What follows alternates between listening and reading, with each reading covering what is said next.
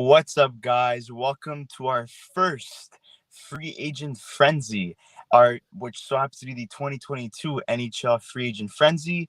We are live as of right now. We're going to be covering all the latest rumors in terms of signings, in terms of trades, and also doing a breakdown of the signings and the trades once they happen. So thank you so much, guys, for attending our live. And let's get right into it, Luca. Let's talk about some rumors and some predictions. Well, I don't know if you guys already heard. Obviously, there's some deals that have already happened. Vander Kane re-signs in Edmonton. So, for anyone who wanted to know where Vander Kane ended up, well, he re-signs in Edmonton, 4 years, $5.175 million. So good for him. Evgeny Malkin is off the market. He stays in Pittsburgh. Pittsburgh brought the band back together, which is very good. Very happy for the Pittsburgh Penguins and their fans. We all know that they wanted to keep Evgeny Malkin around. And and it looks like there's other rumors that are kind of being brought out. There was a rumor that Kevin Weeks tweeted out that it looked like Jack Campbell likely joins the Edmonton Oilers 5 years at $5 million. And then obviously Darcy Kemper as well has been linked with a move to the Washington Capitals, as mentioned as well, for $5.5 million for the next 5 years. So obviously a few goalies off the market as well.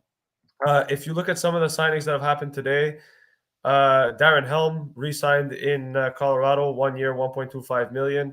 And the Habs made a few AHL signings. Besides that, nothing's confirmed in terms of deals. A lot of that will be moved later on. Will be confirmed later on, probably around noon, and then later on after that. But it's an interesting offseason so far. A lot of teams with a lot of players being available. Colorado's got Burakovsky, who tested the market. Obviously, Johnny Gaudreau. Where does Johnny Gaudreau end up? Rumor has it he ends up in Colorado. Not Colorado, New Jersey or Philly. So we'll see about that, man. I think it's going to be really, really exciting for a lot of these people, and so I think it's going to help this team in a lot of different ways. Feel bad for the Calgary Flames. Obviously, they lose one of their best offensive scorers, and I think it's gonna affect them a lot.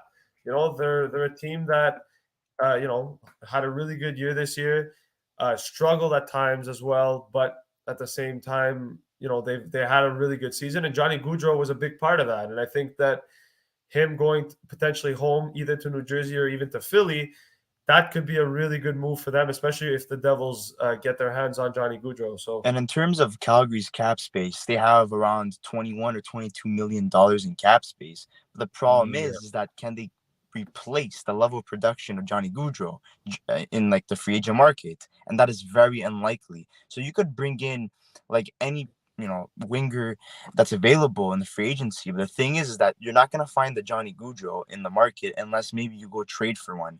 Let's answer some questions here. So we have Go Caps saying Kemper to the Caps. Yes, it's unofficial, but it's very likely that's going to happen. They let go of Eli Samsonov. They didn't give him a qualifying offer, so he went from an RFA to a UFA. Also, they traded Vanacek to New Jersey, so they currently don't have any goaltenders, NHL goaltenders in the system. People are seeing Zachary Fucale maybe as a backup goalie for the Capitals. That's an interesting suggestion, but very unlikely. I think he's going to be staying in with the Hershey Bears. Yeah. We also have here Go Cap saying that anyone wants Samsonov. I think that he's most likely going to sign with the Montreal Canadiens if they do trade Jake Allen, because we do know that Carey Price's health status is up in the air, and we don't know what's going to go on with that. So I could possibly see Montembeault and Samsonov being a goalie tandem. Very young, but again, for a rebuilding team, it does make sense. We And have Sean Horcroft saying Gaudreau to the Devils.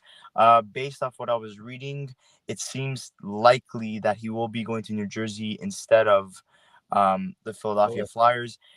Reading the comments saying that it's more of a family issue. If it comes to family, the only thing I could really think about is that it's going to be the New Jersey Devils. He's from New Jersey, so it does make sense. We also have a comment saying Montreal would bring back Kulak. They did send them a qualifying offer, so we'll see what happens with that. Yeah. But we do know that there's Colorado that's interested, and I'm not sure if Edmonton is interested in re-signing him. I mean, I don't think they would be opposed to that idea, but we'll see what happens on that front. We also have Backstrom had multiple surgeries, so look, don't expect Nazem Kadri to be signed. I see Nazem Kadri going to Philadelphia, in my opinion, because he's been linked there for a very long time, and apparently they've had like tremendous pitch for him. There's a possibility he may sign in Colorado, resign in Colorado, because that's their main priority. But in terms of who they could sign as a replacement for Backstrom, a guy that's affordable, I'm hearing Max Domi. So Max Domi could potentially be a fit in the Washington Capitals, and he's Yeah. not going to cost that much. Well, And I think going back to reiterating to that point for Max Domi, I think Washington, one of the things that they're doing, obviously it looks like they're going to sign Darcy Kemper, but like you mentioned, they've got some cap space here that they can kind of work with. They're a team that lost Nicholas Backstrom, and there's obviously a lot of issues there, but they after signing Kemper, they're going to have about 3 million in cap space. They don't really have to sign anybody. They've already kind of made their signings. To me, I think Max Domi makes a lot of sense, but one guy that I want to talk about, and I know that we're talking about the Caps, but I kind of want to move on from that because a lot of Sens fans, I think, are going to be happy to hear this. But it looks like Claude Giroux is going to be the front runner to join the Ottawa Senators. That seems to be the rumor that I believe Pierre LeBrun tweeted. Actually, let me just find it just to see, which was all indications that he was going to join the Ottawa Senators. And so I think that, yeah, right here. And so I think it's going to be very interesting for the Ottawa Senators. They're a team that has made a lot of really good moves over the last couple of days. They went to go get Cam Talbot. They obviously traded for Alex DeBrincat. They moved on from Matt Murray, and now it looks like they could be landing Claude Giroux. And Claude Giroux going back home to Ottawa, I think that puts Ottawa in a really good position moving forward. Not only for the Atlantic Division, but it makes it more competitive as well. And I think you've got teams like the Bruins and maybe even the Buffalo Sabres kind of sweating now because, that fourth wild card spot in the Atlantic could be very interesting. You look at another team that's really interested in Mackenzie Weegar as well. There's been talks about how Ottawa is potentially looking at that as an option. I look at the Senators, and if they can keep on making some big moves, there's an opportunity here to really, prove to the NHL that there may be an opportunity here for the Ottawa Senators to make the playoffs and actually go on a run. So really exciting to see what the Sens do today. Obviously, as us being Habs fans, we want to see some moves from the Canadiens as well. Unfortunately, they only have $1.1 million in cap space. Therefore, we probably won't be seeing a lot of moves. However, there's been links to Jeff Petrie likely being traded to the Carolina Hurricanes, the Dallas Stars, among other teams as well. So maybe there's a possibility. Detroit Red Wings being one of them as well. Detroit Red Wings as well. But obviously, look, we all know that there's also been links to Brent Burns in terms of Brent Burns being traded to Dallas or Carolina as well. So I think there's something to keep an eye on there. I think the More Canadiens, likely Dallas, though, based off yeah, what I was reading. me too. Yeah, exactly. And I think what's going to be interesting with the Canadiens is we're going to be paying attention, I think, to every team today. I think every team's going to be active. I'd be very surprised if one team wasn't active, but a lot of Caps fans I could see in the chat over here. I mean, Go Caps as well. He's been talking a lot about the Caps. I'll be honest, I don't know what the Caps do because right now it's a little bit of an uncertainty in terms of what they're going to do, but they can definitely go add another forward. Well, I mean, I was hearing, based off what the general manager said at the GM's meeting in Montreal before the draft was that they're not going to replace Backstrom because they're expecting him to play this season. But I don't see Max Domi as a replacement. I see him as like a filler in for the moment, but I see him being an addition to the team even once Backstrom is there, because we all know that Backstrom has a very bad hip. He's recovering from a hip surgery, and he's never going to be able to play more than 82 games. So bringing in a guy like Domi that's affordable, he's younger as well. He could play a full-length season. So we also have Sean Horcroft saying Campbell to the Oilers. That's pretty much written in the stars. It's pretty much confirmed, like Luca was saying. PK to the Caps. What's funny about PK Subban is that there hasn't been any links in terms of which Yeah. teams are interested in PK Subban. So that's going to be a very big surprise in terms of who he signs with. There's been talks about maybe he takes a hometown discount and signs the lease, but I think that's very unlikely. I think Seattle could potentially be a suitor for them because I know they're trying to upgrade their defense, and they did lose Mark Giordano. Well, they traded him away, so and yeah, and they also let go of Hayden Fleury as well, somebody that they had added at the expansion draft. So we'll see what happens on that front. And they also traded Lozon to Yeah. Nashville as well at the trade deadline. So they need to revamp that defensive core. And Go Caps says maybe Giroux to the Caps. Giroux is most likely going to Ottawa, so scratch that out. And And right, well, for Palat, because you mentioned Palat, Palat, I've heard different rumors. I've heard, I think Emily Kaplan tweeted something about how the Lightning are still a possibility. I heard Seattle as well. I heard that Seattle could be a team that maybe throws money at Andre Palat. Um, I think there's going to be a lot of guys that are going to be on the move. David Perron's another one that I think is going to be very interesting to see where he goes. Really good year with St. Louis this year. Kind of an underrated forward. Maybe he heads to Edmonton. I heard some links in regards to that.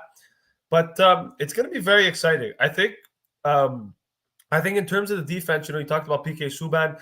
Like Chris mentioned, not many rumors in regards to PK. I don't think I've actually seen one in terms of any teams being interested or linked to him. I know the Habs fans have been making jokes about potentially him coming back to Montreal. But in terms of defensemen, I think John Klingberg is going to be the biggest name on the market at the moment. And he's going to be the most intriguing one because once the domino falls on John Klingberg, then I think a deal for Brent Burns and Jeff Petrie likely gets done. But I think even in terms of that, it's going to be very, very exciting to see what the Canadiens do moving forward. With that being said, I'm on Cap Friendly right now. If you guys, as you guys can see, and even on Twitter, I'm just going to refresh to kind of see if there's anything else that is being reported currently. But just kind of my own opinion on all this is it's going to be a really interesting day, and I think we're going to have a lot of fun watching this unfold, kind of watching everything unfold and seeing what teams do. I'm really entertained in terms of a couple of teams, and if we go look at the available UFAs right now, so just kind of who's available and who's kind of gonna sign and stuff. Patrice Bergeron, there's a rumor that he probably heads back to Boston. Phil Kessel's on the market. I could see a team potentially go after a guy like Phil Kessel. Only 8 goals this year, but last year, but he was good. He was solid. I think he played a lot of really good minutes in Arizona. That's Radulov, a rumor has it he's going back to the KHL. I don't think he gets a contract in the NHL. Nick Leddy, rumor has it that according to Andy Strickland, he likely resigns in St. Louis. So that might be another defenseman off the board. Max Domi's a guy that I think still has a lot of good hockey left in him. 27 years old, left wing center, could be an opportunity. We look at a guy like Nino Niederreiter. He's another one that I think could draw a lot of interest from a lot of teams. I know that Carolina isn't interested in bringing him back. He could be an example for a team maybe like Washington, who is looking for some depth scoring. I mean, he did score 24 goals this year. And one name that I think we're all interested in, or one conversation that I think a lot of people are interested in, is Pierre-Luc Dubois. We talk about Pierre-Luc Dubois as this opportunity, this guy that has been linked to a lot of trade rumors. He was traded from Columbus to Winnipeg, and now apparently the rumor is that in 2024, once he becomes a UFA, he might test the market. Well, there's also been rumors that the Canadiens have been linked to Pierre-Luc Dubois in terms of trade rumors. So we'll see if anything plays out in terms of that. And also the New York Rangers is another team Yeah. to add to that list. And in terms of what Montreal could possibly trade to Winnipeg, there's been a lot of rumors that Pavel Zacha has been traded to Boston. Oh, wow. So there's our first trade. Pavel Zacha, like Luca was saying, to the Boston Bruins. And that's a team, honestly, that I was about to say that I don't think they would make the playoffs based off how Ottawa and Buffalo have been doing in terms of progression, but also what they've been able to do during the offseason. And if Buffalo gets a starting goaltender, I could possibly see them making the playoffs in a wild card position. And I could see Eli Samsonov being maybe that goalie to, be a 50-50, 1A, 1B with Craig Anderson, or maybe even a full-time starter. So, I mean, there's something to look at there. Absolutely. Um, Well, I think going back to Pavel Zacha, that's really, really like that's a really good move. I like that move a lot. I think from a Boston perspective, I just kind of I know that I think he's a restricted free agent if I'm not mistaken. Yeah, so he currently needs the contract. He's a restricted free agent with arbitration rights. He had a decent year for New Jersey last year, 36 points in 70 games. Minus 21, yeah, okay, is not the greatest, but again, he wasn't on a good New Jersey team either. But the year before that, 35 points in 50 games. I think Zacha, change of scenery, could do him well. I think in Boston, we talk about a team that, is struggling with injuries. We know that Brad Marchand has been, dealing with injuries, and he had surgery this summer, I believe. So there's definitely something there, which is going to be very interesting. And apparently now Peter Bowe just tweeted that the Avs have an agreement in place to bring back Josh Manson. So some action is wow. being done here. Zacha's an underrated player, I think. He's a guy that is going to help the Bruins. I don't think he's going to cost too much in terms of re-signing him and bringing him back. But like I said, Brad Marchand being out for a couple of months during the start of the season, Boston adds some forward depth. I think it's a good move. I'm curious to see what Boston traded Well, away. in terms of Boston, okay, they already have a coaching change that was made. You have Jim Montgomery coming in. Bruce Yeah. Cassidy's gone. The team has been relatively getting older. They lost Rask. They lost Krejci, but apparently Krejci's coming back after 1 year away. He's coming back, signing a 1-year deal. You have Patrice Bergeron, who's going to sign one more a year with the Bruins, so he's going to sign an extension. But you have McAvoy out with injury. You have Gretlich out with an injury. So they're going to have to address their defensive problems as well. But, their goaltending tandem with Swayman and Allmark, I think, is just going to keep on getting better with time. And eventually, we're going to see a clear consensus starting goaltender between those two guys, whether if it's Allmark or Swayman. But in terms of their wings, Nick Foligno hasn't been panning out, and that's a buyout candidate, apparently, for that team. But I think, they're going to stick with him, obviously, because the buyout window has passed. But... it's something that is very interesting in terms of how they're going to address their bottom six. And adding a guy like Pavel Zacha, I think he's going to be able to address that need, but also find his way up into the lineup and play a top six role. You also have Jake DeBrusk, who revoked his trade request once Cassidy was fired. So it seems like there was friction with him. And their goal right now is to sign Pasternak to an extension. So we'll see what happens with that. I just want to address a comment really quickly. Go Caps just tweeted, Luca, I follow your Twitter. So thank you. I appreciate that. Thank you for the follow. But in terms of that, I think, like you mentioned, right, Boston, Jake DeBrusk is a guy that stays in Boston. I think, he's a guy that, like you said, revoked his trade request and stuff. I think adding Zacha is going to make the Bruins better. But I don't know if they're a playoff team, right? We know that I think Boston should be in on a few defensemen this season. So we'll see what happens. But I think a lot of people are predicting that the reason New Jersey made the trade with Boston is because they're probably going to make a run at Johnny Gaudreau. So I think that's going to be something to Well, look I think it's happening. I think Regardless. 100%. I think that's why they made They this have trade. they have the cap space to do it, even if they had Zacha still on the team. Yeah, exactly. And I think that's exactly what it's going to be. I think they needed to make some room. Obviously, Jesper Bratt needs a contract as well. So they want to get him and Gaudreau, I guess, signed together or something to that effect. So trading away Pavel Zacha was gone on the depth chart. And I think going to Boston, Boston has some cap space. They've got some players that are out, like we mentioned, and I think it's going to make it a lot better for them. And so I think it helps the Devils as well, because it helps them free up some cap space and kind of focus, even if he still needs the contract and stuff, and meaning that they don't have to throw money at Pavel Zacha because he's already gone. So yeah, and bringing back David Krejci, just to go back to what I was saying in terms of that, we all know that line with Smith, Taylor Hall, and Krejci was fantastic. It was a fantastic, one of the best second lines in the league.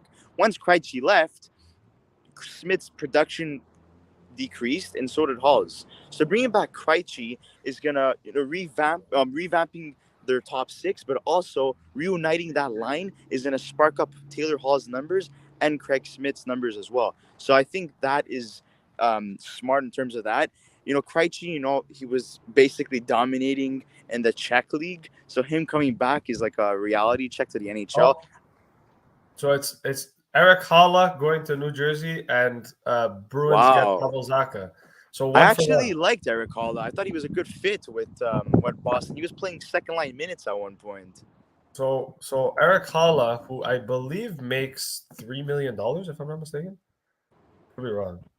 Oh, $2.3 million. So essentially, New Jersey swapped one center left winger for another one, a more experienced center left winger, I would say, in terms of Eric Haula. That's it's not bad. It's not bad.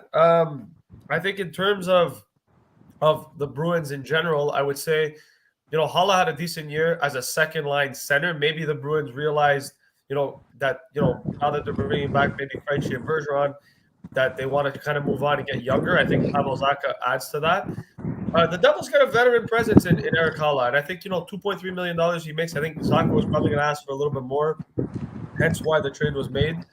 But this allows New Jersey to, like we said before, make room, make some space, and potentially go get Gaudreau. But I like that. I think it's two third line underrated top 9 guys that I think are going to help either team. So 1-for-1 trade, not bad.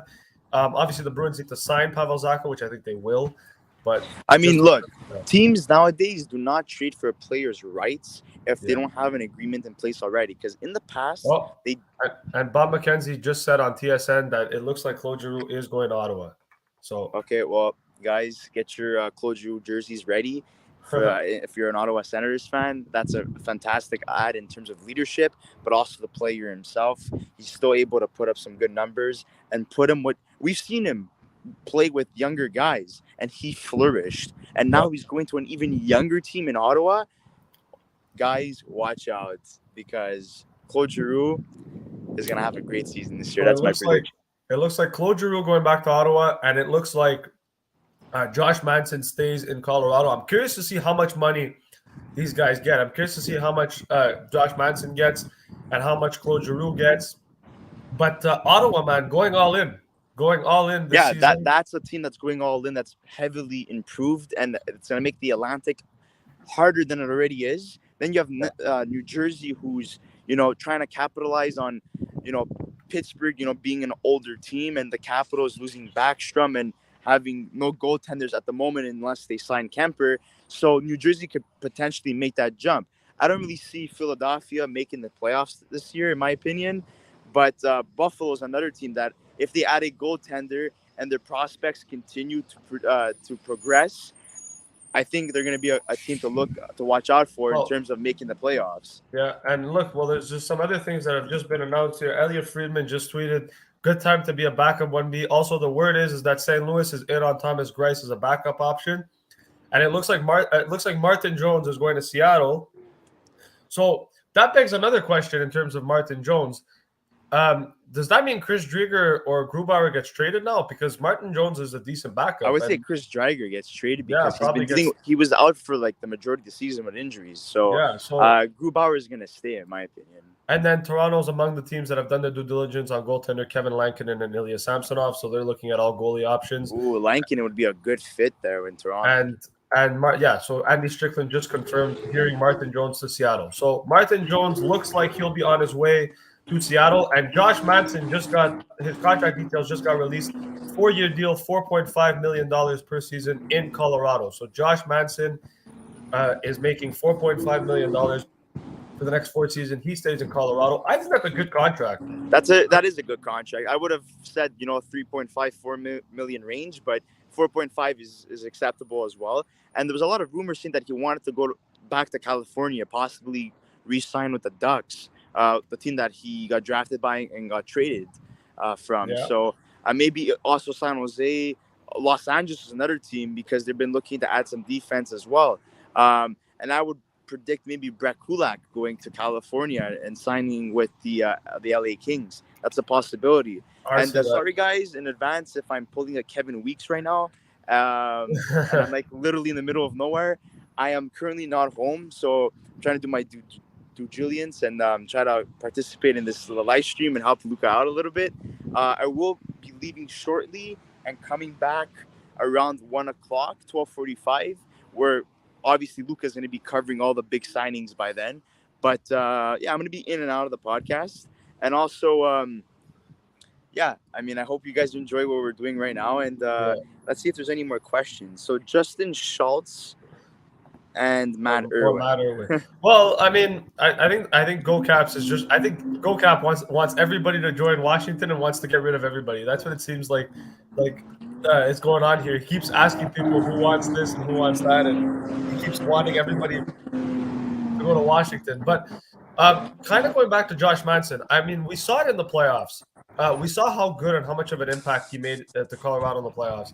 He's a really good defensive defenseman, and I think he's a guy that I think on Colorado he was exact. I think he was a big part of the reason why they won the series against Tampa and won the Stanley Cup. He played a big role. He played a big important role for them. Good puck possession, good forechecking.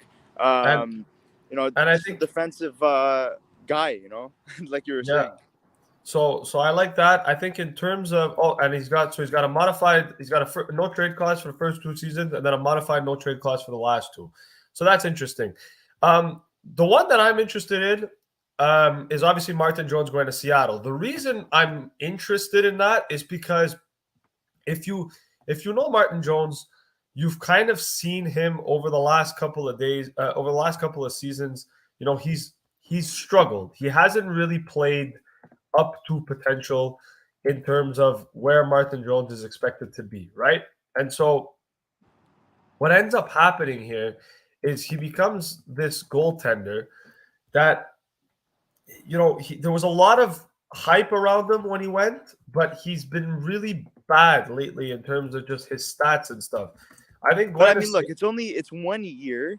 Okay, he's dealt with a lot of injuries, and that great season that he had in Florida, I think it was a one-time thing. I think he capitalized. You mean San Jose?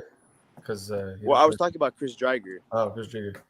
And Martin Jones, ever since his time in San Jose, he's been bouncing from team to team, and now here's another team that he's going to. I don't know what Seattle's trying to do here, because if you look at Martin Jones' stats, 896, 896, 896, 900, and to me, that's not NHL caliber goaltending. It's just not. And, people can disagree with me on that if they want to. That's completely fine. But I look at Martin Jones and I don't see an NHL caliber goaltender there. But, it depends on what the deal is. If it's league minimum or like $1 million, yeah, I could see them potentially making sense and taking a shot at it. The question becomes now, Chris Driedger probably leaves or something happens, because or else Seattle's got 3 goaltenders that are NHL or are able to play in the NHL. So I don't know what's going to happen with that. But and the other one that I'm interested in too, St. Louis replacing Ville Husso with Thomas Greiss potentially. I could see that happening. Look, I know Thomas Greiss had a bad year last year and he struggled in a lot of ways with Detroit. But again, look at the team that he was on, right? And I think that a lot of times too, you have to look at the teams that they were on and not necessarily the player itself.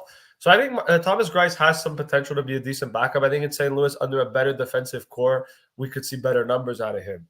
Also, Ken Weeb just reporting that it looks like Andrew Kopp is going to sign a $5.35 million deal with the Detroit Red Wings. So that's a homecoming for him. He's from Detroit. Yeah, so 5-year deal, between 5.35 and $6 million. So Andrew Kopp likely headed to Detroit.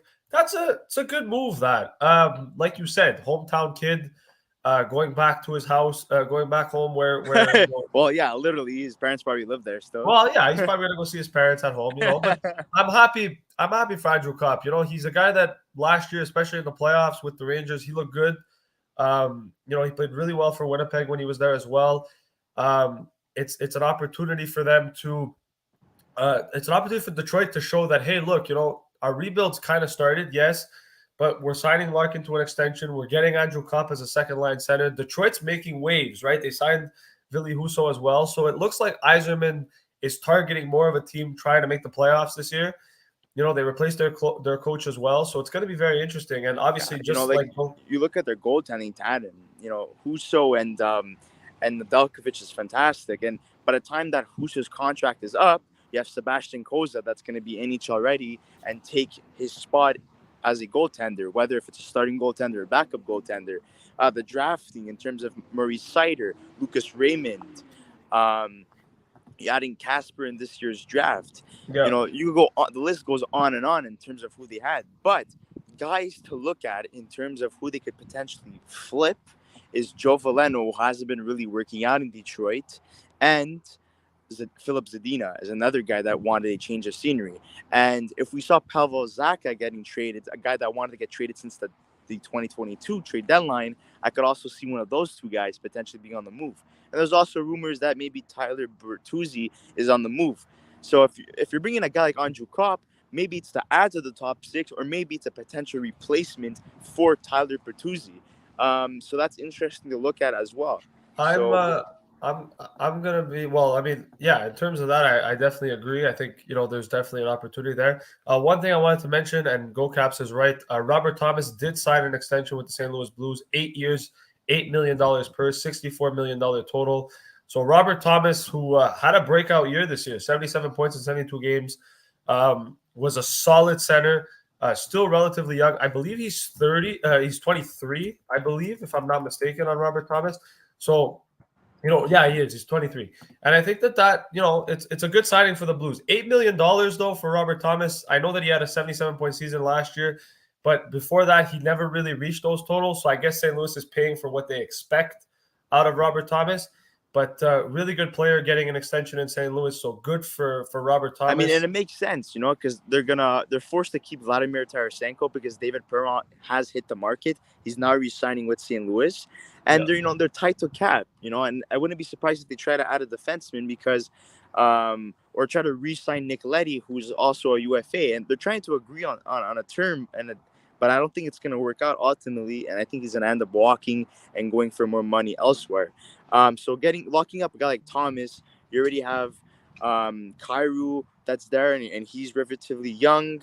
So the team is getting younger, but it's somewhat of a little retool as well, because they have a good mix of youth and veteran presence. So we'll see what the St. Louis Blues do in terms of trying to maybe replace David Perron with a cheaper option, or maybe try to replace him within the organization. So that's going to be pretty interesting as well.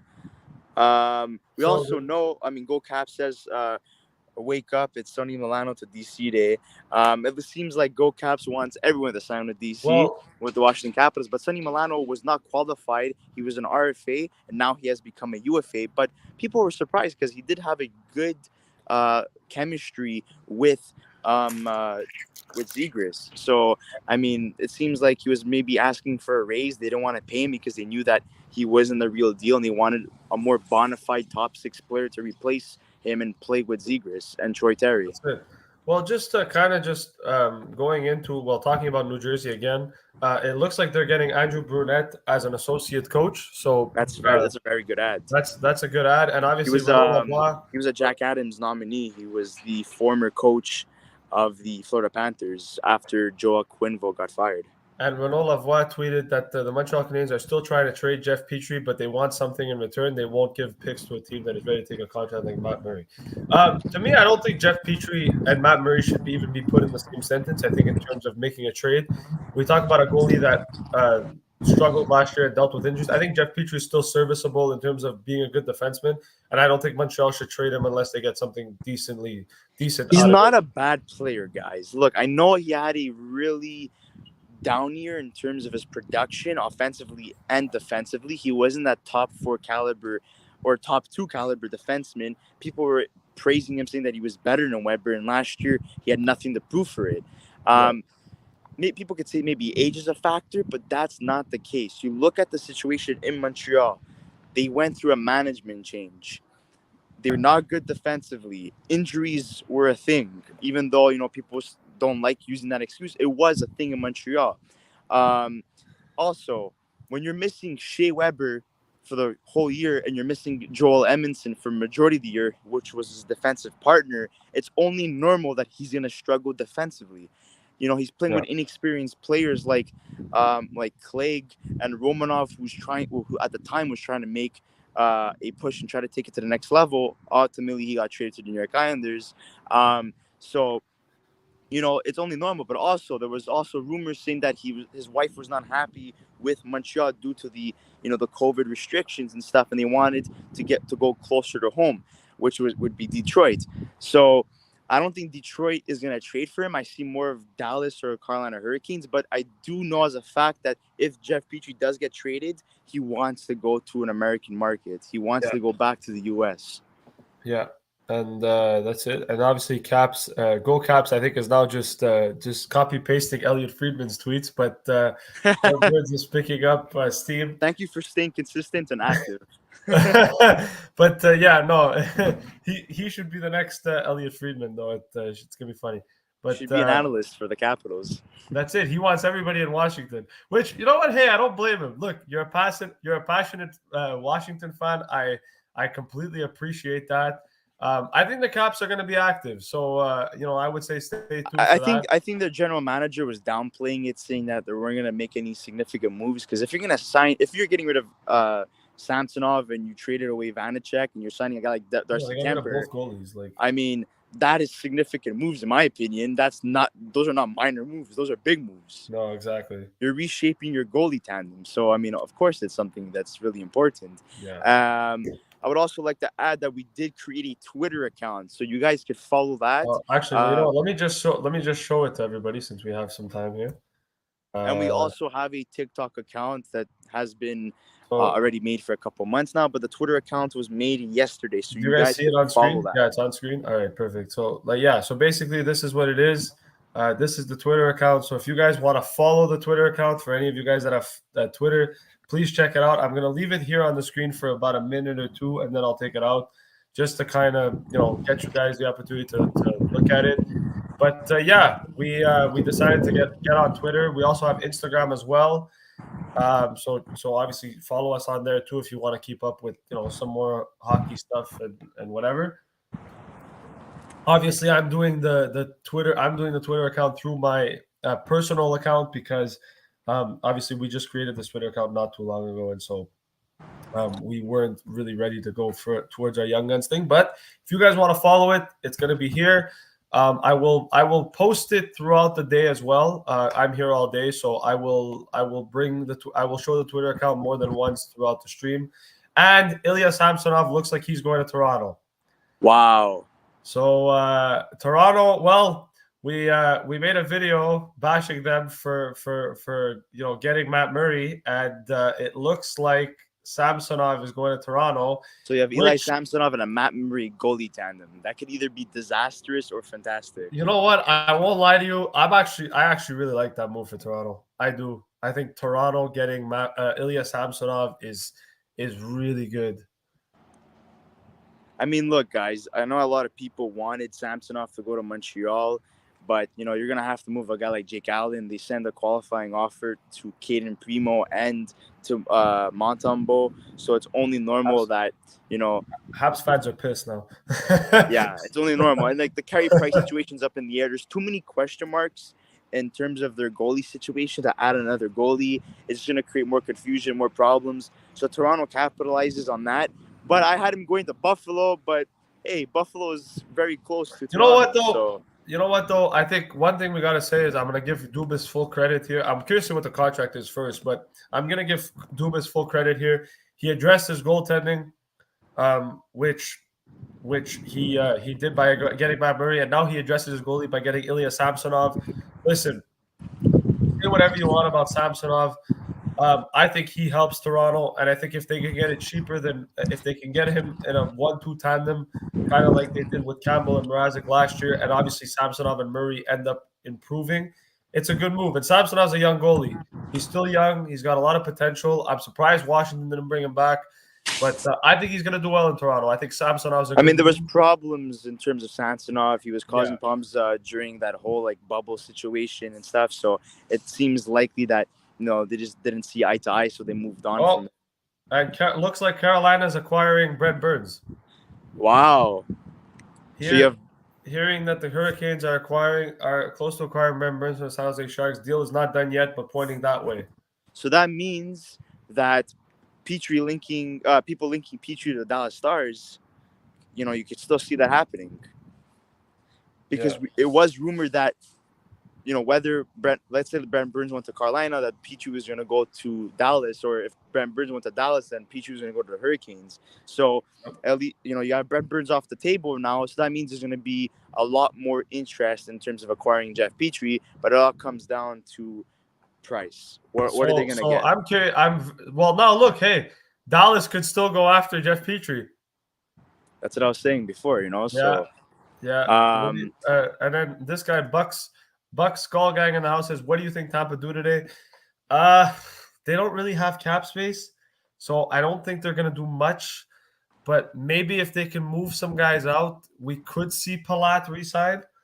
But I'm not 100% sure what Tampa's going to do. And obviously, 2001, Lex Talionis said, I heard Trocheck to the Rangers. I heard that too. I don't know what the term is on that or if it's officially confirmed, but I did hear that Vincent Trocheck was linked with the New York Rangers as well. Because they are losing Ryan Strome, right? So they need to replace that center position, right? So it says Elliot Freeman just tweeted out saying Brent Burns must agree to the trade. The team is not on his trade list, but Hurricanes are closing in. Looks like it could happen. So if Brent Burns, if Brent Burns agrees to the trade, then he looks like he's going to Carolina. I'm curious to see what the return is on that. Eric Engel just tweeted, see where this leads with Jeff Petrie and Dallas. That's going to be very interesting. I think it gets done today. I think Petrie goes to Dallas today. Maybe. And then mark the Dallas Stars amongst the clubs interested in Mason Marchment. Meanwhile, ongoing discussions with the Sharks on Brent Burns, but San Jose needs to retain more dollars and perhaps soften on prospect ask. So Mason Marchment could be a possibility for the Dallas Stars. So everything seems to be coming into place right now. It looks like we've got moves coming left, right, and center here. So the goalie carousel continues, guys. Yep, goalie carousel continues. Defenseman carousel continues. It's going to be a fun. And going back to Eli Samsonov, if he's able to become a starting goaltender, because he does have the potential to do so, and Matt Murray's able to stay healthy, they're going to have a good goalie tandem there. And not only that, but they acquired some assets along with Matt Murray. So, in terms of an asset management perspective, they won the deal. But it all comes down to the quality of player they get in Matt Murray. Can he go back and become that two-time Stanley Cup champion like he was with the Pittsburgh Penguins? Because obviously, once he went to Ottawa, we saw a shell of that player. So we'll see what happens there. But guys, I will be coming back around 1 o'clock, 12:45, 1 o'clock. Perfect. Luca's going to be handling the episode for now, and we'll discuss later in terms of what happens in terms of trades and signings. So I'll see you guys later. Enjoy, Luca, and good luck, and have fun, guys. But so Brent Burns likely joins Carolina. It's going to be very interesting in terms of that. Jaden Iconetti, you just put out Gaudreau's first choice is Philly. They just need to clear Claude, please, Fletcher. His first choice is obviously Philadelphia. But like you mentioned, they need to clear caps. Islanders, can he do that? What is going to happen? I don't know what exactly you're referring to. If you're referring to Brent Burns' trade, yes, he has a modified no trade clause. Therefore, he can decide where he wants to go, and Carolina isn't on his list. So therefore, if he doesn't want to go to Carolina, he doesn't have to. And so there's going to be interest there. And obviously, like 2001, Lex Talionis said, Trocheck played under Gerard Gallant in Florida. Yeah, and I think that's one of the reasons why he might be interested in going back there, or why he could sign there. I think, familiarity with the coach goes a long way in terms of trying to get to know people, getting to get to know the franchise a little bit more as well. The fact that he's got Gerard Gallant over there is going to make his transition easier compared to other players in the National Hockey League. But It's going to be very interesting. I mean, they essentially, if the Rangers replace Andrew Kopp with Vincent Trocheck, well, you're essentially replacing one really good, decent center for another one. So I think in terms of that, it's going to be really interesting. I'm curious to see what the price would be on Trocheck, though, in terms of his AAV. I'm interested to see what the Brent Burns return is going to be. I want to know you guys' opinions. If you guys can write in the comments, who do you think Carolina trades for Brent Burns if it does go through? I would be curious about that. And do you think that Jeff Petrie and maybe John Klingberg switch locations today? I'd be curious to know your guys' opinions as well. GoCap says, with Kemper locked, interesting to see what other move is done today. If there is one center, winger, another goalie. Well, I mean, look, the Caps made a bold decision not bringing back Vanacek and Samsonov, kind of like what Chris mentioned before. But, we talk about the Capitals. I mean, you added Darcy Kemper, most likely. They're probably going to go get a backup unless they rely on Zachary Fucali, which I don't think that they're necessarily going to do that. I think they're going to get a cheap league minimum backup goalie. In terms of center and wingers, I mean, look, Tom Wilson's going to be out for a couple of months to start the year. So there's definitely going to be some offense there that could be added. Like we mentioned before, Max Domi's a possibility. Maybe a guy like Nino Niederreiter as well that could be added. So there's going to be a lot of opportunities there for the Capitals to maybe pounce on some players. So we'll see what happens with that. So looking forward to see what happens there. Bergeron, it looks like he could be joining the Boston Bruins again, coming back. So it's going to be very, very interesting to see that. So we're going to go to Cap Friendly a little bit. We're just going to kind of go through some other some other free agents that are available, kind of, see what our thoughts are, who's available, who's not, all that good stuff. So, Andre Burakovsky's a guy that I don't think has been talked a lot about as well. He could be a guy that likely changes locations today. Colin White just recently bought out by the Ottawa Senators. He's been linked with a few teams, but I know Montreal's been showing interest in him. Calvin DeHaan's a guy that, good defenseman.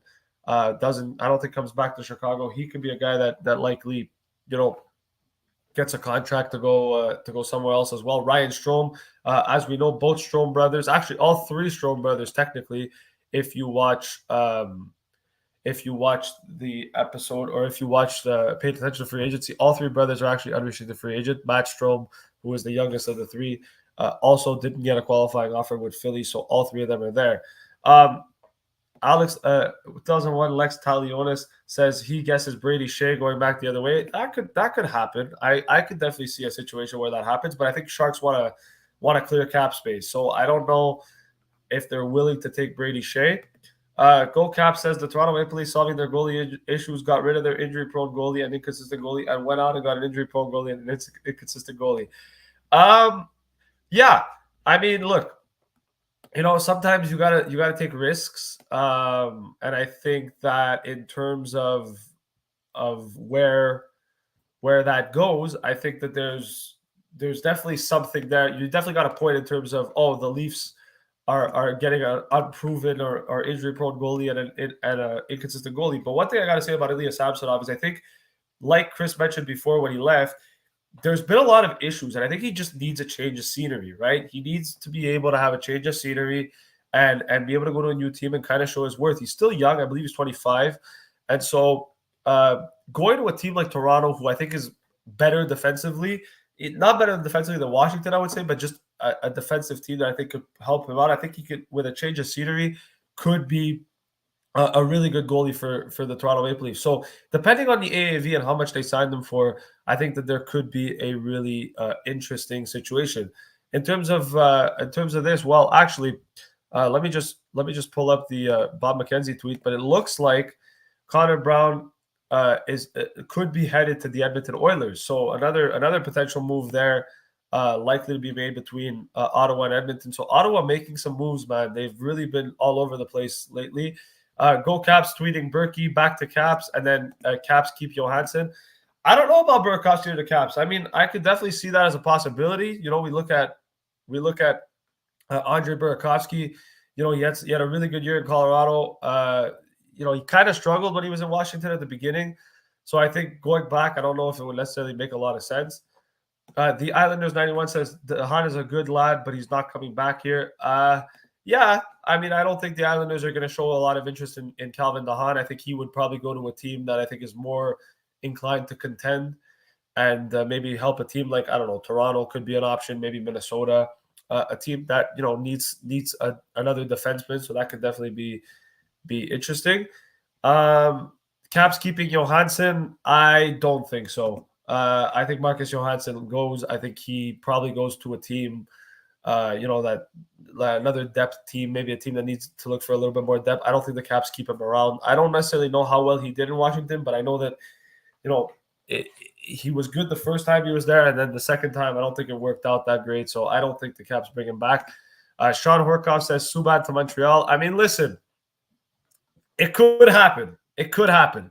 They're not closing the door on it, but unfortunately, I don't know if the Canadiens would be open to doing that. So it's a little bit of an uncertainty there. Look, I like what the Canadiens have done so far. I think they've been very, very good in terms of the trades that they've made lately. But I don't know if adding PK Subban or going that direction is the right thing for the Canadiens. And actually, you know what? Let me just pull up Marcus Johansson's stats here because I'm kind of curious on how he did, because I didn't really pay attention. I'll be completely honest. I didn't really pay attention to Johansson last year in terms of him as a player in Washington. I know that in Seattle he wasn't great. But I mean, 6 points in 18 games. He was a -4, 2 points in the playoffs. Listen, as a depth guy in Washington, it could work. But, it depends on what the Caps are trying to do. And it depends on what he's looking for, too. It's more of a question of what are the Caps willing to do and how far are they willing to go. They don't really have a lot of cap space either. So adding a guy like Johansson could make a lot of sense. And yeah, so obviously that's going to be very, very interesting to see and kind of watch and pay attention to as we get closer to the day. I think if Johansson does get a move done, it likely becomes a move that gets made later on in the day. So we'll see what happens in terms of that. So I don't know what's going on with my Twitter here. It's kind of like glitching a bit. We're seeing tweets from 23 hours ago. So I don't know what's going on. But anyways, going back to kind of what we were saying before, I will be very interested to see what the return is on Brent Burns. I think he's a guy that, he gets paid $8 million, but last year he had a really good year. And he's still, I know he's old, he's 37, but helping Carolina, I mean, look, they traded Tony DeAngelo to Philly. They needed defensemen, and I know they were in on Petrie as well. Brent Burns being there, that's going to be very interesting, and I think it helps Carolina actually go ahead and actually get over the hump, because that's an elite defenseman that you're getting in Brent Burns. I know that his age is still a factor, but he's still able to play, man, and he could still play. And he's a guy that picked up some decent, had a decent couple of years in San Jose. He's a good player, and I know a lot of people didn't like the fact that he gets paid $8 million. But look, 54 points last year, 10 goals, 44 assists. Like, what more could you ask for, right? What more could you ask for in terms of a player of that caliber? Playing on a team like San Jose who's struggling at 37 years old. Like, that's really good numbers for a guy who's 37. So I think that's going to be a good move. We'll see what happens with Carolina. Kind of going back to the free agency again, Dominic Kubalik's another one that's really interesting. I would say, obviously he's very surprised with Chicago, man. I know that Chicago's rebuilding. To me, I don't really understand a lot of the moves that they're making. I'll be completely honest with you. Trading Alex DeBrincat at the draft was a bit questionable to me. They didn't bring back Dylan Strome. They didn't bring back Dominic Kubalik. Now there's rumors that maybe Patrick Kane likely gets traded.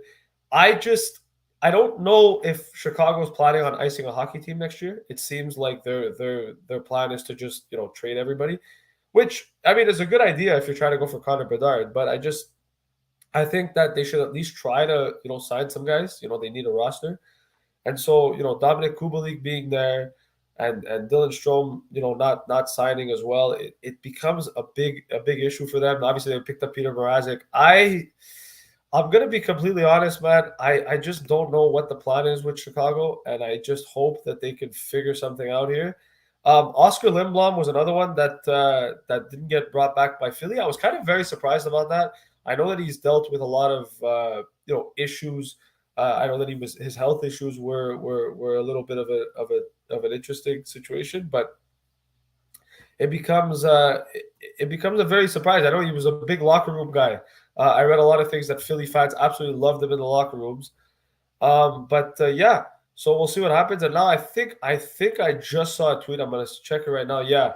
So Pierre LeBrun saying that there's a few players involved in this Carolina San Jose trade that's in the works. It's not just Brent Burns. So stay tuned here because it could be that there's a lot more moving pieces to this. There could be a big blockbuster trade happening between Carolina and San Jose here. So very, very curious to see what the move is going to be for them. 2001, Lex Taliona says moving Burns opens things up for Merkley and San Jose. I agree. Look, Ryan Merkley was a guy that they drafted a few years ago, and I know that he really hasn't found his game. He's been kind of struggling. I know that he played in the AHL and looked pretty good in the AHL. But look, 21 years old, it's an opportunity for him to get his chance. Only 6 points this year. I hope maybe he'll have a bounce back year, but it becomes really interesting. Sean Horkoff asking if Marty Necas moved. Maybe Marty Necas might be the guy going the other way. I don't think so. I'd be very surprised if they did that. But it becomes a very interesting situation. So it's not a 1-for-1 trade like Bob McKenzie just tweeted. I don't know what they're going to add, but if Martin Necas is going to San Jose, it's going to be very surprising. I don't think so. I'd be very surprised if that was the move, but I don't know. I don't know what the plan is here, so we'll see. Yeah. So what? I'm going to ask you guys a question here now. Whoever's in the comments and wants to think, who do you guys think is going to be the most underrated signing? Like, who do you think that, like, going into next season, we're going to look at the free agency after, we're going to say, you know what, this player is going to be underrated, right? I look at, and I'm going to be a little bit surprised. I think a lot of people are going to be surprised with what I'm going to say, but I look at guys that are underrated, and like, I know that Nazem Kadri had a really good year this year. I think he could be a really underrated signing. And the reason I say underrated is because we know how good Kadri is, right? But he's never reached that potential before, right? The first time he ever reached above a point a game was this year. And so I think it makes a lot of sense for a guy like Nazem Kadri if he goes to a team like, even if he goes to Arizona, let's say, like, I think he's going to be a really good player. He's really going to help whoever he joins. So I'm curious to see what that's going to be. Goldcap saying Samsonov. Listen, I think Samsonov as well. I think Samsonov, he's a good goalie. I know he struggled in Washington, but look, he's going to Toronto, and I know Leaf fans are going to be happy with it. I know Leaf fans wanted him too. So good move from Kyle Dubas. Really good move from Kyle Dubas. Sean Horkoff saying Klingberg. Now, I'm gonna disagree with that. Listen, I'm not a big John Klingberg fan. I won't lie to you. I don't actually think he's that special. But I think it depends where he goes. It really depends where he goes. 2001 Lex Taliona says Perron's gonna be great. Perron's been great in St. Louis. He really, really has been. He's been one of those guys that, like, every time it just seems like St. Louis fits, and I'm kind of surprised that they couldn't bring him back because, if you look at David Perron, he's had good moments and a lot of bad moments as well with other teams. Like, if you look at his career, just kind of pulling it up here a little bit, like, in St. Louis, he was good, 57 point. He was good in his first couple of years, 42, 47 points. Then he went to Edmonton at a 50.7-point year, and then a 19-point year. Was traded to Pittsburgh. It worked out, but not really. Went to Anaheim, had a really good season, 28 points. Then went back to St. Louis, had 46 points. So David Perron's a 60, 50-point guy. And I think David Perron, wherever he ends up, is going to really help the team that he's with. So, yeah, curious to see what happens with that for sure. A lot of moves, man. A lot of moves looking like that could be happening going into this season. So we've got about 15 minutes left before things become official. And I think that's when everything is going to start happening. I'm really excited. And now, NRD, NHL Rumors Daily, says that we could potentially see John Klingberg and Seattle. Listen, Seattle needs to make some moves, man. They're a team that last year didn't really add anybody spectacular, I would say. And so because of that, I think it allowed them to, struggle a little bit, but they have cap space. They've got prospects. They need to start signing players. So I'm not surprised that they're in on Klingberg. I'm also not surprised that they're in on Palat as well. I could see him in Seattle too. I could, but it depends. It really depends on what the asking AAV is. I wouldn't overpay for a guy like John Klingberg. That's just me personally, though. Not that I don't think he's good, but it becomes a situation where it's like you kind of have to, be careful in terms of giving him a contract because he has the tendency of struggling, and I think that you should never overpay a defenseman to do that. Interestingly enough, Victor Olofsson has just re-signed with Buffalo 2 years at $4.75 million. That's a good move for Buffalo. Victor Olofsson's a really good player. I like Victor Olofsson a lot. I'm an advocate for Victor Olofsson. I think he's a guy that, if given like a really good elite center, kind of like when Jack Eichel was there, we saw how good he could be. There was a lot of excitement when Victor Olofsson came into the league, and then they traded Jack Eichel, and it didn't, 32 points at 56 games. But Olofsson, for me, is a guy that he could reach 30, 35 goals if given the right center and given the right opportunity. But he's a 50-point guy, and I think paying a 50-point guy $4.75 million makes a shit ton of sense. So a good move for them, 2-year deal. Buffalo is going to be an exciting team to watch this year. If Buffalo can pick up a decent goalie, they're going to be an exciting team to watch this year. I'm gonna put that out there right now, because they've got a lot of good pieces. So we'll see what happens. But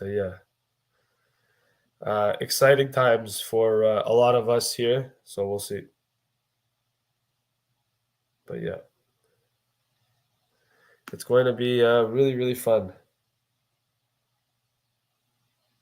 But yeah, sorry, just answering some text messages here. But looking like 15 minutes. It's going to be a lot of excitement. Just kind of hoping for some more deals to go on here.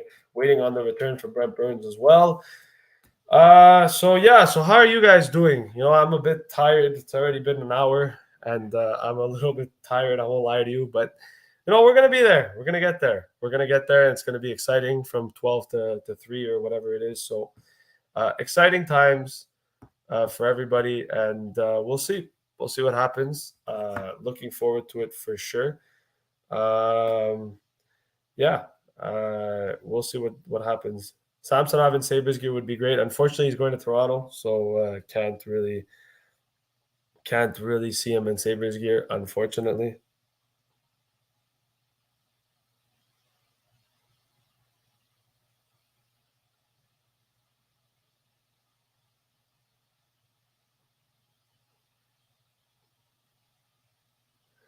But yeah, so that's it. So we'll see what happens here.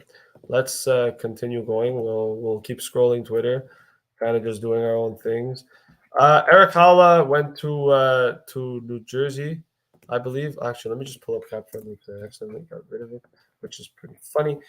11 minutes until the drama happens, and then it's gonna be rock and roll, I think. A lot of players available. There's a lot of players available. Like, I think this is one of the most interesting free agent crops we've had in a long time. There's so many decent players that are available. And I think that, like, for the first time, we might actually see like a lot of different players changing locations. There's even like, I didn't even realize, Ben Sherratt's still available too. There's so many other guys as well. Jesper Bratt needs a contract. Miles Wood needs a contract with New Jersey. So we'll see what happens there. But there's so many guys that are available, like just the top 50, and this is on Cap Friendly. Like, this isn't even like just like, there's so many available names. Zacha, who was just traded as well. Ethan Bear is another one that's really good. Ryan Murray is an interesting one. Brett Kulak, where does he end up? Sonny Milano. Jack Campbell's obviously, he's probably going to Edmonton. then we're getting into some depth guys as well. Labushkin's another one. Andre Kasha, who had a really good year in Toronto last year. He's available. Jan Ruda, 2-time Stanley Cup champion. He's available. So there's a lot of really good players that are available.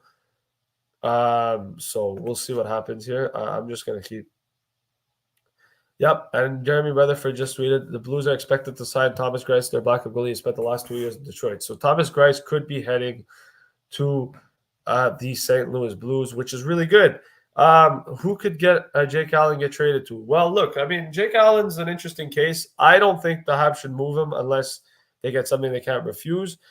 In terms of Jake Allen, I mean, look, he's a good goalie. I don't really know where he would end up. I mean, St. Louis signed Campbell, so they don't really need Jake Allen. Toronto signed Samsonov, so I think Jake Allen stays put unless something big changes. But if I would have to say, maybe he goes to Buffalo. That could be like the move that I would necessarily say. I think Buffalo could use a goalie like Jake Allen. And why would he do that? Take less to be the backup in Toronto or be the main guy in the Sabres? Wow. Well, I mean, it depends, right? What's Samsonov looking for? I think maybe it's an opportunity to prove himself, and I think in Toronto he gets an opportunity on a really good team. That's a contending team with a lot of really good talented players on that team to prove himself. I think in Buffalo it's a little bit of a tougher scenario because there's no guarantees that they're a good team, right? And they've struggled in recent years, and so in terms of that's what's going to happen. And now apparently NID is saying noise is that Klingberg and Seattle likely get together if the Burns trade goes through. So this is going to be fascinating about John Klingberg. So the rumor is that John Klingberg likely goes to Seattle. That would be, you know what, that would really help accelerate their rebuild a little bit, I think, for Seattle, because you're adding a really good top 4 defensemen, top 2 defensemen, who I know I'm not a big John Klingberg fan, but he's not a bad defenseman. It's interesting. It's definitely interesting. And I think if the price is good and the AAV is good, I'm not surprised that they make a move like that to free up cap space. Husso for Greiss, interesting. So that's basically what it is, right? The trade essentially traded Husso for Greiss because Greiss and Husso swapped teams, which is pretty funny. But look, like I said before, I think Ville Husso, when he went to Detroit, was a good move. I like Ville Husso. I think he's got a lot of potential to be a good goalie for Detroit. But in terms of Thomas Greiss, I think he struggled, but I don't think he's as bad as we saw last year. I don't think he's as bad as advertised. So I think we'll see. I think it's definitely going to be a very interesting situation that we notice here. But listen, Thomas Greiss is a good goalie. I know his stats don't always show it, but I'm not gonna lie to you. I like Thomas Greiss. I think an opportunity in St. Louis is gonna benefit him a lot. Like I said, depending on what the AAV is, which I'm so curious. I'm waiting for AAVs because I want to talk about these contracts, man. We're 7 minutes away from things being official. Like, give me the AAVs, man. I want to talk about how good or how bad these contracts are. But the Olofsson deal, I'm going to go back to Olofsson a little bit. $4.75 million for a guy who scores 20 goals and, like I said, gets 50 points. It's a good contract. I have no complaints for that, and I think Buffalo are making some really interesting moves as well. I like what Kevin Adams has done. I know a lot of people might disagree with me on that, but Kevin Adams, I think, made a lot of underrated moves to kind of turn Buffalo around. We saw the Eichel trade last year and what impact they did on that. Acquiring Peyton Krebs, a first round pick, and then obviously Alex Tuch as well. And Alex Tuch was great. It's good. So I'm happy for Buffalo. They had 3 first round picks in the draft, which we went to and we attended, which was fantastic. And I think they made some really good draft picks as well. So Buffalo's a team, an up and coming team that I think is going to be super exciting to watch. Greiss was solid for the Islanders, and that's exactly what I'm saying. I think Thomas Greiss had a lot of potential, and he was a really good goalie for the Islanders. But in terms of, in Detroit, I just didn't think it worked out the last couple of years. So we'll see. And Jeremy Rutherford, who's a reporter for the Blues, says it's a 1-year deal between Blues and Greiss. So 1-year deal. So look, again, no risk low risk, low reward in that sense. He's an older goalie. I think he's 35, if I'm not mistaken. Let me check, actually. Is he on this list over here? Yeah, he is. 36, right? 891 save percentage. I think he bounces back. I think he bounces back in St. Louis next year. I really do. I believe in him. I think he's going to be good. Sean Orkoff tweeting, do you think Gustafsson is backup for Fleury or Wallstedt comes up? I think what's going to end up happening is Gustafsson's going to back up Fleury for the start. Just because I think they want to see what Wallstedt is able to give them in the AHL. I know they signed him to an extension, to a entry-level contract. Wallstedt going to Minnesota, we'll see what he does in the AHL, but I think if he shines in the AHL, I wouldn't be surprised if he takes over as the backup. But I think they brought Gustafsson in when they traded Talbot. They brought Gustafsson in to be the backup, and I think that to me makes the most amount of sense. But either way, I know Gustafsson struggled last year, but like I said, and I think we mentioned it in the video as well that we had done, that I think it's more about a situation where I think it was a badly run team by Ottawa and not necessarily Gustafsson's fault. So that's kind of how I see it a little bit. So yeah, Andre Palat with no backpack to Tampa will be a hot commodity today. Meanwhile, Tampa is focused on doing long-term deals for its own RFAs, Sergachev, Cirelli, and Chernak. So I don't know who asked before what Tampa's going to do, but I think we could see some deals involving Cirelli and Sergachev in terms of bringing them back. So, and Chernak as well, they're all RFAs. So I think Tampa's going to focus more on trying to get those guys done and dusted rather than focusing on anything else. So really happy about that, to be honest, because I got to give Tampa full credit. They've done a lot of really good things in terms of, winning the Stanley Cup. And, this year they fell just short by losing to Colorado, but three Stanley Cup finals in 3 years is impressive. And I think that no matter whatever Tampa does, you can never count them out. So that's going to be really interesting to see. Pierre LeBrun released an update on Patrick Kane and Jonathan Toews. He says, spoke with Pat Brisson, agent for Kane, Toews, Seth Jones in Chicago. All have no move clauses. Brisson says he's been communicating with his clients and absorbing everything that has been happening with the Blackhawks roster. Brisson says while they're not necessarily in agreement with the direction that the team is taking, they will let the dust settle first and then patiently make the decisions for each player as it pertains to their respective careers. So it looks like, at least for now, they're going to stay put in Chicago. I would not be surprised if Patrick Kane and Jonathan Toews and Seth Jones get traded. Absolutely no surprise if they do.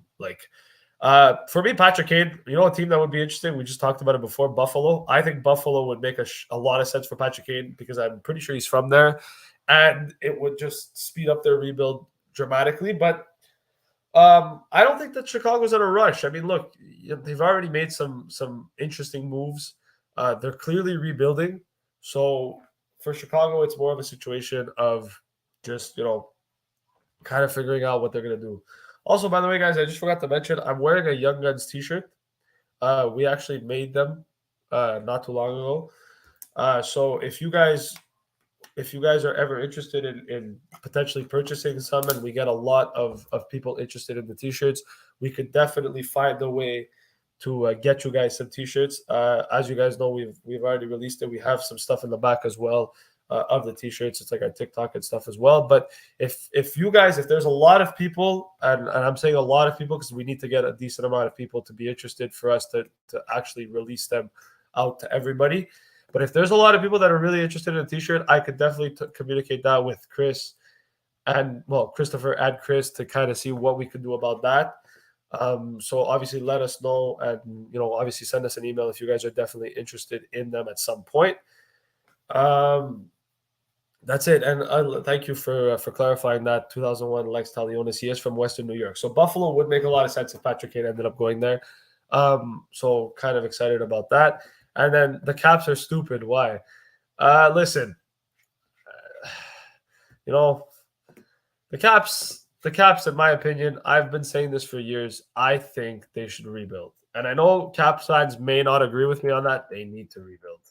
They absolutely need to rebuild. I know they signed Ovechkin for 5 more years, but it's just it becomes a situation where like you even saw it in the playoffs last year.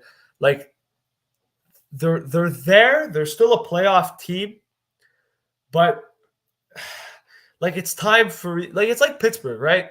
You keep bringing the same band back together. You know, they signed Malkin, they signed Russ, they signed Letang, they have Crosby still. But that's not, I don't think that's the best thing for the franchise, right? I think sometimes you have to let people go. And I think that in terms of where Washington is, and even just in terms of where Pittsburgh is, I think those are two teams that have really, needed to get a rebuild. Anyways, finally, Jack Campbell has agreed to terms with free agent with the Edmonton Oilers, 5 years, $5 million AAV. So there you go, baby. 12 o'clock, right on the nose. And it looks like Jack Campbell is going to be at Edmonton Oilers. So good for him. $5 million AAV. I like that. Look, I know he's 30 years old. He's 30 years old, and last year had his ups and downs, and he was injured too. But Edmonton needed a goalie. They went to go get their goalie. It's a $5 million AAV. It's a tradable contract. It's a decent contract. I think Jack Campbell in Edmonton is going to be fantastic, and I think we should watch out for the Edmonton Oilers because that is a really good move for the Edmonton Oilers. So the first big signing of the day, well, one of the first big signings of the day, Jack Campbell is going to Edmonton. So Leaf fans, if you guys are in the comments or if you guys are watching or anyone who likes the Toronto Maple Leafs or just in general, I think you guys should be very disappointed with this, in my opinion, simply for the fact that I think they should have brought back Jack Campbell, but they went to go get Samsonov, so it could be very interesting. Alec Dubinsky says, as a Sabres fan, I don't think Kane makes sense. The way the East is right now, I doubt that we could get into the playoffs for another year. We don't need to push next year. If anything, we could sign him next year. Yeah, I totally agree with that. I think that it's not necessarily a situation of him getting traded, but I'm saying that if Patrick Kane does become available, it could be something to look at. But like you said, right, he also has a year left on his deal. So if he really wants to go to Buffalo, he could just sign with free agency. I agree with that 100%. We also need valuable minutes for our younger guys. I agree with that 100%. Peyton Krebs, Peterka. I watched Peterka being from Montreal and obviously going to a few AHL games again with the Rocket. I've seen JJ Peterka. I think he's a good player. So really, really good move there. And there it is. Claude Giroux agrees 3-year deal with the Ottawa Senators at $6.5 million per season. So Claude Giroux goes back home to Ottawa, $6.5 million AAV for 3 years. Happy for Claude Giroux, man. Wow. So the Ottawa Senators making a move for 34-year-old Claude Giroux, 65 points in 75 games last year. Wow. So the Ottawa Senators have signed Claude Giroux, 3 years, $6.5 million. So listen, I absolutely love that move. I actually think the Ottawa Senators have done a great thing here. They're sending a message to the league that they're serious about this. They went to go get Alex DeBrincat. They traded for Cam Talbot. They got rid of Matt Murray, and now they signed Claude Giroux, a 3-year deal at $6.5 million. The Ottawa Senators, man, they're for real. They are for real. And another one that's been signed as well. So 1-year deal for Ilya Samsonov to Toronto. Ian Cole and the Tampa Bay Lightning agreed a 1-year, $3 million deal. So they traded away Ryan McDonough. They bring in Ian Cole. So Ian Cole, I believe he played for Carolina last year, if I'm not mistaken. Ian Cole, which I think he did. So 3-year deal for him. Really good move.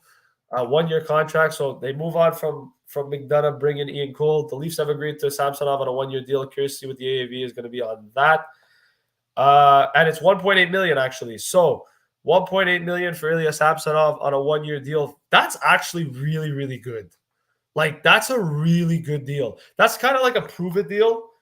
So I like that. Wow, that's a good move for Toronto. $1.25 million for Thomas Greiss going to St. Louis. So everything's happening, man. Everything is happening, man. Wow. So what do you guys think so far? Giroux going to Ottawa. Obviously, Samsonov going to Toronto. Ian Cole's going to Tampa Bay. We've got some action, baby. But a good story in Ottawa. Yeah, absolutely. I agree 100%. Ottawa's going to be a playoff team this year, man, and I'm excited for it. Look, we've seen Ottawa struggle for so many years, but they have so much good young talent. It could be something to do that. Hearing Ryan Ellis traded to Washington. Listen, I don't know if that's true or not. I haven't seen that, but Go Caps, you've been wanting every single player to go to Washington since the beginning of free agency. So I appreciate your optimism, but we got to be realistic here. They can't get everything. New Jersey Devils and Brendan Smith have agreed to a 2-year deal worth $1.1 million AAV. Listen, a decent contract, top 6 defenseman. $1.1 million is not a bad move for the Devils. They get themselves a nice top 6 defenseman to kind of replace, I think, kind of what PK Subban was going to be. But yeah, let's talk a bit about Claude Giroux. So I'm going to address Claude Giroux just a little bit because I think it becomes a little bit of an interesting situation here. He's a guy that joined Florida last year. Obviously, it's been a lot of struggling for him to try to win a Stanley Cup. We wanted him to win a Stanley Cup. He couldn't get it in Philly. Went to Florida last year, got traded there, didn't win a cup. But I think now it's an opportunity for him to go back home. And we've seen a lot of homecomings, right? Andrew Kopp going to Detroit, Ottawa getting Claude Giroux. It looks like Gaudreau might be headed to either New Jersey or Philly. There's a lot of people going back home. And I wonder if that has to do a lot with, things to do with pandemic and stuff like that and not being able to see family members all the time. And I know the pandemic's kind of over, but I still think that it plays an important factor in this. Claude Giroux being from Hearst, Ontario, going back to Ottawa, that's good. And he still got it, man. And I think he's going to be an absolute huge leader for the Ottawa Senators moving forward. King James says Ottawa winning the cup. I don't know about that.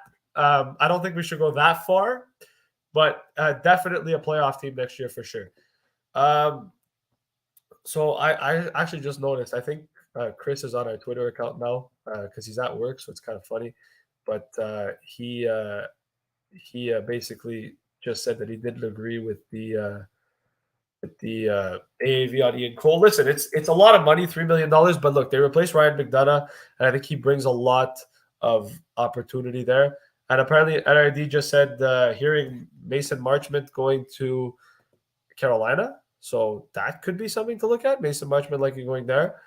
Let me just see if there's anything else. Canucks were very interested last night. As we wait to see if the Canes and Sharks get to the finish line on Brent Burns trade, some San Jose players are surprised it's actually happening. So, wow, San Jose, they're I think so far they're the shock of the morning, at least with the Brent Burns trade. But so far so good. So we've seen a few moves. Claude Giroux, Jack Campbell. I wonder who's next on this team. So as you can see it over here, we've got some confirmations on Cap Friendly. Ian Cole, $3 million contract. So kind of just curious with Ian Cole. I know he was in Carolina last year. Really good season with him. I know he played for Colorado the year before that as well. Defensive defenseman. He's going to replace Ryan McDonough. I think it's a good move. I think the AAV is just fine for him, especially on a 1-year deal. Claude Giroux going back to Ottawa, super happy for him. Toronto making a move for Samsonov, and Jack Campbell going to Edmonton. So we've got some things heating up here. And now Pierre LeBrun just said on TSN that the Devils and the Islanders are contenders for Johnny Gaudreau. It looks like he's heading to New York in some capacity for Johnny Gaudreau. So let's stay tuned for that. Dario Paolucci just said, just got on the line. What did I miss? Well, Claude Giroux going back to Ottawa. Brent Burns likely getting traded. And a few other things as well. Josh Manson re-signed in Colorado. So a few big moves happening. So obviously, as you know, stay tuned in the live. There's going to be some more things. Mason Marchment looks like he could be heading to Carolina too. So a lot of opportunity there. Ian Cole is kind of old. Yeah, he's old, but you know what? On a 1-year deal, it's a low risk, low reward. Right? If he doesn't pan out, you sign him to a 1-year deal. Worst case, you trade him at the deadline, you retain some salary. It's not the end of the world. But he still brought some decent factors. Like, I know he's a good defensive defenseman. He's a hard-hitting defenseman too. So not surprised by that at all. And again, it's Tampa. So you can never go wrong with Tampa. Gold Cap says, so New York try and sign Trocheck and Mott today. Kreider, Mika, Laffy, Panarin, Trocheck, Kako, Blaish, Hedel, Kravtsov, Hunt, Gaudreau, Mott. Think about this. Yeah, well, I mean, look, Trocheck would likely go on, like you said, Trocheck will go on the second line. I don't know about Kako. I've heard rumors that they might trade him, so I don't know what the Rangers are trying to do with that. But replacing Kopp with Trocheck, doesn't really make much of a difference in terms of the quality of player for each team. That third line is really nice. If Sammy Blake could stay healthy, I could see that being a really good opportunity for them. And then a Hunt, Gaudreau, Mott is a really solid fourth line. So I like it. I like the line combination that you came up with over there. Go Caps. Definitely. Let's go back to Twitter and see what other moves have been made, if anything. Evan Rodriguez. So any Penguins fans that want to know, well, he's been drawing a lot of interest. He likely leaves Pittsburgh. And Justin Schultz. So Go Caps, your boy that you talked about before. He's going to Seattle. Sounds like Justin Schultz to Seattle, two-year deal, $3 million per season, according to Elliot Friedman. So you talked about who wanted Justin Schultz. Well, it looks like Seattle is getting Justin Schultz. Good move for Seattle. They've been interested in John Klingberg. They now pounce on Justin Schultz. So Seattle's got cap space, and I think that they're going to make a lot of moves. We obviously know that there's interest in Klingberg if the Brent Burns trade goes through to Carolina. So interesting for Seattle. They have an opportunity to keep making more money and more opportunities. So good for them. Happy for them. And obviously, for anyone who's missed the episode up to this point or hasn't really tuned in, it could Ilya Samsonov does go to Toronto. So any Leaf fans who are in the chat, let me know what your thoughts are on Ilya Samsonov going to Toronto for $1.8 million. Jack Campbell signs in Edmonton at 5x5. Good move there. Darcy Kemper looks like could be going to Washington. There hasn't been any official confirmation yet, but Emily Kaplan tweeted that this morning. And Nick Leddy has just signed his 4-year deal with the St. Louis Blues. So Nick Leddy returns to St. Louis on a 4-year deal. Frank Saravelli just saying that they're working on the AAV right now. So curious to see what Nick Leddy gets, but a good move for the St. Louis Blues as well to get him back in St. Louis. He's a little bit older, Nick Leddy. I believe he's 31, if I'm not mistaken. So that's really good. Obviously, St. Louis Canucks made the official signing of Andrei Kuzmenko, 1-year entry-level contract. There's Andy Strickland saying that there's interest in Paul Stastny. I'm curious to know where Paul Stastny goes. Going to be very interesting to see what happens. Chris is currently tweeting on our Young Guns page as well. So just kind of funny. As you guys know, for anyone who didn't know or wants to know, Young Guns have a Twitter account now. So if you guys want to follow it, here is the account. You guys can definitely search it up on Twitter. I'm sure you'll find it. We have 8 followers. Mind you, we only created it yesterday. So please, if you guys are interested and you guys want to keep up with some up-to-date stuff on Twitter and obviously just to get some notification on videos and stuff like that, please follow the Twitter account. We're going to have a lot of content on there as well. So I'm going to leave this up for like another 30 seconds and then I'm going to take it out just so you guys can get the opportunity to follow it, if you guys want to. And yeah, so Go Caps just saying Justin Schultz has the credit. Best of luck in Seattle, Justin. Yeah. Dario saying Seattle looking decent next season, not playoff good just yet. No, they need some offense. They signed Martin Jones as well, which is going to be interesting. But they need some offense. They need to bolster their offensive core, maybe Palat. So it could be very interesting. And then 2001 Lex Taliona says maybe Krug is leaving. Maybe. I haven't really heard much on Torrey Krug, though, to be completely honest with you. So anyways, I'm going to remove the Twitter account now. If you guys want to follow, I'll leave it up for later afterwards. I'll go back. You guys could check it again later on during the day. If you guys are interested in knowing. So Columbus, actually very interesting. Columbus just signed David Jiricek and Denton Matejchuk. They're 2 first-round picks, 2 entry-level contracts. So both of them signed with Columbus, which is going to be very interesting. Thomas Greiss, 1.3 AAV going to St. Louis. Happy for him. Penguins fans that are in the chat here or whatever, do you guys think that the Penguins are done? Obviously, they've got, I believe it's $9 million in cap space. Actually, let me just check before I say something that I regret. Pittsburgh Penguins have $4 million in cap space, and they have to sign Kapanen. So, do Penguins fans, do you think that they bring back Kasperi Kapanen, or do you think they decide to go elsewhere with that and go somewhere else? So let me know if there's any Penguins fans in the chat that want to talk about this we can. It looks like Rick DPL just said on the point that if the Isles sign Gaudreau, he will streak around the studio.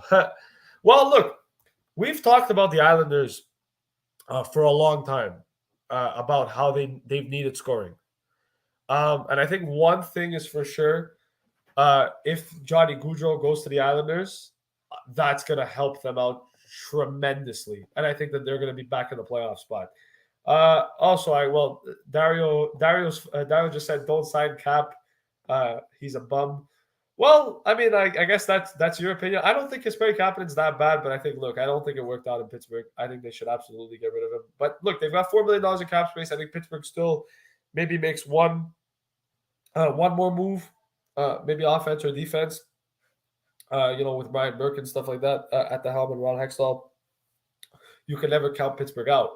One thing that I want to say, though, just in regards to the Pittsburgh Penguins, and obviously if you're a Penguins fan, let me know what you guys think about Evgeny Malkin signing that contract. I'm happy for Malkin.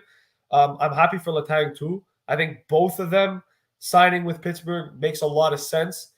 But my only issue is the term on those contracts. It's like, I understand what Pittsburgh's trying to do. They're still trying to be competitive. But I've been saying this for a long time. Pittsburgh needs to rebuild. And I don't think signing Malkin and Letang to those contracts at long term is going to make a lot of sense. So I think for me personally, I'm happy for both of them. I think they deserve the contracts that they're getting. I just think that in the long run, it could absolutely affect Pittsburgh in a negative way. So that's just how I see it. A series of calls have begun with those pitching Nazem Kadri. So curious to see who those clubs are going to be. Where does Nazem Kadri end up, guys? I'm curious to know your thoughts on that. Oilers getting worked up about Leafs letting Campbell go. Listen, Toronto's going to be very, very interesting because obviously they've added Matt Murray. They've now added Ilya Samsonov.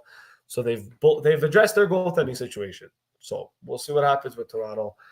I want to know this Brent Burns trade. Like, what's taking so long, man? Like, let's hear the deal, man. I want to know. What's going on. I want to know. And Montreal so far, very quiet. 12-17, we've heard nothing from the Habs, which, as a Habs fan myself, can be frustrating. But it's still early, so we'll see what happens. Dario, as a Pens fan, I love Gino, but we need to rebuild, and I personally didn't want him to come back. Well, I mean, look, I'm glad you're honest about that. I think, look, if you notice with Pittsburgh especially, it's time for them to do that. It really is time for them to become a rebuilding team. And Gino Malkin, like, he's still one of the most elite, one of the best elite players in the league, but he's injury prone. He gets injured a lot, and you don't really know what you're going to get with him. Vancouver signs Curtis Lazar. So Curtis Lazar heads to Vancouver. Good depth guy, $1 million AAV for 3 years. So Vancouver signing Curtis Lazar. He was good in Buffalo last year. Had a resurgence a little bit more. So Vancouver adding some depth to their team, adding some nice a decent fourth line guy. So good move. Terms a bit too high in my opinion, but look, 3 years is not that bad considering where everybody else has been. And David Pagnotta, I believe, just tweeted something. Yeah, David Pagnotta just tweeted something. He said, quiet morning for Dylan Stromskamp, but things are starting to pick up on the 25-year-old UFA. That's good. I know Montreal's shown some interest, so we'll see what happens with that. Toronto as well has shown some interest amongst a few other teams. Andrew Copp to the Red Wings. Obviously, we already know that. The deal hasn't been officially confirmed, but Andrew Copp looks like he's going back home to Michigan. So happy for him.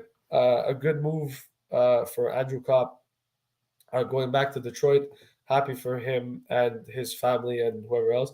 Habs laugh, just really, truly a great time for Houston to do nothing, make some value depth signings and be patient. Yeah, I mean, look, as a Habs fan myself as well, I want Montreal to make some moves, but they don't need to. I think it's going to be more trades than anything else if they do make trades. So we'll be curious to see what they do moving forward. I'm assuming Hughes is going to address the media at some point today, so we'll see what happens with that. But very, very curious to see what the Canadiens do moving forward, and also other teams as well. Calgary signs Kevin Rooney, so more depth guys being signed. Calgary signs Kevin Rooney, 2 years, $1.2 million. So another signing for Calgary, and I feel bad for Calgary. I really do. Detroit signed Marco Kasper. I didn't even know that. Okay, so Detroit brought back signed Marco Casper to his entry-level contract, so happy for him. But I feel really bad for Calgary, man. They had such a good team and they had such a good year this year, and then they go and lose out on Gaudreau. You know, it must be frustrating for Tree Living for sure. So I feel really bad for him. I do, but you know what? As long as they do what they have to do, I think it'll all play itself out, in my opinion. So we'll see what happens. What else is there? Let's go check. Is there any other moves here that are being made? Kevin Rooney, so we just addressed that.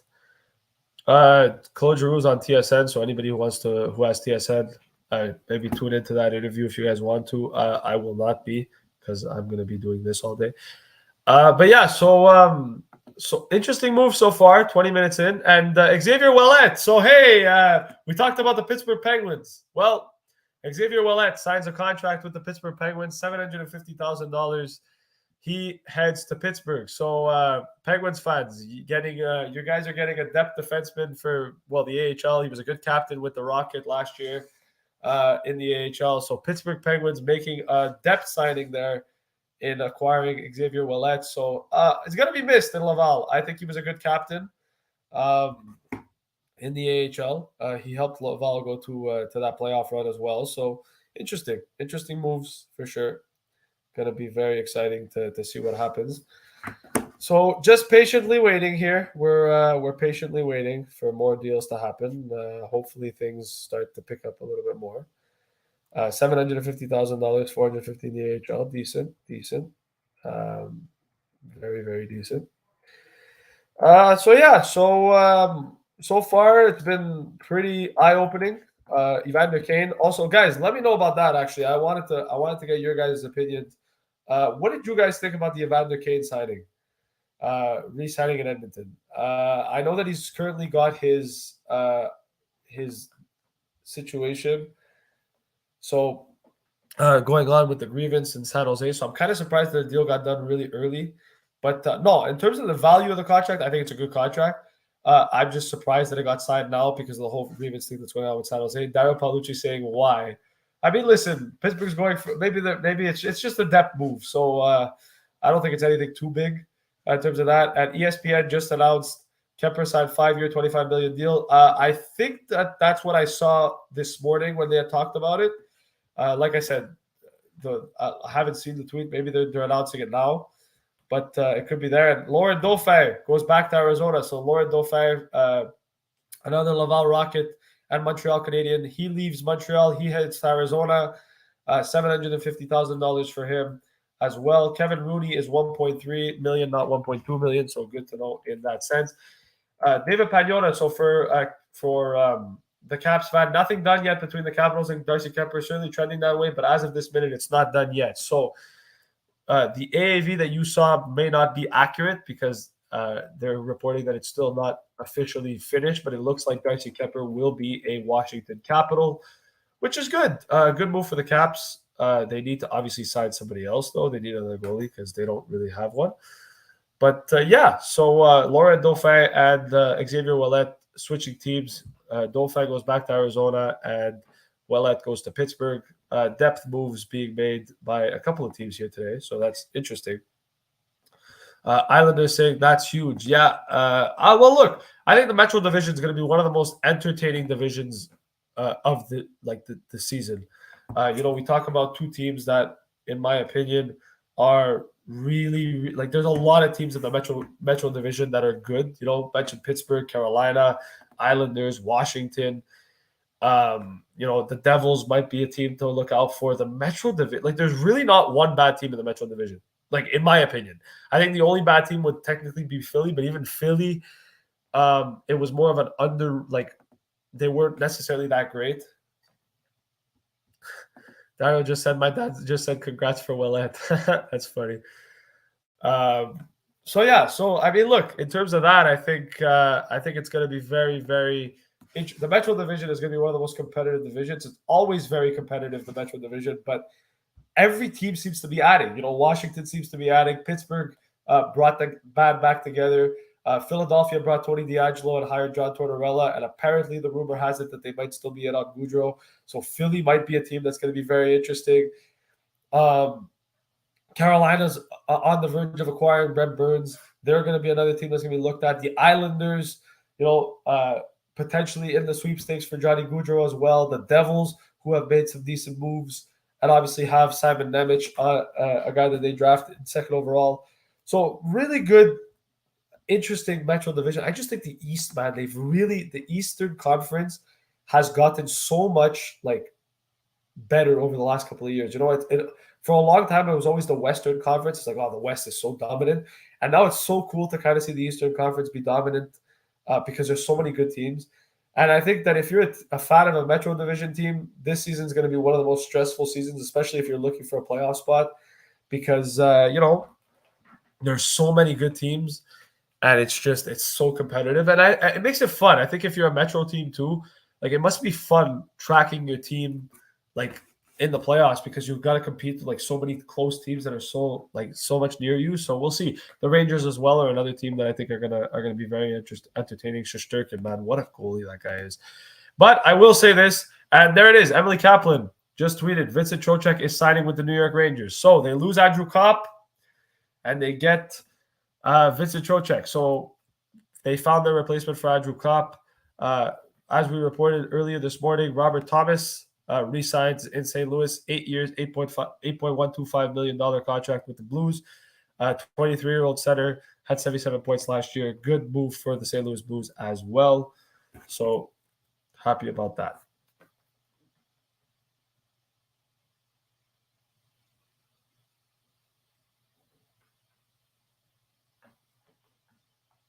But yeah, in terms of that, that's it. So Vinny Trocheck, 7 years it looks like for Vincent Trocheck. I'm curious to see what that AAV is going to be. I hope they didn't overpay him. I really hope they didn't overpay him because that would be really bad if they didn't. If they did, because I like Vincent Trocheck, but he could be a guy that gets overpaid, and though that would be really surprising.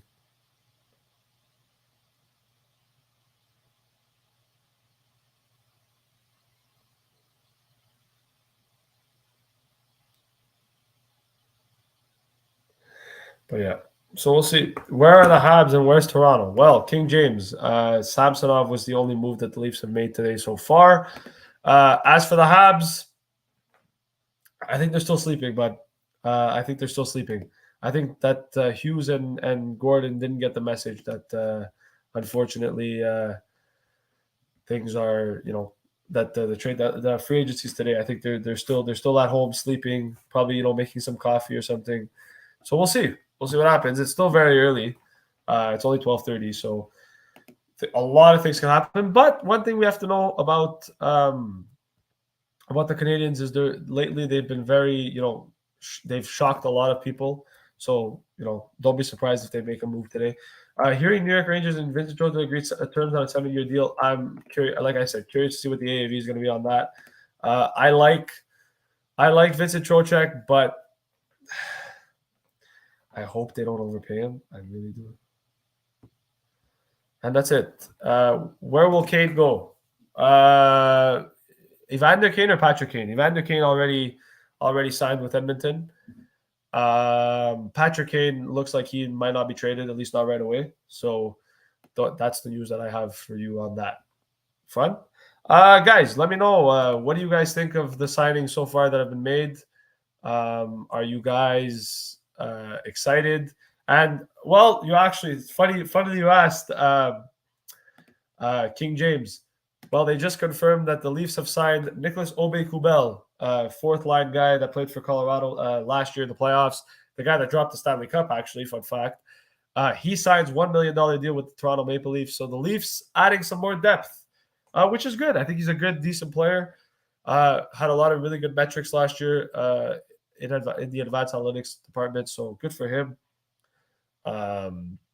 $1 million is nothing, and look, they got a proven cup winner as well, so good for them in terms of that. So Toronto making another decent move, which is good. And like Chris is tweeting in the Young Guns podcast Twitter account, it's a good replacement for Ondrej Kase. I would agree. I think he's a good, definite good replacement for Ondrej Kase. anything more than $7 million is an overpay for Trocheck. I would agree. I don't think Vincent Trocheck is an elite player per se. I think he's a good player, but anything over $7 million would be way too high in my opinion. Patrick to Caps. Where's Burakovsky and Klingberg and Subban? Burakovsky, so far they haven't really said much on Burakovsky.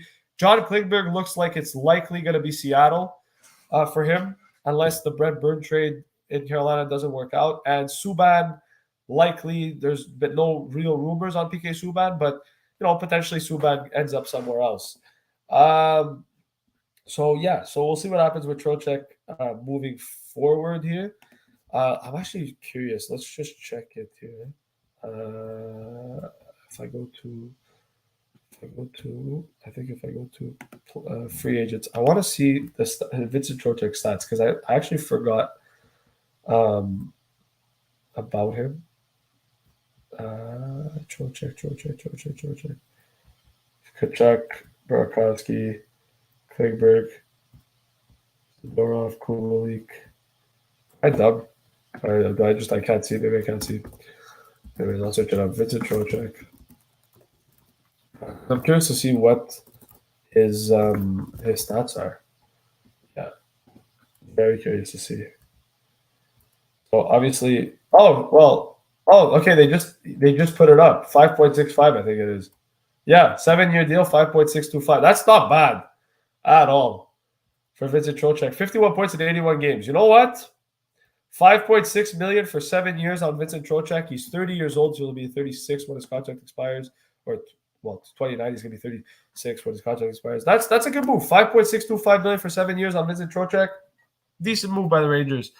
The term is maybe a bit too long, but the money is not bad. So definitely a good move there. So happy for Vincent Trocheck. He goes to New York. So the Rangers getting better, and like I said, going back to Metro teams again. It's kind of the same thing. We'll see. So $5.6 million for Vincent Trocheck. Happy, good move there for the New York Rangers. 50-point player, like we saw before. And so the Canadiens just finished their development camp today. So I'm assuming hopefully moves happen for the Habs. It'd be pretty shitty if they didn't make any moves, to be honest. I know that they don't have a lot of cap space either. So But so Vincent Trocheck, it looks like there's no move clause or anything, so that's actually pretty interesting. So it's just a tradable contract. I think Cap Friendly is going to update it as the day goes. I don't think they have all the details yet either, so we'll see. And there it is, Andrew Copp, 5.625 for Copp for 5 years. So basically, the Rangers essentially signed Vincent Trocheck to a longer term at the same contract as Andrew Copp. So they could have kept Andrew Copp, I think. But I guess Copp decided he wanted to go back home. 5-year deal is a good deal for him as well. He goes back home to Michigan. So Copp and Trocheck earn about the same amount of money, which makes sense. Two guys that are similar players, like I said. So the Rangers don't really lose anything. In fact, they gain Trocheck. Well, they lose Copp and his performances in the playoffs, but besides that, they're getting the same player essentially. So good for the Rangers and obviously good for the Red Wings as well. But I think in terms of that, I think Trocheck just gets 2 extra years on his deal compared to Copp. But like I said, similar players. I'm pretty sure they're the same age as well, or similar. I'm pretty sure Copp's 28, so I would say that. Dario Paolucci saying he would have kept Copp over Trocheck. Listen, to me, I don't really see much of a difference in either player. I think they're literally the same player or similar. So I think no matter what happens, the Rangers come out of here feeling pretty good about themselves. So, and it's a decent deal too. It's not like it's anything, crazy. It's not like they overpaid for Trocheck either. Statement on Ilya Mikheyev 27 minutes ago from his agent. So it looks like Makhayev's not going back to Toronto. He says, I would like to say thank you to Toronto Maple Leafs management, coaches, teammates, and of course our fans for the last 3 years of total support, your sincere emotions and faith in me. It was an unforgettable time and a great experience. So it looks like Mikheyev will be leaving Toronto. Curious to see where he goes. That guy's got a lot of potential to be a decent goal scorer in this league. It's just a matter of finding the right fit for him moving forward. Nathan Staios, who's I guess a prospect for Florida. He was drafted this year, I believe. He gets his 3-year entry-level contract as well. So some decent moves so far. It's been very, very, very, very entertaining so far. The first 30 minutes, 35 minutes of this free agency, and actually during this live stream, I don't know what happened to the Brent Burns deal. It doesn't seem like anything's happening. I'm so curious to see what that deal consisted of, because that deal will set the market for Petrie as well. Are the Leafs moving a big name player? I don't think so. I think Toronto's going to keep their core at least for another year. They don't need to either. They're going to make the playoffs next year. I think it's more about addressing small needs and figuring out how they're going to get over the hump of getting out of the first round and going on a cup run. So I don't think Toronto's moving any big name player unless something drastic happens. I just don't see it. To be completely honest with you. So just scrolling through here, waiting for other news to come in. We can kind of go through a little bit of the free agent signings for anyone who's joining or just joining. Obe-Kubel to Toronto for $1 million. Robert Thomas resigns in St. Louis, $8.1 million for 8 years. Vincent Trocheck, $5.6 million for 7 years on Vincent Trocheck. So good for him. Kevin Rooney goes to Calgary for $1.3 million. Curtis Lazar signs a 3-year deal with Vancouver at $1 million. Matejchuk and Juracek, both draft picks of the Columbus Blue Jackets, get entry-level contracts. Brendan Smith goes to New Jersey at $1.1 million. And Ian Cole signs with Tampa Bay at $3 million for 1 year. Claude Giroux goes back home to Ottawa, 3 years, $6.5 million. Samsonov, $1.8 million to Toronto for 1 year. Jack Campbell goes to Edmonton, 5 years at $5 million per season. Victor Olofsson signs in Buffalo, $4.75 million. He signs his extension with Buffalo. And Josh Manson, back in Colorado, $4.5 million for 4 years on Josh Manson as well. The Leafs confirming the signing of Nicholas Obe-Kubel on their Twitter page at the moment. Still nothing going on for other teams so far, so it's been very, very quiet. And Andrew Brunette as well, for anyone who wanted to know, he signs a deal with the New Jersey Devils. Who's out there that the Canes can land to replace Trocheck's 50 points? Let's actually, you know what? Let's look. Let's look together. Let's go check, because I don't remember all the free agents off the top of my head. I won't lie to you. In terms of centers, there's Max Domi. There's Ryan Strome. Ryan Strome's a guy they could replace potentially if they have the cap space and they're willing to do it. There's Nazem Kadri. I don't think they're going to go for Nazem Kadri, though. There's Victor Rask, who could maybe potentially return to Carolina at some point. Paul Stastny's a guy that could potentially replace Trocheck as well. So there's some options. There's some options for Carolina, definitely. Not as many as potentially they would like, but there's definitely options. Wyatt Kalynuk signs a 1-year deal with the Vancouver Canucks. Good young defenseman, so good for him as well. And yeah, Andrew Kopp signs. Still nothing else in terms of that. So I think a lot of the guys that we knew about this morning are essentially getting signed now, and their deals are getting signed now. King James says not even Muzzin. I don't know. They could move Muzzin, but I wouldn't consider Muzzin like a big name player. I would say he's a decent player, but I don't think he's anything, like he's a good player, and I think he's got a lot of potential, but he's also older and, injury prone as well. So I don't know what the Leafs are going to do with that. I have no idea. It's going to be very, very, very entertaining, very, very interesting kind of moving forward. Oh, man. Rangers in on Jaro Halak. So the New York Rangers, who traded away Georgiev at the draft to the Colorado Avalanche, looks like they might be landing Yaroslav Halak as a backup goalie. Not bad. Not bad. Definitely definitely not the best year in Vancouver last year, but could bounce back. Ilya Mikheyev among 3 to 4 teams that are interested in Dallas and Anaheim being a few. I could see that. I think Mikheyev's got a lot of opportunity. I think in a team like Anaheim or even Vancouver, even Dallas could make a lot of sense for him. So, yeah, just kind of doing that. So going through it a little bit. It's been good. It's been good so far. Pretty good free agency, I would say, for all of us. Hello, Owen. Nice to see you. Hi, welcome to the stream. Yeah. So that's it. So it's been an interesting morning so far. Still a lot of time left. A lot of time left.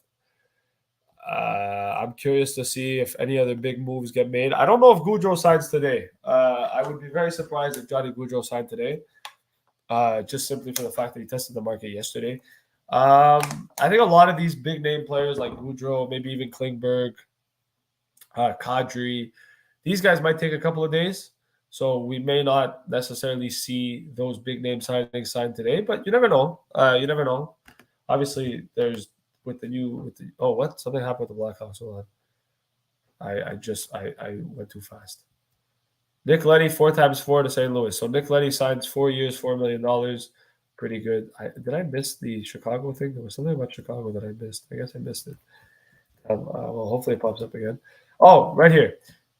Oh, the Chicago Blackhawks have signed forwards Andreas Athanasiou and Max Domi, according to a source. So the Chicago Blackhawks, who apparently, traded away Kirby Dach, didn't bring back Dylan Strome, didn't bring back Dominic Kubalik, have now signed Andreas Athanasiou and Max Domi. So, wow. 2 decent players, I would say. So the Blackhawks are planning on icing a hockey team this year. That's pretty good. Ilya Lyubushkin is going to Buffalo, per Bob McKenzie. So nice move for the Sabres. Curious to see what the AAV is going to be on that. But nice move for the Buffalo Sabres. I know a lot of Leaf fans really liked him when he was there last year. But Max Domi and Athanasiou, so happy for both of those guys, man. Athanasiou is a decent player. I think Domi could revitalize his career in Chicago. I think especially if they keep Kane, they have an opportunity there. Sorry, guys, I'm just opening it. I'm struggling to open a wrapper, guys. Sorry, I appreciate. But yeah, the Blackhawks making some interesting moves. Not too crazy, but I don't know. They're rebuilding. They have to ice a hockey team though, so I guess that's why they went with. Oh, Arizona Coyotes are on the verge of signing veteran forward Nick Bjugstad, experienced defenseman Josh Brown, and Troy Stecher. So Arizona is actually getting some decent players, man. Nick Bjugstad is not a bad player. Josh Brown struggled in Ottawa last year, and Troy Stecher as well with Detroit. So 3 signings for the Arizona Coyotes, it looks like, potentially being made. I'm surprised anyone wants to play in a 5,000 rink arena, but hey, you know what? You got to do what you got to do, right? And as long as they're paying you, I guess that's okay. But yeah, so Arizona signing those 3 guys. But we'll see what happens with Chicago here, how much they paid for Domi and Athanasiou. Arizona signed Troy Stecher 1 year, $1.25 million. So not bad. Not a bad move for Troy Stecher at all. Pretty good. Pretty good signing. So I would say. I'm eating an oatmeal cookie, guys. So, yeah. So what do you guys think? Arizona makes the playoffs this year? Come on, guys. Let's be honest. Arizona, 5,000 seat arena. They make the playoffs this year, I think. I'm just joking, by the way. Just joking. But you never know. Daryl Paolucci says the Blackhawks are so weird, man. Yep, I agree. Where's Domi? Well, King James, he's reportedly signing a contract with the Chicago Blackhawks. Do you think Kane stays? Not much left there in Blackhawk land. I mean, I think he will ask for a trade at some point. I just don't think it'll be now. I think it'll be during the season. I think he'll see how the season plays out and then take it from there. The Detroit Red Wings have finalized a 1 year, $2.25 million contract with Olimata. Cool.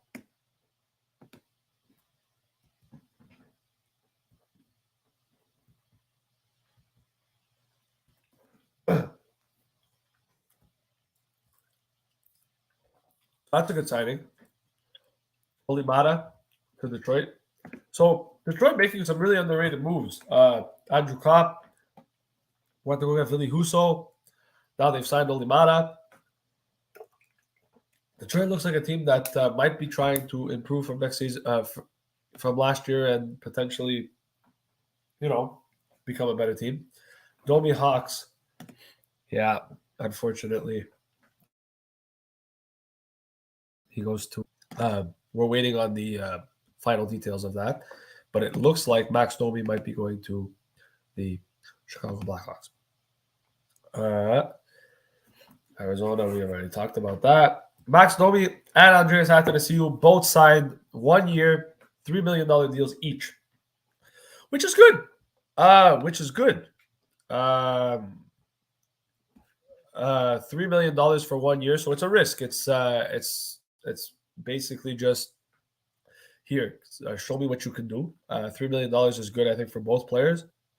So the Blackhawks spending some money. They needed to. They needed to ice a roster, so that's good. And Lyubushkin gets 2 years, $2.75 million. So again, a pretty cheap deal for Ilya Lyubushkin as well. Gets a raise from his last contract. But yeah, interesting signing so far.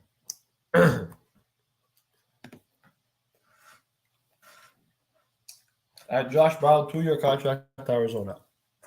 Cool. So a lot of things are happening. A lot of things are happening. But yeah.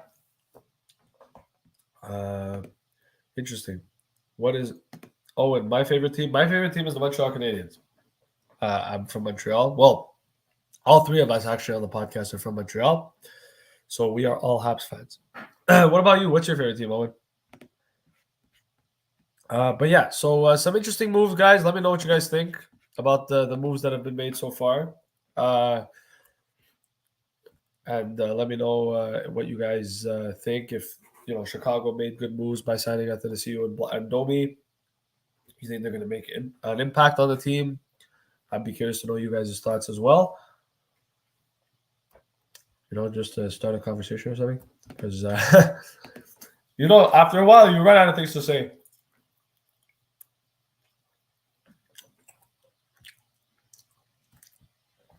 It's funny because Chris is tweeting everything, and I'm kind of just saying the same thing. So it's pretty funny how we're like coordinating each other. It's pretty cool. Yeah. So interesting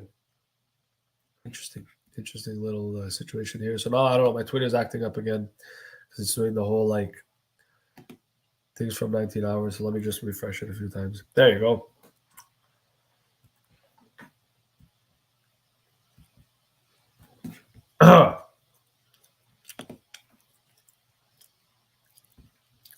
Owen, you're a Leaf fan.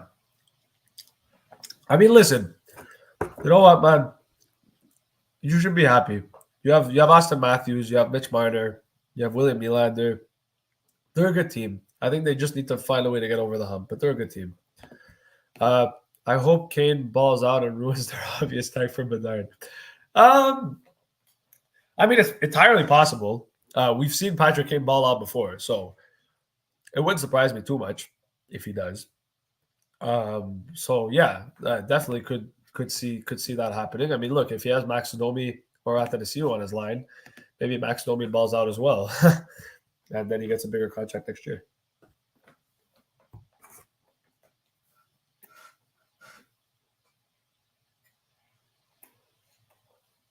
Just gonna stretch a bit.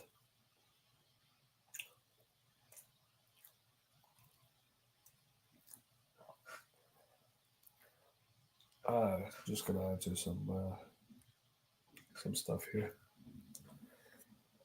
Oh man, wow. So let's see what else happens here. So Claude Giroux's details have been released. So it's $7 million salary year 1, $7 million salary year 2, and then $5.5 million in year 3. Interesting. Very interesting how that contract breakdown works. My favorite player is actually Paul Byron.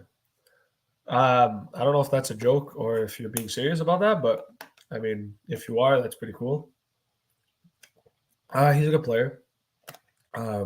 Big impact guy in the playoffs for the Canadiens. Did a lot of good things. So, if you're serious about that, then like that's pretty entertaining. If you're joking, well then that's still pretty funny. But yeah. But no, I like Paul Byron. It's just unfortunately he's been dealing with a lot of injuries, so not necessarily always, he hasn't necessarily always been healthy at all times. And I don't think he ever fully reached his potential either. And I think he could have been a much better player had he had stayed healthy. But when healthy, he was one of the best third liners I would say in the league. Extremely underrated too. So. It's good to know. Atanasiu and Domi signed 1 year each. We already know. Thanks, Darren. And that's it. So still waiting on some details for some other teams. I know that the Brent Burns trade apparently should be going through. We're gonna wait and see what happens with that. Do you think Toronto will get PK? I mean, it could happen. You look at a team that could use a defenseman of PK's caliber. I think it makes sense also because he's from Toronto, or from Ontario. So Toronto or Ottawa could be a destination for him. But I think so. I think if the price is right and if Subban's asking for a reasonable contract, I wouldn't see why Toronto wouldn't try to bring him back or bring him there. That could definitely be something to look at. Owen Selzy says he's an amazing hockey personality. I agree. I think that Paul Byron is someone that is a good player. He's someone that is very humble as well. I've always thought, even in interviews, I've always thought he's been a really good, humble guy. So we'll see. 18 tweets. Colin White goes to the Florida Panthers. Luca. Hey, look who it is. I could stay for about 10 minutes. That's how long my break lasts because I'm still at work. Clearly, I'm downtown right now. Hey, well, thank you for keeping me company. Actually, you know what, bro? Say a few things. I have to go to the bathroom. Well, I don't even know what happened. Well, talk about, I don't know, bro. Just.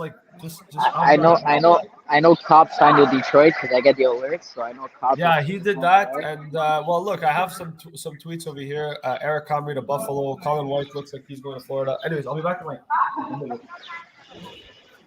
I mean, I know Cobb's going to Detroit. I know Detroit's made some very underrated moves today. Like, it's actually insane. And, I learned not to question Stevie Y when it comes to making transactions or signings. So, listen, I think Detroit, they'll probably make a wild card spot or even make the playoffs, winning the Stanley Cup. I mean, I don't know about that. But, we'll see. I mean, some very decent moves on Stevie Y's side. I know Trocheck signed with New York. I got that one too. And I'm still looking forward to where Johnny Gaudreau is going to end up going. I think he's going to end up going to New Jersey. That's my bet. I know that the Islanders are apparently rumored to still be in the mix. Hey, I'm back. The Philadelphia Flyers too. So, I mean, we'll see where it goes. And I know Samsonov is going to the Toronto Maple Leafs. Is that correct? From what I heard this morning. Yeah. Well, Vancouver. Whoa! Holy crap! A bunch of things happened. Vancouver agreed to terms with forward Ilya Mikheyev on a 4-year deal.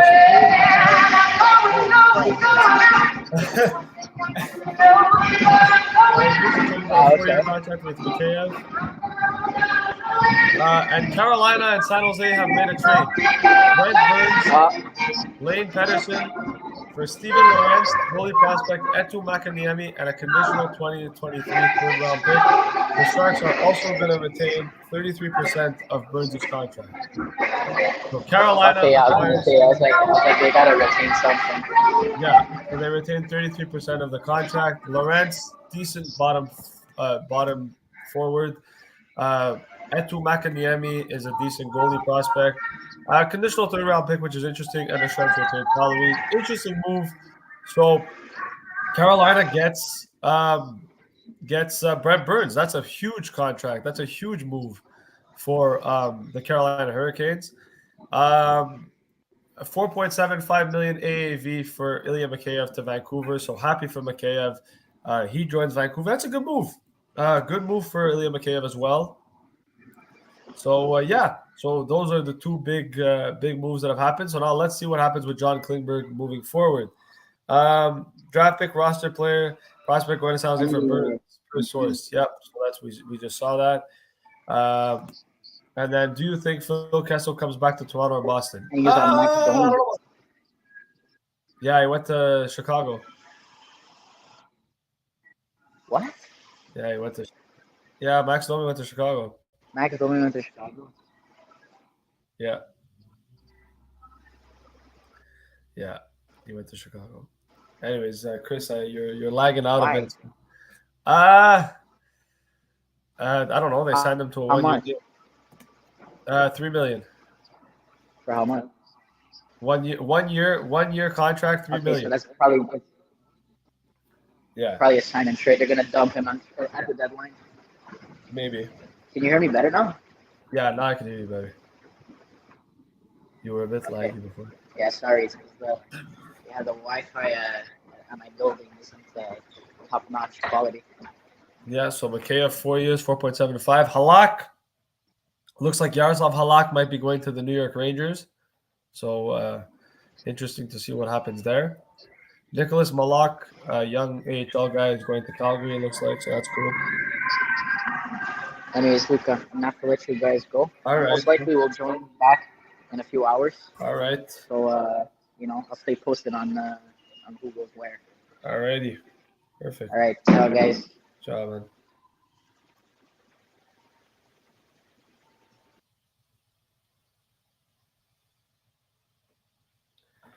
But yeah, so Eric Comrie goes to Buffalo. So Buffalo got their goalie as well, which is good.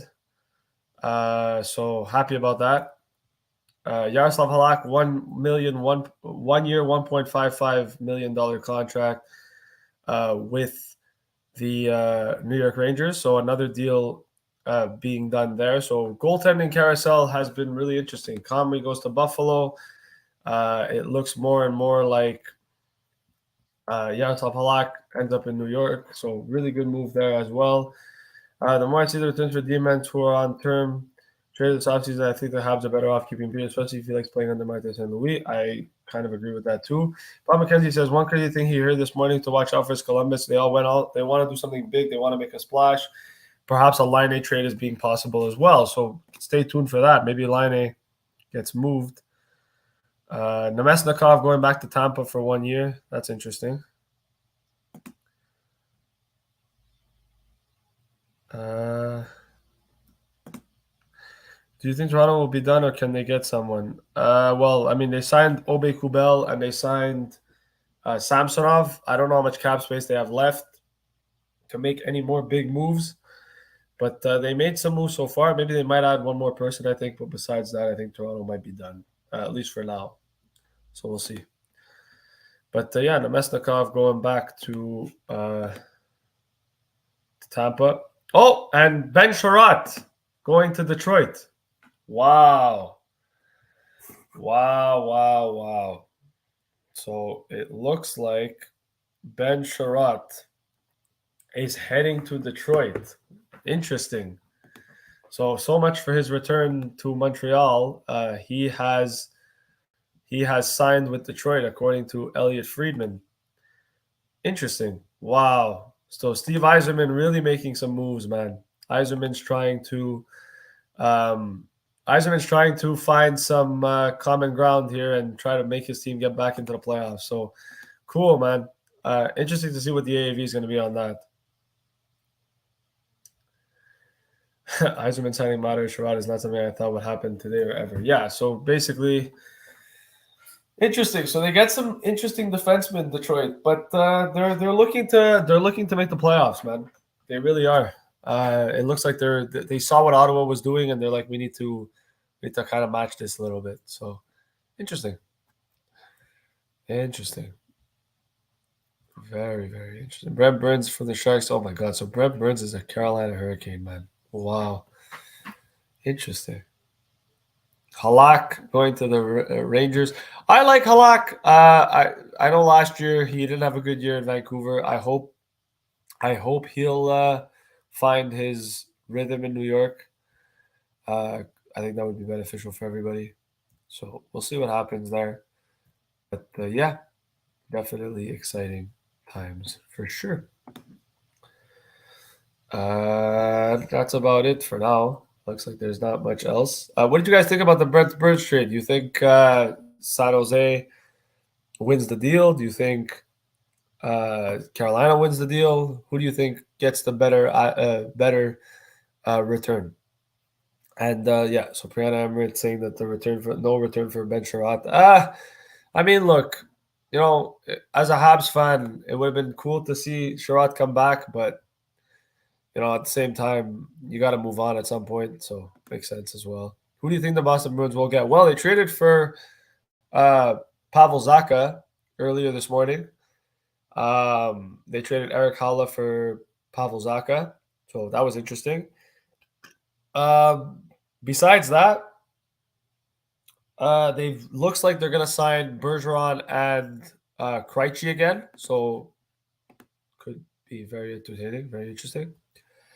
And yeah, so we'll see what happens, but I don't think the Bruins are going to do too much. We'll see. We'll see what happens with Boston for sure. They're a team that has $4 million in cap space, so maybe, but they traded for Zacha already, so that's probably going to go into their cap space as well. So we'll see. Yeah, man. So seeing a bunch of former Habs leaving, it's a bit weird, but that's cool. Florida is interesting as well. They got Colin White, and that's about it, I believe, so far in terms of the moves that they've made. So we'll see what happens here. And Nick Bjugstad, 1-year contract with Arizona, not surprising.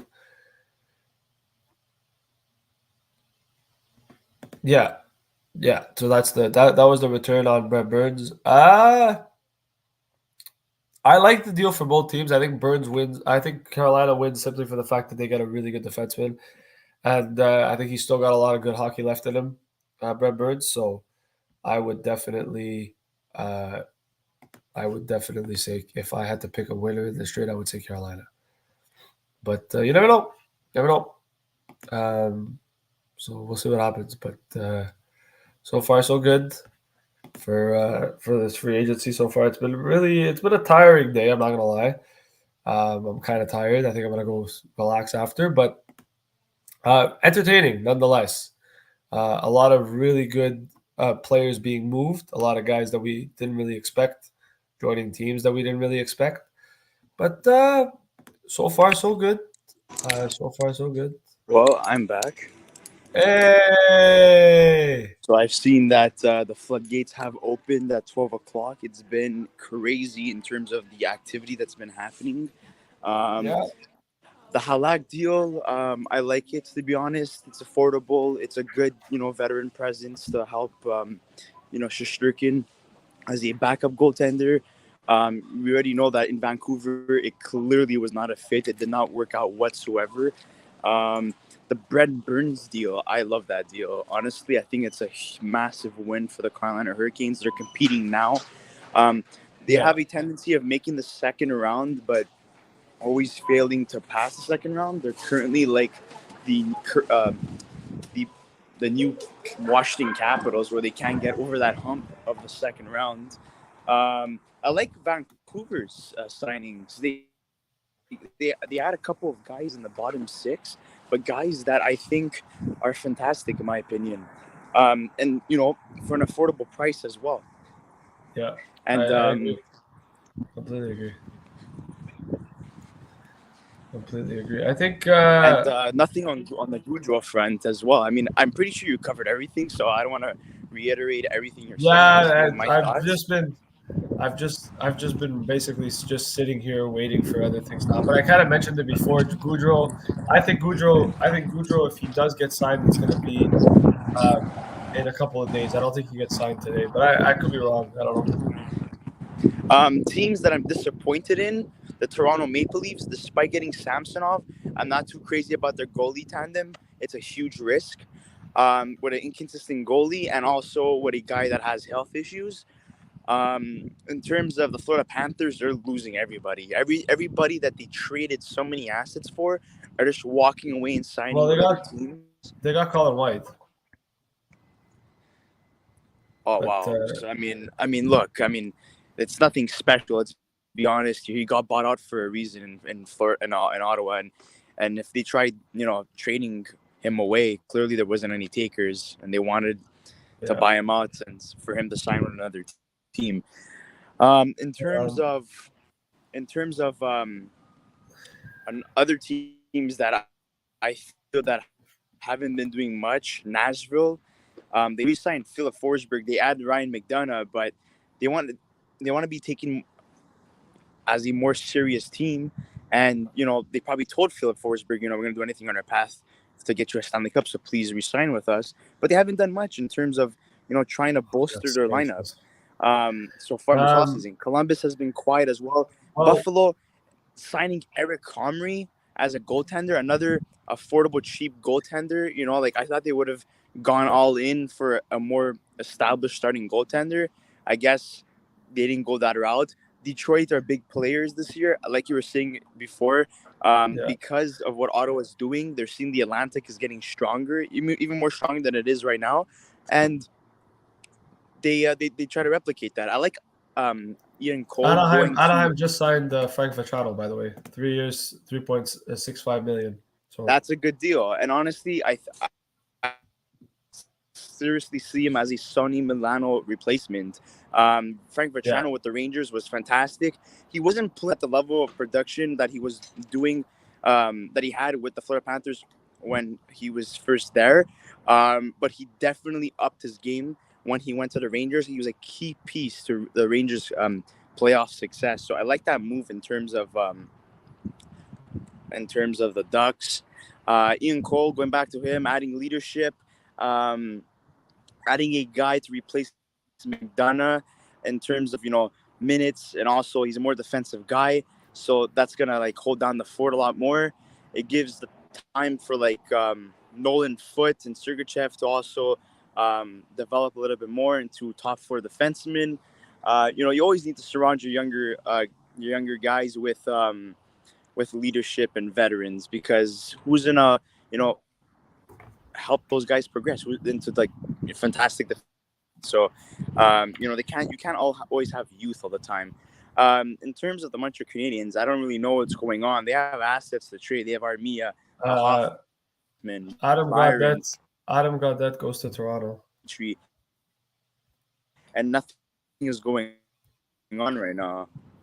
Montreal's sleeping, man. They're sleeping. I'm telling you, I don't think Hughes and Gordon woke up this morning yet.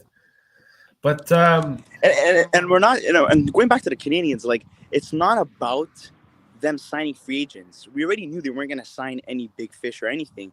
It's the fact that they haven't been able to unload these contracts. You're a rebuilding team. You need to try to get as many assets as possible. Next year is the Bedard and Michkov draft, okay? And that top five is fantastic. You have Fantelli as well, who's another top prospect that they could draft as well. So, they need to wake up and start unloading those contracts if they want to be a bottom feeder team. Look at the Chicago Blackhawks. They unloaded a lot of players, but they got assets, valuable assets. And now they're signing guys like Domi and Anastasio to cheap contracts just to fill in the holes. So, no, I agree. One interesting thing that I was going to mention, Detroit supposedly signed Ben Sherratt. I don't know what the AAV is on that, but that's an interesting move for them. So Ben Sherratt, no Montreal homecoming for him, unfortunately, but it's okay. I mean, that was never gonna happen. It was all Yeah. talk. It was just for to hype up the fans, to be honest, and to create more trade speculation. That was never gonna happen. Players at this point in their careers, especially a guy like Sherratt, is gonna try to go for max term and try to get as much money on the market as possible. And we've seen guys like Trocheck capitalize on that. Andrew Copp, yes, they're fantastic players, but for that type of term, like they're good now, but is it really going to be a good contract in the long term? We shall see. But Trocheck going to the Rangers, replacing Strome, I think is a fantastic fit for them. He's a good two-way centerman, very underrated. I think his time with Carolina was overlooked, and a guy that, yes, he dealt with injuries, but when healthy, he was a top 6 forward and a guy that was very, very important in their season success. One interesting thing to note, Vlad Nemesnikov signed in Tampa Bay, 1-year contract, $2.5 million. So Nemesnikov goes back to where it all started. Where it all began.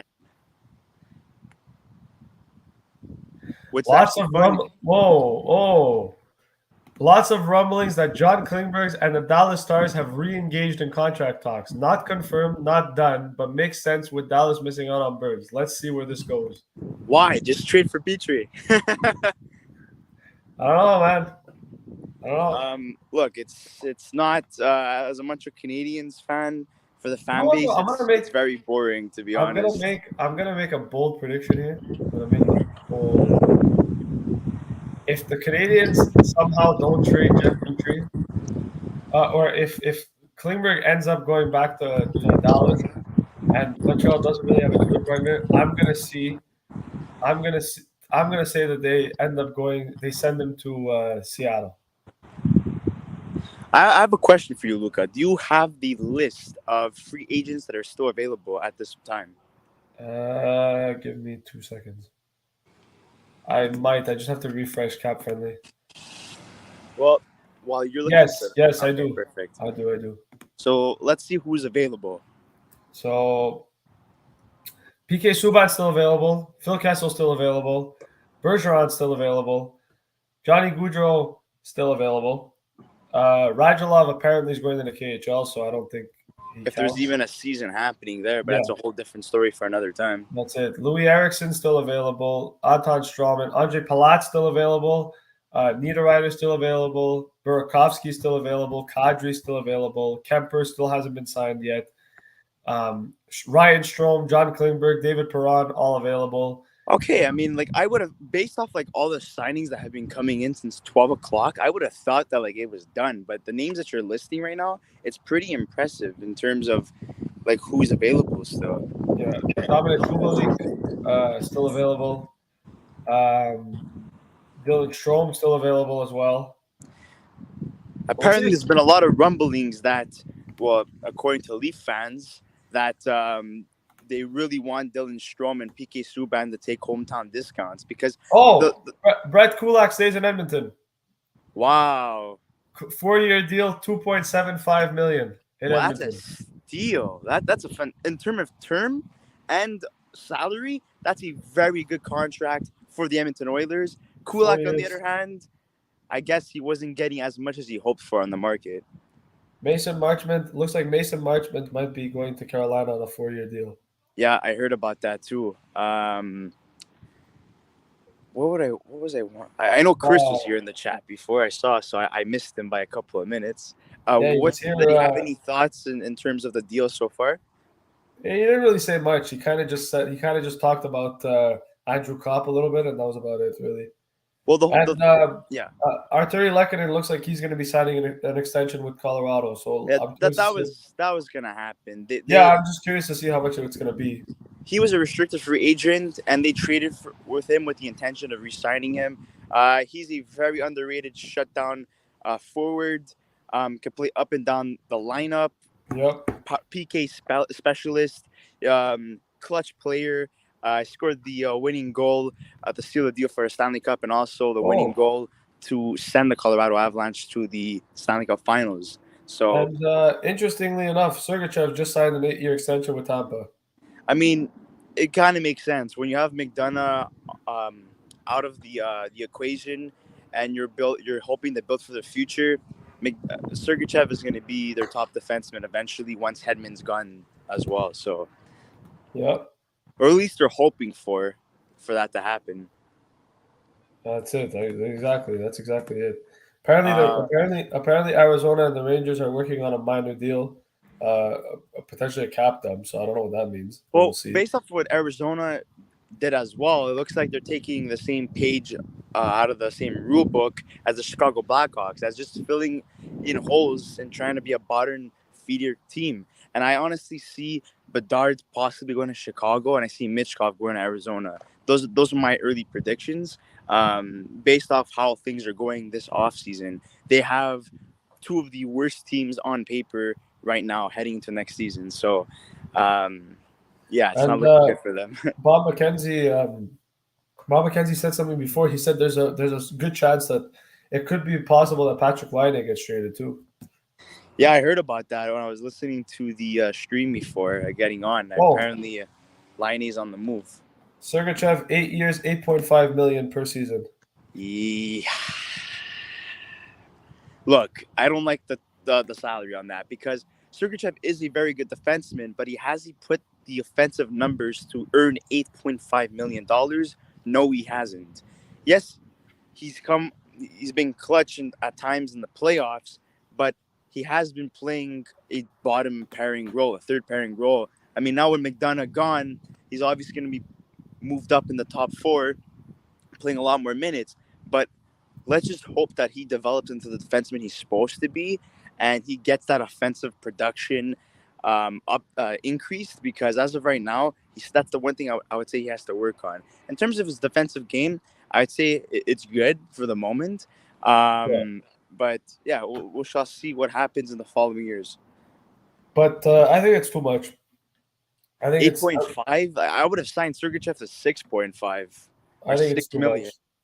I think it's way too much. I think at 8.5 million, you're banking on him being good, but you have to hope that he's good. If he's not good, all right. If he's not $8.5 million caliber player, it's not gonna look good. I think that's too much for me personally. But we'll see, man. We'll see what happens with Tampa. I think it's an overpay, though. I'm not gonna lie. Yeah, the term is okay, but in terms of the salary, I'm not a big fan of that. Yeah, And you know how free agency works. It's always the same thing every year, where players capitalize on the market and the needs of teams. They sign ludicrous long-term deals at salaries that are like unexplainable, and the players eventually end up getting bought out or traded after a couple of years. So, Yep, I agree. yeah, I'm not a fan of that whatsoever. They're saying Bob McKenzie is also saying that Anthony Cirelli could get an extension done today too. That'd be curious to see what It looks happens. like Tampa's just locking up everybody for the long term, and they're hoping that team that they have currently is gonna continue to work wonders and try to go But for another Stanley Cup or at least another Stanley Cup yeah, final. happy for Brett Kulak though. He deserves that type of money. A lot of Edmonton fans were clamoring for that. They're like, we hope Brett Kulak listens to us and everything. And look, he ends up re-signing with Edmonton. Let's be honest here. There's no spot on the Montreal Canadiens for him. Look at their defensive prospects in the next couple of years. They have Caden Gooley, Logan Mayu. You have Strubble. You have Norlinder, Barron. What's that guy's name that they got? The American in the second round this year. That's supposed to be like Quinn Hughes. Lane Hudson. Lane Hudson. The list goes on and on. You know, like it just as of right now, there's no need to sign a defenseman. It looks like it could be that Connor Brown gets traded to Edmonton. Huh? Yeah, I've been hearing rumors about Connor Brown getting traded to the Edmonton Oilers, and you know, I wonder if Connor Brown's going to play a top 6 role or a third line role. I know I tweeted that on our Twitter account because right now they have Evander Kane re-signed. Puljujärvi got a qualifying offer, but will he sign that? We don't know. Yamamoto got a qualifying offer. Will he sign that? We don't know. there's a lot of interesting things. But what I like about this year's offseason is that it's a good mix of vets and youth on the market in terms of trades and signings as well. So it's not like boring whatsoever, and it's not like all the same recycled players getting moved. It's really refreshing, and I think maybe post COVID now, it's that's why it's all happening. That's why it's all going down. I'm curious to know. Do you like the Trocheck move to the Rangers? Yeah, I think it's a good deal. I think Ryan Strome was a one-way player. He was more offensive, but in terms of in playing defensively, I think he lacked that. And Zibanejad is as an offensive force, and you want a guy that could play a two-way game or more of a defensive game playing behind Zibanejad. So bringing a guy like Trocheck that has that ability, I think it's fantastic. I'm not too crazy about the term, but in terms of the salary, I have no problem with that. Yep, I agree. 100%, I agree. I think it's never close the door. Never close the door. Confirming John Klingberg and Dallas Stars are talking extension again. Oh man, I got all excited, dude. I was like, "Oh, Klingberg's gonna leave. It's gonna be cool. It's gonna be entertaining," and it's just not. But yeah. Luca, do you mind blocking a bot in the chat? Because I'm having a hard time. I'm trying to. It's not working. Jesus. Says an error has occurred. Please refresh the page. But if I refresh the page, I'm going to be leaving the stream. So. Well, I'm going to refresh myself. Okay. Oh, Penguins signed Dustin Tokarski. Cool.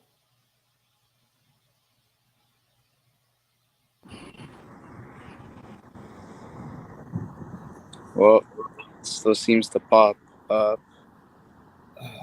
It's always the same shit all the time. Yeah, it says an error has occurred. Well, I just put the user on timeout for okay. It says that's it. Yeah, okay. Sorry, guys. These bots, you know how they could be. Yeah, I don't know if you heard me say it before, but if you didn't, Dustin Tokarski signed with the Penguins.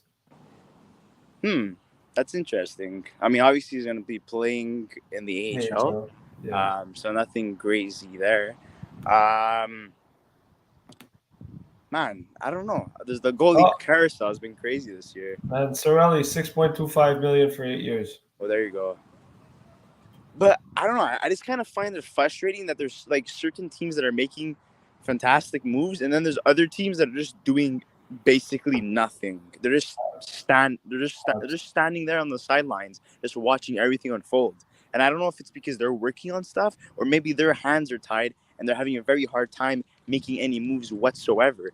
But I think a lot of Habs fans too are getting frustrated because I think they wanted to see trades happen, and I think that they're a little bit frustrated. Yeah, like I was saying, it's not about the signings. We're all aware that they don't have the cap whatsoever to do anything, but it all comes down to the trades. You're a rebuilding team. Why is it so hard to unload contracts? You see other teams do it all the time. Yes, sometimes you're going to have to give assets. Montreal doesn't want to pay the price to do it, maybe.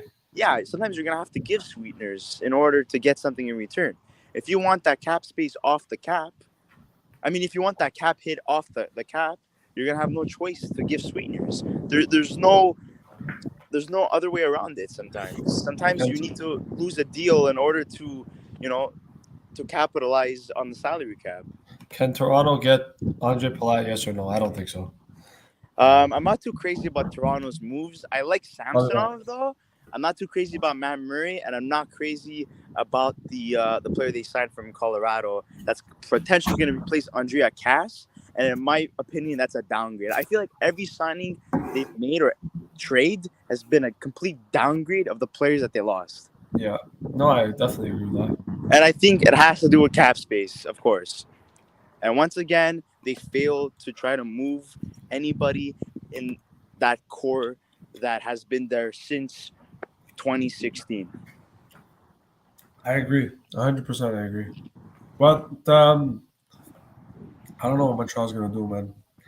I don't think honestly, can I be honest? I don't think they're going to do anything. What's And then another team that hasn't been like doing anything whatsoever? Philly. Yeah, that's a surprising team as well. Another team that's in the trying to retool/rebuild phase, and they haven't done anything significant. Yes, they add D'Angelo. Yes, they add Tortorella as a coach, but what else have they really done? I don't know. It's been very very crazy. But nothing so far. It's been relatively quiet over the last couple of minutes. Yeah, you got all the juicy stuff. When I was gone and Chris wasn't here, you Yeah. literally covered everything. Huh. I hope you guys are enjoying the episode so far. I know it's kind of bonkers in terms of the news and like our podcast Yeah. panel just like going in and out of the live stream. Did not expect it to be this packed. So thank you so much, guys, for showing up. Um, Can we realistically see Dylan Strome going to the Montreal Canadiens or Toronto Maple Leafs? Because that's been a question that a lot of people have been asking. I'll be completely honest with you, man. I don't see Montreal doing anything. Like anything. Eric Chernak, $5.2 million for 8 years. Holy shit. Is Tampa Bay just like re-signing everybody to extensions? I guess.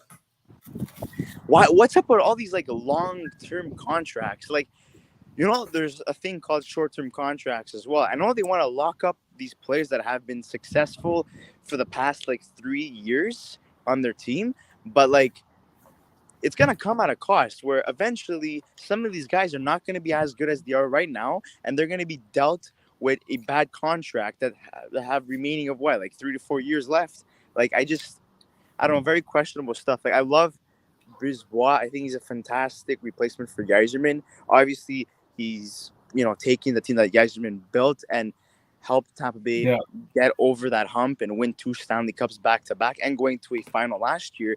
But in terms of the extensions, I think they're a little bit ludicrous, in my opinion. I agree. Yeah. And there's, I don't know if you covered this, but Xavier Ouellet goes to the Pittsburgh Penguins. And I think that's a common trend where a lot of Francophone players go to Pittsburgh. And maybe that's the Mario Lemieux effect or the Chris Letang effect or the Marc-Andre Fleury effect. But it's been like that for years. Well, we had Dario on before. He was in the comments, and he was kind of upset about the fact that Penguins signed Xavier Ouellet. So yeah, it's kind of a useless signing, more of an AHL depth move. But it is what it is. To be apparently, honest, there was so Sam Carchidi, I think. I guess he works for the Flyers. He said, just as an NHL source close to the Flyers situation about the possibility of signing Gaudreau or Kadri, and they said no cap space for these guys. And he goes, will that change? I don't know. Yeah, like Philly is in a weird situation where they want to add these top caliber players, but what cap space do they really have?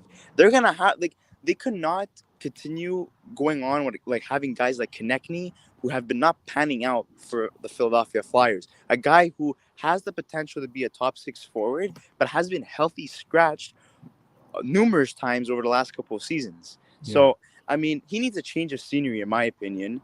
And I think he would not mind that whatsoever. The Ryan Ellis, apparently he's not happy at the situation in Philadelphia after 1 year being there. So I don't know if he's more happy now that they added D'Angelo and Tortorella, or maybe he still wants to be traded, but he dealt with injuries last year too. So we don't know what's his health status as well. So a lot of things up in the air for the Philadelphia Flyers. I think it's going to be very interesting to see what happens, but I'll be very surprised. I expected more to happen. I don't think that I'm not trying to say that, but I'm saying like it's been very quiet lately, and I'm kind of curious to see if maybe it has something to do with like maybe the fact that like a lot of teams are just trying to like figure out their options. Like a lot of players are trying to weigh up their options. We talked about John Klingberg before. Do you like the return for Brent Burns, by the way?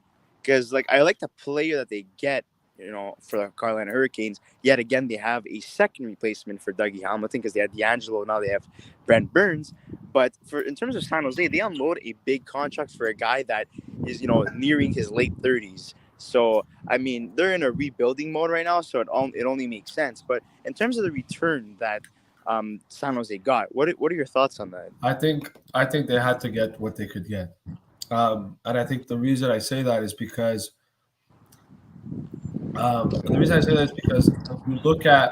you look at what the Sharks gave up, right? And you look at the fact that he makes $8 million a year, and you're like, you need to move on from that contract because I think San Jose has higher aspirations, and I think it was time for them to essentially, move on from him. So I think they tried to get the best deal they could, and I think they did. I don't. The return is not anything special, but it's something, right? Those So are at least my they got. thoughts essentially. Try to get whatever you could get, move that contract. And was there any salary retention, or was it straight up here, take the contract? Um, no, they retained. I think they retained 33%. Oh, not bad. Um, and then Sean Shapiro just said was told last week in Montreal that the Stars weren't going to aggressively go after Klingberg right away, but they made it clear to his camp they wanted him to check back after if he saw what happened to the market. So nice place to wonder that may be paying off. Maybe. I don't know, man. Um, It's we have relative. Ryan Coonan saying that Toronto Maple Leafs announced that the hockey club signed forward Adam Gaudreau to Yes. a 1 year contract, Yes. 750K. I like that deal actually because Gaudreau was solid with the Vancouver Canucks, and then he went to Chicago, and it didn't pan out for him. But like I think it's a good for 750K for the caliber of player that you get an Adam Gaudreau. I think that's a good signing. I think that's a very sneaky signing, in my opinion.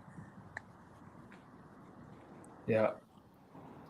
Yeah, We'll see what happens. just addressing Eric Comrie to Buffalo, very disappointed in terms of the direction they took uh, for their goaltending situation. I know they have solid uh, goalie prospects, one of it which is Devon Lively, and the other one I cannot pronounce his name, but I know Luca's good at pronouncing weird names.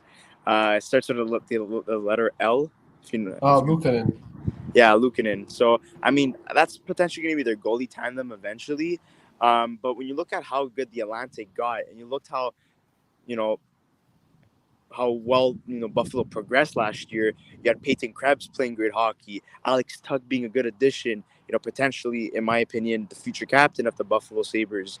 Tage Thompson taking the next step as well, and you have Owen Power in the equation. You have Rasmus Dahlin.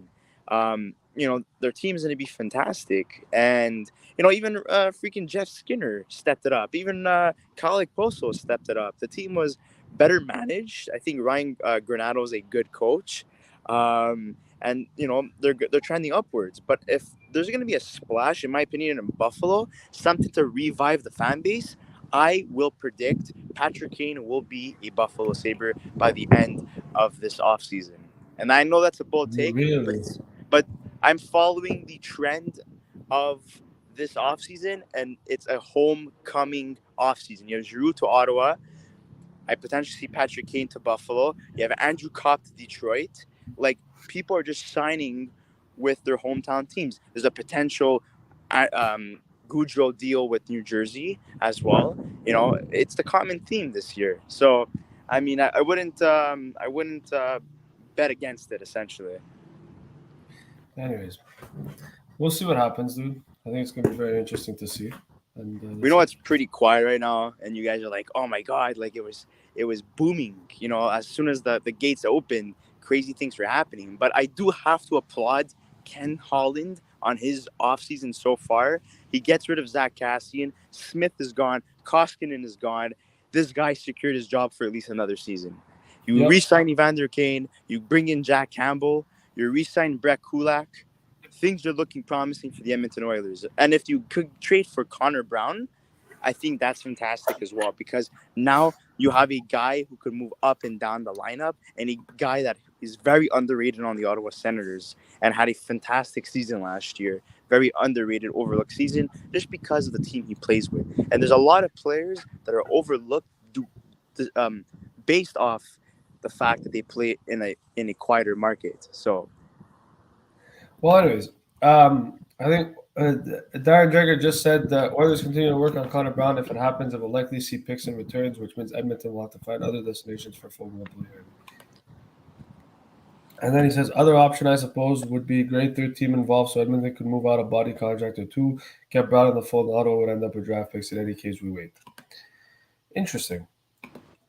So we'll see what happens with Ottawa. Any news on Mackenzie Weegar potentially heading to the Ottawa Senators? They haven't spoken about that in a while. I don't think. Oh, the Habs made a deal. Who do they sign? Madison Bowie. Not bad. He had high potential with the Washington Capitals that never panned out, and another guy that wants a fresh start. I'm pretty sure he got traded somewhere else after he left the Washington Capitals. I think he's been to 2 other teams. I don't remember who exactly, but man, Habs fans, I think you should be a little bit optimistic now that things are starting. He's 27. He's 27. He's played in the AHL last year. Played 2 games in the NHL. He's a good. I think he's a replacement for Ouellet, to be honest. I won't lie. I think he's more of an AHL guy than anything else, but we'll see. Brendan Lemieux stays in LA, $1.35 million for him. Please, for the sake of the Montreal Canadiens fan base, this season could not be another off season like last year. Where last year's off season, the priority was signing AHL players and trying to strengthen Laval, and as of right now, they haven't done anything to help the team moving forward. And but Laval, on the other hand, it seems like they re-signed everybody, and now they're adding a guy like Madison Bowie, who's an AHL caliber player. Nothing impressive so far.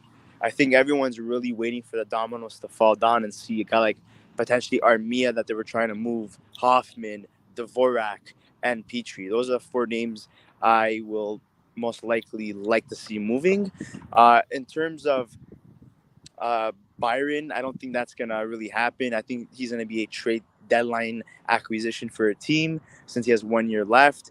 Gallagher, the way that he's been playing, he needs a bounce back season. He's a fan favorite, good leadership. So I guess you want to keep that on the team. And the thing is that his contract's not that great. So at the moment, he's unmovable. And then you have Jonathan Drouin, who's a special case because he's been dealing with a lot of problems outside of hockey. And with that contract that he has, it's not great either. So they have a couple of issues in terms of trying to move certain players on the Montreal Canadiens roster right now. Yeah, I agree. Completely agree. I don't know, man. I'm not too thrilled about the Bowie deal. Like, it's nothing. It's not what people are hoping for. It's a 2-way deal. That they just said it now. It's a 2-way deal. One year, 2-way contract. So it's an AHL deal. Yeah. Nothing to celebrate about. Yeah. It's something though. Yeah, at least they're working on something. Chaludeau went to Colorado. That's cool. Yeah, so he leaves Syracuse because he was playing with Tampa last year. Well, he's part of their organization, first round exit, and now he's back.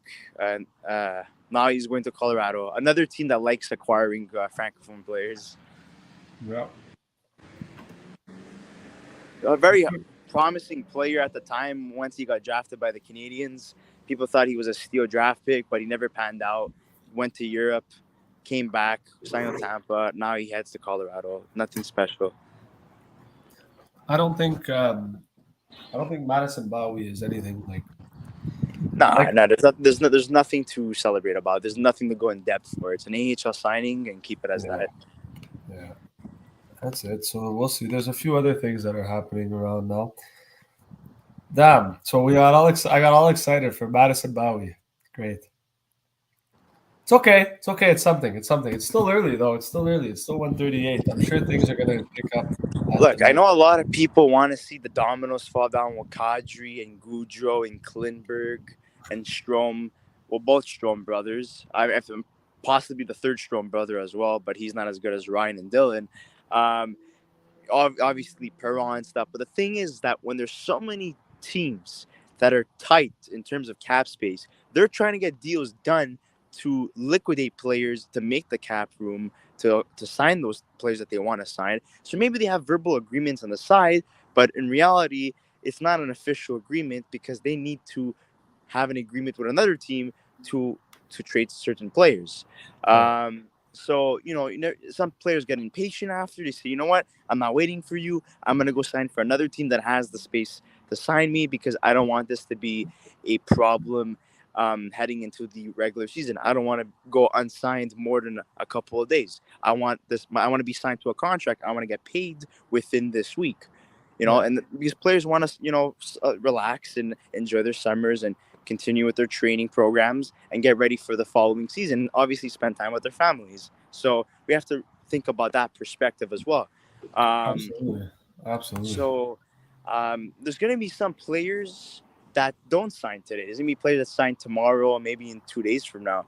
But I think that's a lot more exciting because with that being said, you have a lot more to look forward to. It's not a one-day thing, and then it's like, okay, I guess nothing else is going to happen for the rest of the summer. You could look forward to the next day because a lot of top caliber players have yet to be signed. And when you have a lot of interest from teams, you're literally sitting down with your family and your agent, and you're weighing in on every single option. And that's what's happening right now for a lot of these players that are still available. I guess we'll see. Ryan Kewen says, do you think the Leafs will get it? No. I don't think the Leafs are going to get new defense. I think the Leafs are done. In my opinion, I don't think the Leafs are going to do anything. Toby Paquette-Bisson signs a contract with the King. So all I see here, every single time Renaud Lavoie is tweeting, it seems like he's tweeting that a Habs player is leaving. So it's a bit, or a Rocket player is leaving. So it's, or a Francophone player is leaving or has been signed. Yeah, so it's a bit frustrating, but it's okay. There's a certain player that is very interesting, and that's Charlie Lindgren. He decided to hit the market, and we already know that the market for goaltending has been crazy this year. I wouldn't be surprised if a team looking for a goaltender could sign him to a multi-year deal. Yeah, I could see that. He played good hockey this year. He was good with St. Louis, and with Springfield, he had a good tenure as well. Yeah, but I think also the thing with Charlie Lindgren is I know that he only played 5 games this year and he was 5-0, but how much NHL potential is there really, right? Like if you're signing Lindgren, maybe he's a late bloomer. Yeah, but if you're signing Lindgren, are you signing Lindgren to be your backup, or are you signing Lindgren to be your third string goalie? Because if you're signing him to be your third string goalie, it's one thing. But if you're signing him to be your backup, I think a team is willing to take the chance to sign him as a backup. Well, you know what? We talk about a team that needs a goaltender. I think Washington could maybe look at a chance like that with Lindgren. They could have a Kemper-Lindgren tandem. I don't see a problem in that, but people would rebuttal and say, how about giving Zachary Fucale an opportunity as a backup? So this Fucale's played less games and has less experience, I would say. Maybe. Yeah. That would be. But I would say his ceiling is higher than Lindgren. Did you know that Laura Dauphin also signed with Arizona? Yeah, typical, bottom feeder moves. Just trying to fill in the lineup and just have a team on paper to play. A guy like Dauphin, let's be honest here, if he didn't sign with the Arizona Coyotes, he probably would have gone back to the AHL. So he said, I still want to be relevant. I want to play in the NHL. And that's a lot of AHL players thinking right now. I don't care if I go to Arizona because I'm still going to be a part of the NHL. And that's all that matters. Because if I can make myself somewhat relevant in Arizona, maybe I could get traded to a better team, a Stanley Cup contending team, or just a playoff team in general. So it's a smart move in terms of that. In terms of the location, in terms of the situation going on in Arizona, they're a rebuilding team. Them heading into a college arena is not the greatest move ever, but, for those players, it's a good shot for them to revamp their careers or at least show other teams that they're still capable of doing something. So once their contracts expire, after their one deal is done, they could sign elsewhere instead of going to Europe. Yeah, exactly. No, absolutely. Absolutely. I totally agree. I'm just like, oh, there. Washington officially announced the Darcy Kemper signing. There you go. Darcy Kemper heads to the Washington Capitals. We all saw that happening, written in the stars. So that's 5-year another deal, top. 26.25 million. That's another top player off the board. Yeah. But I'm gonna ask you guys a question in the chat, and also Luca. Does the social media era ruin trade deadline and the free agent frenzy? Yes. I feel like there's no surprises anymore. I feel like it's just, everything is reported beforehand and it's all spoiled. And the biggest example I would say of something being stripped from us was the anticipation of the Seattle Kraken roster, which Frank Saravelli of Daily Faceoff spoiled literally a, 24 hours before the actual reveal. So Yeah, I think the problem with social media in the sense that like kind of like the way we've seen it now, I would say like it becomes a situation where it's like there's no fun aspect to it anymore, I would say, right? Because a lot of the times too, like I mean, for the most part this year it's been okay. Like we haven't there's a lot of guys that we still don't know where they're going, right? So I don't this year I think it's been okay, but I think in past years too, especially, we've always kind of known what to expect before the free agency or the trade deadline started. And I think it becomes a bit frustrating because you see these TV channels like TSN, Sportsnet. If you're in the States, he has a show to kind of handle all these situations, and it's kind of frustrating a little bit because it's like you want the surprise factor, right? You want to know like what's the surprise going to be, and I feel like a lot of the times like they spoiled it a little bit, but I understand why they have to do it too. You look at a guy like Frank Saravelli. He wants to be the first one on everything, right? He wants to know everything right away before everybody else, and he wants to report it because that's the whole point of being a journalist, is to report it. So yeah, you're trying to I don't build your necessarily name in the blame them. business, right? So Yeah, I don't necessarily blame them, but my only concern would be that it's like, it takes away from the fact that you're in like the Brent Burns trade example, right? Like the Brent Burns trade, we knew Brent Burns was going to Carolina, but we didn't get the return for another like hour after that. And so I think like in terms of that, I think it should be a situation where it's like I feel like trades should just happen or signings should just happen and allow the teams to announce it. But I think the issue with that, right, is it becomes a question of like if the teams announce it, then you don't really need journalists to cover them, I guess. So I guess it depends. yeah, I mean, I totally agree what you said as well, and yeah, we just wanted to see what you guys were thinking in terms of like that whole aspect of the role that social media plays in terms of sports in general, in terms of transactions. So, just So you think interesting topic. Darcy Kemp? Do you like the Darcy Kemper signing? I love it. I love it. Darcy Kemper reminds me of a Philip Grubauer at the time with Washington, or maybe a Jose Theodore. Not a guy that's a franchise goaltender, but a good enough goaltender that stands his ground, and he's a starter. Nothing special, but it's not a guy that you throw over $8 million for, which is what you're supposed to be paying a goaltender. Less than $8 million, in my opinion.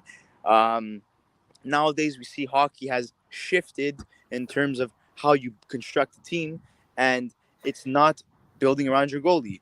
A lot of teams have made that mistake, including the Montreal Canadiens, for example. So you build your team in terms of having a good structure on offense, good structure on defense, and you get two goaltenders that either you want to play 1A, 1B, or you get goaltenders that you have a clear starter and a clear backup, but you don't pay them over $8 million, because then it Yeah. creates problems in terms of trying to sign forwards and defensemen. So Yeah, I would agree. And I think even for Washington, like I talked about this before, um, I think the Caps and the Penguins should be teams that are rebuilding. But I understand where they're coming from in the sense that they still want to be competitive. My only concern with Kemper going to Washington is that I think the Caps are on a decline. And I know that people might disagree with me on that, but I look at where the Caps are at, and I'm like, I don't, even if they add a guy like Kemper, I don't see them being a cup contender. Like I don't. I see them being a playoff team, but I don't see them being a cup contender. And I think, we've seen with Darcy Kemper, like, yeah, Darcy Kemper's a good goalie, and I think he's going to play well, and it's going to be fine. But I look at how old the Caps are, the fact that they lost Backstrom, the fact that Wilson's out for a while. Ovi's not getting any younger. I know Ovi's still producing, but he's not getting any younger. I think that the Caps are in a tough position here because at some point they're going to have to rebuild, right? And how long are you going to consistently just, make it to the playoffs and not necessarily make it far before you're like, okay, maybe we should do something. It's simple until Patrick Nemeth has been traded to Arizona. Well, that was predictable because they were thinking about buying out Nemec, but then they said, you know what, let's try to move his contract. And where does every player with a horrible contract end up? Arizona. In the graveyard of the NHL, which is the Arizona. Well, you know what? Arizona's made some good moves, man. I gotta say, they picked up some decent NHL players. They picked up Troy Stecher. Look, bottom feeder moves essentially. They fill up the roster, guys that are gonna compete, but they're not gonna win as many games as an average NHL team would, and they're gonna be in the top 5 this year in terms of the NHL draft, the 2023. You don't think they're going to win the cup this year? No, but Frank Saravelli just said that the Oilers are bringing Cal Pickard as third goalie behind Jack Campbell and Stuart Skinner. So it looks so. I guess the Oilers are bringing in goaltending depth in case they need it. So Stuart. So Stuart Skinner, he prevailed in terms of the opportunities he got when Mike Smith was injured or Koskinen was playing bad, and I think he deserves a look at, and he's affordable. He's been an AHL starter for a while now, fringe backup goalie, so it's time to give him an opportunity. He gets the promotion essentially, but they also get Jack Campbell, which I think is not a bad goaltending duo whatsoever. It's hands down an improvement on what they had before, but I completely agree with that, and I think also it's a good tandem to have. I think Stuart Skinner, he's still young enough that it's even if for whatever reason Campbell doesn't work out or whatever, Stuart Skinner's still young enough that he could become at least something in the NHL. So I don't totally hate it, and like you said, it's a better tandem than Smith and Koskinen, to be honest. But anyways. We'll see. A lot of minor moves are happening now. I find look, there's Dennis Gilbert, who I think was a former Colorado Avalanche. He goes to the Flames are making a lot of minor moves. I would not be surprised if a guy like David Perron or something ended up in Calgary. They have cap space, Calgary. I know they have to sign Kachuk, but it's like I was saying in the beginning of the video. There's players that can replace Gaudreau in the top 6, but no one that's going to replace his level of production. Yeah, exactly. The impact that he had on the Calgary Flames, it's irreplaceable unless they trade for a player or if they draft a player. So, I mean, I really, really think that Calgary was very confident in re-signing Gaudreau, and that was not the case.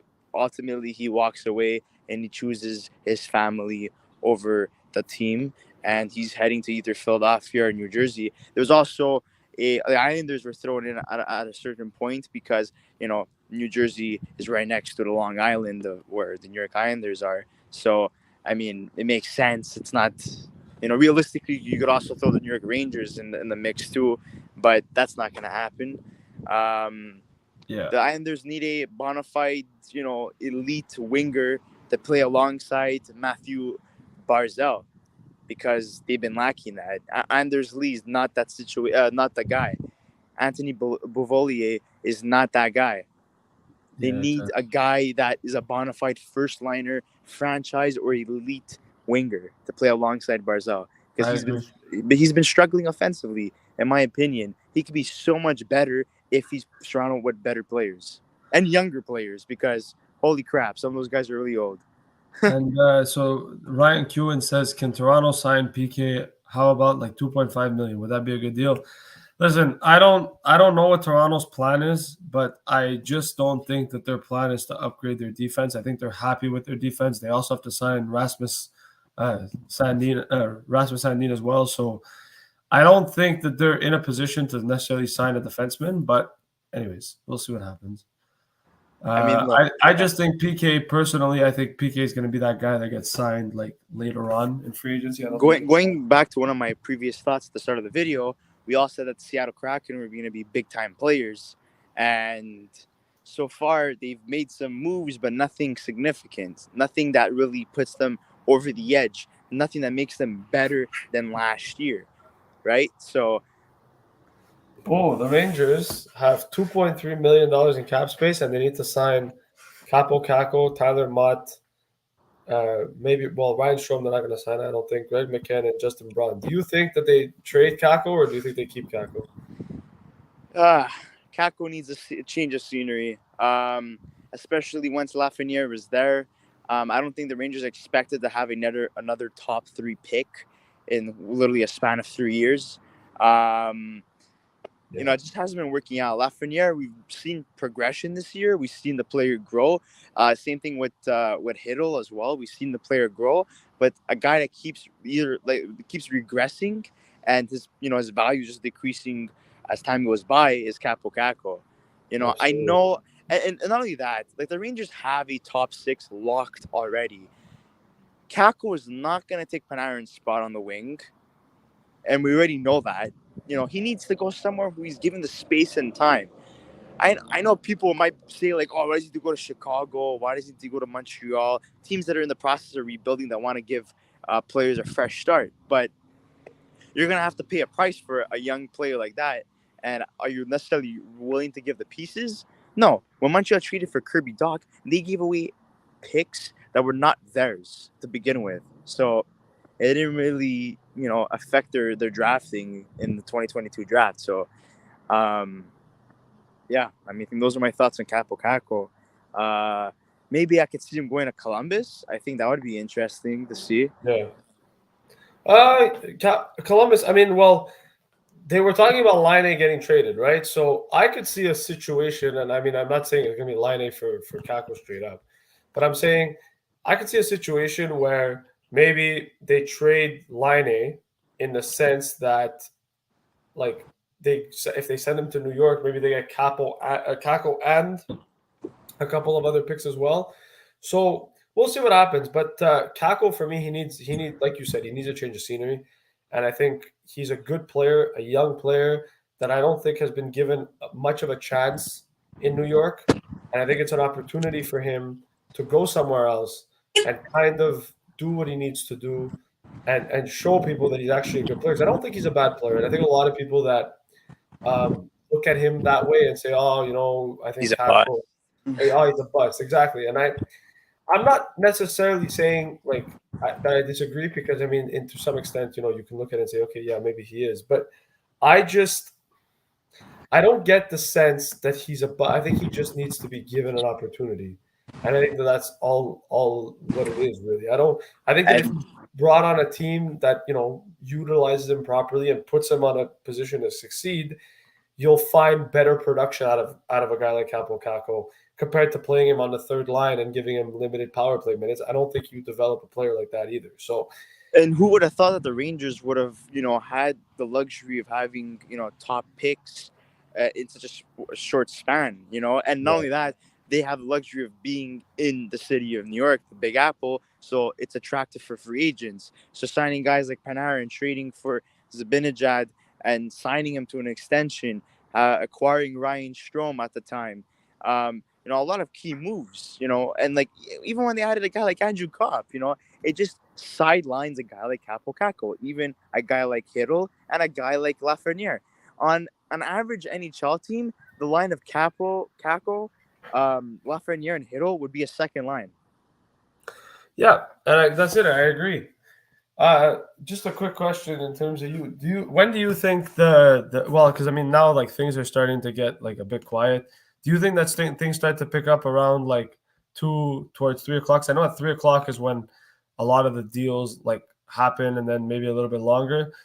because like, you know, we've started this at 10:45. I was wondering, you know, what time you were planning on, like how long you wanted the stream to continue going. I was going to stay maybe till 4 or 4:30, and then after that. Yeah, I mean, look, we could keep on going until 4 o'clock. I mean, that's prime time. A lot of things are going to be announced by then. Like I was saying before, I highly doubt that a lot of players want to wait past today to sign a contract. I think they want to get rid of it, enjoy their summers, and get paid. So, I mean, I would say around 4 o'clock would be good. But I mean, if you're tired as well, like I'll be home soon. So yeah, I no, can always we'll take. It's just I'll be honest, I am a bit tired. Like it's you did a fantastic job so far today, and I'm hoping you continue. Yeah, but I mean, look, when you get home, we'll discuss it more once you're back home and joining the podcast from home. But for now, I'm good. Like I'm okay. It's just, you know, it's a bit long, and you know, I need to take some bathroom breaks too. But besides that, I mean, look, when I covered the 2022 trade deadline, I was completely by myself for majority of the day, and that was very interesting. You guys could look back at that video just to, I mean, now it's outdated, but I mean, just to look at the experience that I endured. Essentially, it was pretty funny. But I mean, I was very proud of myself to stay streaming for that long. So, but guys, we want to hear your thoughts in terms of in the comment section below in terms of what's going on. Why do you think certain players have yet to be signed right now? What's going on? Do you think there's a stall because there's too many offers? Do you think that there's not a lot of cap space available for teams to make those signings? We would like to engage with you guys and see what you guys are thinking. So we have Gebs McGilly who says, yeah, Edmonton needs to make a run for Manson on Colorado. Kid's a beast. Well, they too can't late for that. anymore. It's a bit too late for that. He already signed, but yeah. But I mean, I'll be heading out now. I'll join a little bit later, and then I'll be full time around 3:30, 3:45. But good luck, Luca. Enjoy the rest of the signings, and I hope you guys are having a great time. We're gonna keep going until the party stops, essentially. And I'll be on Twitter tweeting some stuff. And if you guys want to, you know, follow our Twitter account, you guys can. If you guys want to also follow our TikTok account, that would be awesome too. And don't forget to the Twitter account, I'm gonna show it on screen now for the ones that don't want to see it. Guys, don't forget to sub to our podcast. We have a lot of interesting content coming up in the next couple of months. We have interviews on our way, some ex-NHL players, some journalists. It's going to be a very exciting time at the end of July, and mostly for the most part of August. And we're also going to have a lot of award prediction videos in August, so look forward to that. Luca, I wish you nothing but luck. Guys, enjoy the rest of the free agency, and I will be back in a couple of hours. So have fun, guys. Ciao, man. Oh man, so patiently waiting for things to happen. It seems very quiet at the moment. It seems like everything happened this morning, and now it's kind of just a little bit of a free for all, I would say. Right now, it's just been it's tiring a little bit. I'm not gonna lie, but we're hanging in there. You know, we'll see if there's any more moves that happen slowly but surely. Madison Bowie got signed by the Canadiens, but that's about it. Not really much else to report at the moment. It's been awfully quiet, I would say, over the last 10-15 minutes. I'm expecting something big to happen, maybe. You know, it is 2:00. It's almost going to be 3, and free agency, you know, usually around this time, around 3:00, 4:00, it becomes, you know, a longer term situation. But we'll see. We'll see what happens. Refreshing my page, kind of just going through everything bit by bit here. If we go on Cap Friendly, maybe we can like look at some things that have happened. Did they put the Brent Burns trade up? They unfortunately did not either. So kind of a little bit of a slower couple of hours, slower couple of minutes over the last, you know, I would say 20, 30 minutes. But hey, you know what? We're hanging in there, and there's going to be more trades and rumors and stuff potentially happening, signings and stuff potentially happening soon. So we'll see. I'm going to just keep keep refreshing and just hope for the best, I guess. So you guys, how do you guys feel watching this? To whoever's still watching and commenting and stuff, because I'm a bit tired. So let's start some debates or something. So what do you guys debates? I would say I don't know what debate can I do? Like I don't really know. I would say like okay, do you think in the comments below, if anyone's there, does Gaudreau go to New Jersey? Does he go to Philly, or does he go to the Islanders? And I want to know why you guys think that they go to one or the other. For whoever's listening, if Gaudreau gets signed, do you think that he goes to the Devils, to the Islanders, or does he go to Philly? And I want to know your thoughts as to why you think that he would go there. I personally think he goes to New Jersey. I think it makes the most amount of sense to go to New Jersey, just because they're an up-and-coming team, and I think it becomes a very interesting situation because he'll be home, and New Jersey is an improving team, and I think that they're going to look to try to make a big splash, and I think it makes a lot of sense. So we'll definitely see what happens here with Gaudreau. But I could see him going to the Islanders too. I think the Islanders are a good team, but not anything more than that. So we'll see what happens. Brent just said, proving why nothing is done until it's done on this day. I said earlier, I wasn't done hearing that another team has come in late on talks with Marchment's cap, and Carolina is no longer assured of getting him. Stay tuned.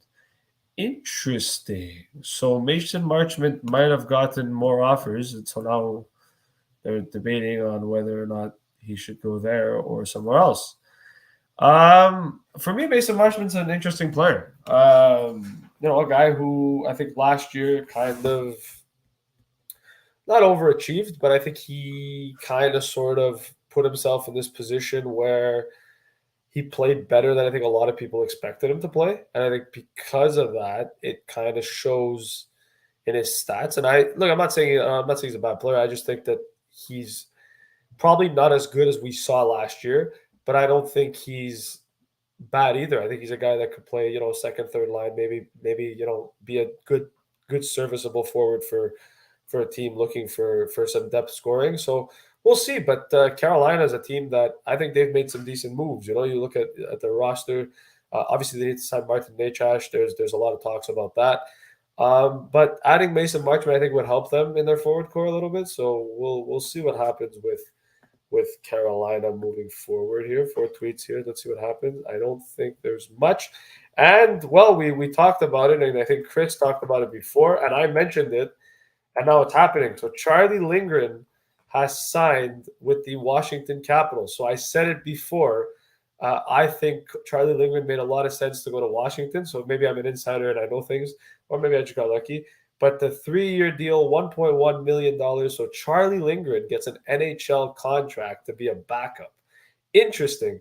Very interesting move there for the Washington Capitals. So they acquired Darcy Kemper, and they have now acquired Charlie Lindgren. 3-year deal, $1.1 million per season. So not bad. Not bad for Lindgren, who was stellar in the AHL playoffs with the Springfield Thunderbirds, and now he takes himself an opportunity to go to the Washington Capitals. And, well, we talked about Mason Marchment potentially going to Carolina. Actually, he goes to Dallas. 4-year deal, $4.5 million for Mason Marchment. So we talked about it before that Carolina had a deal in place with Mason Marchment. I guess that fell apart, and he decides to go to Dallas. So interesting move there for Mason Marchment. 4 years, $4.5 million. Listen, I think, look, I like Marchment. I do. My only concern with him is he hasn't really proven himself at the NHL level that much. And he's 27, right? So you're paying for a guy who had 47 points, 54 games. Yeah, he was good, and he was, and I'm not going to take that away from him.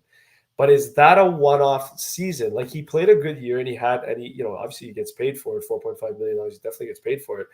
But is that mainly because he got 47 points in 55 games and it was a good year? Or is that because they believe that he'll continue to be that moving forward? Because if Mason Marchment puts up those kinds of numbers again, then we can have a different conversation of, maybe we can have a different conversation of, okay, maybe Mason Marchment becomes this guy that, just a late bloomer, and he was a little bit older when he reached his potential, and now he's actually a really good player. But I don't know. I don't really know. I look at him. I guess he's going to play in the top 6 in Dallas, and I think it's not a bad move. I don't think it's a bad move by Dallas. I just think 4.5 million. If he doesn't play the way he played this season, I think it becomes a little bit of a risky move, I would say. But happy for Mason Marchment, and unfortunately, his father passed away during the draft. So happy that he's able to get, some financial stability as well with the contract going to Dallas. And also, rest in peace to his father, Brian Marchment. I'm sure he's not dealing with that whole situation particularly well either.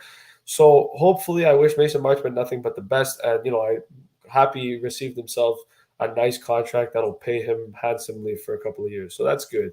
The Caps have signed Lindgren, 3-year, $3.3 million. Listen, I can't believe we called that too, but what's pretty funny is I kind of saw it coming, right?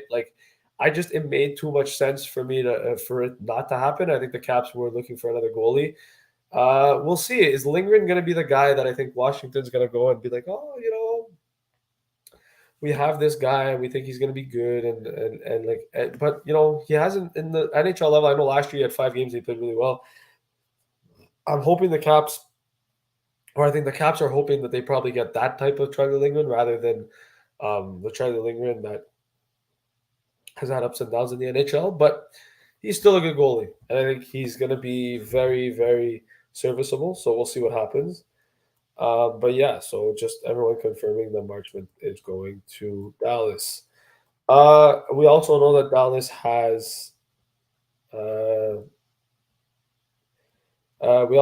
has gone back for Klingberg, so we'll see what happens. And the Caps also re-signed Matt Irwin. So I know that the Caps before, there was a Caps fan in the chat before. He was talking about Matt Irwin potentially leaving. Well, he's back in Washington, 1 more year for him. So decent move, league minimum, not too shabby there. And Buffalo have signed left defenseman Jeremy Davies to a 1-year deal. Again, league minimum, 31 points in 54 AHL games played. Again, a lot of AHL signings I find today, but it's good. They're very decent AHL signings. They're not, more than that, I would say. And in terms of Mason Marchment, they find the Radulov replacement as well, kind of what Chris just tweeted before, which is pretty cool. I think Dallas is happy about that. It's been some decent business for Dallas, who need to still sign Jason Robertson and Jake Ottinger. So there's definitely some work that needs to be done there. So interesting to see what Dallas does moving forward with those 2 guys. And Andrew Agazzino, who is a depth forward, he heads to the San Jose Sharks. So I believe he's a former Pittsburgh Penguin. Andrew Agazzino? I believe so. Or Colorado. It could be a Colorado Avalanche too. Otto Center. Okay, so he played for the Sens this year. Well, he goes to San Jose, and again, it's more of an AHL move, I think. He's a guy that's probably going to play for the Barracuda this year. But he signs, I'm assuming it's going to probably be league minimum, or maybe a bit more than league minimum. But so another move being made. A lot of AHL deals, like we said, like I mentioned before. But it's been up and down, I would say. Christopher Murray says, Devils, listen, I agree with the Gaudreau thing for the Devils. I think it makes a lot more sense to have Johnny Gaudreau play for the Devils than play for anywhere else. But like I said before, and I mentioned it before on the podcast too, I feel bad for the Calgary Flames. I think, Gaudreau was a good player for them, and I think he was a perfect fit over there. But, he leaves, and I understand, when you want to go closer to home, it makes more sense. But I think that, he had a really good chance of having a really good career in Calgary, and I'm sure that Calgary now, hopefully they find some replacements. I could see them maybe being in on a guy like Niederreiter, maybe a guy like David Perron as well. I know these guys are not going to replace Johnny Gaudreau per se, but they're still serviceable enough forwards that they can definitely, help in that regard. But yeah, so Mason Marchment, the next, bigger name that has been available. Besides that, it's been pretty quiet. Even on the trade front, it's been pretty quiet. I think we've only seen like 2 trades. Thought there would be a little bit more than that, but you know what? Maybe there's, it's becoming a little bit quiet, but at the end of the day, I think maybe teams are being more cautious. It's free agency. They're trying to, they're spending their money, and then they're going to try to see what they can do with the rest of their money that they have. But I think for the Canadiens, Chris had brought it up before.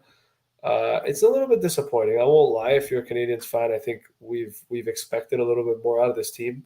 I think as a fan base too, you hear rumors about Josh Anderson, you hear rumors about Dvorak, Hoffman, Petrie, and unfortunately, no deals have been done. But I think also with the Canadiens, like, we have to be patient, right? It's a new management team. It's our first off season really with them, and so I think as a fan, you have to be patient. But I think you also have to trust the process and trust that this team is going to be put in the right direction. But in terms of that, I think it's going to be very interesting. Nick Cousins has signed a contract with the Florida Panthers, according to Bruce Garriock. That's a good move for Florida. I think, again, another depth guy, guy who can play on the third, fourth line for you, play on the penalty kill. He was good in Montreal when he was there. Went to Vegas and played pretty well as well. I know Nashville, he had some decent.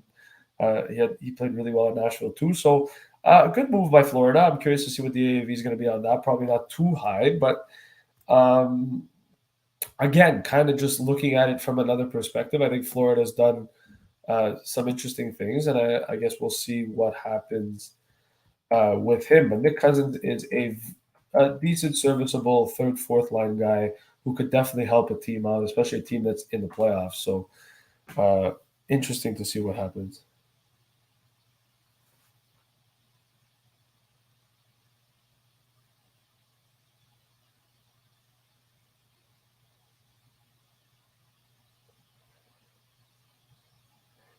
So yeah, just to kind of do that. Sorry, I'm just going through some emails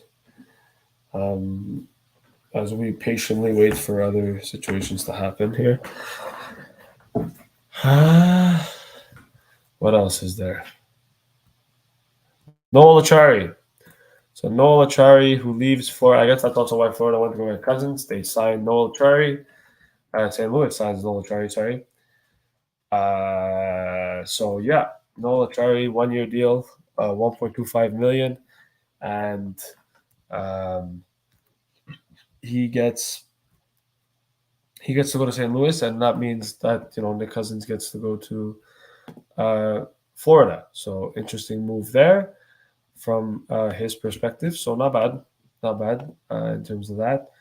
And Eric Goodbranson going to Columbus. So interesting move there. And interesting. So what's the deal here? So Arizona trade away. So Arizona acquired Patrick Nemeth, a 2025 second-round pick, and a conditional 2026 second-round pick from the New York Rangers in exchange for forward Ty Emberson. So Ty Emberson is a prospect, I'm assuming. He goes to the New York Rangers. Arizona wins that deal in a really good way. 2 second-round picks, essentially, and a future third or 2027 will have the choice. So the Yotes could either take a 2024 third-round pick or a 2026 second-round pick, as well as Patrick Nemeth. So they get themselves a decent defenseman, a guy who I think is going to play on their team, probably as a bottom 6 guy. And then, they acquire 2 picks as well. They don't have to they don't give much away as well. So good move by Arizona. They pick up more draft picks, which is good. Oscar Lindblom is expected to sign with the Sharks per league source. He was just bought out by Flyers. That's a good move by San Jose. Lindblom, I heard a lot of Philly fans tell me, and I think tell a lot of other people that they were super happy with him, and he was a good locker room guy. So good move for them. Colin Blackwell signs with Chicago. So another player going to Chicago, Colin Blackwell, 2 years, $1.2 million. So Chicago making some moves there. Adding some depth guys a bit, so we'll see what happens there. But it becomes really, really interesting now because he's still a pretty good player. I know he's a good third line guy.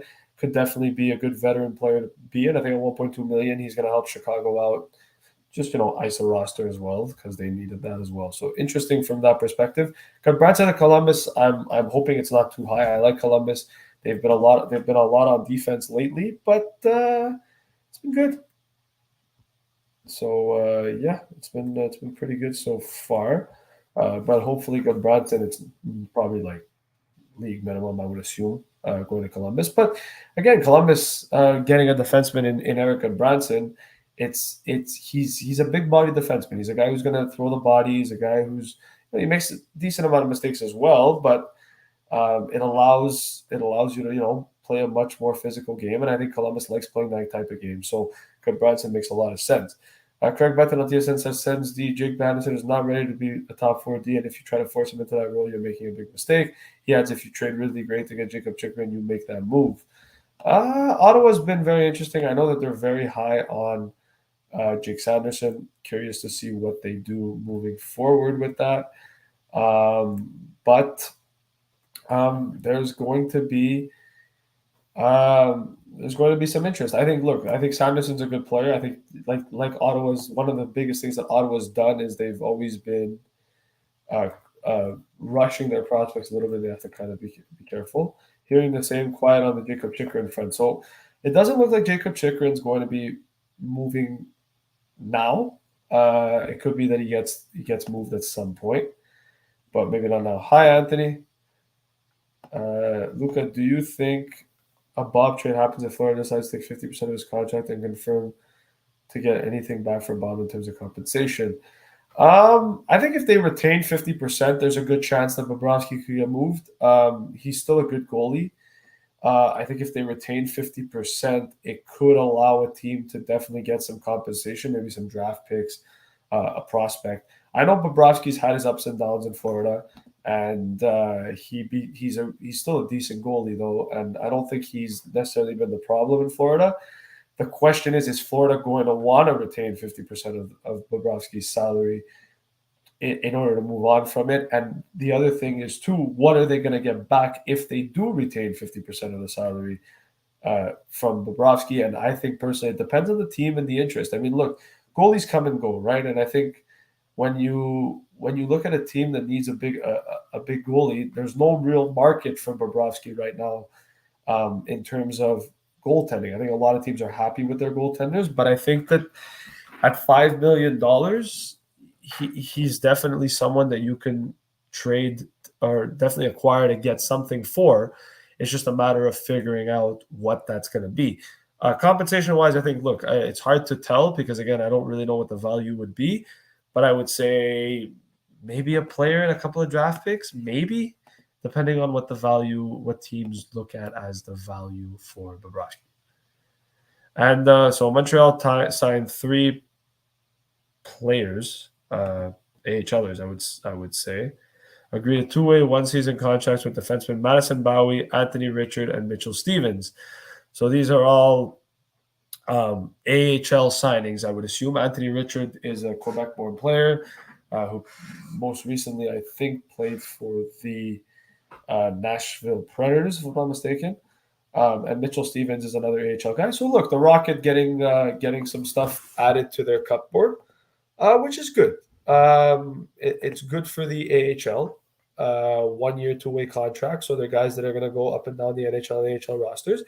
I think it's a good move for the Canadiens. For me, I'm a big Rocket fan anyways. I follow the AHL team pretty heavily. So I know that they lost some guys. They lost Dauphin. Paquette's a guy that I think looks like he could be lost as well. So adding 3 guys to the AHL roster helps for sure. Do you think Florida can get anything from Mackenzie Weegar, since it seems like we still haven't signed them as a free agent? What can we get if it's trade rights to another team? Listen, Mackenzie Weegar is one of the best defensemen in the league, in my opinion. I think he's really, really underrated. I think if Mackenzie Weegar gets traded, it could be a really good package going the other way. I could see situations like a first-round pick, even a second-round pick, decent prospects. I think Mackenzie Weegar's a really good player, and I think that no matter which team gets him, you're getting a really good defenseman. So I think if Florida does trade him, they'll get something for him, and they'll get a decent price out of him. I think a prospect of, like I said, a couple of picks as well. But it depends. I don't think Florida wants to move him. I think that the rumor is that obviously he can get moved, but in terms of where he's at, I don't necessarily think he's there. You know, I don't think he's the type of guy that gets traded unless there's an offer that you can't really refuse. Lindblom has officially agreed to deal with San Jose, which is good. But yeah, so I'm not gonna say like what I would really think because I don't really know what a trade would look like for Mackenzie Weegar. But I would say that if a trade does happen, a team like Ottawa would make a lot of sense because they've got a lot of prospects, and Ottawa seems to be going for it right now. So there's definitely something to look at there. And I would say if Ottawa had to move a player, maybe a guy like Ridley Gregg likely moves in favor of Mackenzie Weegar and a couple of draft picks. So that would be kind of what I would look for, is maybe more of a, situation where it's like a draft pick and a couple of prospects. So yeah, the just kind of going through the Habs, they made 3 league minimum signings: Madison Bowie, Mitchell Stevens, and Anthony Richard. Like I said before, just AHL guys. I don't think any of these guys make the NHL. Won't lie to you, but I could be completely wrong. I don't know what the plan is there. In terms of Florida, as a Florida fan, since it seems like Chicago is in full rebuild, do you think we can get Jonathan Toews? I think the only way Florida gets Jonathan Toews is if they retain salary. Chicago retains salary. What I mean by that is this: if you want to look at Florida's salary cap space, and we'll go and look at it together right now. So if you go to Florida, they have no cap space at the moment, like zero, right? And so chances are Mackenzie Weegar probably does get traded. He's still got one more year left, though, at 3.25, so they don't have to trade him yet. But in terms of where Jonathan Toews would come in, even at retained salary, they'd have to give up a roster player, and I just don't see a situation where it would make sense to go and acquire a guy like Jonathan Toews, unless you brought up the scenario of Bobrovsky. But Bobrovsky, it becomes a tough pill to swallow, right? The other problem with Florida, too, is they bought out Keith Yandel and Scott Darling, which are under contract with them. $6 million is committed to buying them out. So Florida, we'll see. I don't really think there's a market there for Jonathan Toews with Florida, but you never know. Hearing Florida Panthers have signed agreed to terms on a 2-year, $1.1 million deal with Nick Cousins. So Nick Cousins, 2 years, $1.1 million. Again, fourth line guy, good, serviceable player. Happy about that. I think Florida get themselves a decent player. They're over the cap currently, so that's going to be interesting to see what they do with that. But Nick Cousins signing a 2-year, $1.1 million deal means Florida has to, I believe, make a move. If I'm not mistaken, I think they have to make a move because they're going to be over the cap by a little bit. So interesting to see what Florida does moving forward. Because they currently don't have enough cap space. But maybe a guy like they added Colin White already. Maybe they move Eto Lustanarian, or they're banking. Obviously, it's true Anthony Duclair is injured, so it could be that as an option, or they move on from Mackenzie Weegar as well, like Anthony had mentioned, which I think Mackenzie Weegar is going to get a decent return if he does get traded. A little bit surprised how it's required a free agency. Beyond re-signing Trevor Lewis, it's a brutal $18 for the franchise. It's true. Rangers signed Mark Lazarus. Says a part of the appeal of these veterans is to have fillable assets, but they're also roster fillers who can allow prospects to learn more and roster for the language of the NHL's worst team. True. So that's it. So it's been quieter on the front. It's been picking up lately. The Canadiens making 3 signings. We'll see what happens. There's still a lot of time left for the Canadiens. And Justin Braun and Nick Delorier are going to Philadelphia. So we talked about them potentially leaving. Well, and Artturi Lehkonen signed his extension with Colorado, $4.5 million for 5 years. Happy for Lecky. Absolutely, really happy for Artturi Lehkonen. One of the best playoff performers I've seen. Colorado's going to be super happy with him. I think he's going to be super happy in Colorado. He's got himself a cup ring. He now commits himself to Colorado for 5 more years at $4.5 million. Good for the player, good for the team, good signing, good contract. Can't go wrong with that at all. Try leaving to Washington, we know. Louis Domingue. they signed him to a 2-year deal. So it's funny, they saw him at the in the playoffs. Played okay, but wasn't the best for him, unfortunately. He goes to New York on a 2-year deal, so maybe a backup role for him or an AHL role for him. But it's the Rangers. Matt Luff had signed an extension, signed a deal with the Rangers, and yeah, Justin Braun and Nick Delorier to Philly. So Philly get tougher. Nick Delorier is a tough player. Really big guy, picks fights a lot. Justin Braun returns to Philly after getting traded from there earlier this season. So he joins Philly again. Happy for him with that move. And wow, big move coming here. Detroit and Stevie Y have just signed David Perron. They're closing in on a deal. David Perron in Detroit. And we talked about it before, man. And, Ottawa, we gave Ottawa credit. Let's give Detroit some credit, man. They're going for a playoff spot this year. David Perron closing in on a deal. They've signed Ben Sherratt.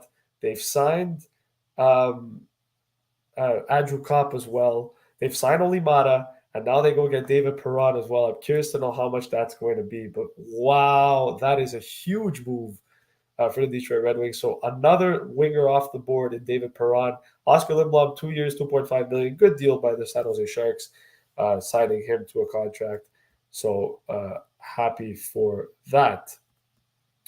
Nick Delorier is 4 years, $2 million per season. Ooh, that's a bit too much.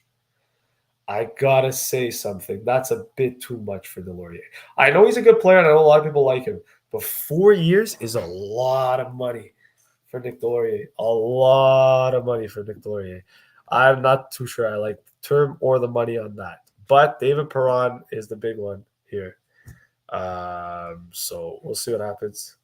Can you explain why is it that Chicago basically traded Kirby Dach since it seems like they had just drafted him 2 years ago? Is it because the general manager is that cheap? No, it's because I think they're trying to just bring a new dynamic to the team.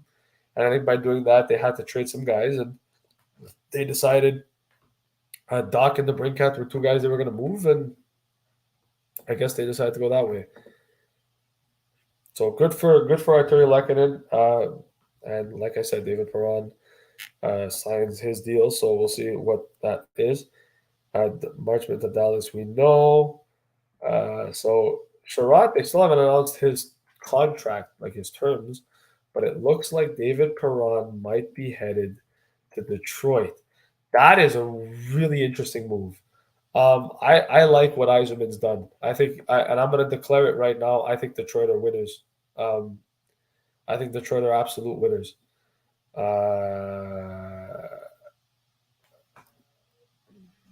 I think they're absolute winners. I think if this Perron deal is good, I think the Yzerman makes some sneaky moves. They brought in Ville Husso as a goalie. Olimata's a good signing. Sherratt, if it gets done, could be a good signing. And now they bring in Perron. Detroit is looking like a team that is trying to really fight for a playoff spot this year. And I think they see the opportunity because of where Boston's at and where the Canadiens are at, that this is an opportunity for them to kind of take advantage of. And Eric Gustafsson to the Capitals. So Eric Gustafsson, former defenseman of the Montreal Canadiens and Chicago Blackhawks, he signs a move with the Washington Capitals. So an interesting move for the Caps, adding up to their defenseman, which is good. Stockpiling their defenseman. Obviously, they got rid of Justin Schultz. I guess that would be kind of their small replacement for Justin Schultz. So interesting move for the Washington Capitals over there. Which is interesting. I'm curious to see what the AAV is going to be on that. Delorier, 4 years is too much, in my opinion. I'm not going to lie to you. I like Nikolai Delorier. I think he's a good, serviceable player who can play on the third and fourth line and be a physical player. But 4 years at $2 million, you're paying too much for his services, I think. And I think Philly's going to end up regretting that contract because, he apart from being physical and maybe not scoring that many goals, he doesn't really do much. And so there's something there.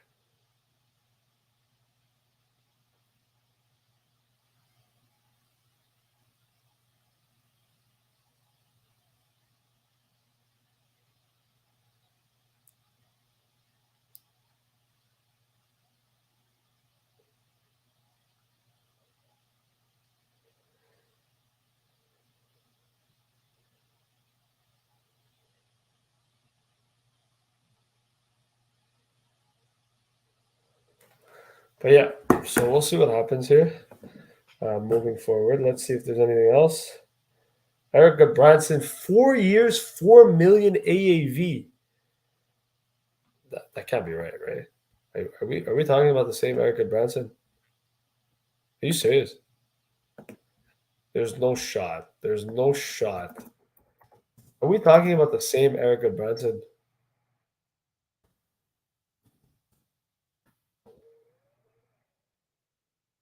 This guy. Seriously? I mean, 17 points for Calgary. I know he was good, but man, really? 4 million? That's too much. 4 years, fine. That I can stand by. That's okay. But 4 million? That's way too much. I'm sorry. I don't like that at all. I won't lie to you. I really don't like that deal a lot. 4 years, 4 million AAV for Eric Branson. Wow. Okay. Well, I take back what I said. I don't think he's that good. I don't think he's worth $4 million. So, wow. Okay. I know he had a better year last year, but wow. Okay. That's interesting. We'll see what happens. That's interesting though. Definitely.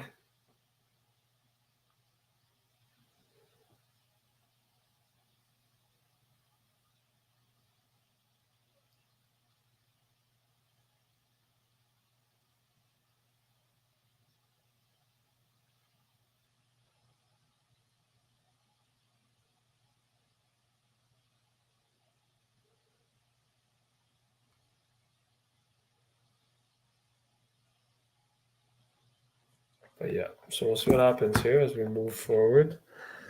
Any comments or something? Hey, where are you? Where do you? Hunter Dex. Hey, where do you? I'm good. Things are good.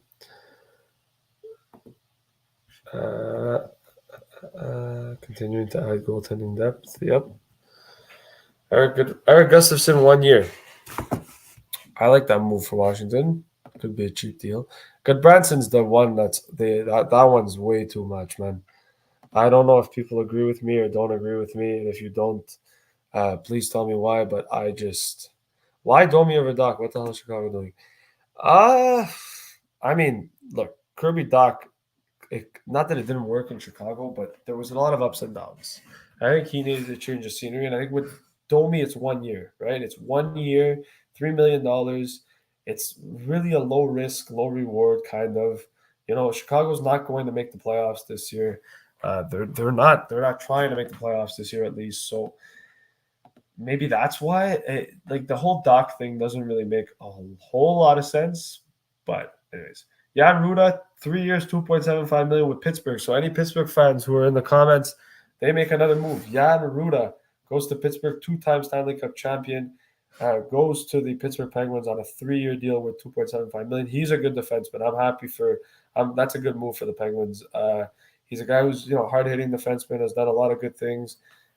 Plays a good two-way defensive game. So happy for him, and we'll see what happens moving forward. But good move, and 3-year deal. So still relatively shorter term, but there you go. Signs his contract, 3-year contract. It's going to be a good move. He's a defensive defenseman. He's not really a guy who's going to score you a lot of points, but he'll do the little stuff. And he was a big reason. He was one of the reasons why Tampa won the Stanley Cup when they did. And so I think for that, Pittsburgh's got to be looking at that and saying, okay, you know what, maybe we can add some of that to our team. So good on them for sure. In terms of where the signings are at and kind of what they're going to do moving forward. So going to be interesting. We'll see what happens here as we get set to go. And in terms of that, what else is there? Nothing really. Yeah, that's a lot of I'm not gonna lie to you. I don't like that Branson deal at all. I'm really upset actually because how do you pay that guy $4 million? This is the same Eric Branson that like his defensive numbers are just not good enough. And I just 4 years at 4 million AAV. If that was 4 million total, it would be too like it would make more sense if it was 4 years total, 4 million total, fine. But 4 years, 4 million per, like that's a lot of money for a guy who doesn't really show much of anything in the NHL level. And that's not to try to criticize him. It's just I look at him and I'm like, there's so many better defensemen that are cheaper. Like Jan Ruda at 2.75 million with Pittsburgh is a better defenseman than Eric Branson. So I don't understand that deal whatsoever. I'm gonna be completely honest with you. That is really frustrating. Watching that unfold a bit.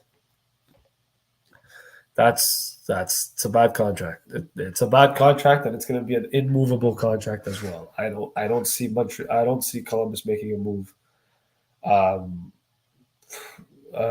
Being able to move that contract if it turns out to be bad, they better hope that Goodbranson turns into a monster, because that's that. I was all excited. I was like, okay, Goodbranson, 1 year deal, maybe, whatever. 4 years, 4 million is too much. I like Jarmo Kekalainen, but that's a bad move. That's a really bad move. That's probably the worst move of the day, in my opinion. So I'm going to be completely honest with you. I don't see it. I don't see it at all. I don't see the point in it. I don't understand it. Nothing close on extension talks between Florida and Uyghur. Panthers still engaged in trades from sounds of it. Okay, so interesting there in terms of what they're trying to do. So we'll see what Florida does moving forward. I hope Mackenzie Weegar, if he does get traded. But waiting on details, but it looks like David Perron will not play for the Red Wings. Yep, we're waiting for details as well. So good to see that being the case. But yeah, just kind of looking forward to everything that's going to go on. Exciting times as we get set to go here.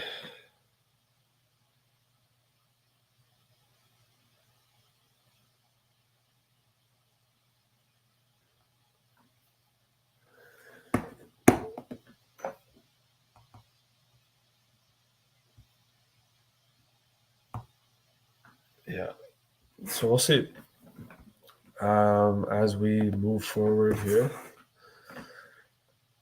Still waiting on other things to be announced. Perron, we're waiting on the AAV of him, but it sounds like he'll be playing for Detroit, which, man, Detroit, what an impressive team. What an impressive situation. And good for Steve Yzerman, man, because he's using that cap space that he has to good use. He's putting it to good use. 23 million, and that's obviously they haven't included the signings of David Perron and obviously Ben Sherrod either, but they're using that cap space really, really well, and I think that's fantastic of Detroit to do what they're doing. And Yzerman's proving once again that he wants to be competitive, and I think he sees Detroit as a competitive team, and he's able to do it, and he's able to go out there and get what he has to do. Will Bitton signs a extension with the St. Louis Blues, which is good.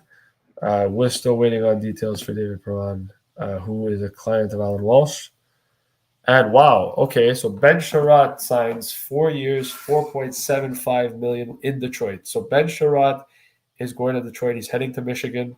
4 years, 4.75, so close to $5 million for Ben Sherratt. That it's reasonable. I think the contract's a bit much. I think 4 million, maybe even 4.2 million would have made a lot of sense for Sherratt. I think 4.75, close to 5 million for Sherratt is too much in terms of that. But you know what? It's Steve Yzerman, and you can't doubt him.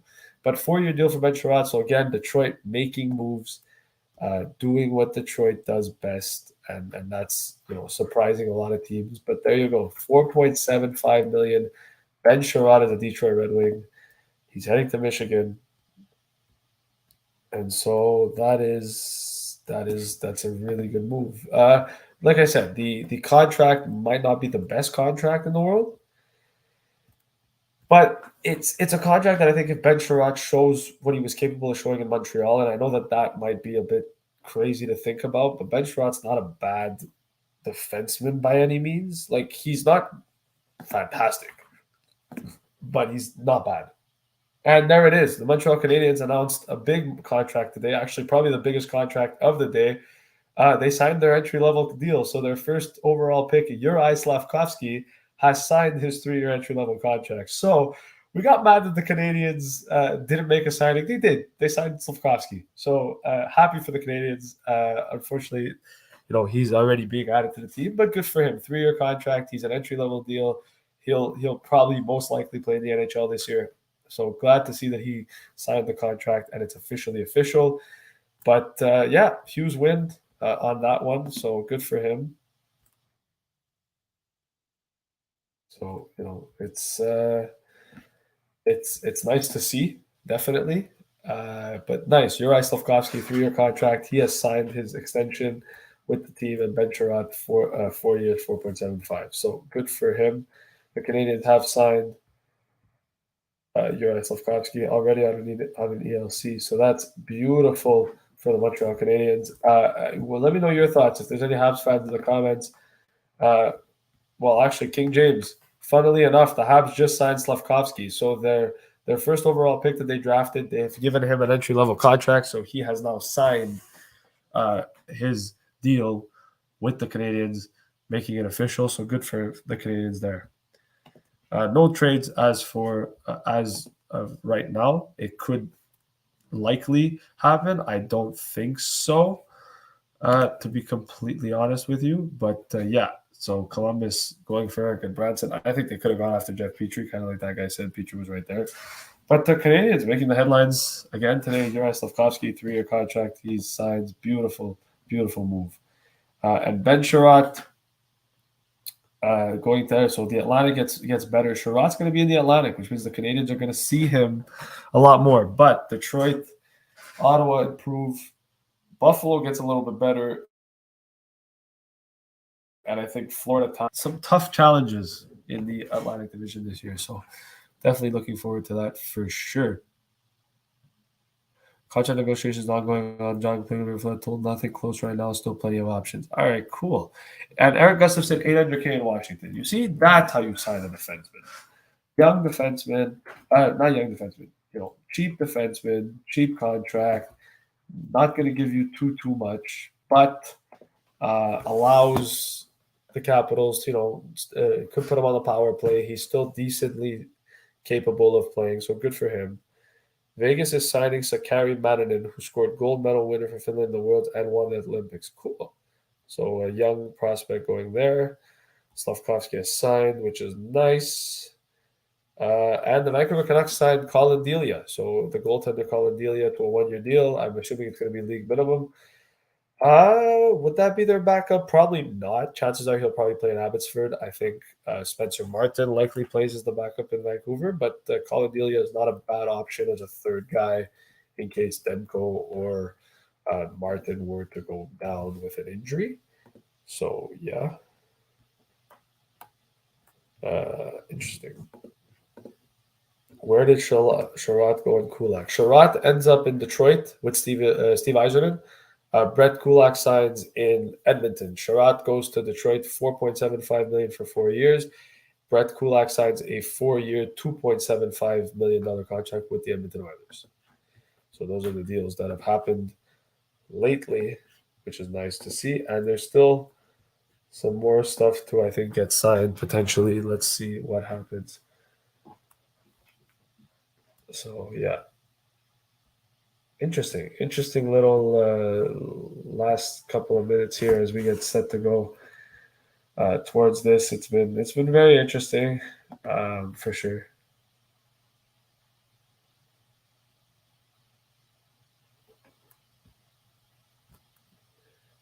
Mason Marchman tells James Dutty that his free agent decision was close between Dallas and Carolina. Adds that he's known Stars since he was a young kid. Interesting. So I guess he went based on familiarity. I think he knew because he knew the assistant coach. it allowed him to be more familiar with Dallas compared to, let's say, Carolina, and that's probably why he chose Dallas. Madison Bowie gets $395K guaranteed no matter what, which is cool. AHL contract. I'll be honest, I think the Canadiens are done. I think allowing Slavkovsky to sign, I don't think they would make a bigger move than that if they didn't have to. So I think they're done in that sense. I could be wrong though, but just a gut feeling. And we'll see. We'll see what happens with the Canadiens moving forward here. But definitely super exciting for the Montreal Canadiens. That's for damn sure. And Kent Hughes came up to him, and that's the video of him showing where Slavkovsky should sign. Interesting. So Kent Hughes has been working. It's not not too much there, but yeah. So whoever's left, I know this may have gotten a little bit boring, and I apologize. Not that many big deals have happened lately, so just trying to take whatever I can do here. Dan Renouf to Boston, 2 years, 2-way contract, so another AHL move being brought over there. So the Canadiens did wake up. They realized they had to make signings today, so they did. They signed Slavkovsky, which is nice. It's good. It's a good signing for them. Let's hope that he turns into a really good elite player. But like people said, if it's based on development camp and what his development camp looked like, I think that there is a possibility that he could be a really good player for this team moving forward. So definitely exciting times for the Montreal Canadiens. Yeah, we're still waiting on David Perron. We're still waiting on a few other names to be sorted a little bit. We have 11 people here. So, we're going down a little bit in viewership. It's okay, though. Whoever's stuck with us for a while, I appreciate every single one of you guys for, tuning in.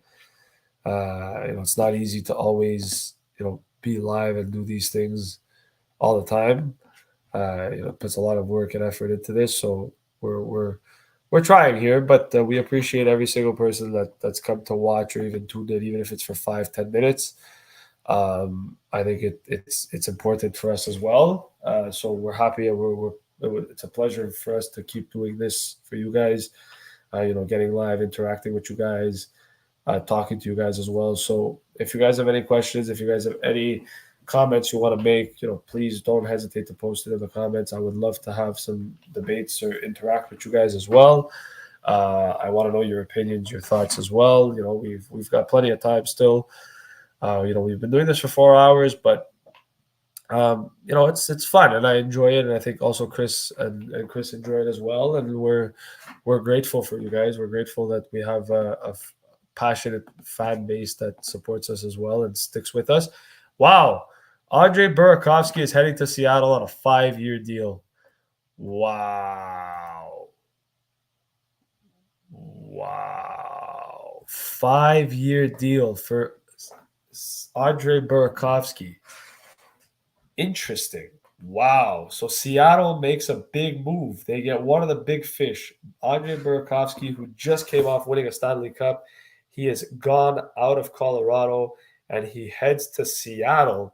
So Seattle making some moves. They were reportedly interested in John Klingberg. They have now gone and picked up Burakovsky for 5 years. It looks like that's what it's going to be. We're waiting on the AAV, but Andrei Burakovsky has signed a 5-year deal with the Seattle Kraken here. So wow, interesting. I'm curious to see how much that's going to be. But 5-year deal. Wow. Interesting. And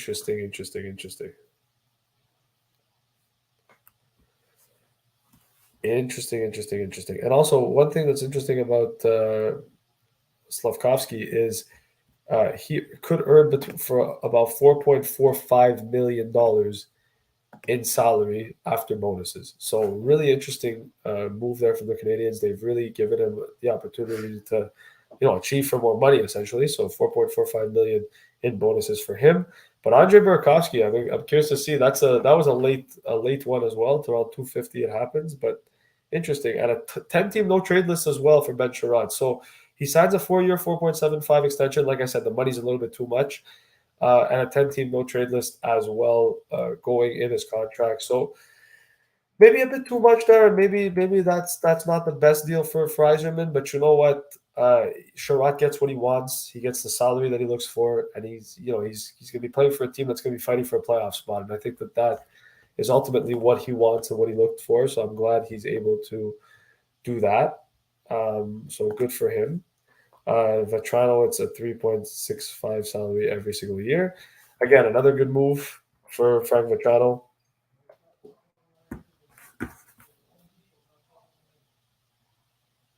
So interesting move there. But yeah, really, really fascinating moves today. A lot of guys that have moved to different places. Burakovsky, I didn't see Seattle as an option for him at the beginning. I won't lie. So the fact that Andre Burakovsky has signed the contract with the Seattle Kraken, I think it's a good move for Seattle. They need offense, man, and so they go and pick up something. They go and pick up some offense as well. It allows them to kind of get what they need to do and bolster their offense so they can be a little bit more competitive next year. They have Shane Wright, they have Matty Beniers. It's good. And 5.5 million AAV. You know what?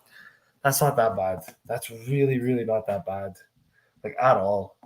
Like Burakovsky's a good player. 5.5 million for Andre Burakovsky is really good. 61 points in 80 games, 44 and 53, 45 and 58. He struggled in Washington when he was there, but he seemed to get his form back in Colorado. And I think that with Seattle, it's going to allow him to build up a reputation here in Seattle. And at 5.5 million AAV, it's a really good contract. I think it's a good term as well. Good contract. I think if he can play the way he's played in Colorado, I think this could be a steal of a contract in a couple of years. And I think Burakovsky's going to go and help implement Seattle to get to that next step, right? They already have a good young core. They already have a good young forward core with Shane Wright and Matty Beniers. They have Jordan Eberle, who had a decent year last year. Yanni Gourde's a guy that needs a little bit more of a winger next to him, so they added him, which was good. You go and look at somebody else. They had Jared McCann as well, was another one that was really interesting. So Seattle have players. They've gone and spent some money here, and I kind of like what they've done. It's good. It's a good signing. It's a great signing. In fact, it's one of the best signings. And actually, really interesting here. So Bob McKenzie just tweeted this. So Mark Stahl signs a $750K contract with the Florida Panthers, and Eric Stahl is on a PTO, so a professional tryout contract for Eric Stahl. So Eric Stahl looking to come back to the NHL. He gets a professional tryout with the Florida Panthers. And Mark Stahl, who is Eric Stahl's brother, he signs a 1-year, $750K contract. So happy for the Stahl brothers. There might be an opportunity there to play with each other, which I'm sure they're going to love that opportunity. Hopefully Eric Stahl, with his professional tryout, gets an opportunity to play in Florida as well. But good signing for them. I think Mark Stahl too. He's a good 7th, 8th defenseman. He's a guy that I think is going to help you out. And so that's going to be really interesting. King James, where is Gaudreau going? Unfortunately, we don't really have the answers for you there right now. The Islanders seem to be interested. The Devils seem to be interested. And Philadelphia as well is another team that seems to be very interested as well. So we'll see where Gaudreau ends up. But those are the 3 teams that could potentially get his services. So we've seen Burakovsky. And now we've seen the Stahl brothers as well. We've seen a few other guys. It's going to be very interesting to see what happens over the next couple of minutes here as we get set to kind of continue this a little bit more, and we continue this situation here. It's going to be fun. I don't know if the Canadiens are done. They haven't announced anything in terms of a press conference yet. So Burakovsky to Seattle, 5 times 5.5. Good contract. I'm happy about that. I think that's a really good contract for Seattle. I think they've done a good job, like I said before, and it's a decent contract. It's something that I think is going to help them out. So good for them, and we'll see what happens moving forward here. But yeah, they've done some decent things here. Goalie trade that was yesterday.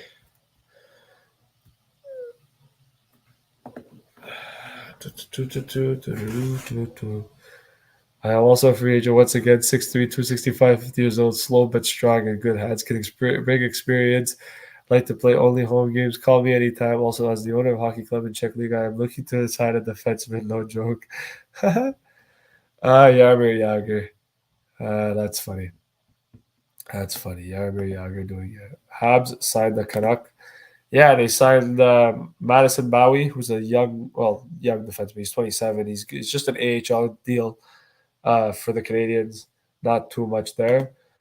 Yes, Campbell is going to Edmonton. 5 years, $5 million per season for Jack Campbell in Edmonton. So, yeah. I've come to terms.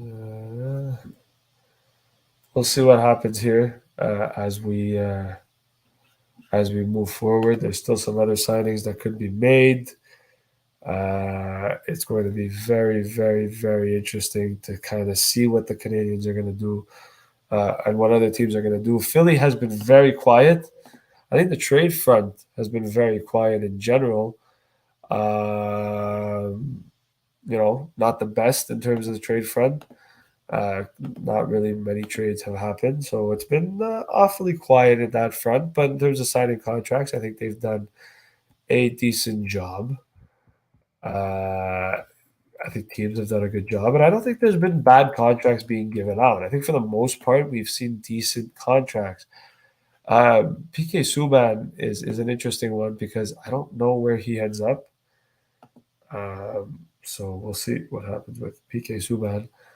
I haven't heard anything like at all in terms of Subban, so I don't know if he's getting a contract, if he's not getting a contract, what the deal is, what the deal isn't. It's been there. And there's Shane Wright. So Seattle answers back and says, hey, you signed Slavkovsky? Okay, we'll sign Shane Wright. So Seattle signs Shane Wright to an entry-level contract as well. So Shane Wright also gets his entry-level deal signed with the Kraken. So teams signing their rookies. We saw Columbus do Juracek and Matejchuk. We've seen the Canadiens sign Slavkovsky, and now we've seen Seattle sign Shane Wright. Good moves for these teams that have drafted their young prospects. Going to be interesting to see what happens. PK to the Habs or Toronto. Yeah, could be one of the two. I don't know about Montreal, to be honest. I think we're past that chapter in our lives. So we'll see what happens. Florida and Calgary both expressed interest in Ben Shrub, but Detroit moved in quick and got the deal done. A good value prop for both players and teams. Wing make a statement with their signings today. They're ready to be much more competitive. And I agree. I 100% agree with Eric Engel's tweet there. It seems to me like Detroit is trying to send a message to the league saying, okay, you know what? By signing this, it's going to show that we're being competitive. 2-year contract for David Perron. Curious to see how much the AAV on that is going to be. But the 2-year deal for Perron going to Detroit. I like that move for David Perron. I think he's a good player. And I think if the money is good, I think it's going to be even better. But the fact that it's a 2-year deal allows him to, potentially get some more money, potentially cash in on a decent deal. So good for him. And again, like I've said, David Perron's a 50, 60 point guy. He's getting to play in Detroit. He's going to be 36 when his contract expires, maybe 37 when his contract expires. Every team he's played for, 57 points with Edmonton. He went to Pittsburgh, 22 and 16. Okay, it wasn't fantastic, but it was still decent. 20 points in Anaheim's in 28 games after 16-point season. Then the year after he went to St. Louis, he had 46 points. 66 points in 70 games in Vegas, 46-57 with St. Louis, 60-71 with St. Louis, 58-56 with St. Louis, and then 57-67. So Perron's a 50-60 point guy. You know what you're getting with David Perron. So I'm curious to see what the contract's going to be, but that could be a very good steal of a contract for David Perron. Absolutely, I definitely believe that. In that sense, he's a very good player who has shown a lot and has done a lot, and I think Detroit are adding stuff to this. We'll see. Every team in the East that made the playoffs last year had at least 100 points. Even if Ottawa signs a D, who are they knocking out for a spot? Boston. I think Boston might be the odd team out this year. We're looking at a team that, they've signed Bergeron and they've signed Krejci, and they still have Pasternak, but no McAvoy, no Grzelcyk for a couple of months. It's not going to be an easy ride for the Bruins. New coaching staff with Montgomery. I think it's going to be a transition. I just don't see the Bruins making a move like that, at least not right away, to make the playoffs. And it could be that maybe when Marchak comes back, we could see a push late. But Ottawa, Detroit, Boston, Buffalo, these are all teams that I think are going to do really good. And I think Montreal is going to be the odd team out here. So in my opinion, I think we could absolutely look at the Montreal Canadiens as potentially being the last place team in the Atlantic, which is fine. If you have to go and look at it from a perspective of we want the Canadiens to be competitive, I think they can be. I think that the Canadiens can absolutely be competitive. I just don't see the Habs. I don't see the Canadiens making a playoff spot because I think there's better teams in the division. But we'll see. Kadri still hasn't been signed. I think the Canadiens might maybe make a move, maybe not. I could see Dylan Strome likely joining the team. But I don't really know. I don't really know what the Canadiens have up their sleeve. I don't know if they're going to make any more moves. And there it is. So Winnipeg get their backup goalie, David Riddick, signing in Winnipeg on a 1-year deal, $900,000. Not bad. Like I said, like I mentioned with I believe it was Gustafsson last episode, Riddick had his ups and downs this season as well. 886. He wasn't fantastic. He wasn't great. And in Toronto, too, he struggled when he was there. But I think it's a low-risk move for Winnipeg. I think if he can turn his career around a little bit, it could definitely help.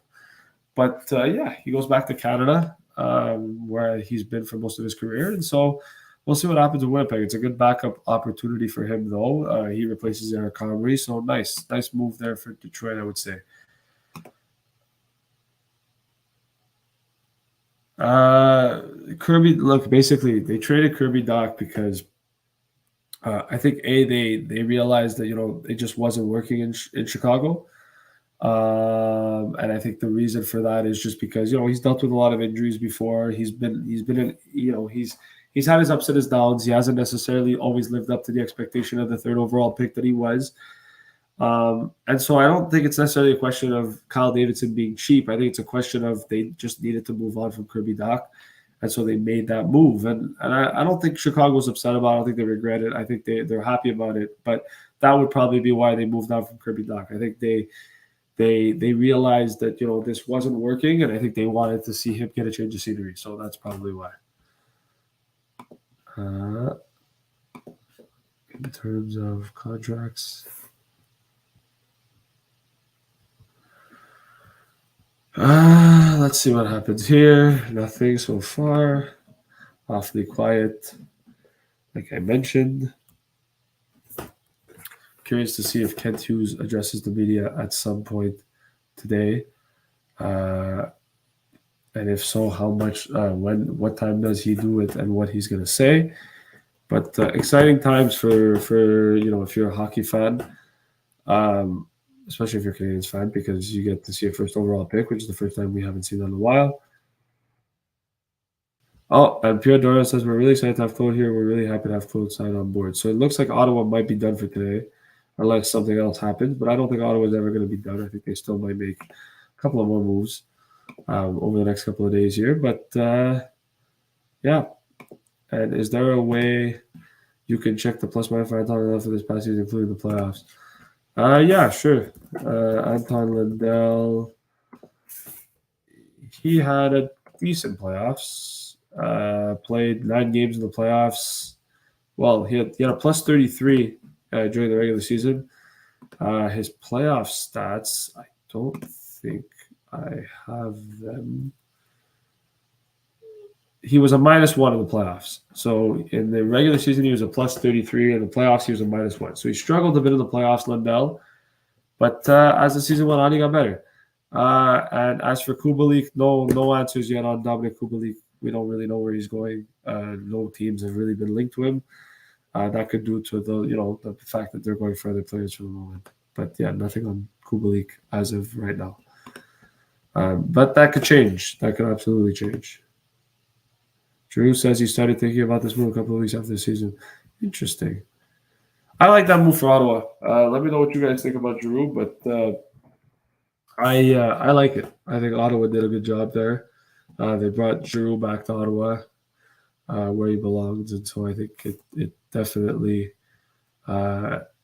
it's definitely important. And I think it's definitely a good move for both teams. So we'll see what happens there. Giroux says he has a lot of different emotions. So I'm assuming they're doing the press conference now for Ottawa. So interesting to see that kind of. But yeah, Andre Burakovsky signs with the Kraken. Interesting to see that as well. Waiting on the AAV for him as well. So a lot of guys still waiting for AAVs. David Perron being one, Burakovsky being the other. And yeah, so we'll see what happens here. Hopefully Chris end up joining at some point towards the end of this time so we can discuss a few more things that have happened. But yeah, so how are you guys feeling? Have you been enjoying this or not? Let me know. I have a question. How do you draft picks that have already been dropped at work? How long do you have to wait before you trade a person who drafted that senior? How do you draft picks that have already been dropped at work? And how long dropped at work? How long do you have to wait before you trade a person who drafted that senior? I mean, there's no real thing about waiting. I don't really understand your question. It's a little bit worded weirdly, but in terms of like drafting, you can always trade a person whenever you want. You don't have to. There's no time limit to wait. You trade them when you feel it's right, or when you feel it's necessary. So in the case of Kirby Doc, they probably thought after 3 years, okay, listen, we've had enough, so it's time for us to go there. So that's kind of why. I think Detroit's going to make splash lead the contract Johnny Hockey. I like that take. I don't think it's a bad take. I don't think they go for Kadri or Johnny Hockey. I mean, if they do, that would be very interesting, and I think it would surprise a lot of people. But I think Gaudreau wants to go home more than anything else, and I think it's gonna be closer to home, closer to like New Jersey or something. How do you trade draft picks that the senior is there a timetable before you can trade that player in the NHL? You can trade them whenever you want. There's no timetable. You can trade them whenever you want. There's no timetable for trading rookies, prospects. It's whenever you feel is right. You don't have to. You could trade them one day. You could trade them another day. It doesn't really matter. To be completely honest. Dakota Joshua, $825K with the Vancouver Canucks, 2-year deal. Interesting. Still some big free agents available. John Klingberg. I have a feeling John Klingberg, Nazem Kadri, and Johnny Gaudreau get signed later on. I don't see them getting signed over the next couple of days here. Right. I don't see them getting signed right away. I think if he gets signed later on because I don't see it happening at the moment. I think it's not too late, but there's a lot of negotiations, and I think these guys want to make sure that they get first of all the right amount of money, but not only the right amount of money. The reason why I asked that is because in the NBA you have to wait about 30 days within the time you drafted a player to trade them. I've to be honest, in the NHL, I haven't really seen situations like that where a team that's drafted a player, example, let's say in this case Shane Wright. Oh my God, Dominic Kubalik as well to Detroit. Wow, Detroit's going in. Detroit's winning. Detroit's winning the free agency. Dominic Kubalik and David Perron going to Detroit. Wow, $2.5 million for 2 years for Dominic Kubalik. Damn, Detroit's making moves, man. Detroit's making moves. But yeah, there's no timetable for trading prospects. It's just I have never seen it. I don't think teams usually trade prospects that they draft right away. It's very unlikely. But Detroit doing Detroit type things again. Dominic Kubalik signs with Detroit along with David Perron, 2-year contract for both. We're waiting on the Perron AAV, but $2.5 million for Dominic Kubalik going to Detroit. So Steve Yzerman, man, doing what Steve Yzerman does best. Pierre Dorian says everywhere he went, the grocery store, the beer store, the liquor store, people ask him if he's going to sign Claude Giroux. Then goes on to thank Claude for signing, so now he can do his grocery store, liquor and beer shopping peacefully. It's funny. It's a good joke for Pierre Dorian there. What else is there? Greg McKegg, 2 years, 2-way contract, $375K guaranteed, so it's a league minimum contract for Greg McKegg in Edmonton. We'll see. We'll see what happens here. But, yeah.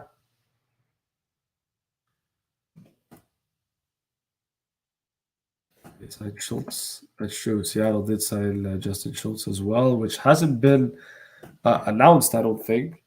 But he got signed. Wow, so Detroit is really, really going for it. And Kale Clegg. So there it is. Kale Clegg, former Montreal Canadiens. He's heading to Buffalo. So happy for Kale Clegg. It didn't really work out in Montreal, unfortunately for him.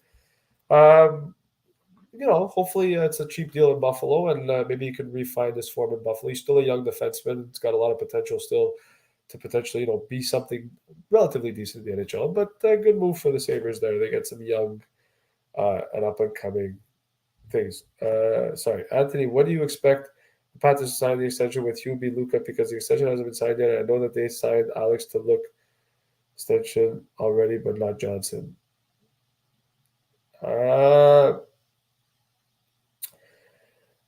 I think they're going to sign. I don't know if they're going to sign Huberdeau now or if they're going to wait till next season. Florida don't really have cap space at the moment, and I think they're trying to figure out what they're going to do with Weegar first. But I think they'll get it signed eventually for sure. We'll see what happens. Well, actually, Kubalik wasn't given a qualifying offer. So because Kubalik wasn't given a qualifying offer, there is no picks going to Chicago. Because he wasn't given a qualifying offer, he became an unrestricted free agent right away. And so $2.5 million, because he was an unrestricted free agent, means that he could go to any team and talk to any team without any issues. So there you go. That's the deal that was happening there. So Dominic Kubalik making that move to the Detroit Red Wings. Happy for him. Good move as well. We're going to win a company, probably not, but we have the full year to build our identity and what kind of team you want to be. He stays in the division, though. So Kale Clegg stays in the division. Another player making another move. So it's been very, very, very interesting, I would say, for the Montreal Canadiens. I absolutely would say that. So, anyways, losing a lot of guys that they've had since last year, but allows them to do what they have to do. Anthony Richard is addressing the media. So that's interesting.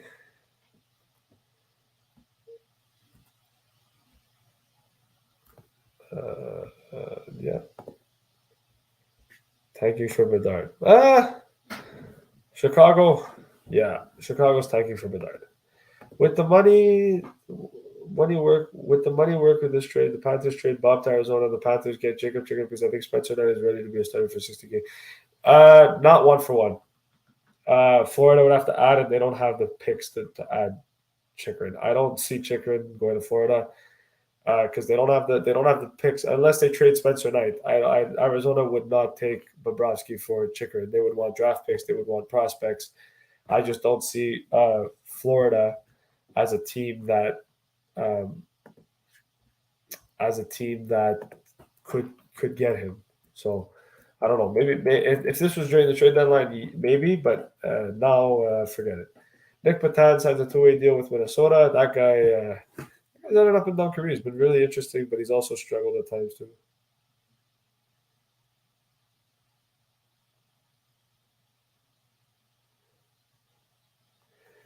But yeah. Greg McKegg, Nick Patan. A lot of guys here getting signed today. So I don't think there's going to be any more big deals. Shocking deals, I would say. I think the only deals that'll happen are probably has a weakness in net. Wouldn't that trade feel the need for Arizona? Yeah, but you got to understand something. Yes, they need a goalie, but they don't necessarily, you can't just trade Chychrun just for a goalie, right? You want to have a goalie that's going to be good for you. And obviously, Bobrovsky's a good goalie, but his contract's very expensive. And Chychrun's a young defenseman. He's one of the most underrated defensemen in the league. And his value is worth more than just Bobrovsky. So if they trade Bobrovsky, they'd have to add a lot more. And also they'd have to retain salary. So Florida would have to then pay a lot more. So it becomes a tougher situation because not only are they paying for Bobrovsky's contract, right? Because, he still does make $5 million.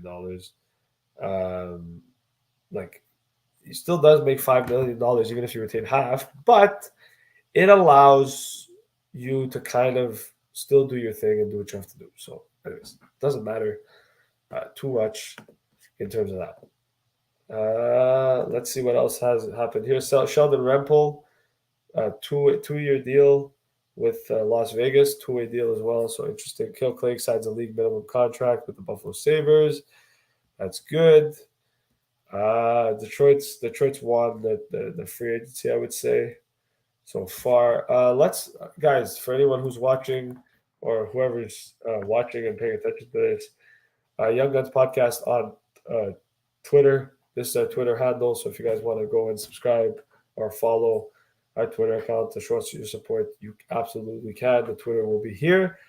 Solid moves. So just kind of Chris chiming in a little bit, talking about how the Habs should build a strong Laval team and not trading away any older players. The Stahl brothers take a vacation.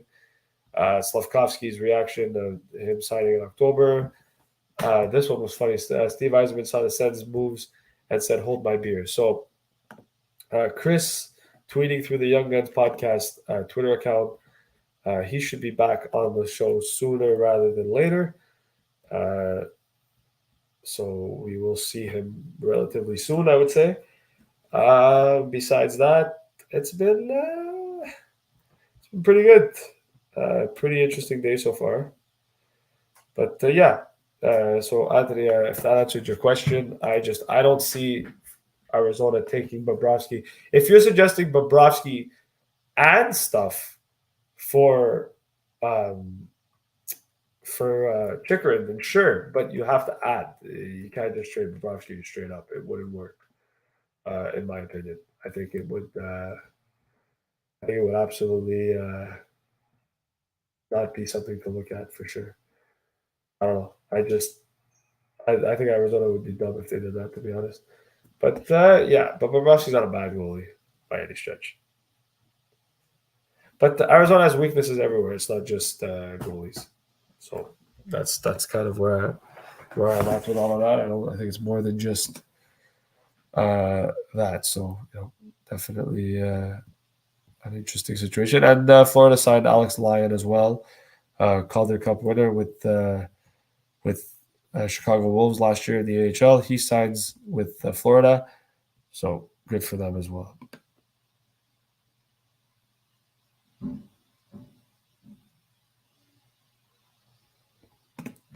Is Bob at 50% retained? Bob Denisenko, 2025 lottery protected first round pick, 2026 top 10 protected first round pick, and 2 second round picks for Arizona. That's not a bad trade. It's not a bad trade. I won't lie to you, it's not a bad trade. I could see that happening, but does Arizona do it? That's the question. And I don't think Florida wants to give up that much either, right? 2 picks. They've already given up. They don't have this year, next year's pick or 2024, right? They have no first round picks in 2023 or 2024. Now you're trading a 2025 and a 2026 first round pick to try to get Jacob Chikrin.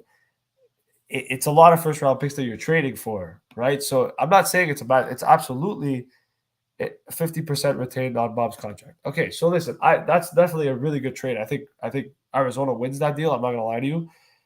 Even if the lottery picks are protected, but that's an overpayment, I would say. But even in terms of that, Arizona would definitely take it. The only thing I would say is I don't think Florida is willing to give up that much, right? They've already given up so many first round picks for so many players. It's hard to do that. But Michael Farber says Hughes and Gordon have done well, but there have been some stumbles. Maybe Lachlan has one of the stuff. Let's watch segment about Paul Stastny continues well. There's absolutely no rush to make a decision yet. Okay. Good to know. Look, I'm gonna address this Michael Farber tweet about stumbles. I don't think it's a stumble. I'm gonna tell you why. Should Montreal have kept Artturi Lehkonen? I think if the price was right, they could have. But you know what? You gave a guy an opportunity to win Stanley Cup. You acquired a defenseman who was a first-round pick in Justin Barron. You acquired a second-round pick, which ended up being a really good pick as well. It's ended up being a good trade as well. You traded away Artturi Lehkonen, who helped Colorado win a Stanley Cup, yes, but he wasn't going to help Montreal do anything this year because he wasn't there, right? Like they weren't in the playoffs. So I don't necessarily agree with the whole Farber thing of Montreal had a stumble with Lehkonen. I don't think that really happened. NRD saying that if Gaudreau does in fact end up in New Jersey, nothing yet, but looks semi-promising. Really interesting to see what happens with Jesper Bratt. They could absolutely afford both. What is Bratt's number coming up? And will teams pick up the phone and call New Jersey? I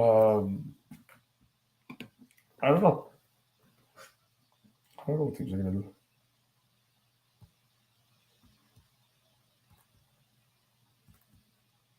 We'll see. We'll see what happens here. But yeah, I don't agree with that. I'm not gonna lie to you. I don't really agree with saying that Lehkonen was a stumble.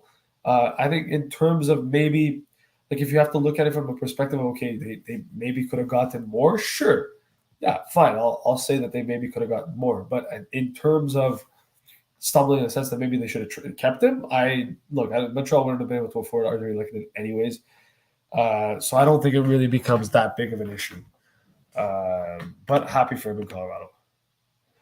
You don't think Jacob is worth that much in terms of a whole? Is that why you're saying that it's open for Florida? I'm saying that it's very rare that you see a player get traded for 2 second-round picks, 2 first-round picks, a roster player, and a decent prospect. I think Florida, realistically, if we're talking about the trade that you suggested, if you want to include, let's say you want to include Bobrovsky, we'll do Bobrovsky at 50%. Okay, fine. Denisenko, sure. The first round pick, yeah. And then maybe 1 second-round pick and like another semi-decent prospect, but that's about it. Burge put the Habs in a bad spot, cap space, but at least he used the cap space for years. He was against inside of a cushion. Yeah, but I think also it's a question of Burge putting Montreal on the cap, but it's also a thing of Carey Price too. I think Montreal have money to spend. It's just a matter of whether Carey Price comes back or not. And so that becomes the most interesting situation for the Canadiens is Carey Price. And I think that's why they're not making any moves free agent-wise, because they don't know what they can do in terms of signing players, because Carey Price, being injured, he goes on LTIR, but the Canadiens can't put him on LTIR until they know for sure. Why has it been so hard for are the Arizona Coyotes being too greedy? I think it's a question of the Arizona Coyotes not being greedy, but I think standing to their price tag. We're talking about a defenseman here that makes $4.6 million. He's 24 years old. We're not talking about a defenseman that is struggling to make the team. He's a young defenseman, And I think Arizona want a good return for him, and I don't think teams are willing to pay that return because it is a hefty price. And it's not necessarily a question of them being greedy. I think it's a question of you want to get what you want to get for a guy who's young. And that's how I see it. I don't necessarily think it's a question of Arizona being greedy. Carey Price is being selfish and it's hurting this team. Their hands are tied. I would agree. I think if you're Montreal, you have to try to explore a situation where you trade him. The problem is no team's going to take that contract, hence the biggest issue going forward. But I think the Canadiens are stuck with that, and that's going to be a problem that unless he retires will be an issue moving forward. Here, the Ducks have agreed to terms with Glenn Goaltender on a 2-year, 1-way contract. He's sought after 20. He's highly thought after one of the top scorers in the AHL last season, maybe a ready player pop in the NHL. So Glenn Gaudreau, a really good AHL player, signs with Anaheim, so good for him. The Ducks, relatively quiet, which was surprising. I didn't really expect them to be quiet. I thought they would maybe add a few more pieces, but apart from Vetrano, haven't really done much, which is okay too. They don't need to do much, but it would be cool. Roland McEwen signs a 2-year deal with the Predators, so Nashville making some depth moves there with an AHL guy being added. But again, going back to what I was saying in terms of Chychrun, to be honest, I think any team that gets an opportunity to get a guy like Jacob Chychrun, I think you take it. But it's a tough position to put yourself in, right? So we'll see what happens. I don't think Montreal, I don't think Arizona is necessarily being greedy. I just think they want their asking price to be what their asking price is, and that's it. That's the only thing I could really say to that. It's a bit unfair, I know, but yeah, I don't know. I still think he gets moved before the season starts. I think at some point you have to come down on your asking price, especially if he wants to get traded and you want to move him. I think you may have no choice but to lower your asking price. But in terms of that, I don't think there's a rush either. Right? So that's my only concern. I mean, the team that was in last, like was one of the few assets that team had. The Barrett has barely played, so it's kind of hard to put any stamp on this right now. It's true. It's true. The Canadiens, well, they made moves based on what they thought. Kadri's camp have had conversations and explaining all their options, including the Avs. He is being thorough, isn't rushing his decision so far. There's no need to. For Kadri, get the most that you can get, man. That's the truth. With Kadri, I think it becomes a question of earn your contract, earn your thing, and hope for the best here, and we'll see what happens. So definitely an interesting situation here in regards to this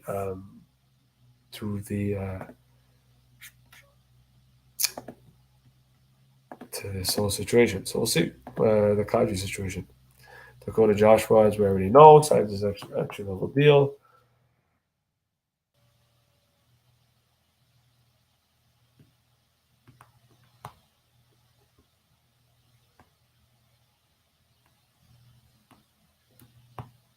So we'll see what happens here as we move forward with this. Still nothing here in terms of other signings. I don't think there's going to be that many big ones left.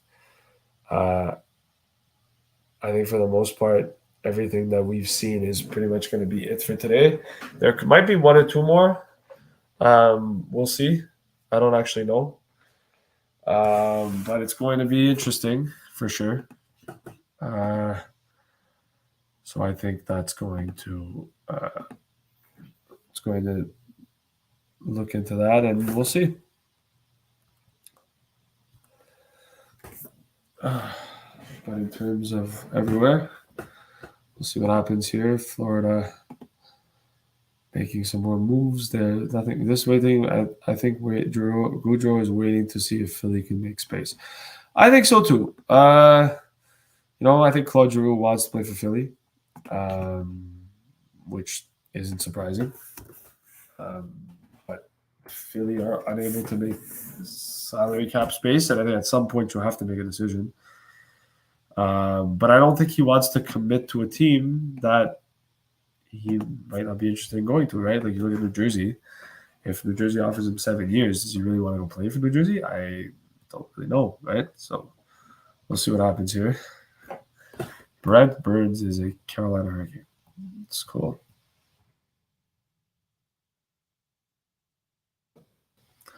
Interesting to see what happens there.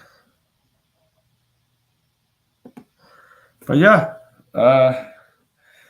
relatively quiet. Relatively quiet. A lot of quietness at the moment. So going to be a tough situation to be in. But we'll see. Almost at 5 hours here, which is a lot. But,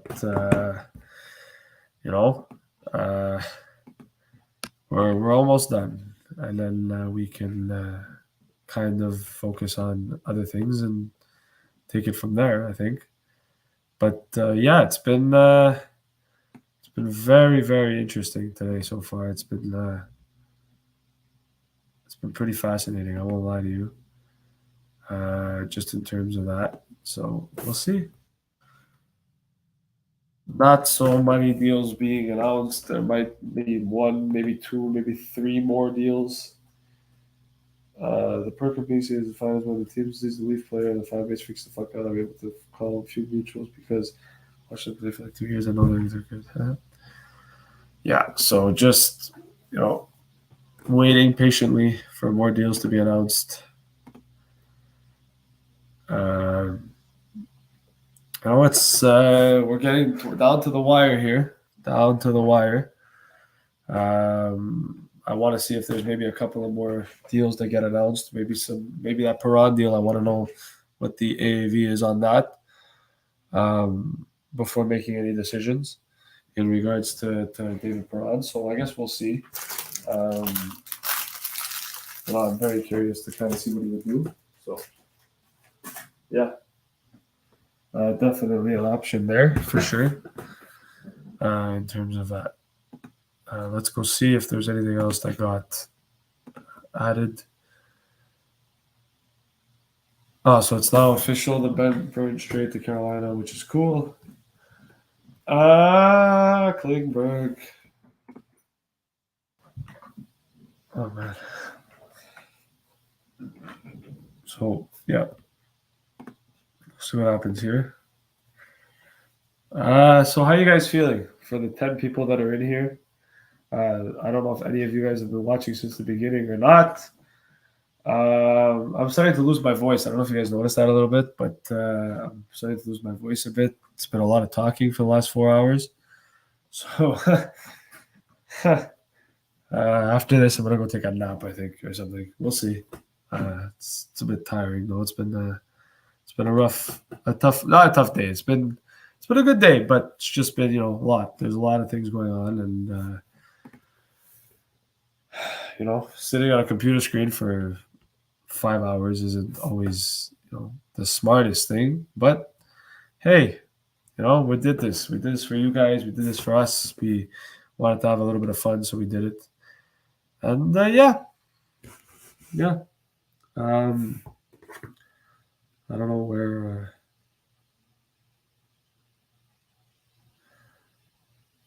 But yeah, so I don't know where Chris is at, but should be here soon. But in terms of that, I mean, look, we keep on rolling here. In terms of trying to make deals and stuff, I don't think there's nothing really going anywhere. Lots of overpaying, in your opinion, really, Frank. I'll be honest, I kind of disagree with that. I don't necessarily think there was a lot of overpaying. I think some teams overpaid. I know Columbus overpaid on Goodbranson. I think some teams definitely could have paid less for some players. Like Sherrod, I think that deal is a bit too much for what he brings. But I wouldn't say there's a lot of overpaying. I think for the most part, I think it's been a lot of reasonable deals. Campbell, I think $5 million is a reasonable contract. Burakovsky at 5.5 is a reasonable contract. I think teams have been better. I think they've learned from past mistakes as well. But overpaying, I think lots of overpaying. I don't think there's a lot. I think there's a bit. I definitely think there's a couple, but not more than that. I don't think, at least in my opinion. Could maybe you disagree or whatever, but I personally don't see much overpayments. At Toback and Niemi. Yeah, so the Sharks officially announced the deal. I mean, look, it sucks for the Sharks there. They lose Brent Burns, but they clear some cap space in the process. They want to go sign Lindblom with that.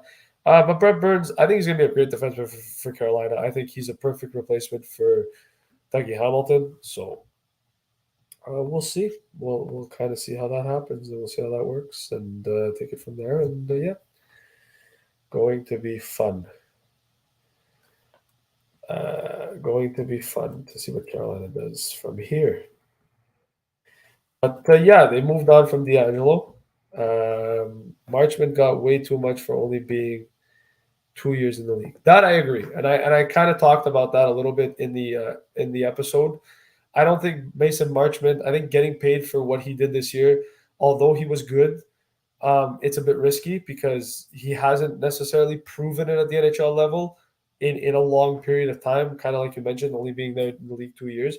But in terms of what Mason Marchment I think brings, I think it might be something that Dallas has, faith in him, in the sense where it's like we have faith that we think that Marchment is going to be a really good player for us. But I agree. I think that contract was a bit too high, and I think that's one of the contracts that could have definitely been an overpayment or is considered an overpayment. But I don't think there's other teams that have really done bad here, right? I think Detroit overpaid on Sherrod a bit. Marchment overpaid for sure. Good Branson to Columbus was an overpayment as well. But I think besides that, it seems really reasonable. I think the deals have been really reasonable in that sense. So I don't know. I guess we'll see. Xavier Ouellet leaves Montreal. So yeah. And now that's it. They're just kind of doing their own thing.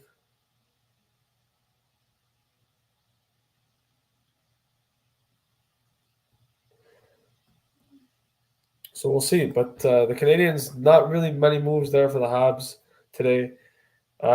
It's been awfully quiet in Montreal's front. A lot of AHL signings, not really much else there. But you know what?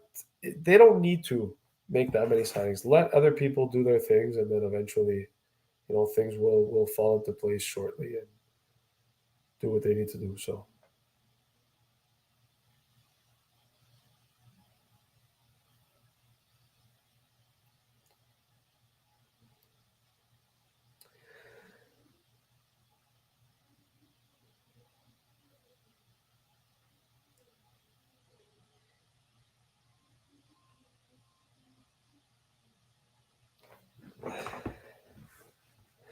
Puljujarvi. I think Puljujarvi. Where does he go? I could see him go to Buffalo. I could see Buffalo picking up an opportunity there with Puljujarvi for sure. There's definitely an opportunity there. So, good for him. I think he could go there. I don't know where else he could probably end up, but for sure there is an option.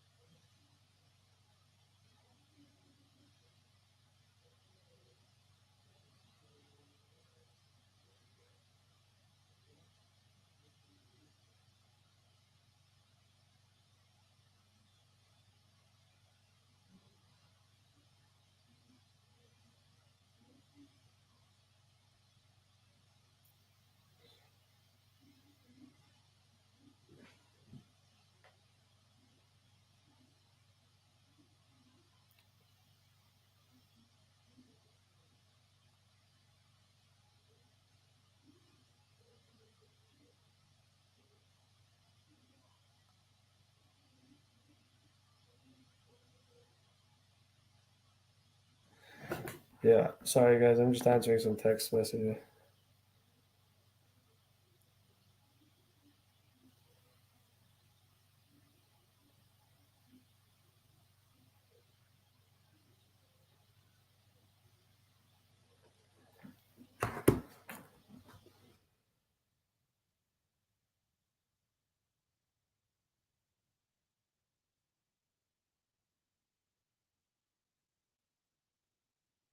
So not really much else going on here. Pretty quiet. Would love Florida to pick him up since we lost Marchman. I agree. I think Florida could be a good option for him as well. Interesting little player for sure. So we'll see what happens. But yeah.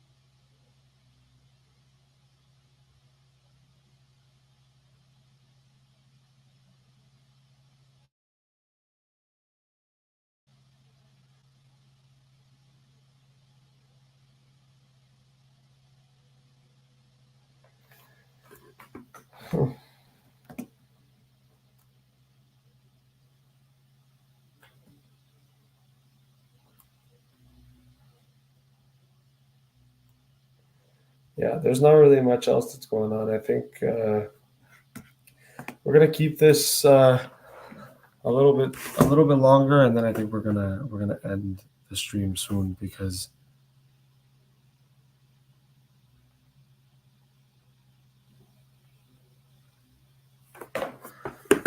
it's becoming a little bit crazy here, and there's not much else in terms of picks that are happening. So it's trades that are happening and drafts and free agency and stuff. So I think I'm gonna stay a couple more minutes and then.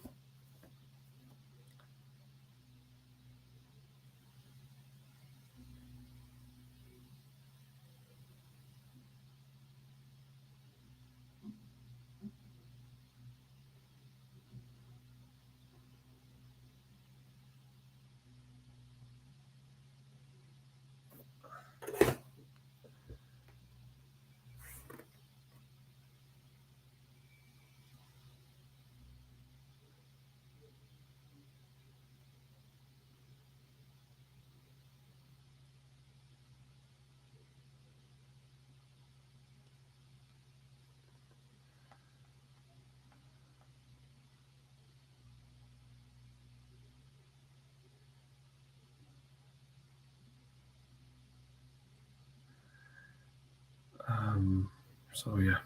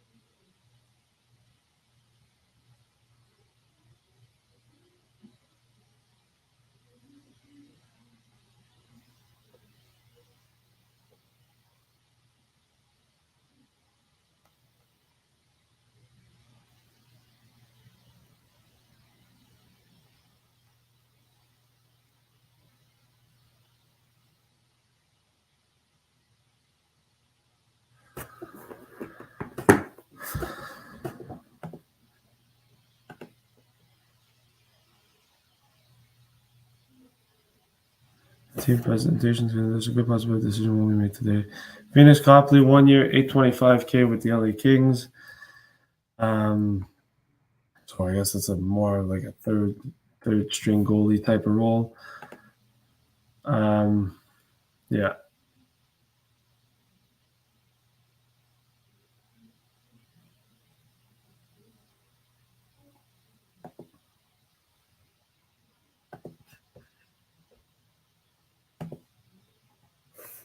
Two-year contract for David Perron, $4.75 million. That's a good contract. Happy with that. Happy with David Perron's future and stuff. And yeah, I'm happy. So good for.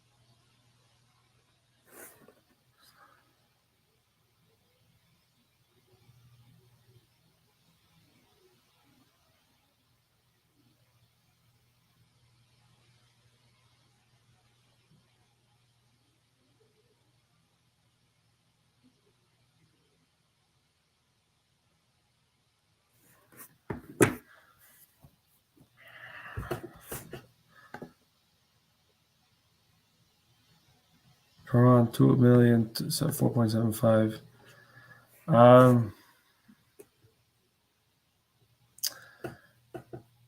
Yeah, guys, we're gonna stay here for another 10 minutes, and then I think we're gonna go.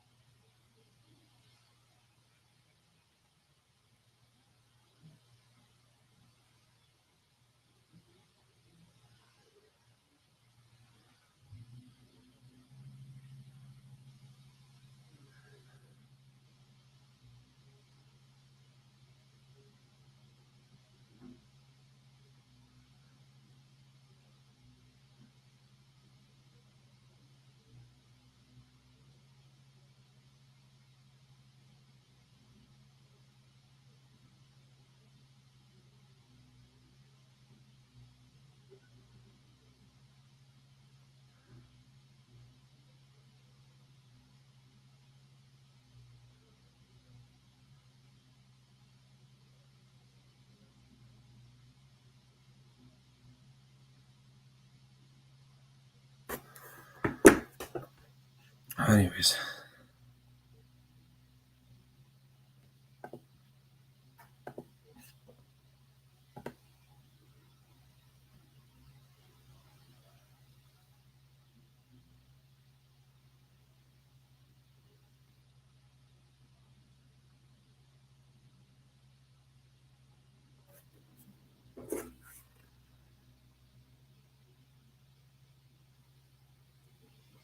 What's up, guys? I'm back finally. Bro, sorry, I've been like really freaking tired. Anyways, I got a bathroom. I don't blame you. I'll be back.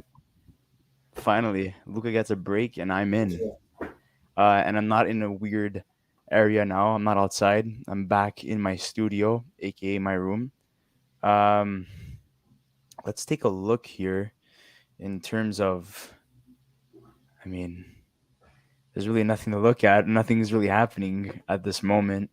It seems like the market has dried up. I mean, there's a lot of teams with not a lot of cap space, to be honest. Teams that need to move players to make deals. Like Montreal is one of them, for example. And there's also a lot of RFAs as well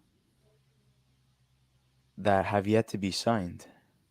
So as of right now, Johnny Gaudreau, Nazem Kadri, Dylan Strome, Ryan Strome, John Klingberg, Andre Palat, Phil Kessel, Sonny Milano, Rem Pitlick and Nino Ryder, and obviously PK Subban have yet to be signed. So, hmm. Darren Dreger says Vancouver feel they've improved up front, but recognize they have to upgrade their blue line. They intend to do that via trade and will need time to develop possibilities. Hmm. Well, would they be willing to take a guy called Jeff Petrie in terms of defense to update their defense?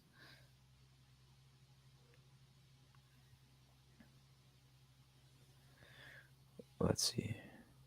What are your predictions, guys, for the remaining top UFAs that have yet to be signed?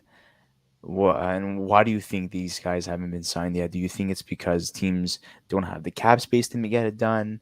Are they discussing term? Are they discussing possibilities in terms of their offers? Very interesting that the two biggest names have yet to be signed, Kadri and Gaudreau. I think Kadri Loki wants to resign with the Colorado Avalanche. I think that's his intention. Um, I don't. I mean, who would not want to play with guys like McKinnon, Landeskog, Granton, and Makar? Obviously, they lost Burakovsky to Seattle, and I think he's going to be playing a certified top six role now. He's not going to have to worry about moving up and down the lineup. Seattle needs offense, and adding a guy like Burakovsky.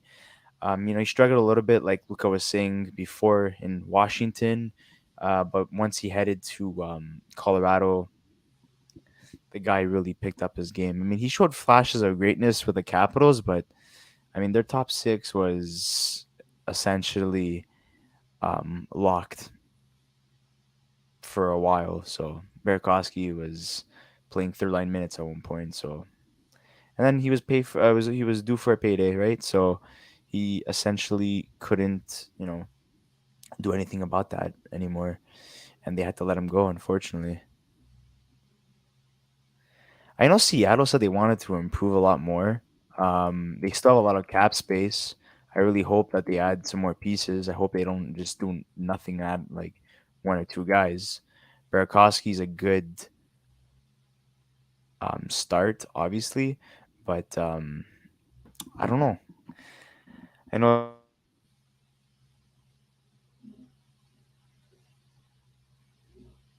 guys, we apologize. It's not our fault right now. Nothing's happening in terms of signings or trades. I mean, I know a lot of people have been anticipating a lot of trades to happen, and there hasn't been anything yet to happen, which totally, kind of makes the whole July 13 or normally July 1st a lot more boring and a lot less interesting.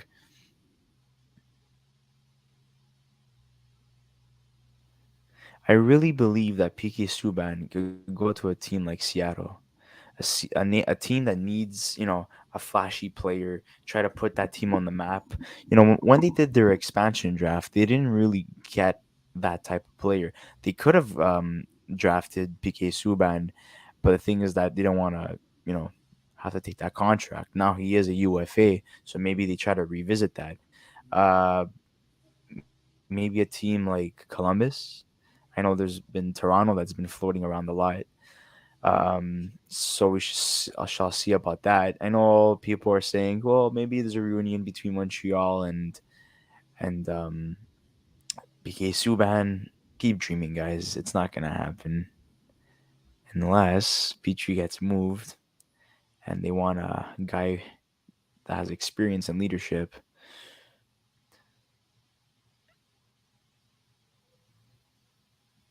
Okay, so John Neal says, bottom line with today's Red Wings free agency deals, Steve Yzerman was tired of watching his team lose games 9-2. I mean, look, he looked at what Ottawa was doing essentially, and he said, you know what? Yeah, it's time to stop with the rebuild and start adding a lot of pieces. We have the cap space, we have the prospects, we're in good hands. Let's, mix a little bit of veteran presence and youth, and I think we could be a competitive team. And if you look at their team, Lucas Raymond, Moritz Seider, Vanacek, Nadalkovich, Perron, Kopp, Lucas Raymond, Bertuzzi. Team's strong, man. Team's getting really strong.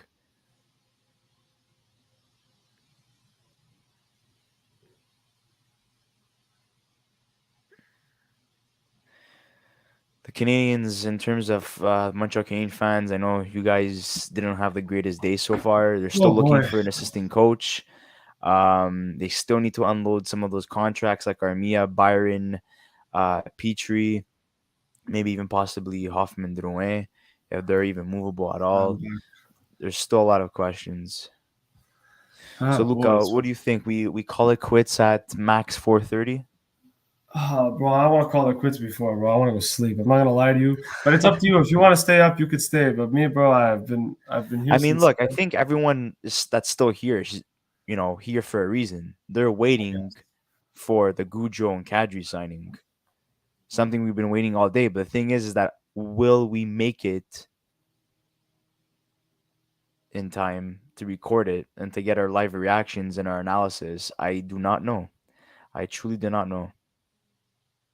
I just feel bad for you guys. You guys have been waiting all day to see that, and possibly like some big trades go down, and we only saw Brent Burns going to the Hurricanes. So look at Ottawa's lineup right now. I just can't stop talking about Ottawa. I think everyone can't stop talking about Ottawa. The Brinkat Stutzel Giroux, Chuck Norris Batherson, Formanton Pinto Brown, Joseph Gambrill Watson. Look, they don't have the greatest fourth line, but I mean, Watson's a good, PK specialist and a shutdown player. Joseph has offensive upside. He's been a good fit so far for the Ottawa Senators. I think that trade worked out for them and um, Tampa Bay as they got Nick Paul. Oh man, I mean, if they could get Uyghur, their defense would be Shabbat, Uyghur, Sanderson, Zub, Holden, Zaitsev, and goaltending is Talbot Forsberg. Yeah. They're going to be a very good team in the Atlantic. And, I thought Detroit was not going to make the playoffs or even be in the playoff conversation. But after today's moves, after their signings, my perspective and my thoughts have changed. They're going to be a serious contender for a playoff spot this year, too. Teams that I see going on the decline, I would say Pittsburgh, Florida, and Boston.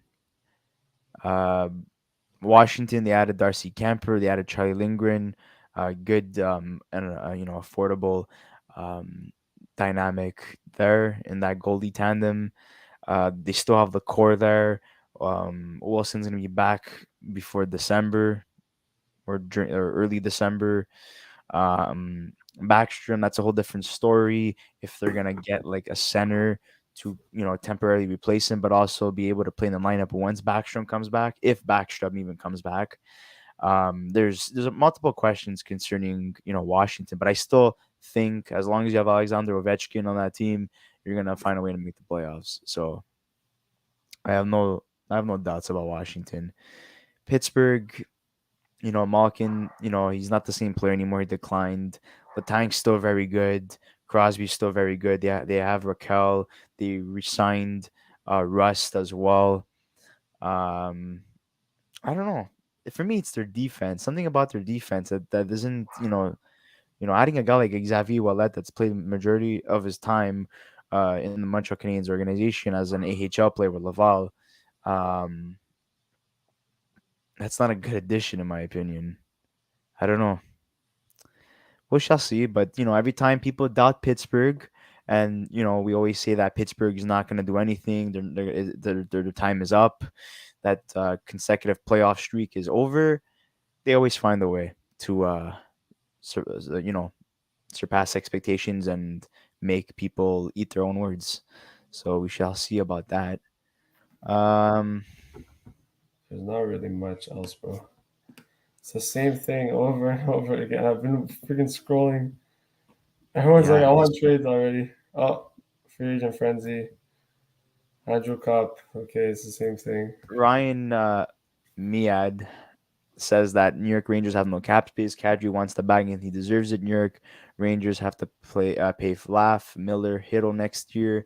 He's a great fit, but for New York, but can't afford him long term, and therefore that's why they signed Trocheck. Affordable and gets the job done. Man, what's going on with the UFAs? It just died. it was ramped up at 12 o'clock. I mean, a lot of them were predicted beforehand, 24 hours in advance, 48 hours in advance, and now it's completely like calmed down. But Luke, I just wanted to say that you did a great job, and I think a lot of the people in the chat, really appreciate the work that you've done today, and you know, applaud, props to you, man. Let's answer a question here from Frank Salazar. Why would you think Florida would decline? They haven't lost anyone that important.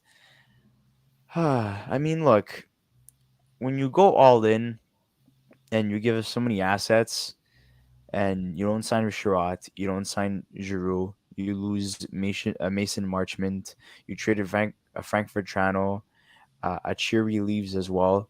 Well, that's quite a few players, possibly trading a Mackenzie Weegar, and if they trade Mackenzie Weegar, then I would say that they're kind of in trouble. But look, they have Huberdeau, they have Barkov, they have Lundell, who stepped it up this year. Um, you have Verhage. They still have a good team. I just don't know what's gonna happen in terms of the team that they have in place right now under Paul Maurice. Is it going to be better? Is it going to be the same? Are they going to decline? Like, I really do not know what to expect in terms of Florida. But when you see that many players leaving, I know a lot of them were additions at the deadline, but you know, um, I don't know. I just look at all the teams that made a lot of moves. I and I just see Florida, and they just don't have the cap right now. And they let go of a lot of guys that they traded for, and they got eliminated in the second round. They got swept, and they had nothing to show for it. All those moves that their career, or their historic, season as well, most points ever in their history, came to a conclusion in like the worst place possible. So I mean, that kind of sucks for them. So I don't know. Maybe I'm doubting them. We'll see how Bobrovsky is. I mean, he was good this year, so I mean, I don't have any problems in terms of goaltending.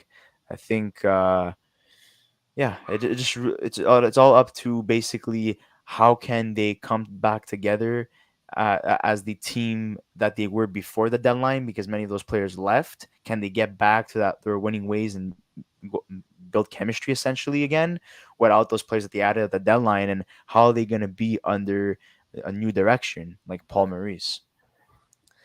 They were doing fine before those guys showed up. Exactly. I mean, they were doing fine before that, but I don't know. I guess when you like I was saying, when you add so many guys and so many guys left, for nothing, especially the way that their season ended, I don't know. Well, we shall see what happens, but I'm confident that Paul Maurice is a very good coach. He was kind of burnt out in Winnipeg. He was there for a long time. A lot of things to deal with in the locker room. Dustin Bufflin leaving abruptly did not help, and it's been their defensive core has been a problem ever since, and it hasn't been addressed. And getting guys like Dylan and Schmaltz, didn't really do anything for them, to be honest, which he was so. Yeah. I mean, Pionk has been a good addition, but nothing too crazy on that front. Anyways, Man, I think I'm gonna get off because I'm gonna go relax why a don't you bit. just stay here? Just keep me company. Because bro, man, I'm finished, dude. I'm so tired.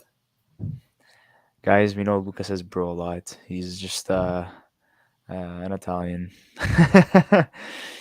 There's nothing happening. It's so like now it's finished, man. It's like everything's like there's just nothing. There's just nothing. It's all a bunch of nothing. Do you guys have any questions or like an early list of winners and losers so far in terms of the free agency? Because you would like to debate that, and I think it's pretty clear uh, who are the losers and who are the winners. But then again, it's too early to say. There's some teams that they're trying to clear cap space, like we are saying, and they're trying to add some players. So, Luca, did you address Slavkovsky? Yes, I did. I talked about the fact that he signed his extension. Wright signed it too. So Yeah. yeah. those are beautiful pictures of Giroux and the um, Yeah, it's a general son. manager, Pierre Dorian. We have another question by Frank Salazar. Thank you so much for asking all these questions. That's a beautiful picture of his son and him and GM. It's cool. Okay, so let's go back here. So Detroit and Ottawa are definitely better, but do they have the goaltending? Same goes for the Leafs. Need goaltending in this league to win. Yeah, that's a good point right there. And I would add maybe the Leafs to the list of teams that maybe declined this year. I mean, look, they're always going to be an offensive minded team as long as Keefe's there and um what's his name, Dubas, and also Shanahan.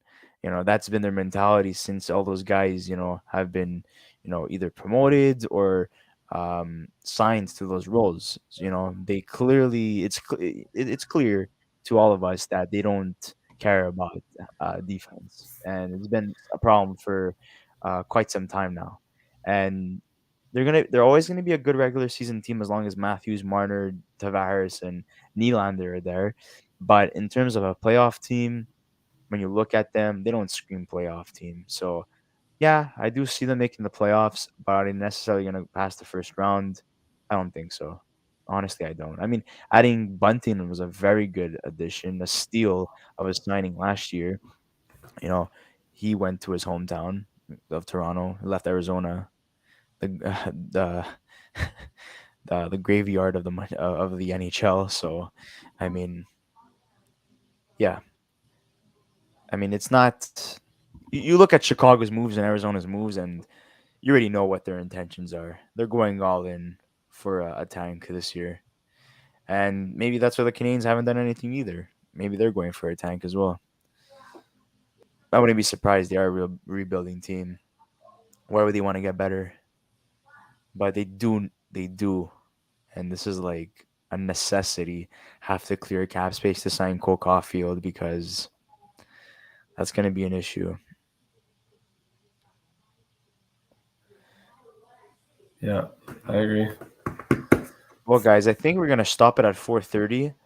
Um, and if there's no Kadri or Gaudreau signing by then, we totally apologize in advance. We were expecting the two big fish to get signed. Unfortunately, that was not the case. But I mean, I hope you guys still had a fantastic time today with Luca and partially me, and a couple of seconds of Chris as well whenever he came. But yeah, 4:30 is that we're gonna cut it at that time. I think Luca's overworked and he did a fantastic job today, and we don't want to overwork him because and he's still recovering from the draft as well. Yeah, yeah, it's just tiring. So, anyways, I'm gonna get off, I think. So I'm sure you can finish it if you want. Well, guys, throughout the day we had 1,243 people checking out this video. So round of applause for you guys. Thank you so much. We're very appreciative of that. Good job, boys. That's a huge dub for us, and we're at 773 subscribers now. So thank you so much for that. You guys could also, whoever hasn't subscribed yet that's watching, please subscribe. You guys could check out our Twitter that we created yesterday. Essentially, the reason why we didn't create a Twitter beforehand is, we had a lot going on, and we didn't know, how our podcast was going to progress, and it's really taken a big step ever since the playoff matchup videos that we've done. Because for a while after the deadline, it was very quiet. We were kind of running out of things to do, and the videos weren't doing that great. And it's skyrocketed ever since the playoffs. And we're almost at 1,000. Slowly but surely, we're gonna be there. And so we decided, you know what, to to engage with our fans, we're gonna get a Twitter account made so we can engage with them and not just rely on YouTube. We thought about Instagram too, Yeah. but the thing is that it's not something that makes sense for us. It's something that uh, it's too time consuming always making posts and stuff. There's so many great NHL accounts already out there, and to compete with them, especially at this time right now, it's kind of like passe for us. So, really focusing on TikTok and Twitter, that's, more impactful for us, and it's easier to garner interest and engage with other people, and it's easier to get more people to engage with. Um, yeah, that's why we're sticking to those two. Uh, wait, I just wanted to Luca. What are your predictions in terms of the remaining UFAs? What do you think they I think they Kadri, sign, and like when do you think they sign? Kadri and Gaudreau, I think in a couple of days. I don't think they get signed today. Gaudreau, I think, ends up going to New Jersey, and I think Kadri probably ends up going to, I'll say Calgary. I think he Really? goes to Calgary. Yeah. Did you talk about the Stahl brothers taking a vacation to Florida Yeah. together? Yeah. Eric Stahl signed the PTO and Mark Stahl signed the I mean, he contract. deserves it, right? I mean, he wanted Yeah. to to play for an NHL team at the deadline, but essentially that did not happen. That was not on the cards for teams. But he's still confident that he could be on an NHL team. So the Florida Panthers give him a shot, but at the same time they sign his brother Mark, and I do think that Eric Stahl is gonna be like their Joe Thornton this year. And that's I, another guy that's a UFA as well. But I think unfortunately, Joe Thornton, his time is up. He's tried multiple times he's tried with Florida, he's tried with Toronto. Um, where else do you expect him to go to win? Unless the Tampa Bay Lightning are willing to sign him to a contract or something. Um, I don't know. Yeah, is Jumbo well, Joe really done in the NHL? I would have I no think clue, so. to be I honest. think he should be. Oh, the Leafs have signed Dennis Mulligan to a 1-year contract. That's cool. Another depth Huh. signing for them, just filling in the holes that were left by a couple of their players that walked today uh, as UFAs. Luca, what do you think the holdup is for certain teams in terms of why they were not active today? I know that Well, cap I space think is one issue, but apart from that, well, I think in terms of like if you look at the Habs, for example, I know they had no cap space, but even in that, I think they're waiting to see what the market is on everybody else, right? You look at what Brett Burns got, kind of what Ryan McDonough got. I think they want to trade Jeff Petrie, but I think they're trying to understand what the market is too. And I don't think that they like what they see in the market, so I don't think they made a move. And if you look at other teams that didn't really do anything, even Anaheim, like I think Anaheim's more of a situation where it's like, okay, let's kind of see where everybody's going. Maybe they didn't like the prices that weren't necessarily there, so they didn't really make a move. Boston too don't really have that much cap space, so they didn't necessarily go out and get a big name or a big fish to they replace just them. made a trade. They traded an experienced guy that's consistent for youth, Yeah, essentially, and they clear that's some it. So cap space. I think there's a lot of teams that are kind of waiting to see what's going on, but I think what's going to end up happening a lot of the time too is there's going to end up being like just trades and stuff. I think Like teams are going to make teams that trades. I'm surprised that didn't do anything. The Habs for one. Winnipeg didn't do anything significant, and they're losing Statsny. They want to trade a Wheeler. There's rumors about Shifley as well. Um, Yeah, you have the St. Louis Blues. Just lost players. They lost Perron. They re-signed Nick Leddy, which is good, but you know, losing Perron is it's tough. But internally, I think they have good enough players to do it.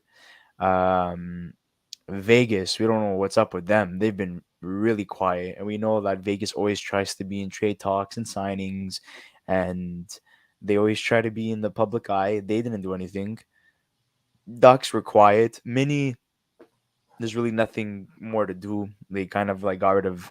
They traded Cantalba, which was a problem for them, and they got a younger goaltender, and he's gonna be a backup goalie for Marc-Andre Fleury. Columbus didn't do anything. Los no, Angeles. they made a bad signing today. I'm sorry, Gus Branson, 4 years, $4 million per season is horrible. Yeah, he's a pylon, that guy. He's horrible. I can't believe I saw that and I was like, "Are you serious, bro? Really?" I couldn't believe it. I The couldn't Los believe it. Angeles Kings, surprisingly Yeah. quiet. They didn't do anything. I thought they were gonna add defense or maybe another top winger. They didn't do much.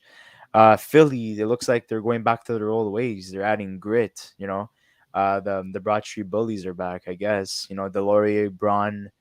Um, they're just getting more tough again. Um, didn't they trade Braun to the Rangers and now he re-signed it, the Philadelphia Flyers? Yes, he came back. Oh, well, okay. So I guess they traded him, and then they realized afterwards that uh, they actually wanted him back. So I guess him and Philly came up with an agreement. I guess. Toronto just plain and simple here, just signing bottom, bottom players, bottom six, nothing crazy. Yeah. Man, I've never seen it this quiet before. Usually there's like little signings here or there, and you know, this is an interesting free agency because a lot of the big names would have been all signed by now. Maybe there would have been like one guy that was like listening to offers still, but there's still quite a few big names. Do you think the Strom brothers want to play with each other? Maybe. I can see Ryan Strome and Dylan Strome wanting to play with each other, but I think it depends on the team too. Like which team would they go to necessarily play with each other? Because one's worth more than the other, right? So, anyways, I don't know. I would say yeah, they probably want to, but I don't know if that's going to happen. I would say Seattle's a fit. Maybe. They need Seattle a center.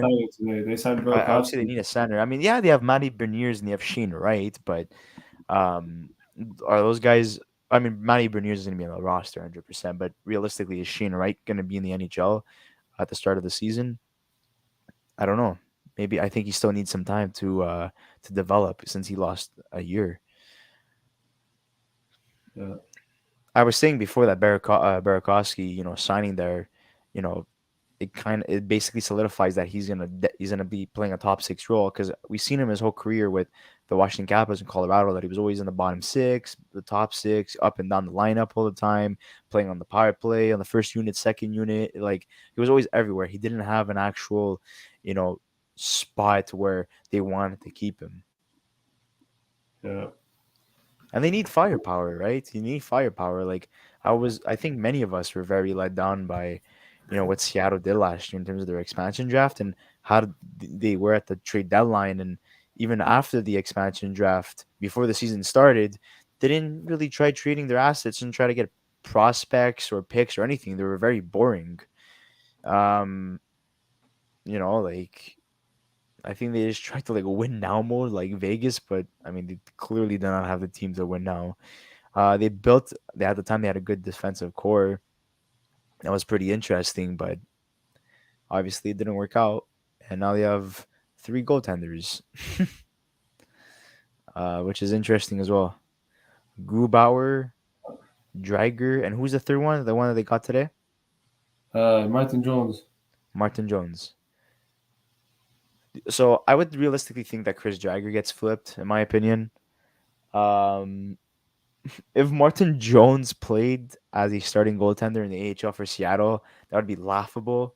I highly doubt that's the reason why he signed with Seattle or something because everyone wants to be in the NHL. He's been a backup goalie for quite a while now, ever since he left San Jose. So I see Chris Dreiger potentially being traded. The thing is is there a possibility that I highly doubt that Grubauer gets traded. I think they want to be competitive this year. They try to be at least a lot better than they were last year. Um,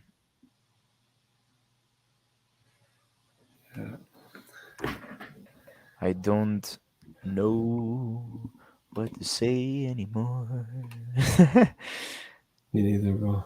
I really want I feel like we're gonna end this stream and then after Gaudreau and freaking Kadri are gonna end up signing and then we're gonna be like holy crap, like what do we do? Yeah, but I don't know. I think at some point. So Carlo Cola Kolyakovo. Kaliakova. Yeah, whatever. Shaking his head at Weeks reporting that Leafs bringing back Dennis Malgin from Switzerland to shore up their bottom six. Says to shore up your bottom six. Did you not go through this already? It's the same thing. I think the Leafs are going through the same thing they always have. It's just same It's. story. I mean, look. Obviously, you see some guys on Sportsnet and TSN. They have some clear bias towards Toronto because they're from Toronto. I mean, and obviously those panels are in Toronto, so there's clear frustration because they are Toronto Maple Leaf fans at heart because they grew up there. Um, but Toronto, Jesus, like I give them a C plus to be honest. I literally Toronto give them a C in, plus for their in the offseason in the so far. draft, really.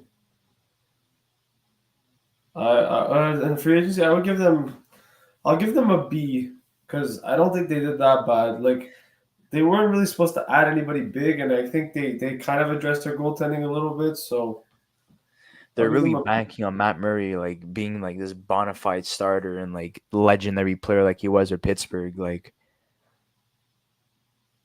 I don't think that's the case with him. I think I see Eli Samsonov really picking up his game and stuff, you know. Um I don't know if, a lot the Russians all being in Washington was a distraction for him. Um or maybe, dueling it out with Vanacek all the time. But look, Vanacek goes his own way and Samsonov goes his own way, and now they have an opportunity to actually be a starting goaltender. I think Vanacek could outplay Blackwood, and I think Samsonov could easily outplay Murray. But I think they were just equally good, and that's why it was never going to be solved. They were always going to be duking it out all the time in terms of like who is going to be the starting goaltender. yeah. Well, I think like even at that, like Samsonov gets an opportunity in Toronto to be the starting goalie. I think he has an opportunity in Toronto to prove that he is a starting goalie, and I think that's it. So we'll see what happens. Sevilla is reporting that Dubois has still yet to sign a contract. And his agent is saying that he really wants to play for Montreal. That's where he wants to go. And maybe it's because we met him last summer at Cafe Milano's and we convinced him to come to Montreal. We don't know. Nice guy though.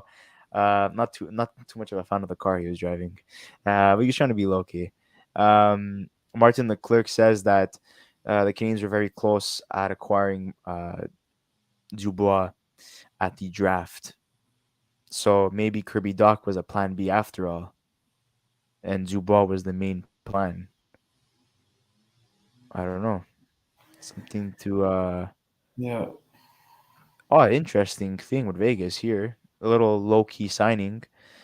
Vegas is signing Sakiri Manninen, who yeah. scored goal winner for Finland in the Worlds and won at Olympics. So maybe they could sign that guy and see if he turns out pretty good in the NHL. Maybe he's a sleeper signer. So Habs are still working on things and moving Kent Hughes availability to Zoom. Could be today, would be tomorrow, if not today. We'll see what develops. So the Canadiens are active. It all comes down to the market, and the Bruins made a signing. F.A.J. Greer to a 2-year deal. Oh, forward AP Greer. Okay. 768,500K per year. I think, yeah. What are your thoughts on David Riddick being Hellebuck's backup? I kind of addressed it a little bit. He's a 895 goaltender, but I think that although he struggled this season, I think he could bounce back in Winnipeg. So we'll see. But It all comes I down don't to know. their defense, in my opinion. They still have Dylan and Schmaltz, but we're like those guys are on the market. Shifley's on the market. Wheeler's on the market. They lost Kopp. At the deadline they traded him. They're gonna have to make some moves if they want to be better, if they want to be competitive, because it was, disappointing that they didn't make the playoffs with the team that they had last year. It really was. People had high hopes because they finally added defensive players in Dylan and Schmaltz. They finally thought that was going to address their defensive needs, and unfortunately it didn't. Obviously, there's locker room problems. Paul Maurice, a little like overworked or meltdown or whatever he had, and needed some time away from hockey. So yeah, there's still a lot of questions for a lot of teams here. Obviously, so far the teams that improved the most are New Jersey, um, Detroit, Ottawa, just to name a few. And Washington was pretty interesting. Washington is more active today than they were in the last couple of free agencies in past years.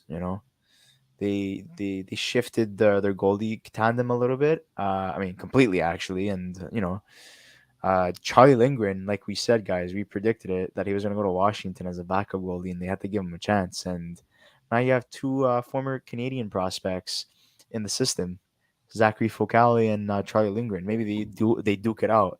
And what's funny is that those guys were duking it out back in Montreal, and both of them are gone now.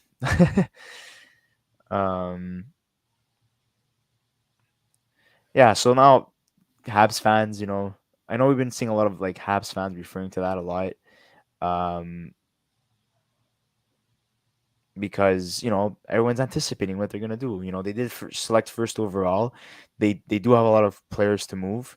There's a lot of things to address in terms of that team. What's going on with Carey Price's situation? Are they gonna trade Allen? Are they gonna trade Anderson? Two guys that have a lot of interest.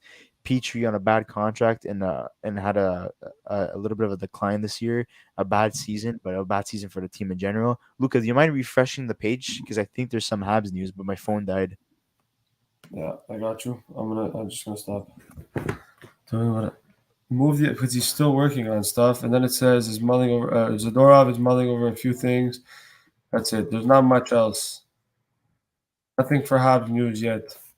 I'll keep refreshing, but for the moment, it seems like there isn't much in terms I was of Habs thinking news. about something. If we were to end this video in like the next couple of minutes, because I know we did say 4:30, I think we'd have to make a separate video if like trades went down, or now that things seem to be cooking, quote unquote, with Kent Hughes and the Montreal Canadiens, maybe we push the time limit a little bit rather than doing a whole separate video for no reason. We could, or we could wait till 5 and see what happens. We'll wait till 5 and see what happens. Okay, guys. So we're staying here till 5 o'clock. So if you want to have supper with us, you're more than welcome. Yeah. Maybe I'm gonna share my screen. I feel like Luca's been. Yeah, do that. Share your screen. I'll take mine out. Well, no, keep yours. Keep yours. I don't have my Twitter connected, so it's gonna be a while to set up. So I don't want people to get frustrated. But in terms of UFAs,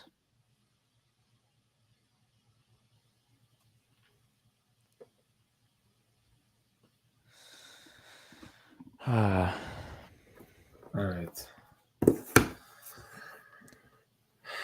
I do think that Johnny Gaudreau is gonna sign a $10 million Frank Salazar said, "Luca, you look like a zombie." Listen, Frank, bro, I'm gonna tell you something. It's been a great stream, and like I'm definitely tired, bro. It's just there's a lot, like I don't know, my head's all over the place, bro. I won't lie to you. It's tired, and then like you're dealing with other stuff too, so. It's not an easy. It hasn't been an easy last hour, but you know what? I'm hanging in there, and I'm gonna support Chris till the end because, that's what we're gonna do. And we're hopefully the Habs cheer me up now. That's my only thing. Let's see what happens here. There's 11 tweets. I'm waiting to see what happens. But maybe we could talk about it. Maybe we could take the time to talk about our draft experience. You know what, bro? Let's fucking do it, man. Okay. Let's go. You know what, man? Let's talk about that. I was okay, guys. So that actually on stream, but like since we're on stream now and we're waiting on the Habs because it seems like something will be happening within the next couple of minutes. Yeah, our draft. So we got invited by Lip Sweater to attend a press conference last Wednesday, so a week ago. Um, Pre-draft press conference, we met Frank Saravelli, we met Pete Blackburn, we met Mike Weaver, we met some people that worked for the Hockey News. We met Marco D'Amico, a lot of well-known guys in the hockey world, especially on social media. I made some connections. We'll be getting some of them on the podcast. We're working on something with I won't say who because I think it's confidential. We're still negotiating. We're just getting back to each other, but um, we could be taking the next step essentially in terms of our podcast, which we've been taking multiple steps the last couple of months. It just been growing and growing as time goes on, and then the draft, we met so many people like Steve Yzerman, Bill Guerin, Vincent Lecavalier, Kent Hughes, Elliot Friedman, Owen Beck, prospect of the Canadiens, Frank. Is it Frank Mazar? No. With Frank Saravelli. Philip Mazar. Sorry. Oh, Of the Montreal yeah, Canadiens as well, drafted 26th overall. I think you're talking about who we met. I was like, oh. Yeah, that's who we met. We met Mazar. Well, we I met saw Mazar. We didn't meet him. Well, I mean, I met him. I said hi to him, and he gave me a fist bump. But I didn't take any pictures or any. I took a Oh, picture. you said I didn't even know that it happened. Yeah, I was really tired to reiterate what happened in my day. Bro, But, you never told me you did that. Like we got lucky. We met Logan Cooley too at yeah, we met while Logan Cooley. We while gave we off were a waiting. lot of merchandise. We made customized T-shirts, which Luca's wearing. I don't know if you showed. Yeah, I already spoke to them about it, and You spoke to them about it. I had told everybody on the stream or whoever was there that that if they were interested and we got a decent amount of people that wanted it, we were going to maybe make some more. But I didn't get any answers or anything, so I don't know. But I showed them the T-shirt. So and I said that if we got a decent amount of people that were interested in the shirt, we would maybe do something. But we met Logan Mayu as well. I know Yes. controversial player right now, but we still met him. He was nice with us. What else?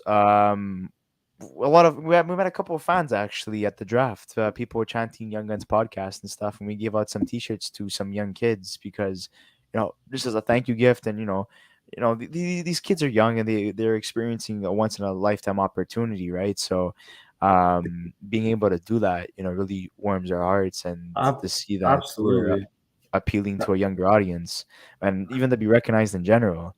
So that's fantastic. Montreal's not doing anything, bro. Hell. Upset. No, but but I think in terms like kind of like what you said, I think look, in terms of my experience of the draft, I know that me and Chris kind of had similar experiences because we were together for pretty much the entire time.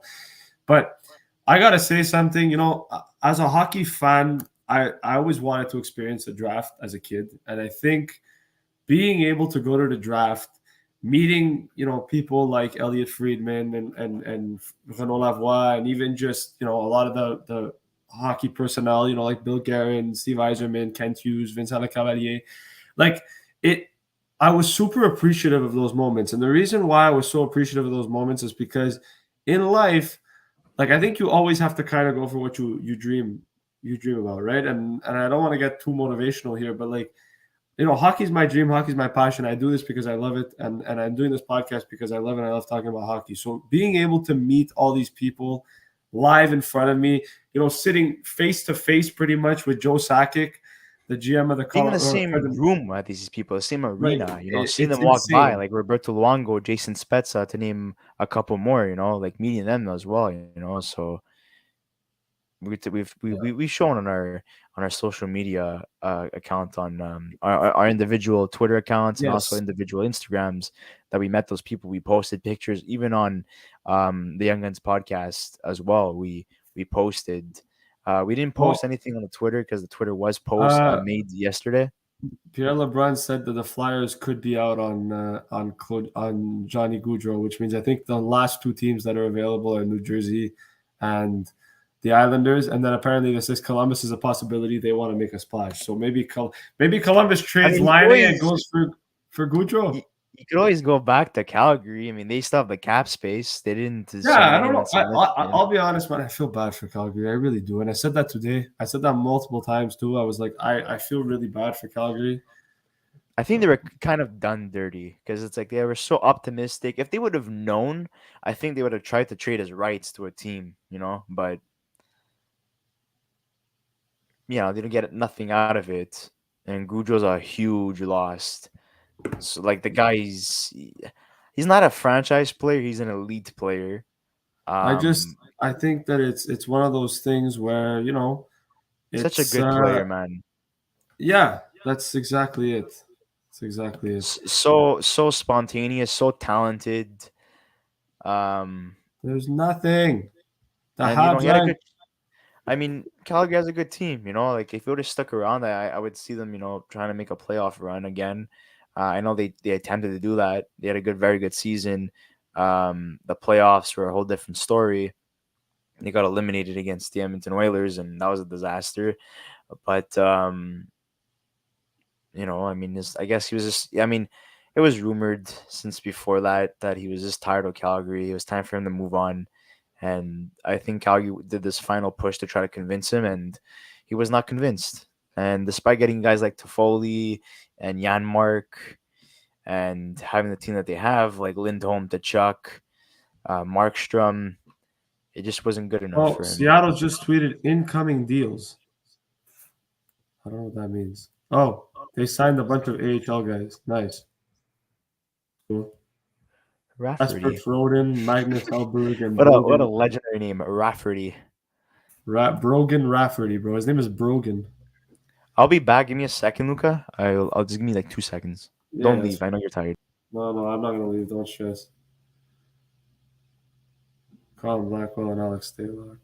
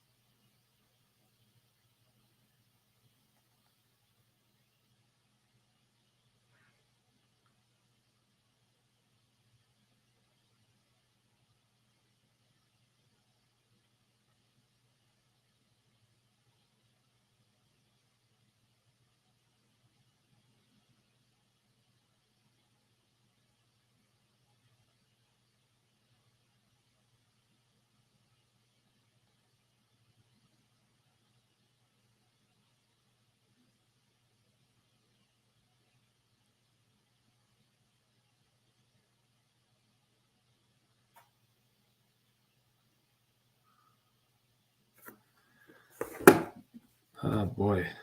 Indicated he may try to do another center. Calvin Pickard. There's just a whole lot of absolutely nothing here. We're waiting on the Habs, but you know what? You know what it is. It's like what Chris said before. Even if there's only 2 people watching, it's like what Chris said before. We're gonna leave, and then the Habs are gonna announce something.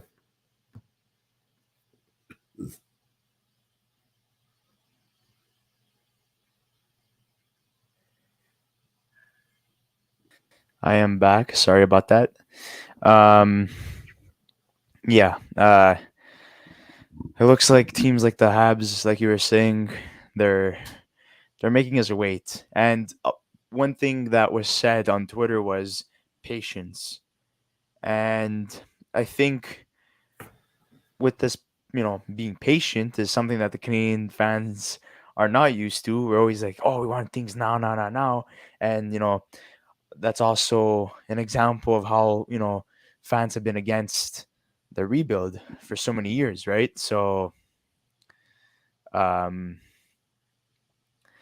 you Yeah. know, I guess they were expecting a more eventful um, free agency for the Habs, but I think Kent Hughes is a man where he likes to stand his ground and he wants to try to make a fair deal and have both sides, come out on top essentially and both address needs. Obviously, sometimes that, a team does overcome the other long term once you look back at the deal, but he's not going to sell low. He's just not. Yeah, yes, they're a rebuilding team, but he's sticking to his cards, and he's not going to play his cards until he knows it's the right time. And Ken Hughes is a very intelligent man. He works with Jeff Gordon, a guy who helped build the Rangers into the team that they are right now. So patience. That patience is virtue, essentially. Don't I know it's frustrating, but I think at the end of the day, we're going to be happy with the outcome.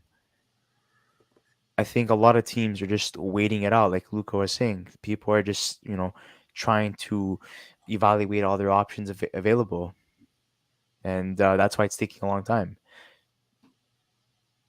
And what's that on Twitter, Luca? That poll?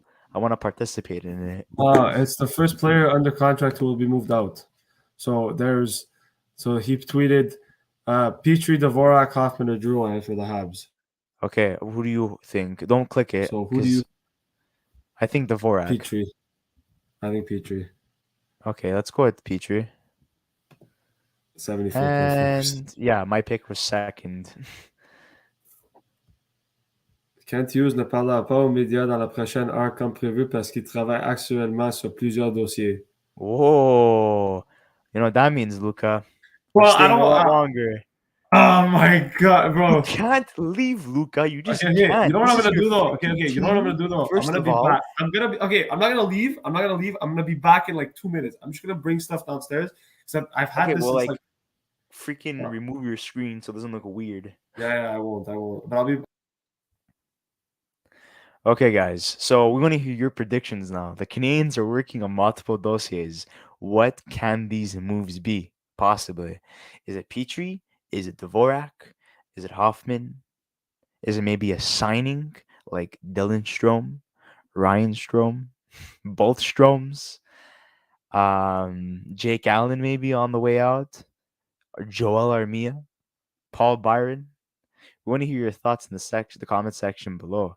I mean, it's definitely interesting to be honest with you. Like, um, it's the team that everyone's watching right now. A team that, once you look at all the rebuilding teams, they're one of the very few rebuilding teams that still have a lot of assets in their team that still have value that still need to be moved, right? So, in terms of the Canadians, what can they get for some of these guys? Can they even get anything valuable? Should they just keep them and wait until the deadline? A lot of questions to be asked and a lot to be answered. And I think, you know, if I think things are going to happen within the next hour. I truly believe that. I think multiple Montreal Canadian fans, waited, but I think it's all going to come to a nice closure and everyone's going to be satisfied. hello. I'm back. Yeah, I was just asking the comments, people on our live stream, who do you think would be on the? Wow, okay, guys. So we had 1,336 people now tune in. So So thank you so much for that. did you see Nick Delorier 1.75 million to Philly for 4 years? That's a steal of a contract. He's a very underrated player for what he's able to do. He's an energy man. I think He's 4 a good years is guy to too have on the long. bottom six. But I think 4 years is too long. I think know. he just wants to make sure he retires somewhere and Maybe. he gets paid. Fuck, bro. Kent Hughes is working on multiple dossiers, bro. Like, he could be here all night. We're not gonna be here all night. There we are. We'll be here all night. He's gonna make a trade at 11 o'clock tonight, bro. Like I was saying before, he's a very patient guy. He's not dumb. He's gonna take his time and he's gonna try to maximize the value he can get for the assets that he's giving away. What would you feel if the Canadiens signed both Stromes? Both Stromes. Mm-hmm. I mean, I don't know. I don't know. It depends. Depends on what the plan is, right? It depends on what the plan is. It's if they're trying to Oscar Dansk yeah, to Calgary. if they're He's trying relevant to again. rebuild, they're trying to rebuild, then I don't see a point in that. But I mean, like, because Ryan Strome, I think you put him on a team that's gonna help you win now. And I look at like some of the ads that happened today. Like if you look at Buffalo and you look at Ottawa and you look at Detroit, like Montreal doesn't fit there. Like Montreal, to be honest, are probably the worst team on paper out of all the teams that are in the Atlantic, right? So adding Strome, Do you think now that Montreal's the worst adding team in the both Atlantic? Stromes doesn't what?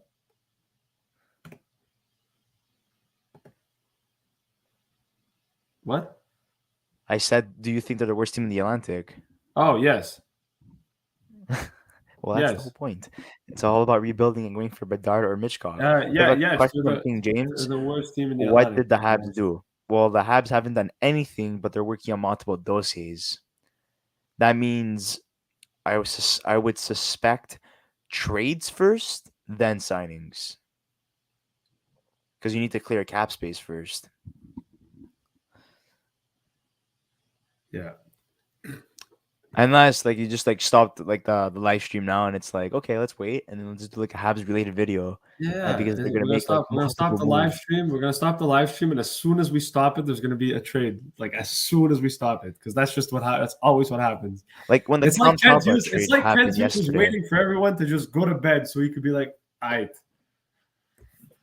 Like here's all the Tom news." Talbot yesterday, that deal that went down. You and Chris weren't home. I was home. I literally took a nap. I didn't do anything. I just took a nap. And I wake up 10 minutes after the deal happens. Chris, you need to do a breakdown. Like, what's going on? And I'm like, are you kidding me? The first time I decided to rest, I get screwed. Yeah, but I think like apparently, I don't know. Apparently, there's been rumors, especially in terms of Montreal. I'm talking about Montreal here, but oh shit, bless me. Bless you. All right. Anyways, let me go blow my nose. I'll be back. That's gross, But Luca. basically, Now the back to whole what I was world's saying. looking at you. Blow your nose. Perks of having Kleenexes in your room, right? But Well, what you were saying about Montreal? I'm saying I think that if you look at where the Canadiens are, like I think that there's been so many rumors now about there was rumors about Pierre-Luc Dubois, there was rumors about potentially Paling. Apparently, there was a comment that Renaud Lavoie made that apparently the Canadiens had trades in the back burner or something, and that like it hadn't been announced yet. And I'm listening to all this, and I'm like it sounds great and all, but it's like how like what if there's a trade that has been Wait, done? keep that comment of what Dubas said. It's pretty interesting. Says the Leafs aren't done. They're obviously going to have to be the guys that look at our own situation and say, I can go there for a year or two, relative low dollars, and the group would be a fit for me to have success and then parlay into that something greater. Or Dubas, or you can You trade your freaking one of your core players and you open up some cap space. But anyways, back to what I was saying about Montreal. I think there's too much there's too much expectation, I would say. I think it's more of a thing where it's like, okay, you know what? Montreal is going to make this trade, do this, do that. And it's like, okay, but we've heard all these rumors, right? Like we heard the peer, and it's like nothing's happened yet. They just want to. I think the fan base are okay with the rebuild, but they just want to liquidate. They want to see transactions. They want to see what is the future. They want to see what players are a part of that future, right? We've seen a sample size so far, but the thing is, though, I mean, there's still yet to be addressed and yet to be desired. There's. I look at the team, and there's about 6 or 7 players that should not be there right now. Like realistically, in a normal rebuild, they would have been gone by now, or they should be gone by today. Yeah, I agree with that. Like it's just not. It's kind of weird. It's just not a normal rebuild. And is it because they're like I was saying before, Ken Hughes and Jeff Gordon are really keeping their cards close to their chest and trying to maximize the value they get for their assets, or do they want to keep certain players moving forward? Would be tomorrow, if not today. We'll see what developed. And then it says breaking is stuck on the toilet bowl with severe diarrhea.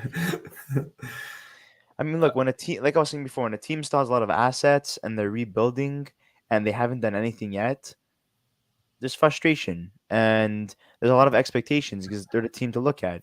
Because all the other rebuilding teams, because let's be clear here, Philadelphia is clearly not rebuilding, and Winnipeg either. They're more like retooling, if anything. Yeah, it says, Patrick Violet, on nous informe que le CH travaille toujours activement et aucune conférence de presse de Kent Hughes n'est prévue pour le moment. S'il y a du mouvement dans les prochaines heures, le DG commentera via Zoom. So I think what's happening is there's deals that he's trying to work on. I think maybe he's either making free agent signings or whatever it is. Justin Braun, 1 year, $1.75 million. That's a good deal for Justin Braun. But I think in terms of what Montreal's trying to do, I think it becomes a situation where it's like, they're trying to figure out like, okay, maybe we have a deal in the works, but it's not fully finished yet.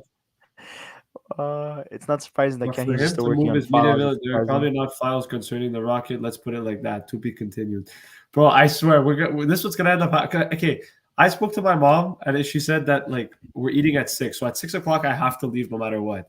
So hopefully by 6 o'clock we have news, or else we're in trouble here. But yeah. But it's been question with the Carolina Hurricanes essentially losing Niederreiter, Trocheck. There's a chance that maybe Nikas doesn't get re-signed and he becomes a UFA, or they go to arbitration. Them trading D'Angelo but getting Brent Burns. Internally, they have good players, within their organization. But is their team better? Still the same, or did they regress? Yeah.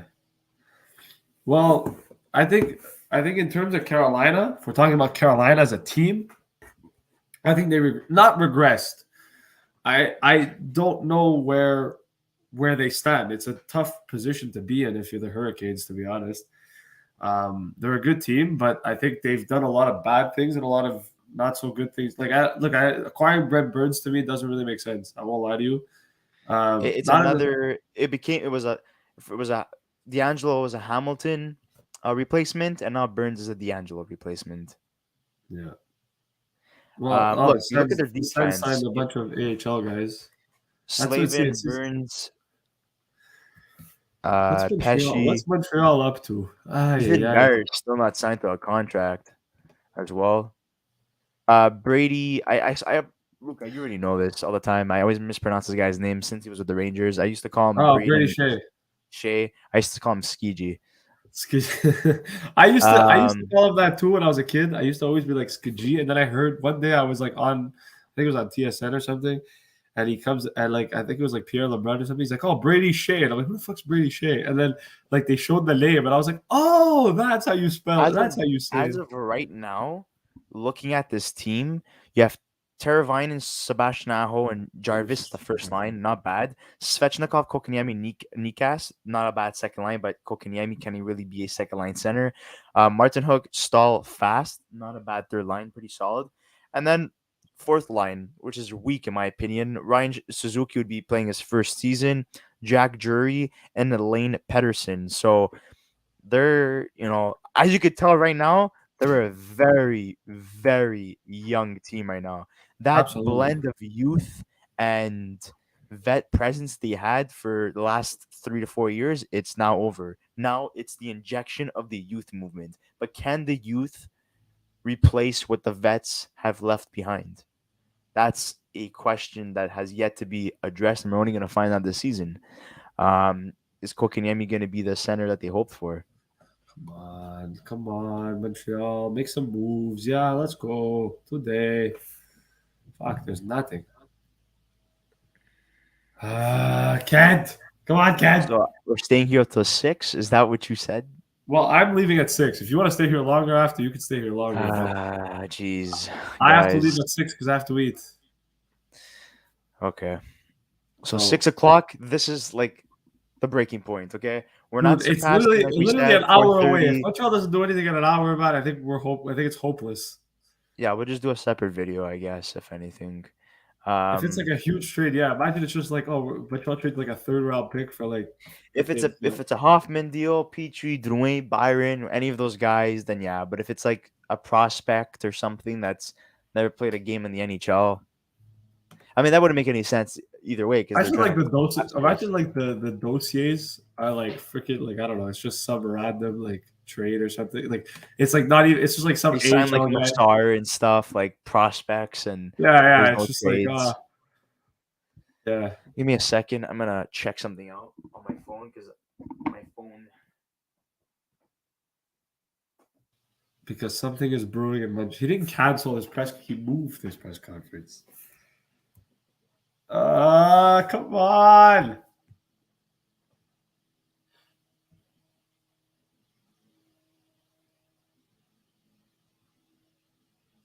Availability on Zoom. Okay. 5 tweets.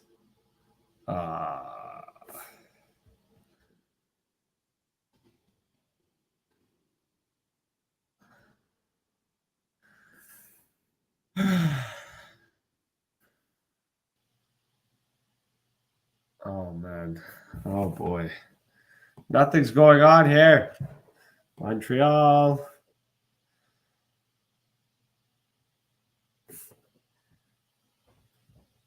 Well, Brisbois thanked Andre Palat, said that he's an all-time great in terms of Tampa Bay. I mean, I think he's a very overlooked, underrated player for Tampa. He's, a huge part of their success and why they won 2 Stanley Cups and why they went to the Stanley Cup Finals 3 times in a row. So, I mean, we have yet to see where he signs. But apparently, New Jersey is navigating the free agency market still. And maybe they're getting impatient with Gaudreau. Maybe you're like, screw Gaudreau. Maybe we'll go sign Palat instead. You never know. My question to you, and I was curious because I saw it before. What was your thoughts on Sherratt's deal? Did you like Sherratt's deal, or were you a bit like? I mean, what his original deal with the Habs is what, 3.5? Yeah, now he's getting 4.7 in Detroit for 4 years. So it's what? too much. I think it's way too much. An extra $1 million, around $1.2 million. I like what Stevie Y's done today, though. That's the thing. Like he's done a lot of good moves. He brought. It's Parade, not. It's not $5 million, and it's not over $5 million, and it's a team that needs defensemen. You have Hronek, Sider, and who else do you have on that team? Now you got Sherratt. He's been here. He's been here for a long time. When I'm getting metro interruptions. That's when I've been doing this too long. Holy smokes. Bro, I'm going to go to bed early tonight. It's going to be... I work tomorrow. I mean, that's where I was today. I was in the work parking lot tomorrow, so I'm okay. But, like, it's just going to be that tiring. Guys, you just need to be like, you know what? These guys are hard workers. Let me sub to their channel. they do anything possible just to make the fans happy. Even when they're at work, they still show up. Yeah. That's it. You gotta appreciate that. It's the But summertime. The priority is the podcast. School come on, is on the back burner Montreal, until make we some start. moves. Habs are still working on things. Stop. Look, if he pushed his availability to Yeah, but later on tonight, he pushed his availability because what? He's gonna go and like that means something is brewing. Something is getting done within the next 2 hours. That's all I could say about that. I don't know. Maybe not. It has to it's not like he postponed it for tomorrow. Like he's postponing it for tonight. He probably just wanted to eat supper. So I think he wanted to go eat supper, and he's like, I'll do it after. Let me You know just what's eat. funny? That that video of him signing the contract with Slavkovsky. People are like, "Wow, at least we know Ken Hughes is awake." Did he take a break, go sign the contract, then go back to his office? But Columbus may not have been seen as likely to stage for free agent for Johnny Gaudreau. It's reportedly down to New Jersey and the Islanders, but word across the NHL is that Jarmo Kekalainen and staff have been a major play for Gaudreau today. Never know what to make of certain things you hear, but the rumored offer involving Columbus and Gaudreau today was an absolute whopper. 7 years, $12 million. Wow. Holy crap. Okay, so Interestingly, it's either you choose the bank that you're about to freaking make, or you choose family. So it's in your court, 12 Johnny Gaudreau. million. Dude, I don't care what anybody says. If he doesn't take that offer, he's an idiot. I don't care what anybody says. If that's real, if that's a real contract offer that actually got reported, if he doesn't, I don't care who, I don't care if it's Columbus. I don't give a shit if it's Arizona. If you get offered that type of money, you take it. I don't care who it is. Okay, I have a question for you, though, in terms of Johnny Gaudreau. If, and only if, he does sign that contract, what is the average amount of points that he has to get for the majority of his career per season? I would say 100 points per season. How much he would earn in terms of dollar value? So no, I mean if he's getting $12 million per season, what would be a respectable points production? Oh, he'd have to get 100. He'd have to get 100 points every season. Yeah. Okay, so I agree with that too. He would have to be a 100-point player every season. Yeah. Okay, if it's 90 a couple of times, okay, but if it's anything under 90, then it's a bad contract. I mean, it still is a bad contract. He has to be more than a point a game. He has. So you think Johnny Gaudreau is gonna make more money than Connor McDavid? Dude, he'd be the second highest paid player in the NHL. Wait, how much does McDavid get paid? Doesn't he get paid 11.5? No, 12. It's 12.5. I'm pretty sure. Ah, okay. I think so. Let me check. Actually, well, at least we can agree that Johnny Gaudreau deserves the money more than John Tavares. Yeah, but okay. So Columbus have how much money? Columbus have 12 million in cash. So Columbus is like, all right, here's what we're gonna do. We're just gonna throw all our money at Gaudreau and hope for the best. They need a big name in the market. They haven't had a big name since Panarin and Bobrovsky. McDavid makes 12.5 million. Oh boy. Yikes. My cousin actually was stating that he's surprised how some of these players made a lot of money and they capitalized on one good season and stuff, or their playoff runs. And he was just saying that some players just don't deserve that money. They just don't, is there any bad contracts today in your opinion, or do you think they're all fair? Yes, there's a couple. Sherrod, I think, is a bad contract in the sense that I think how much he gets paid, I think it's a bit too much. Marchment, I think, is a bad contract because I think you're paying for a guy who I think Frank Salazar actually wrote it in the comments too. You're paying for a guy that's only played 2 years in the NHL, and I think that's a big problem for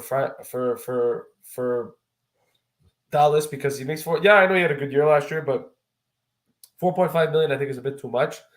And then the Goodbranson deal is horrible. 4 years, I just. What are they thinking on that? Goodbranson, that's a horrible deal. Didn't at one point he get a PTO because no one wanted to sign him, and they wanted to see if this guy was still capable of playing in the NHL.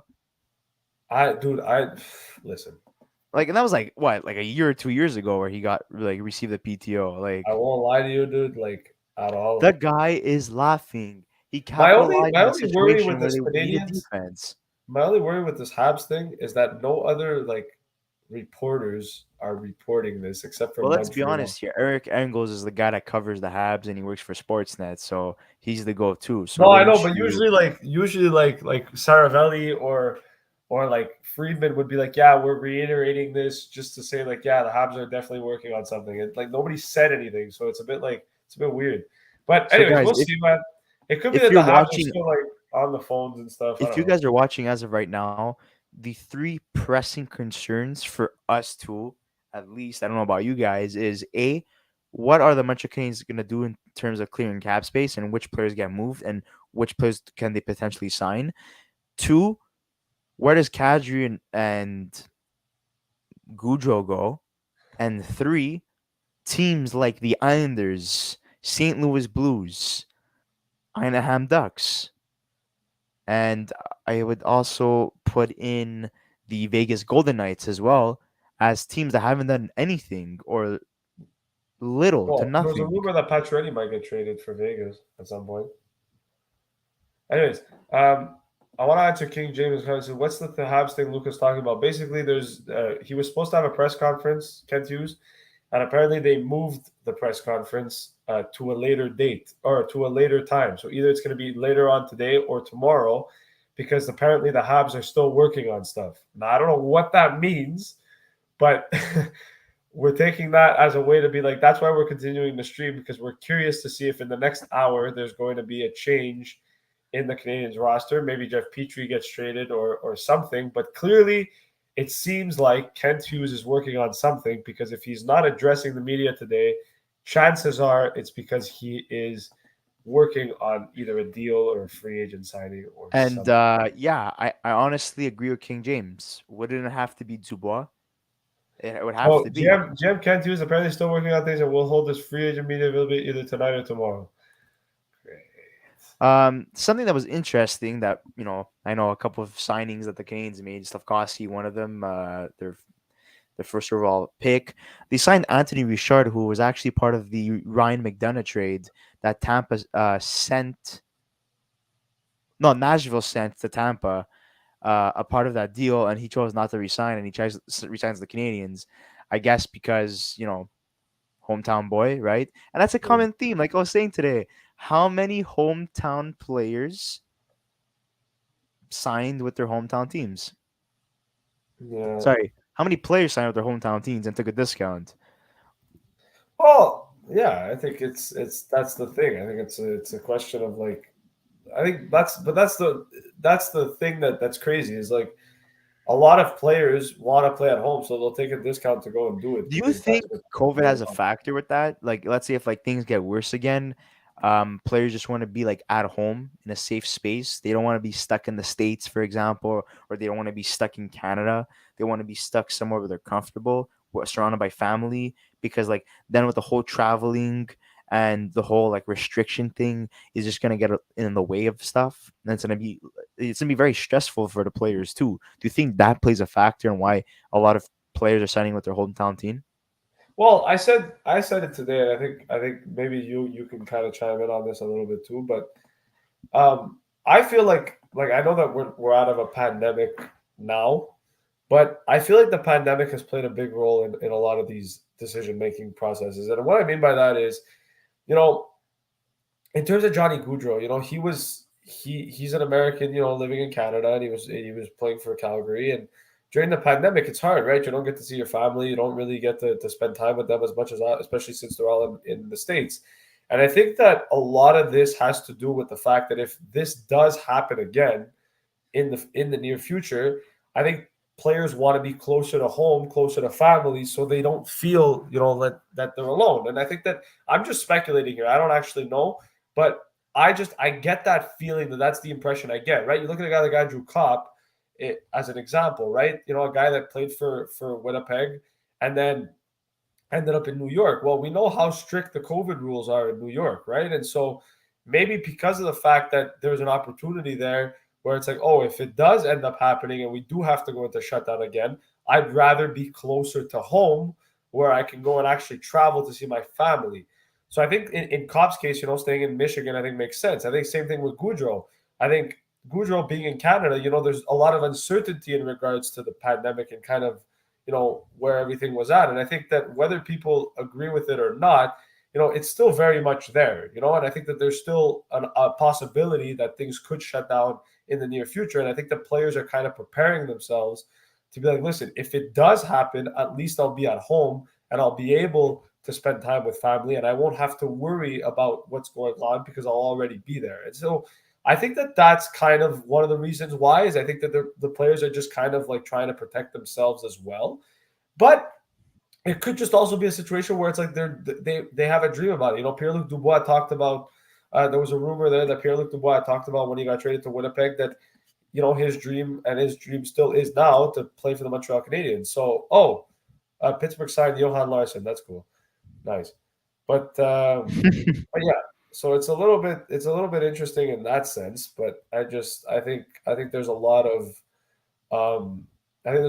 things that play a factor in wanting to return home. And I think if you're Johnny Gaudreau, you look at Calgary's offer and you say, listen, as much as I loved playing in Calgary, and I'm sure he did, I don't think he looked at Calgary as a long-term solution for him. And I don't not necessarily blame him because I don't blame him for wanting to be at home. But I think that if things were different and had this pandemic not been a thing 2 years ago, I think we'd be having a different conversation about Johnny Gaudreau. Yeah, and So, the rumors of Johnny Gaudreau wanting to leave to go possibly to Philadelphia as one of his destinations, that came out during the whole pandemic thing. So I think that's that it. did have And I think a factor. like it goes to show you the same example, and I'll give an example of Carey Price, even if Carey Price still stays in Montreal. But Jeff Petry's another example. Or Jeff Petry.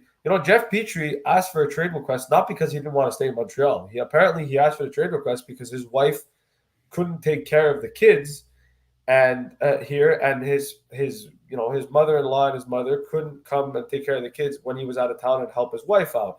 And so I think he wanted to be closer to home. And I think a lot of that has to do with the pandemic. And I think we forget that there's still a pandemic going on, even if, we're back to normal in some capacity and, the masks are off and whatever. I think players are afraid. And I think players are afraid because they've seen what's happened over the last 2 years.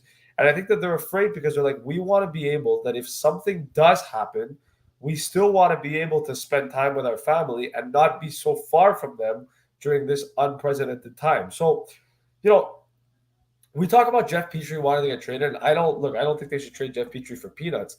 But I think Montreal is also looking at this going, okay, but there needs to be a decision being made here, right? So, anyways, we'll see what happens. And Chuck Fletcher just said it here. Chuck Fletcher announces they are done with the free agent market. They are officially out on Johnny Gaudreau. Says the reality is they didn't have the cap space. Makes sense. So I would say Long Island or New Jersey. Or you know what, bro, Columbus. Yeah, with that $12 million if he goes to Columbus, offer, though, like he's going to Columbus purely for money. But yeah, I don't blame him, but he's going to Columbus. Oh, so 24-year-old Henrik Borgstrom signs the Capitals. I'm very surprised. The Capitals have been pretty active today, based off what the comments were made. Yeah, they've been pretty active, and I think what was interesting too is the Lindgren move. We called it, right, and we had said it. I had actually said it. You were like, "Oh, where do you think Charlie Lindgren's going to go?" And I said, "You know what? Washington's looking for a backup goalie. I could see that." And then literally like 2 minutes after you left, you said I reiterated after a team needs to give him an opportunity to be a backup goalie, and that was like Washington Capitals. He probably went there because that was the team that offered him a one-way contract and said, "You know what? You're gonna be a backup goalie," and he took it because maybe other teams are saying, "No, you're just an AHL goalie for us."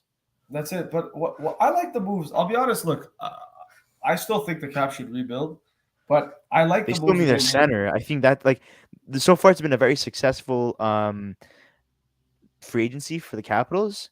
I just think that they need to add a center, a guy that even if Backstrom does come back this year, a guy that's still going to be in the lineup. Yeah, and something they could And afford. and I think like one thing that's going to be very interesting. I wanna say something. To me, I look at Johnny Gaudreau, and I think we talked about Nazem Kadri before. I think the dominoes are going to fall once Gaudreau signs, because I think Kadri's looking at Gaudreau and saying, okay, how much did Gaudreau get, and how much can I realistically get, right?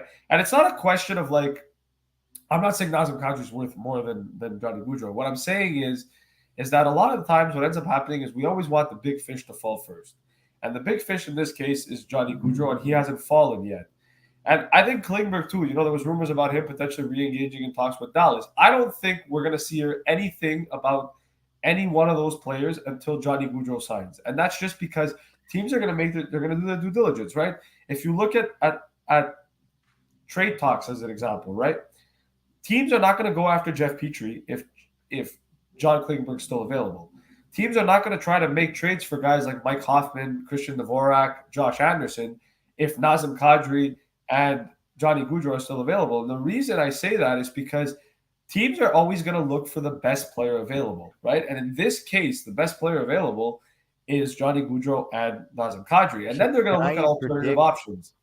So Can I predict, or at least give a few names of quality centers that are affordable that I think could? Colin Miller goes to Dallas. Oh wow, 2-year deal, $2 million AAV. Buffalo Sabres legend. I think Chris Tierney, still 28 years old. I think he could be a fit as a center with the Capitals at an affordable price. If they want to go a little bit older, 36-year-old Paul Stastny. You also have Cody Eakin at 31 years old. If you're going to go younger, you have Matthias Janmark at 29, or maybe Dylan Strome. And if you want a guy that's middle tier in terms of his game and also his age, Kale Yankrok. But I think even you had There's brought still up options. you had brought up Dylan Strome before, and Ryan Strome too. I think those guys, like I said, it's tough now because now teams are analyzing their rosters, right? They're looking at everything and they're going, okay, what do we need and what do we have? And what did we sign and what do we still need? And I think with Dylan Strome, it's going to be a tough position because a lot of guys have been signed today, right? If you look at it, it's been one of the most successful free agencies in terms of signings or whatever. I think a team that might be underrated in terms of still making more signings and might be quietly there is Seattle. I think Seattle is a team that's going to be super quiet, and I think they're almost too quiet. And the reason I say almost too quiet is because, look, yes, they supposedly signed Martin Jones, and now they went to go get Andre Burakovsky. I think Seattle's still going to be in on a few more free agents. I'm not surprised if they're in on Kadri. I wouldn't even be surprised if they're in on Niederreiter, and I wouldn't be surprised if they're a team that at the end of all of this signs Ryan Strome and Dylan Strome, right? I still think that they're a team that can definitely – they've got the cap space to do it, and they're quiet, but they're too quiet. And it's like when you're too quiet. You have Let's Go Islanders. I guess that's referring to Johnny Gaudreau and the sweepstakes for Johnny Gaudreau, them versus the New Jersey Devils. One thing I want to say, sorry. Clarify answer these questions.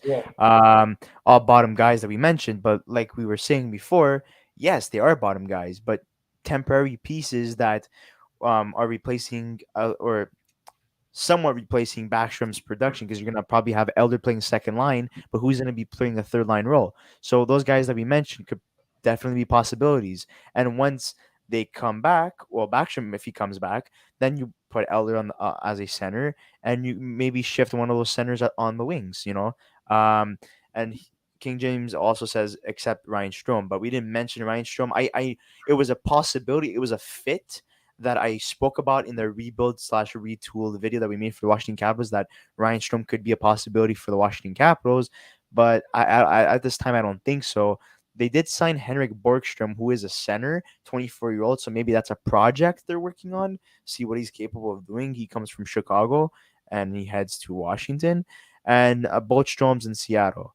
I mean, look, the Stahls did it today. Why can't the Stroms do it?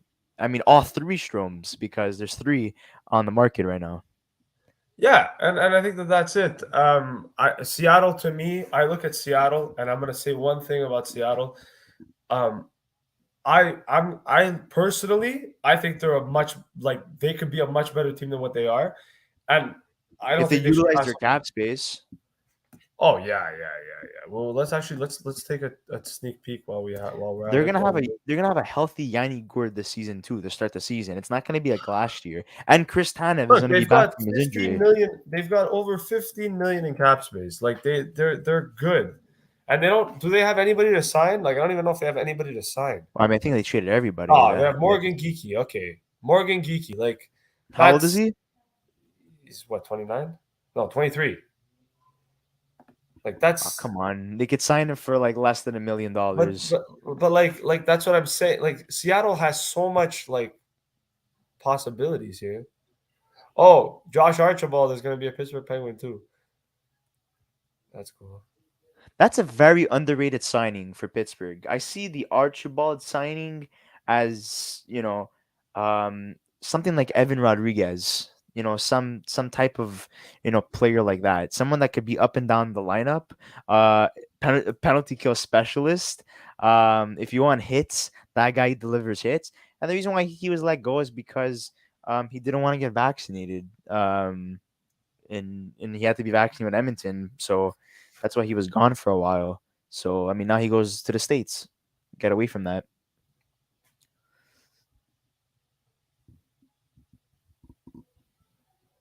Yeah, I agree with that.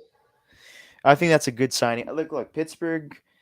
They made some very underrated signings, but are they the signings that are necessary for Pittsburgh to be like legitimate contenders or even Stanley Cup favorites? No, whatsoever. They're an old team. They're an Yeah. old team. I if you told me between the two teams that we covered in rebuild and retool series, which were the Penguins and the Capitals, I prefer the Capitals moves over the Penguins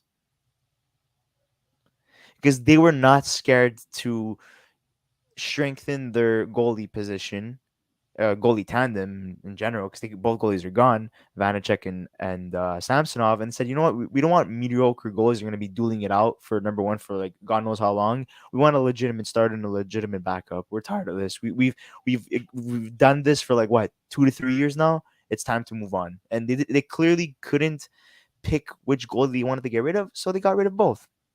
It's as simple as that. That's how I look at it. And you get a Stanley Cup champion in Darcy Kemper, and you're trying to go all in once again for Alexander Ovechkin, and maybe try to go all in one more time for Backstrom's sake if he could ever come back from his hip injury. Give me a second. I'm gonna go check my phone to see if there's any updates. My phone's currently charging because it was dead. Right now, a deal between Dallas and Montreal for Jeff Petrie doesn't appear as though it will materialize. Short convo was had today, according to sources, but the Canadiens were very reluctant to retain salary. Never say never, but seems very unlikely as of this moment. Okay, Eric, only post something if it's good news, not bad news, all right? Gosh. Fucking guy. Oh my God, Eric. We still have 8 people in here, man. Wow. I'm impressed.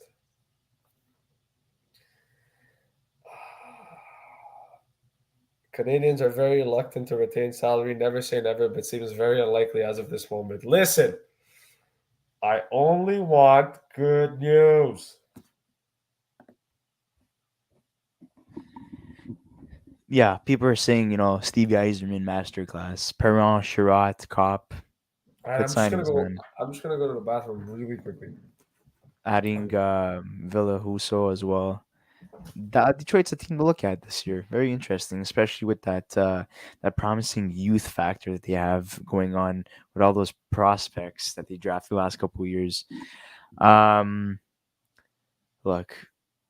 I know the Habs don't want to let go of Petrie because they don't want to retain anything, but when push comes to shove, they're gonna have no choice to somewhat do that. Somewhat move Petrie while retaining at least like what 15-20%, or else a deal's never gonna happen and they're never gonna get what they're asking for in terms of value. I feel like it's just an ongoing situation. It's just like a Ferris wheel. It keeps on turning and turning and turning and turning and turning, and it's always the same thing all the time in terms of news towards concerning Jeff Petrie, and it's getting tiresome for a lot of people. And I think it's getting tiresome also for Petrie and his family and their Montreal Canadiens organization. So, I mean, we don't know. We're still waiting on Gaudreau. $12 million offered by the Columbus Blue Jackets. So basically, all of their remaining cap space. I think people are losing their minds at this point. They're willing to throw any offer in terms of term and salary just to acquire anybody at this point. Crazy. Honestly, crazy. I don't know what's going on in this free agency anymore. Guys, do you think this was a successful free agency? Did it live up to expectations? Was it boring? Were you disappointed? And in terms of the teams that you support, did your team surprise you? Did it disappoint you? Were you somewhat okay with what was done? Or are you still hoping for more? We'd like to hear that in the comment section below. And we're going to be stopping our live stream at 6 o'clock because, or else it's going to be past 7 hours. I mean, I think it is going to be past 7 hours regardless, but we don't want to pass the 7 hour mark. It's way too long. But we thank everyone for who came today. Honestly, the outcome was amazing. We shall see what happens. We're waiting for Luca to come back from the washroom so he could deal with this Twitter thing. I would definitely go on the Twitter, but it might take a while to set up, and that's just annoying. Luca's coming back. He's coming back. I'm back. There's still PK Subban. That's someone I want to talk about now. Okay. What's what do you want to talk about in terms of PK? You know, no one's talking about his fits, but let's make potential fits because I want to say link anybody. I have this weird feeling, and I don't know why. Okay, I was thinking about it all day today. Why do I get the impression like no team is going to sign him? And I don't know. Okay. Just hear me out a second. Since free agent has started, okay, and if you go and look at every player that's been available in free agency, why is it that nobody has mentioned PK Subban at all? Like at all. He was pondering retirement at one point, I heard. But like even the analysts, okay, like people that start rumors and stuff too, are like they haven't heard anything about PK Subban. And it's like or Phil Kessel, another guy too. That's it. But that's what I'm saying. Has their values really dropped to the point where teams are like, we don't want you anymore? Like look, if I had to make a fit for Subban, and I'm going based on my heart and not necessarily based on my brain. Oh, come on. Give me a break. I would love to see him back in Montreal for one reason and one reason only.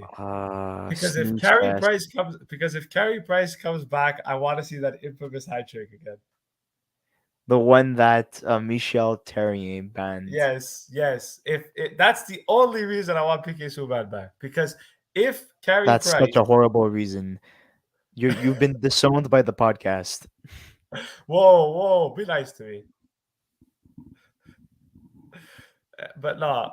So now, okay, wait. I don't know if you saw the Eric Engels tweet. Do you want me to? Yeah, you spoke about it before. And then he says, doesn't mean Kent Hughes isn't working hard to trade Petrie. He said it all along. It has to be good for the Canadiens, though. But don't put all your eggs in one basket and try to move him. Like I know, like I was saying before, it's tiresome for all sides. But Jesus, trade Armia, trade Drouin, trade Hoffman. There's other ways to work around the salary cap. Don't put it in your head that Petrie's the next guy to go. Come on. If there's jeez. In terms of PK, you want a realistic prediction? Honestly, I'll give you a realistic prediction. I think he ends up, and I'm not kidding when I say this, I think he's going to either end up in Arizona or Seattle. And the reason I say Arizona. Yeah, and I'm going to tell you why. Okay? That's awful. So, PK Subban is a household name. Okay? Gary Bettman wants hockey to be promoted in Arizona. Why not take the guy who promotes hockey and put him on Arizona?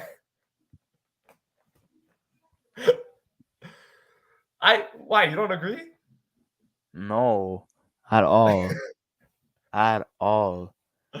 You don't think Subban would be a good fit in Arizona? If you want a good team that has to be promoted because there's like missing stars, Columbus, Seattle are two of them. Yeah, but Seattle, I said Seattle. Yeah, I know, but I'm leaning more towards Seattle, Columbus, Arizona. Forget about it. I know there's been discussion between him and New Jersey, but I don't think that's gonna work out. But Calgary did want to add a more offensive defenseman, and they have the cap space to get it done. So maybe Calgary's a fit. Um, I want to see the Ducks because they have the most money. They have 35 million in projected cap space, so like they could get it done. Like why not? They have nothing to lose. Their defense is not that great. They traded away Josh Manson. I mean, I know he's a more defensive guy, but you know you have Jamie Drysdale. You have Cam Fowler. Why not add a guy like PK Subban? I know they're rebuilding, but sign him to a 1-year deal. Ship his ass away from Do you think that, like, do you think at this the point in his Ducks to the career, trade deadline. you think at this point in his career he wants to win a cup though? Well, if he wants a good chance to win the cup, then he would have to go to out of the teams we mentioned. I think Calgary would be his best bet. I mean, unless he signs a Buffalo, but I mean, I look at their defensive core right now; it's very young. But I mean, I also think that Well, there's no space for him there too. let's talk about the Laval rot. No, I'm kidding. I mean, what if Klinberg doesn't sign, and what if they don't trade for Petrie? Do you potentially see PK being a fit in Dallas? Yeah, I could. I mean, He's look, worn cowboy hats before in Nashville, so why can't he do it again? that's it. Yeah, it could work. I don't know. I have no idea where PK is going to end up. That's like Greer says the Sharks have signed Nico Sturm, Marcus Nuivara, and Matt Benning. Oh, okay. Not bad. You know where I think Kessel ends up? Where? New Jersey. You know what? I was going to say Buffalo. I don't know why. Or maybe, you know how Lou Lamoriello loves his vets. Oh, God. You failed to sign Gaudreau, so you got the second best thing. Phil Kessel. Yeah. Crazy, man. I don't know. We'll see. We'll see. Let's see who else is available. 500. Matthew Tkachuk has yet to be signed. RFA. Patrick Laine, RFA. Patrice Bergeron, UFA. It's true. He's still there. He's still available. Yeah, Well, I don't know. I verbal think he's going to end agreement. up going back to Boston, but Dustin Brown retired. Andrew Ladd, he's finished. Anton Stallman finished. Smith apparently agreed a contract. Victor Rask, Zadorov, Stastny. You know that guy that hasn't signed yet? That I'm surprised? Calvin DeHaan. Yeah. Yeah. That's a guy that, you know, he's not the flashiest guy ever, but he's a good Ryan Murray too is an defenseman. interesting one. Nikita Zadorov. Did you hear about Braden Holtby? That apparently he may have to Yeah, retire apparently he's because done. He's just gonna another injury. Bro, like Dallas ask for is like so an unlucky organizational with job or goaltending. something. Maybe go back to Washington or something in a goalie coach role or something. Yeah, we'll see. Guys that I think that are like done in the NHL: Jay Beagle, Antoine Roussel, Victor Rask. I think those guys are gonna head to Europe.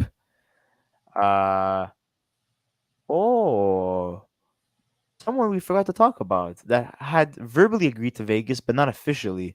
Riley Smith, Oh yes, it's true. UFA, 31 years old, right winger. Yeah, but how does that work now? Okay, so like let's say he verbally agrees to go to Vegas. He's like, yeah, I'm gonna come to Vegas. I'm gonna sign with you guys, whatever. But let's say like I don't know. I don't think it's gonna happen because they don't have the cap space. But let's say a team like Toronto decides, hey, you know what? We're gonna do what we have to do. Like it's gonna be great and stuff. So we'll see. I mean, look. Apparently, in terms of contract negotiations with Jesper Bratt of the New Jersey Devils, nothing really transpired. Nothing moved forward. So maybe he could get traded as well. Also, another RFA, Andrew Majapane of Calgary. That's another guy you have to sign. Yeah. And I I agree. mean, look, if Gaudreau's leaving Calgary officially, I would want to sign Chuck and Manjapane as soon as possible. Another guy, Rem Pitlick, as well. He's a UFA. Where is he going? Does he verbally have a contract with the Canadiens, and that's why maybe he hasn't signed yet? Um, Noah Dobson's an RFA. Martin Nikas is an RFA. That's it. I don't know. Jesus. I have no idea. I have no idea. It's gonna be very interesting to see what happens moving Taylor forward. Yamamoto, Jesse Puliarvi, Alexander Romanov. Oh, Don Sweeney indicated that both Patrice Bergeron and David Krejci contracts are going to be in the 1 year lower salary with incentive structure, fairly common with 35 plus NH. So Don Sweeney pretty much confirmed that Bergeron and David Krejci are coming back. So, Okay. Good for Boston, even though in my opinion, I thought it was time to. I would have kept Bergeron, but getting back Krejci, it's really just to revamp the Hall, Smith, and Krejci line, get them back together, have a solid second line. Do you think Krejci left because of Cassidy? maybe. Or Maybe. maybe they begged him to come back and he said, you know what? I'm going to play my last year with Well, Bergeron and retire with him since we've been playing with each other for a whole career. I think it's a bit of everything, to be honest. I think he wanted to go play at home in Czech Republic, and I think he realized after playing in Czech Republic that maybe he missed it, and he felt like he could still give something to the NHL. So I think he wanted Is to he come back. dominating in the Czech based off what I was reading last time? Yeah, and so I think he was like, I missed the NHL. I want to go and still play. I think I still got it, and so now it's an opportunity to kind of just do what you got to do, and so we'll see. My Maybe he phone retires. charged up enough to look at some stuff. Anyways, we'll see. I'm just scrolling, but You know what's I'll be funny honest. about Jona Larson? That's yet another Capitals player that heads to Pittsburgh or vice versa. They like doing that. Huh? They should just trade. They should just make trades with each other at this point. They won't. It's like as if they make trades, but not necessarily, because you know they're both in the same division. They're rivals. It's kind of strange, if you ask me. Yeah. So Grant McCagg, I know you don't like him, but I like what he wrote here. It's very interesting. This free agency frenzy feels different from a Canadian's perspective than past years. More pumped to see a trade than a signing. Grow with the youth, not veteran patchwork. I agree. Yeah. We'll see what I think that's what happens. we're all anticipating. I think that's what everything is leading up to. Trades at this point. Well, I think the only move Montreal can make is making a trade. I think any team that now it's going to be more about making a trade than anything else because some teams need to clear cap space. I don't know if you noticed this, but there's a lot of teams that don't have a lot of cap space. You know, And they like send qualifying offers to their RFAs. But if you have yeah, less than $5 million to sign 5 players, how's that going to work? Unless they all sign under $1 million. you know, But Montreal currently at the moment have $223,000 in cap space. well, if they keep on spending money on signing at Laval Rocket players, I mean, they won't have any money at this point. So Let's answer some questions here. We got some questions. So hey, Shaladeov of the Winnipeg Jets is waiting for stuff on the free agency side. Any ideas who they may pick? Winnipeg is He's- waiting for some of the many ideas. Well, I don't wait. Let me check. Let me actually check his the cap that Winnipeg have. And I'm gonna look at their lines. I want to see what they're lacking. I mean, they got their backup goalie. Oh, they got the 15 million. Hey, you know what, man? They could be players for Nazem Kadri. They really could be. I mean, they're losing Statsny, right? So that's a center, a top center that they're losing. But If but I heard a rumor that they could be players for well, but I think they could be players for Kadri. But I heard that there's also a rumor that they might trade Wheeler or Shifley, so that could be look, something I as mean, right well. now this is their center depth, and honestly, it's not likely this is going to be their center depth as they start the season. Pierre-Luc Dubois, Mark Scheifele, Yeah. Adam Lowry, Dominic Tanato. Um, we all know that Cole Perfetti could play right wing and center, but he's projected to play the right wing on the top line. Pierre-Luc Dubois, in my opinion, is gone. so you're missing a center. So yeah, I think Nazem Kadri, or actually, listen to this. I think both. If you wanna pair up the both Strom brothers, I think they both go to Winnipeg. I see both Strom brothers going to Winnipeg, and I think Strom would be a second line center in Winnipeg. And Yeah. I ultimately think that Mark Scheifele would stay, Pierre-Luc Dubois would be traded, and there would be Mark Scheifele, Ryan Strome, Adam Lowry, and Dominic Tanato as their centers. Blake Wheeler potentially being traded. Where would Blake Wheeler go? I would I would think maybe a team like the Ducks, New But Jersey, Arizona, teams that could eat up his cap space. So Kadri and Ryan Strome can work out there, and even Dylan Strome, because he could play center and left wing, and I think he's good because you look at their wingers right now. You have Connor, Perfetti, Ehlers, Wheeler, Harkins, Appleton, Byron, Vasalainen. oh, Like one. Sorry. Well, keep going, but I'm just gonna say something on Dubois after. yeah, like their team is not strong as they once were, where they had like lethal weapons on their wings. They had like solid centers and defensemen. The team has passed that. It's long gone those days. So, I Oh, mean, I just wanted to put this article up that TVA Spot had written, which is I think there are several teams that have a lot of interest in Pierre-Luc. He speculated during an interview on TVA Spot. In the end, there are 2 years left before he becomes an unrestricted free agent. We had discussions with Winnipeg. The influential CAA sports agent does not hide that the Habs are an attractive destination for his protege, even if he is in a delicate situation with the Jets. I can talk about it because right now he hasn't signed a contract. He's a restricted free agent. Montreal is a city where he would like to play. That's the only thing I can say at the moment. okay, and going back to Frank Salazar saying so Columbus to Johnny would be 7 times 12 million with the F. That's all their cap space. They still need to sign Line. I think if they're willing to throw that much money at Gaudreau, it seems that Line is going to get traded. Yeah, they're going to trade Line. If It's they been sign rumored. Gaudreau at that money, it's because they're going to trade. It's been rumored the moment like Line and Tortorella were having problems like 2 years ago, and it stated again that they won't re-sign Line. Watch Line go back to the Winnipeg Jets. Maybe, I guess. I mean, you never know.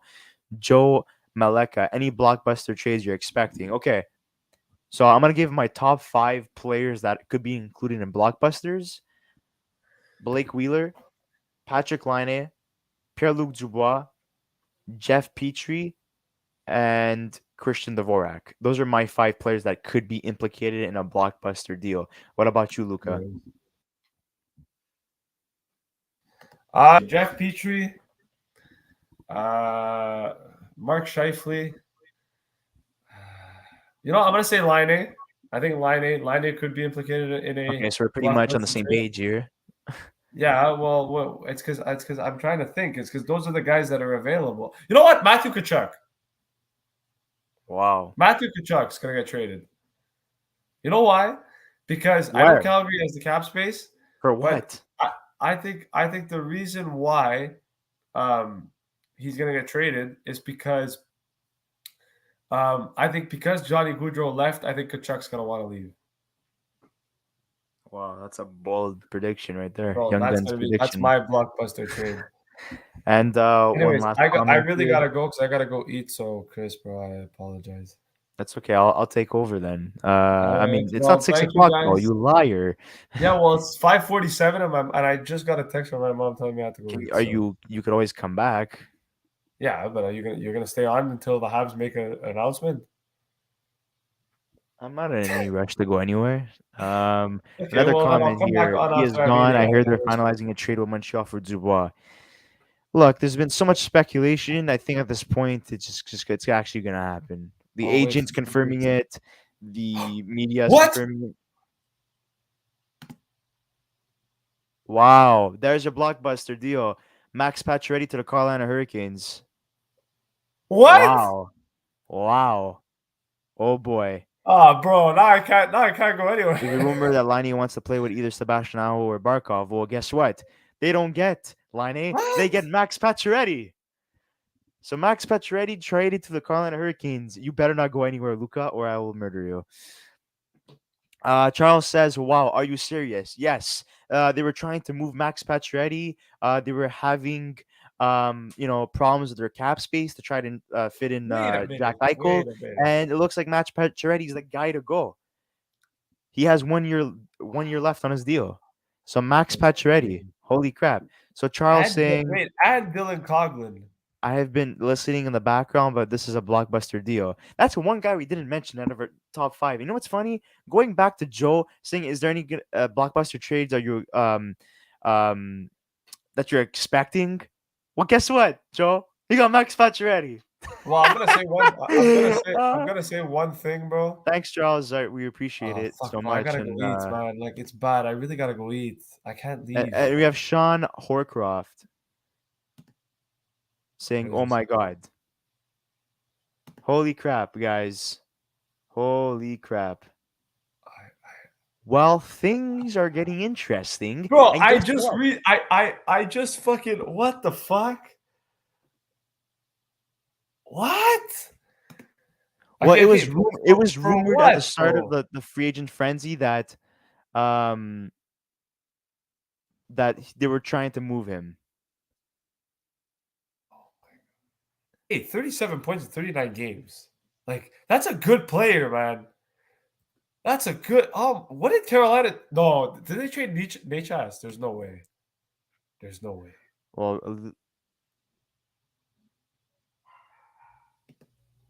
Of course, Vegas has to make. Oh my god! Now I have to. right, Now I that's have one to- thing we were talking about. We were talking about how Vegas was very quiet and they make a trade. They always try to find a way to stay in the public eye, in the media eye, essentially. And they did it once again, moving Pacioretty. Well, can we officially say that the Montreal Canadiens won the Max Pacioretty deal? Well, let's see. Let's see what they get first. Let's see what they get first. Let's just chill.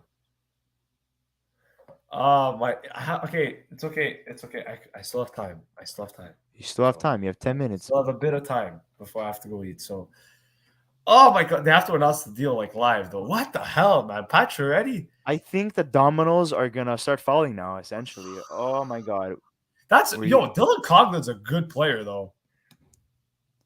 Like that's not a that's a hockey trade now.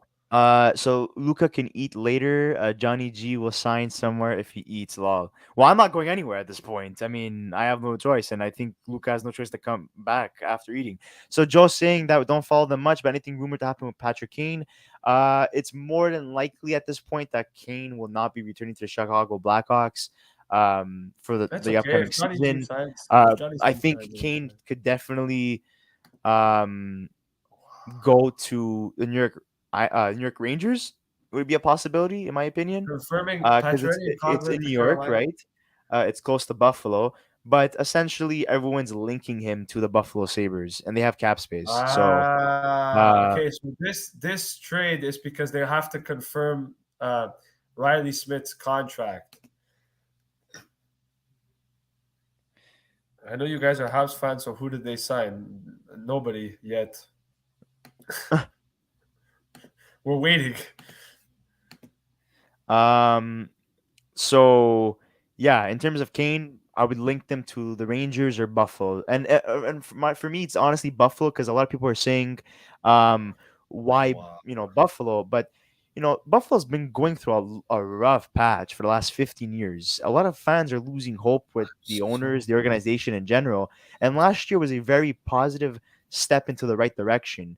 They have Peyton Krebs, Alex Tuck, Owen Power, Dahlin. They're moving forward. They have a good team. Adding a guy like Patrick Kane, I would not only make him the captain, and then put Alex Tuck, another Buffalo native, so 2 Buffalo natives as a captain and assistant captain, or you could reverse the roles. Doesn't matter. Who gets the captaincy or who gets the assistant captaincy?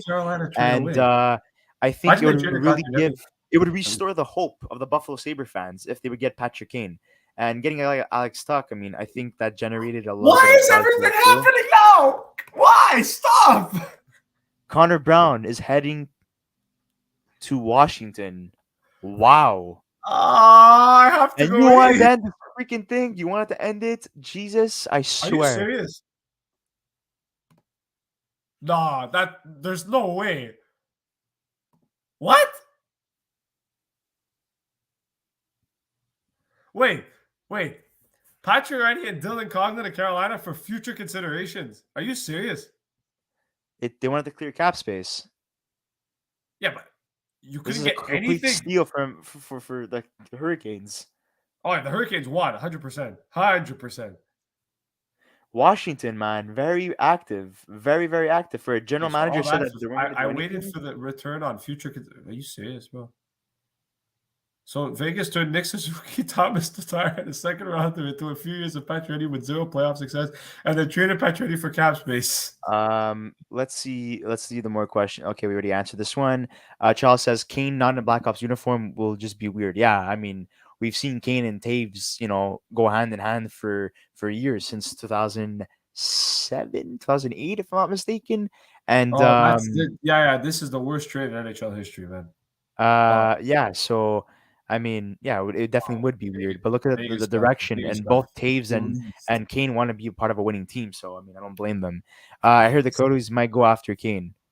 I mean, they definitely have the cap space and they have the prospects, but will Patrick Kane be happy? Because he does have 1 year left on his contract. Do I really think he would resign with the Coyotes?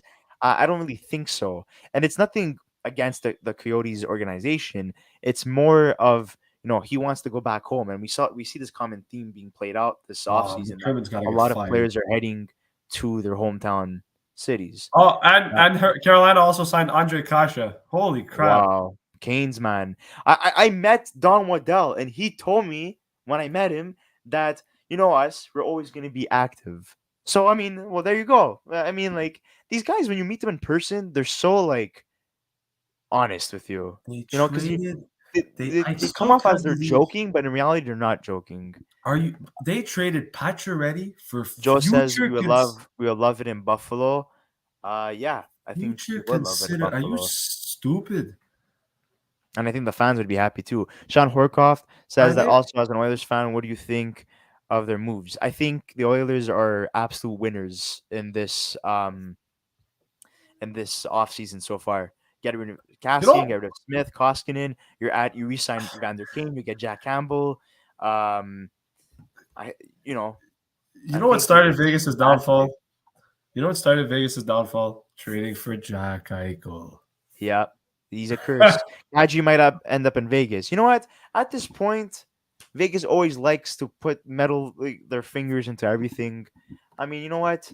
At this point, they went to go sign Pietrangelo when they had no cap space. Why the hell not? At this point, Okay. Well, you know what? I'm gonna go eat. I'll be back in 20 minutes. So just don't go anywhere. Or if you want to go somewhere, then go somewhere. But I'm gonna come back and eat because I waited for this Pacioretty trade.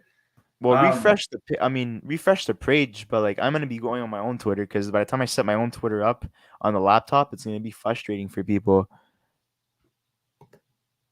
Yeah. Wow. I'm gonna keep. Yeah, Darren Drager says confirming Pacioretty and Coghlan trade to Carolina, move necessary for Vegas for cap complement. I'm sorry. They have to fire their GM. No, I'm sorry. They have to. Kelly McCrimmon's not a good GM. They have to fire him tomorrow. I'm sorry. Yeah, that's the worst move you could make, and that's the worst move in NHL history. It's the worst. That's the worst trade in NHL history. Okay, it's official. John Klingberg's time in Dallas is official. There's ongoing negotiations are completely dead. Wait, where'd you get that? Oh man. Sad. It looks like you've been doing videos. If you guys have been doing for 10 months now, we started the channel last August. August 15 was it was made, and our first video was August 30th. Are you going to stream games next year? Probably not, but we're going to have a lot of during the regular season. It's going to be very interesting because we're going to have a lot of different ideas and series that we're going to be doing.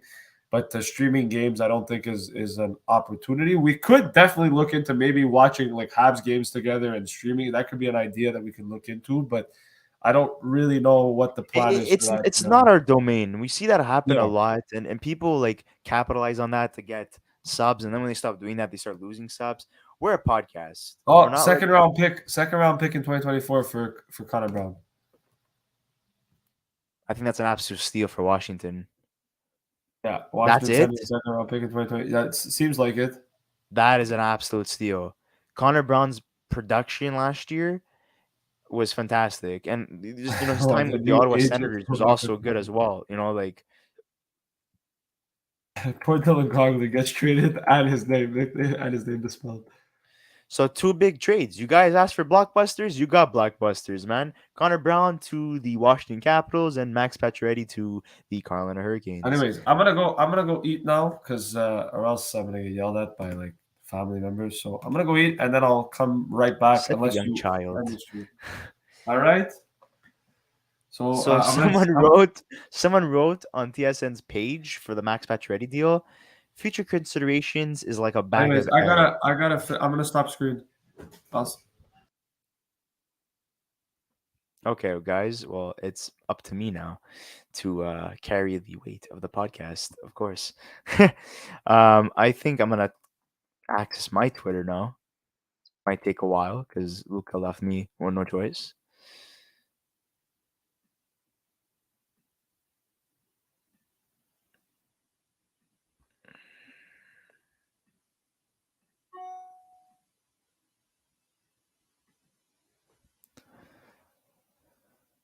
Uh-huh.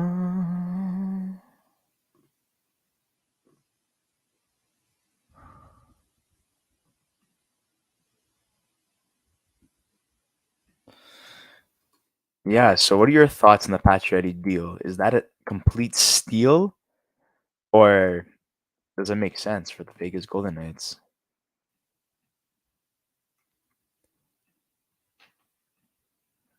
I mean, look, guys. Do I like the move for Vegas? No, but when you get Eichel,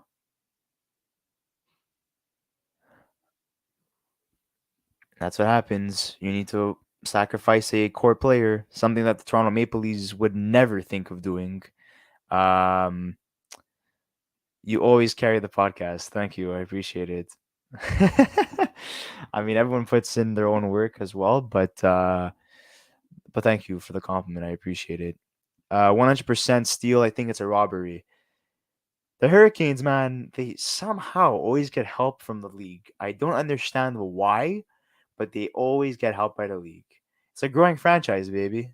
And as soon as you thought they were dead, they're back alive.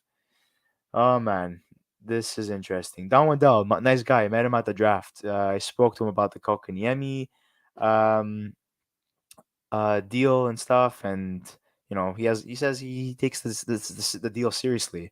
It's not just a joke. He wants to play a big part. He sees him flourishing. Then we joked around about the $20 bonus as well. Sebastien Dier goes to Arizona. So a lot of Laval players that were never gonna make the Montreal Canadiens or any team essentially in the NHL, apart from the Arizona Coyotes, where they have a first shot at being an NHL player. They head there. Anyone basically that could put a pair of skates and play hockey, that's where they're heading essentially. Yeah, I mean, Andrea Cass as well going to the Hurricanes. I mean, you do lose Nino Niederreiter and Showcheck, but I mean, oh boy. Cass, Pacioretty, Burns, my God. This is getting very juicy, and it's 6 o'clock right now. I don't think we're ever going to end this podcast, to be honest. The Ducks have 23 million in cap space. They haven't done. Yeah, that's a thing that we're waiting for. And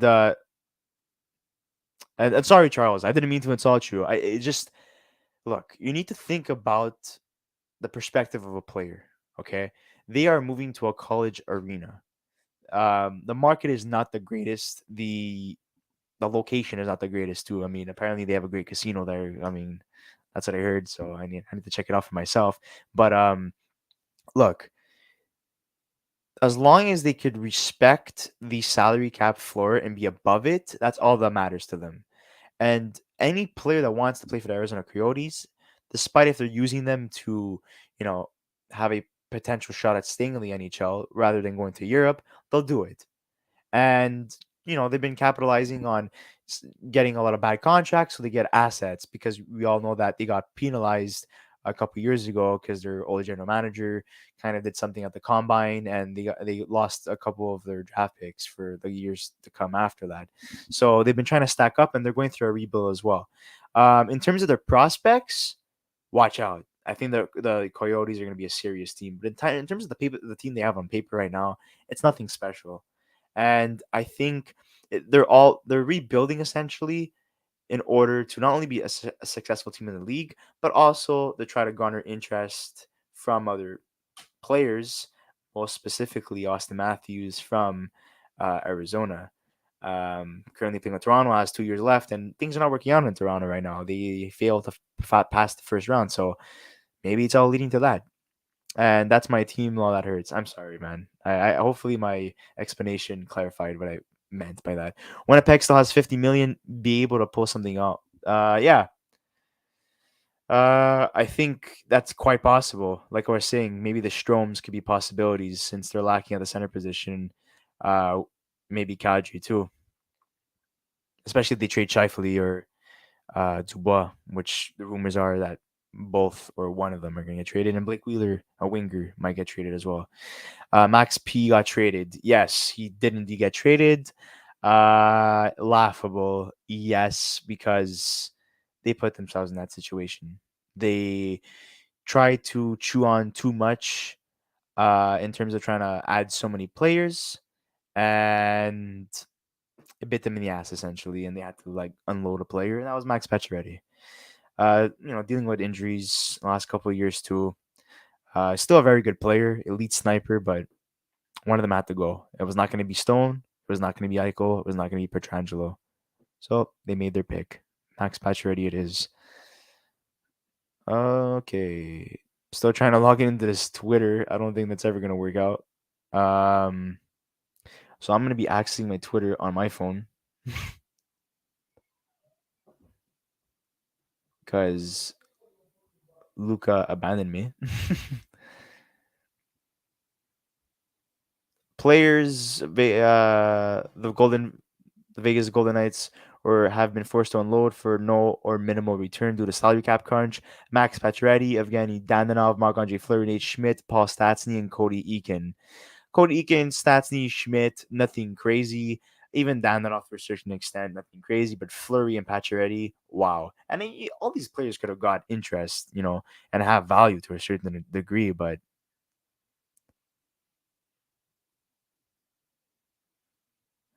yeah, Frank Saravelli saying not exactly a masterclass in asset management for Vegas. Very disappointing in terms of that. Yeah, so we could all say that the Montreal Canadiens won the Nick Suzuki trade, and Arpin Basu saying two of the biggest trades Mark Bergevin ever made now have resulted in becoming a salary dump for their new teams within a few years.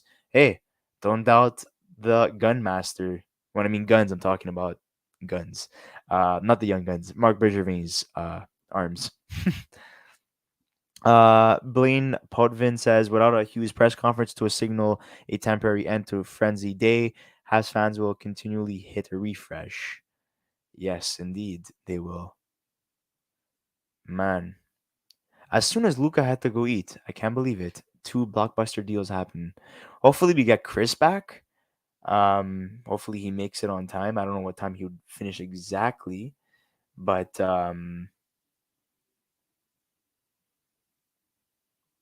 yeah, I mean, that's pretty interesting. Okay, so we got 2 blockbusters down. Are we going to see any more blockbusters? That is to be seen. I would like to hear what you guys think. Who else gets traded? Is Dubois the next guy? Is Petrie the next guy? We have yet to see that. I don't even know what's going to go on at this moment right now, but it's crazy. I can't believe it. I mean, even JT Miller's an interesting guy that, trade talks have died out. They haven't really said anything in terms of where JT is going to end up going. I think is it's gonna be it's gonna be fantastic in terms of, you know, what happens with JT Miller. We have King James saying Mark Bergevin only made 3 good moves. The rest of his 10 years was crap. Um, yeah, honestly, look, he didn't have the first 5 years I would say were bad, and the last 5 years were good. He was a general manager that liked fleecing, and I think it didn't go sit well with other GMs, and it was something that um, you know cost him at the end. He went all in, and the Habs are in a situation where they're dealing with no cap space because of it. But that's what happens when you try to go for a cup run. You try to maximize your salary cap, and now they're stuck with that. But I mean, who hasn't been in that situation in terms of teams trying to go all in? I mean, multiple teams have been in that situation, and unfortunately, they have to unload players. It's part of the business. You add, and then you liquidate after. If it doesn't work out and you're going for a rebuild, you liquidate. And sometimes you don't get the fair value that you want for certain players, and sometimes you do. So there is that.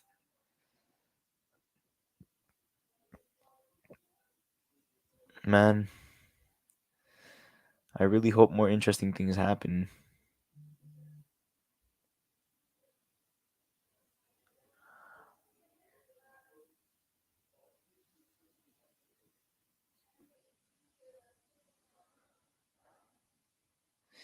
Um,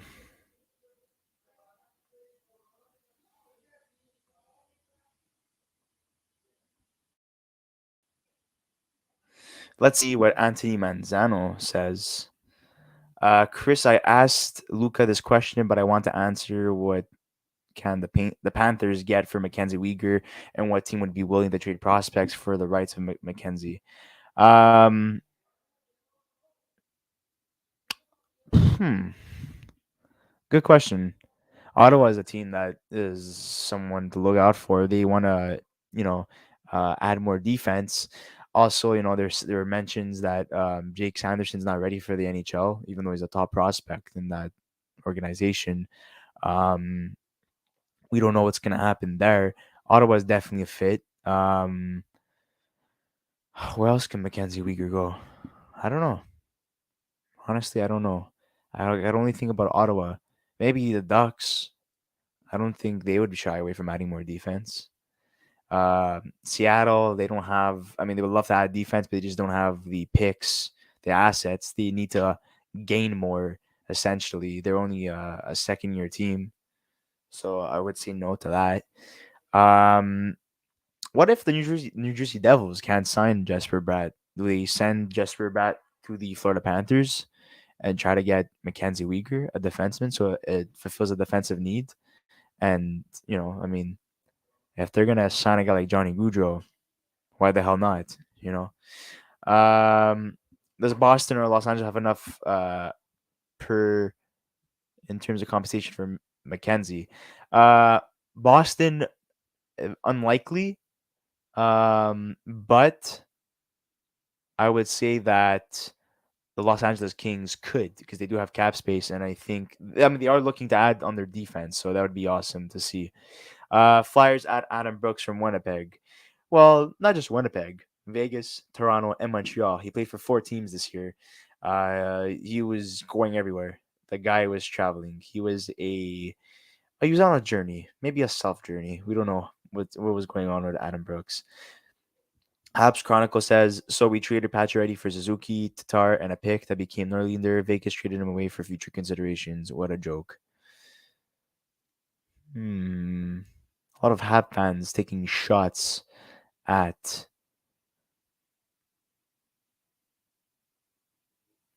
Vegas Golden Knights.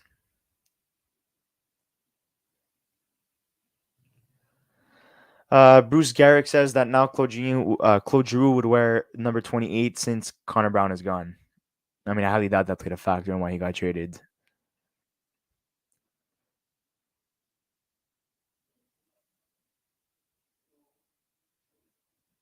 Hmm.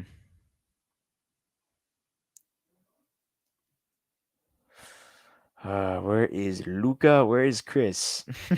Oh, I need to ask them some questions.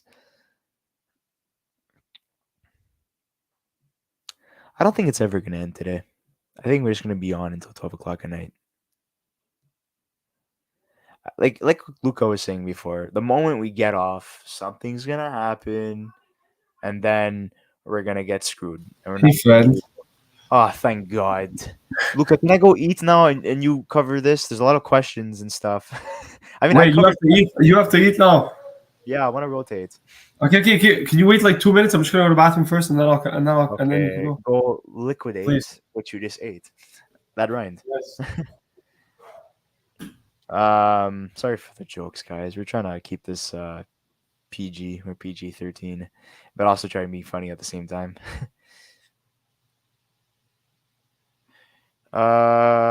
Petrie won't be much worth much. Teams will take advantage of the Habs. Well, guys, at this point, the Canes are not willing to trade trade Jeff Petrie for a bargain price. Okay, that's why they've been holding on to him this long. They don't want to trade him. Um, it's just someone that they value highly. A guy that had a bad season last year, one season that was poor, but does that really define the player? Sure, he's older, but it's part of the business. You have highs and lows. Doesn't mean that he's worth nothing all of a sudden. Sure, his contract's not the greatest, but come on, Jeff Petrie is still a top four defenseman. He's not top two, but he's top four. Who is the best person to go for info on Twitter about everything? Elliot Freeman, Darren Drager, Bob McKenzie, whenever he's covering the free agency deadline, or Will Juniors. He's semi-retired, but he goes under the name Bobby or Bob Margarita. Eric Engels for the Habs. Renaud Lavoie, he covers the French media, but sometimes he's quick on stuff too. What else is there, to be honest? Frank Saravelli of Daily Faceoff's a good one too. Chris Johnson of the of Sportsnet. Those are good options I would look into. And the Young Guns podcast. Bad joke. Anthony Mazzano. I'm going to rework this trade that I gave to Luca. The Panthers get Jacob Chikrin with 50% of Bob's contract, and get Bob Denny Sanko 2026 first round lottery projected in 2 seconds. Kevin, yeah, that's another one too. Kevin Weeks, but he posts in really weird places. Okay, so that trade is interesting. Do you have the question for you? Do you have an obsession of just trying to get rid of Bobrovsky?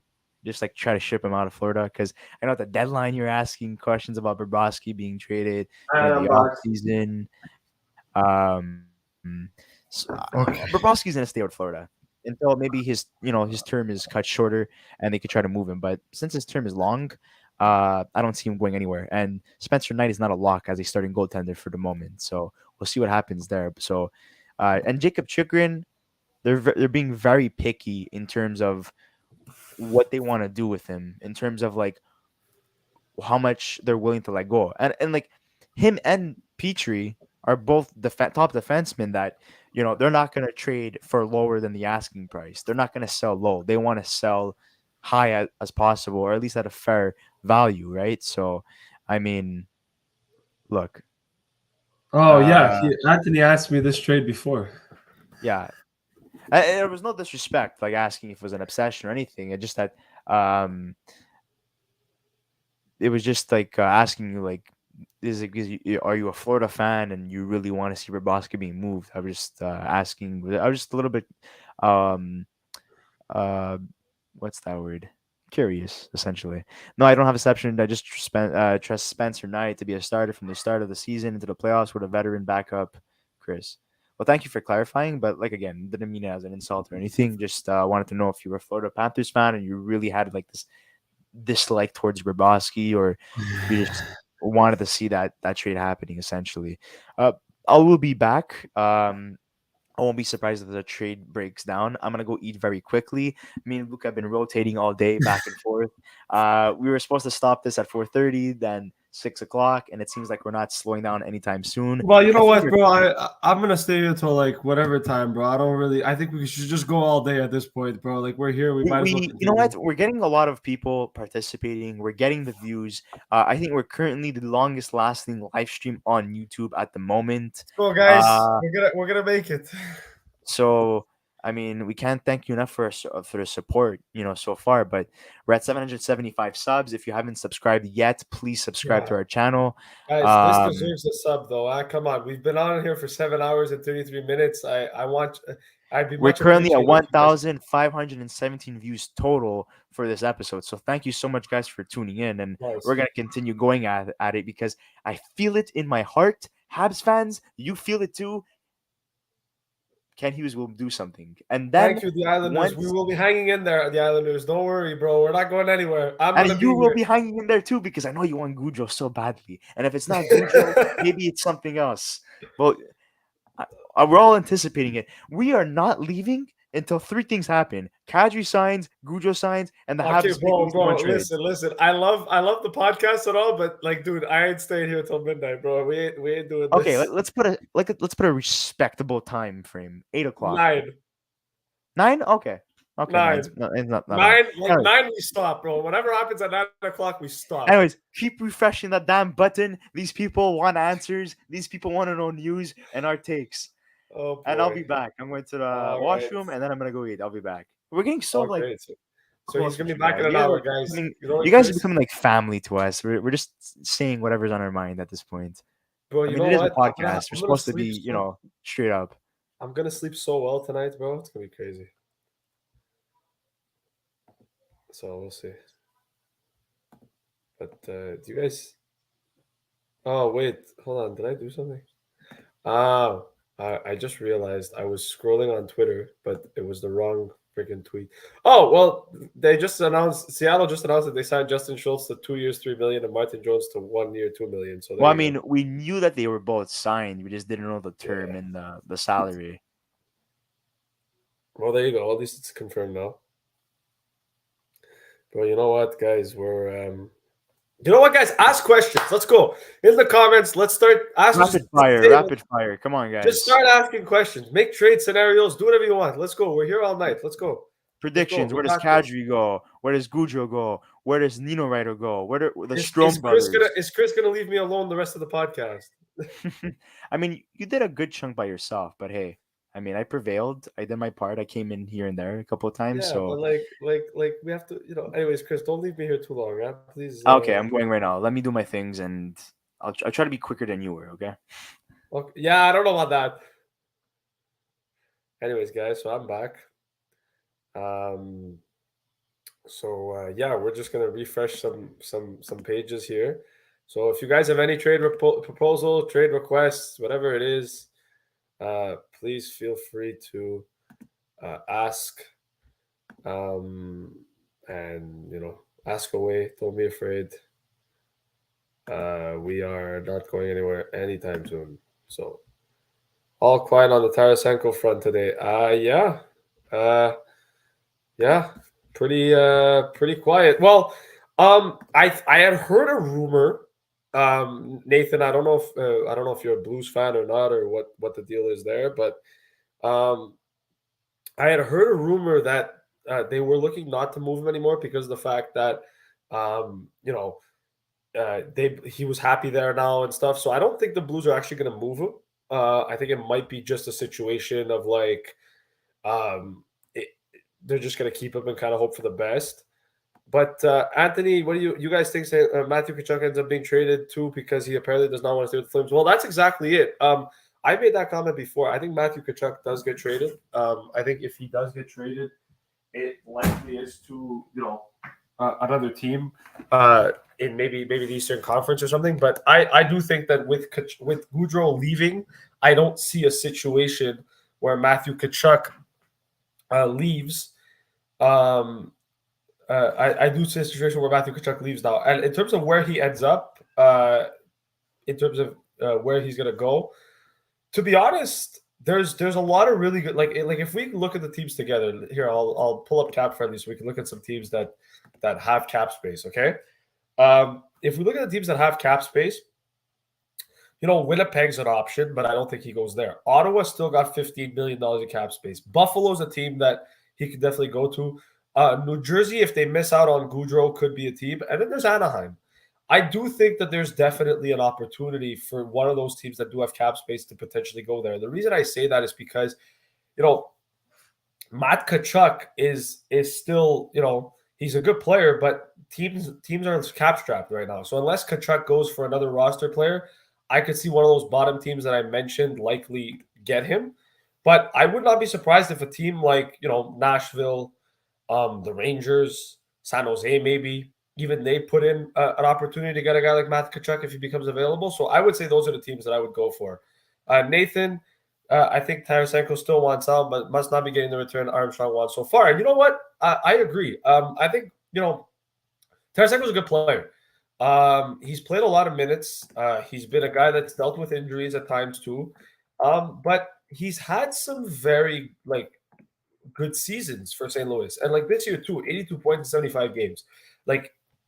Tarasenko's not a guy that you trade for nothing, right? He's a guy that if you're going to get something, you're going to have to pay a hefty price to get him, right? And so I don't think, like you said, I think Armstrong's waiting for the return that he likes, and I don't think he's gotten the return that he likes. But I also think that because David Perron left and, they just finished signing Robert Thomas, I don't think that they're in a rush to trade Tarasenko. I don't think they need to.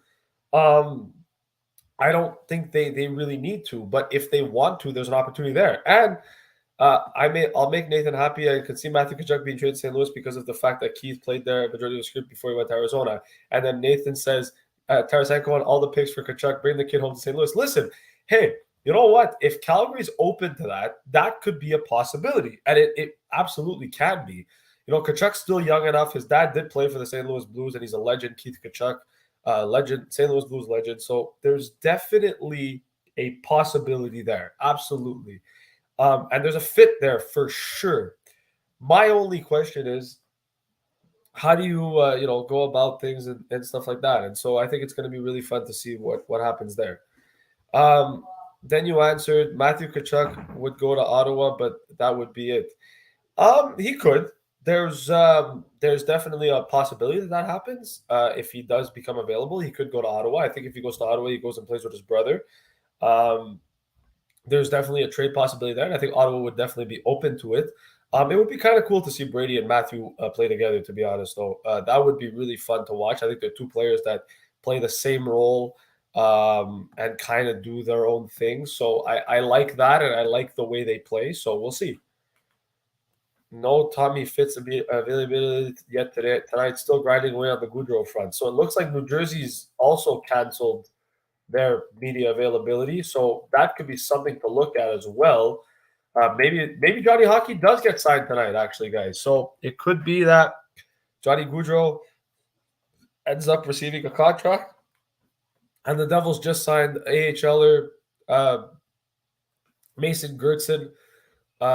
So he comes back. So that's an interesting move for the Devils as well.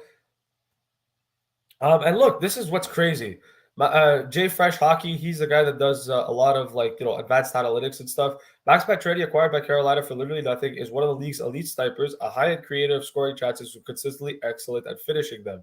And if you look at those stats, there's a lot of blue there.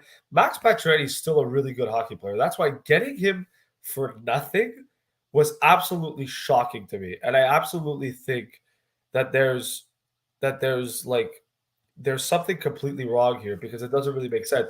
Let's just talk a bit about the Connor Brown trade. I know Chris probably addressed a little bit of it too because he was here and I left. I like the Connor Brown trade. I think it was really good. Nicola Mancini says hi, so I say hi too. And then in terms of that, I think it's going to be really interesting. Ed Pottinger says he wants to play with his brother or stay. I don't know. I've heard different things. I've heard that if Johnny Gaudreau didn't resign in Calgary, that he might leave. And so for that reason, I think he might just leave. But in terms of playing with his brother, I think that's something Matthew Tkachuk's always wanted to do, and I think Brady Tkachuk's always wanted to do it too. So definitely, if there's an opportunity to have both of them play together, I think that there's an opportunity where Ottawa could explore that for sure. Anthony Manzano, does Vancouver even have enough money in their salary cap to have both Brady and Vancouver on the roster if a trade were happen for Matthew to Vancouver? Both, I don't think so.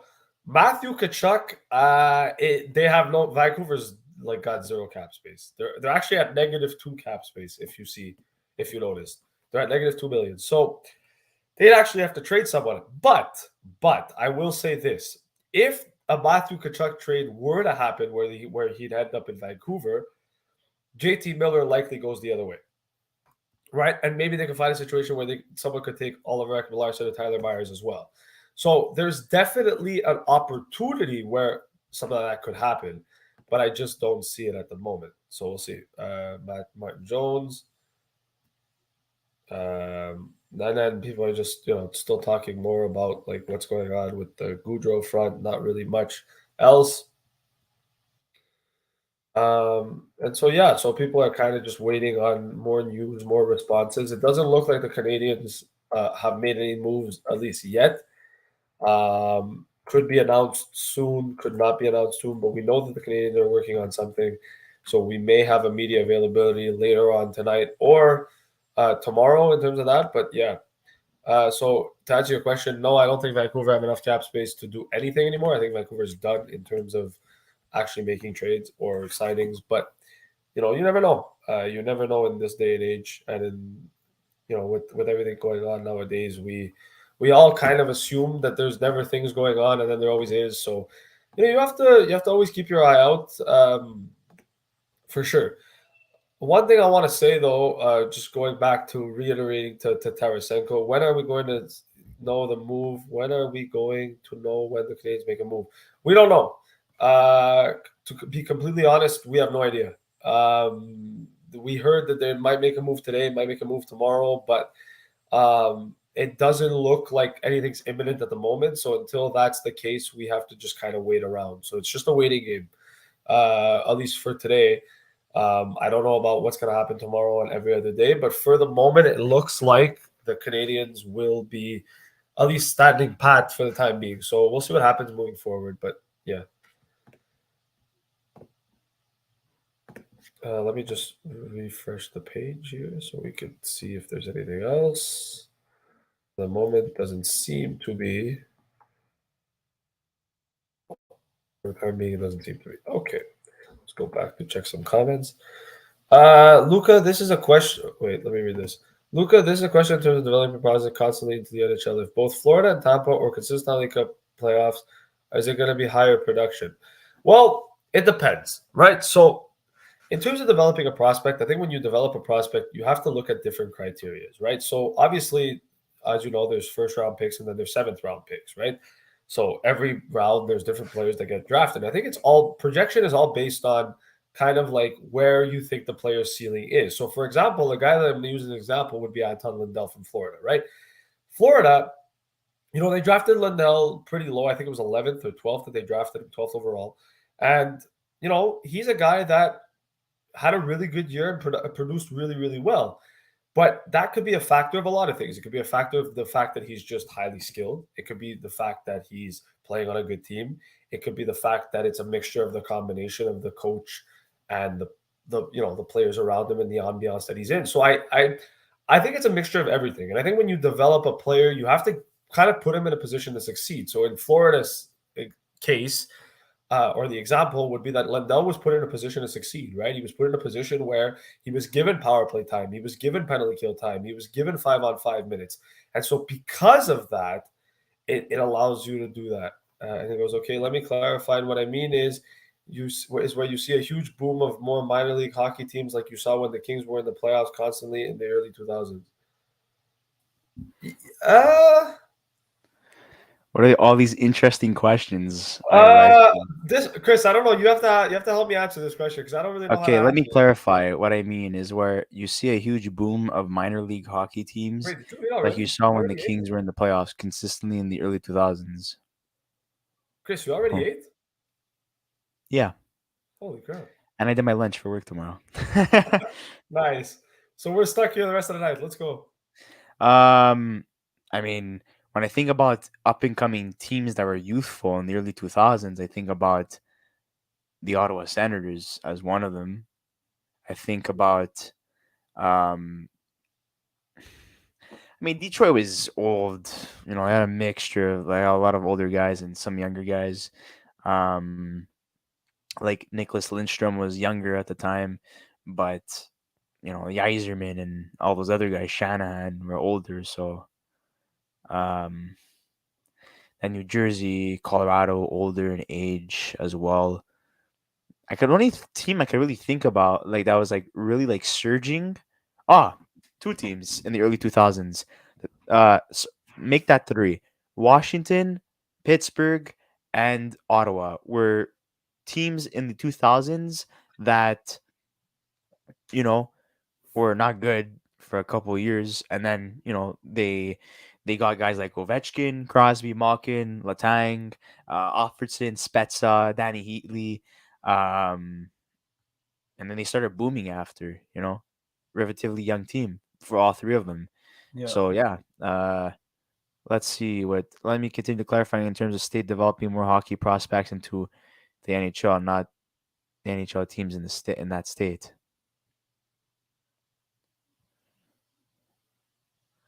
You understand that, Luca, or Because he was talking before, Anthony was saying before, like it's like the question in terms of developing process constantly into the NHL. If both Florida and Tampa are consistent Stanley Cup and playoff contenders, is it going to be higher production? So I said, well, it depends. And then he says, let me clarify in terms of state developing more hockey players into the NHL, not the NHL teams in that state. Well, in terms of production, if from what I understand is if you're going to come and tell me, well, we're gonna develop hockey players, it's hard. It depends on certain situations. When you're developing a hockey player, right? It's not necessarily dependent on state, but it's dependent on the team that you're on and the coaching staff and the development team you have.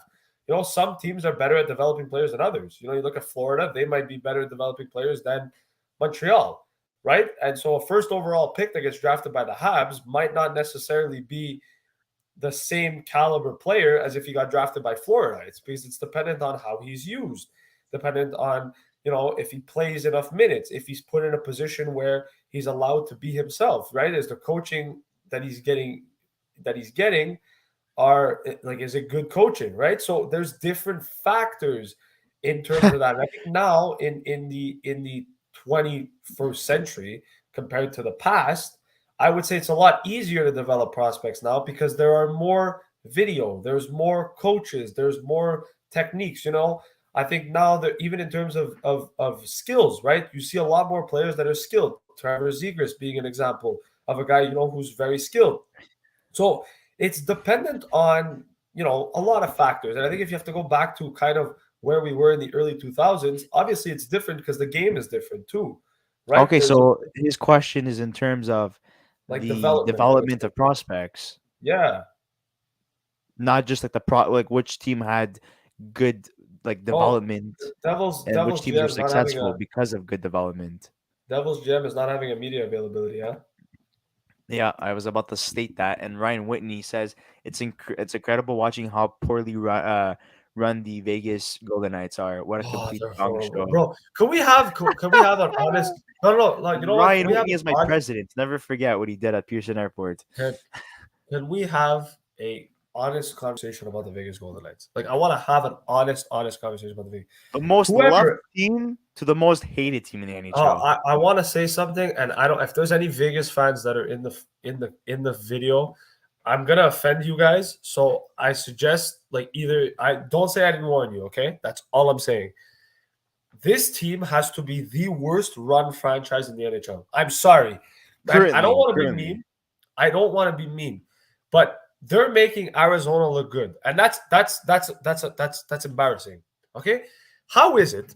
Okay, that 2 years ago you got rid of Marc-Andre Fleury. Last summer you got rid of Marc-Andre Fleury, and you said we're not even going to tell him that he got traded. We're just going to get rid of him. Then you get rid of him, and there's this whole controversy that you didn't even tell him. You have to find out through Twitter. Horrible. Then you go and acquire Jack Eichel, but the problem is you don't have the cap space to go and acquire Jack Eichel. So you end up trading a bunch of guys out. Wait, can we go back and talk about Pietrangelo and they had to like Oh unload yeah, Schmaltz. like they went to go sign Pietrangelo. They went to go sign all these guys. Okay, they're overpaying for all these players, and then they're turning around. They're getting upset when teams are not helping them. The Dadonov situation last year too at the deadline.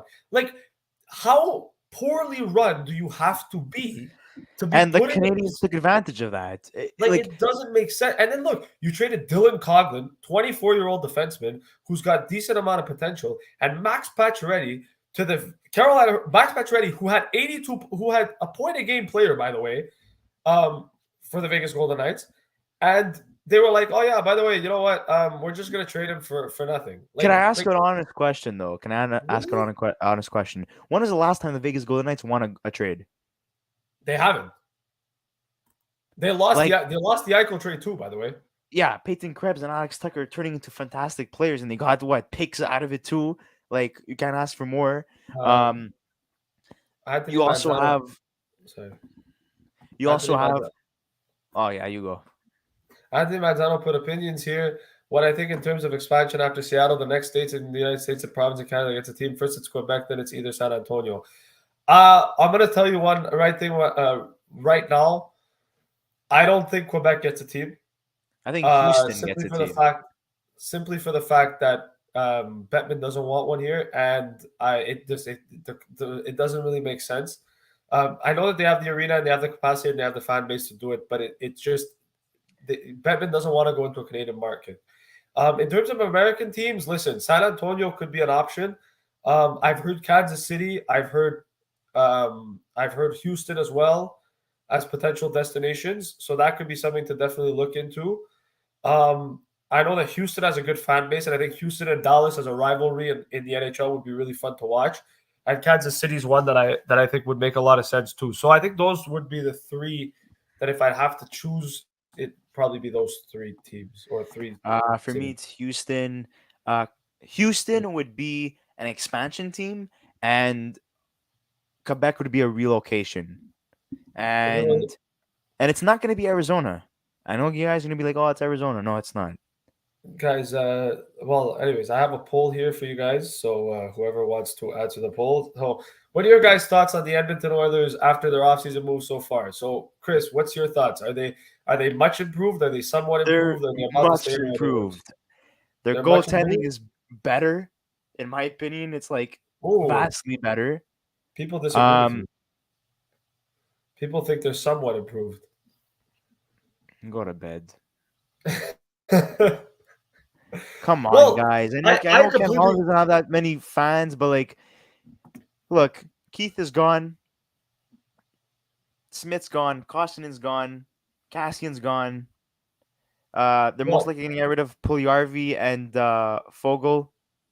Like all the clowns of the team are gone. Well, So- I think like you mentioned, right?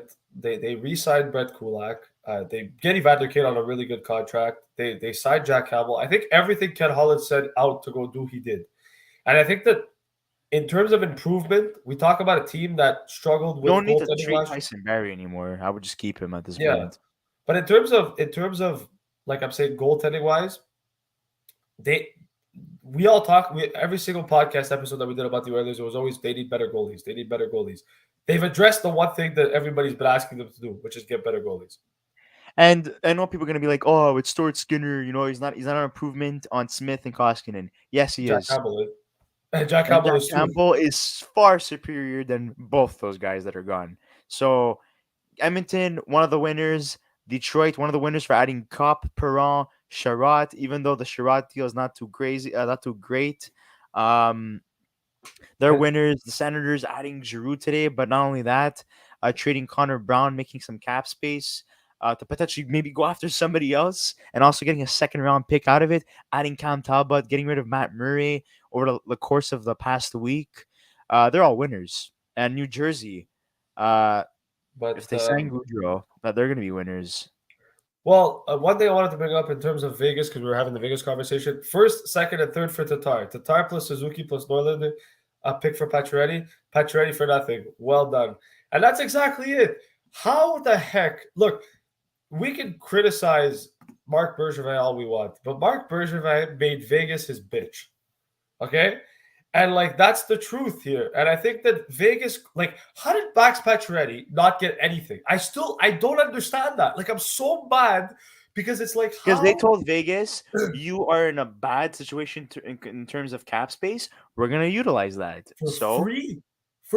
You're telling me you could get even a random player. Not even a you're telling me that Max Pacioretty got traded to Carolina for free. Free, nothing. They like just take him. What? people are saying that Any team in the NHL could have taken Hurricane him. fans I are would really take Max happy about the Pacioretty deal, back. by the way, and they're saying we got a future captain, and they got future considerations. Like I have no idea what the fuck happened. Like I'm actually really upset. Carolina absolutely stole this, and I'm gonna be And they're completely winners. They're winners too. I mean, like They're winners today. They're they winners got Pat today. ready And for nothing. They traded Brent Burns for absolutely nothing as well. What they did is that they utilized their cap space and they took advantage of teams that had cap problems. Okay, and essentially that led them to not really give up much or nothing at all. And there's a Pacioretty and improve their team or fill in the holes that were left by Nino Ryder, Trocheck, and Nikas if he ends up walking. But like I was saying before, we were taking a look at the Carolina Hurricanes lineup, and we were saying that there's certain guys in the lineup I don't think have it in them to take that next step and replace those holes. And well, guess what? You get Pacioretty and you get Andrea Cass, and they still have cap space. yeah, and I think like Don Carolina, Waddell but is you a know good what? general manager, and I'm not being Let's- biased because No, I met the guy and I agree. I like him. I'm gonna and he's a I'm gonna funny tell you guy. one thing, bro. You know what? I want to let's do an in-depth look of Carolina since we have time here and I wanna just address a few things. Okay, this team now currently has $11 million in cap space. Okay, now they didn't add Max Pacioretty to the cap. Unfortunately, cap friendly didn't add Max Pacioretty yet, so that's gonna obviously go down. But they've added Andre Kasha. They haven't signed Martin Natchez. If they sign Natchez, they've won this offseason. But they've added Andre Kasha, Max Pacioretty, Dylan Coughlin, and Brent Burns. And they've given up, in that span, they've given up Steven Lawrence, Etu Makaniemi, and a third-round pick in 2023. That is fantastic business. And They what's always, interesting about despite losing pieces, they always find a way to find solutions. Last year, people were crapping on them because they got Frederick Anderson, they got Antti Ranta, and people were like, "Oh, these two guys are injury prone. They're not good." Look what Antti Ranta and Frederick Anderson were able to do in the season, and most importantly, Ranta what he was able to do in the playoffs. and what's Anyways, interesting, I need to go to the washroom. I will be back. yeah. And what's interesting too, I'll kind of just continue it. But what's interesting too is they add Brent Burns, right? So Carolina adds Brent Burns. Now they don't have to re-sign Ethan. Maybe Martin Natchez likely gets traded. There's a possibility that could happen. And if it does, then whatever, early bedtime for Lou. So it looks like right now it's been pretty. The Islanders, the Habs, and the New Jersey Devils have yet to have a media availability. That is very interesting. So it looks like the Islanders and the Devils are going to be grinding away at a Johnny Gaudreau free agent signing tonight. So that could be very interesting. Let's hope it gets done, before we get off tonight. But Johnny Gaudreau is going to potentially get an offer or potentially be signing for the Islanders or the Devils by the end of the night tonight, and that could be something really, really interesting. But going back to Carolina, and I want to go back to Carolina because I think it's important that we have this conversation. They have so much room to do so many good things. And I think that this is a team that if they can get Nature signed somehow, they've won this offseason for me. Brent Burns is a fantastic move. They just acquired Max Pacioretty. They acquired Dylan Coughlin, so that replaces Ethan Bear. Like, they've got moves that they're able to make here, and so I really like this. Louis Belpedio is gone actually as well. He goes to Philly. So Damn, Laval Rocket players Laval losing a lot of their core pieces as well. So I'm a big Laval Rocket guy, as I mentioned before earlier on the podcast. So them losing their players is a bit frustrating, but it's okay. So yeah, we'll see what happens, but we'll see. It's been very interesting. Obviously, the Canadiens haven't made any moves yet. It doesn't look like the Canadiens are going to make moves, at least not for the moment. But we will see what happens.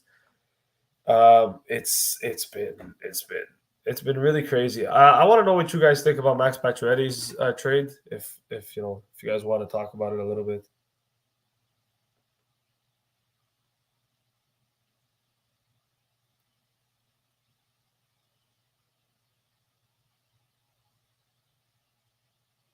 But yeah.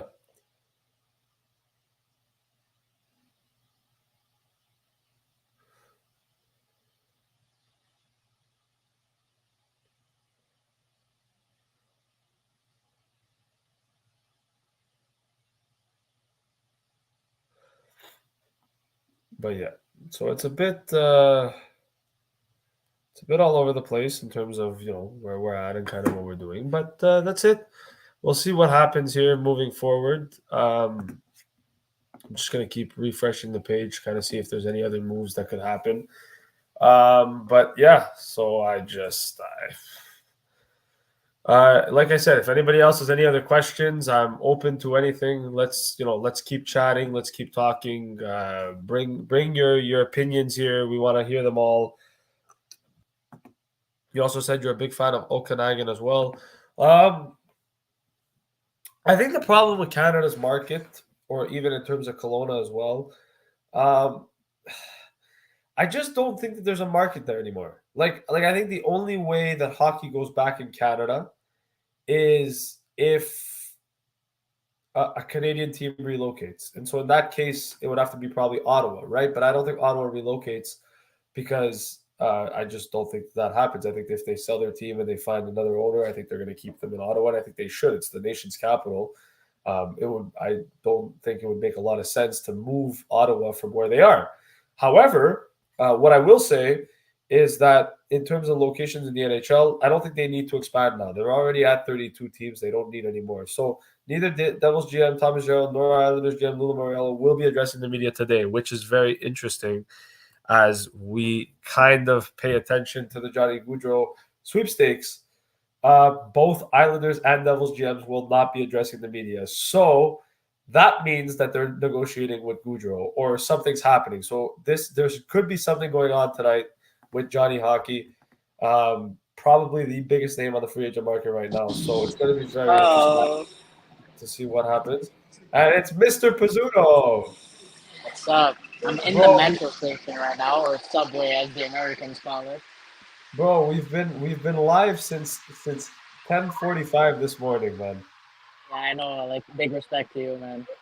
Bro, we're still going because apparently there's rumors that like the Habs might make some moves, and there's another rumor that the Devils and the Islanders are fighting for Gaudreau. So me and Chris decided that we were going to stay on a little bit longer tonight and just kind of see what happens and react to it as it all happens. I don't know if you saw about Max Pacioretty. Did you see the Max Pacioretty deal? Yeah. I had you guys. I probably shouldn't be saying this on live in case someone's watching, but I had you guys like right next to me, like the whole time while I was at work. I didn't really hear everything, but I would see like the comments. Max Pacioretty traded. Bro, you got traded for nothing. One guy saying is making fun of. Yeah, I know. Literally, what like big police. Yeah. Listen, I don't know what the hell's going on in Vegas, but I feel bad for Jack Eichel. I feel like that team, if they don't make the playoffs this year, I think it's one of those rebuilding. Yeah. Anyway. Well, Chris is struggling because he's on the metro right now, so it's a little bit of a hard time for him to hear or communicate. So you know what? I'm just gonna keep doing what I'm doing, but the Islanders, and the Red Wings, and the Islanders, and every other team in the league. Let's be honest here. Adam Brooks, Cooper Marone. Oh, so Philly. Sorry, not Carolina. Philly made some moves.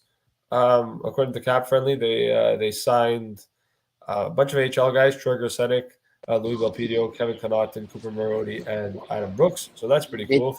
Did you hear me at all, or did I cut off? No, you Sorry. cut off at one point. I'm pretty laggy. I'm underground, so. Yeah, I know. It makes sense, bro. But I personally think Carolina won that deal, but I also think that Vegas are a bunch of idiots, to be honest. Yeah, well, there's not much they could do, right? With all that cap space taken up. But I mean, I thought they had space because of the Shea Weber contract. Yeah, but they're not allowed. They have to be over the cap. They have to be under the cap before the season starts. Mm.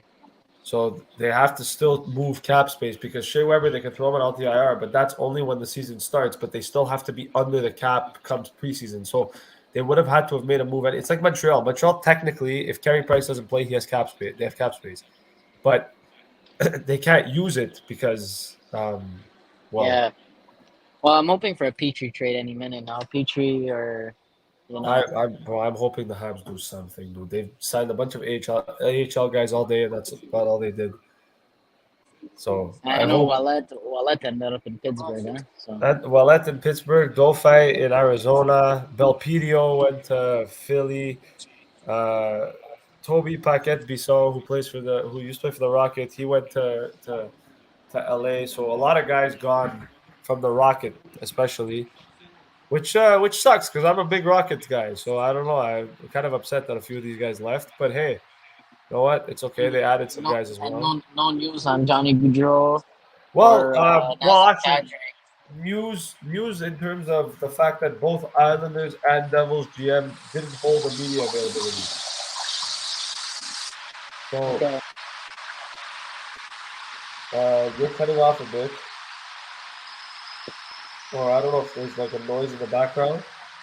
Yeah, it's a train. Okay, well, anyways, the both Devils and the Islanders didn't hold the media availability today. So because of that, it becomes a situation where essentially, I guess they're negotiating with Johnny Gaudreau, and so that's probably why they're not holding media availability. So we could see something in terms of Gaudreau tonight. I doubt it, but you never know. Stay optimistic, remain optimistic. You never know, right? So we'll see. I mean, I'm just really hoping for, the Dvorak and a Pierre-Luc Dubois swap. I heard that was a rumor. Yeah.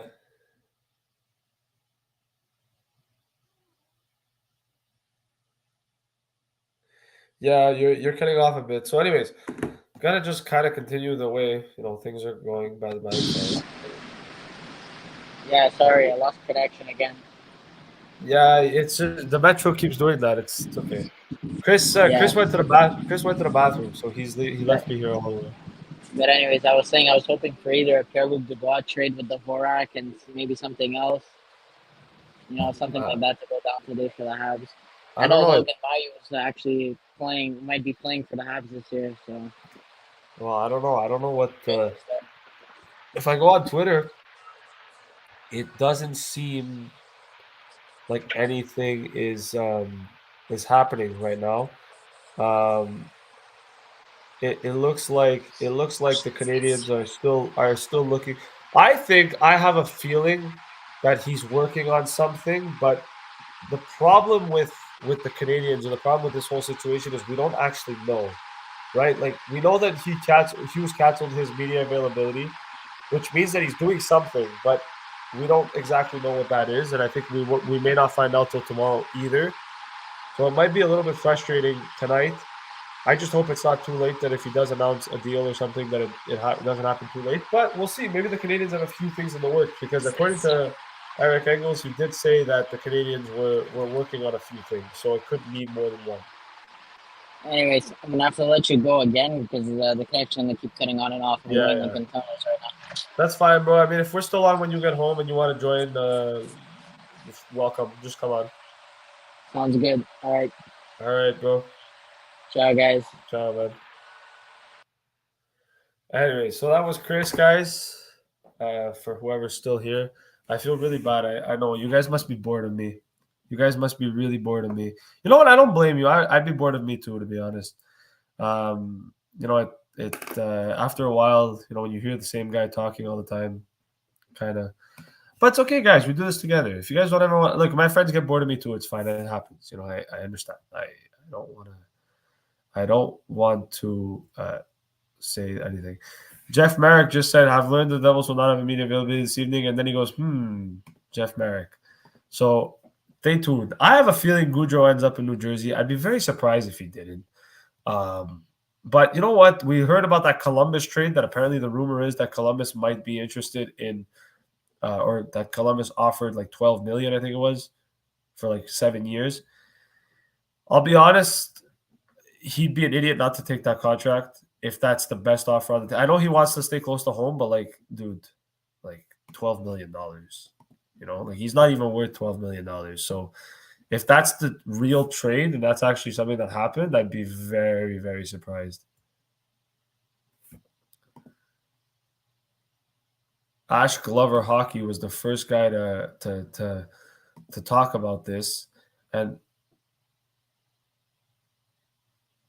so it was pretty interesting. Ash Glover, who called out the Carolina trade, he said he thought Netchas was going the other way, and actually, funnily enough, nothing went the other way, which is just mind-boggling. I don't even understand. Like, I'm sorry, I really don't. It doesn't make any sense to me. So you know what? Like, it is what it is in terms of that. But yeah, I don't know where Chris is. He's leaving me here all by myself, which is fun. But yeah, that's it. So we're just gonna keep scrolling, keep waiting for hopefully any news at all that we can talk about. We've gone through a lot of deals today.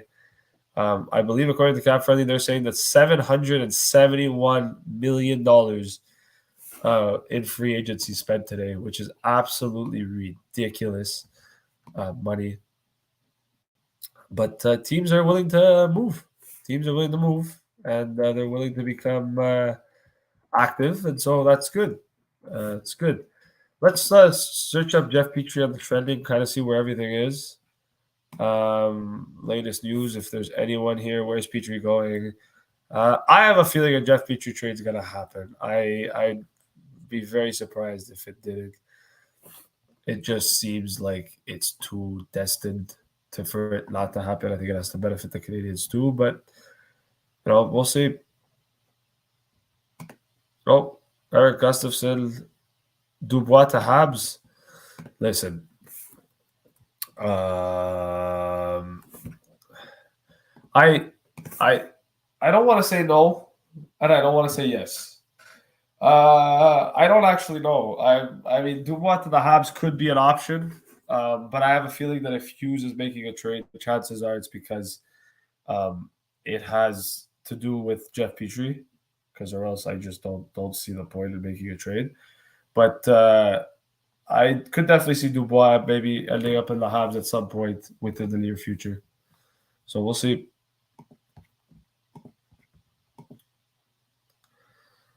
Oh boy. Damn, so nothing's here, man. No trades, no nothing. It's just all hockey stuff and hockey news and just So anyways, how you guys doing? How you guys feeling? Waiting for Chris. He's currently doing his own thing here, so he's leaving me all by myself. It's okay, I'm used to it. I was by myself all day today, so wait, what?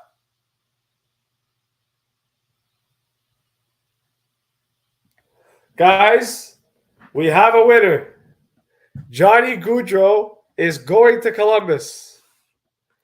We have a winner. 7 times $9.8 million. Johnny Gaudreau is a Columbus Blue Jacket. Oh my God. Wow. So Johnny Hockey signs with the Columbus Blue Jackets. Holy smokes. Wow.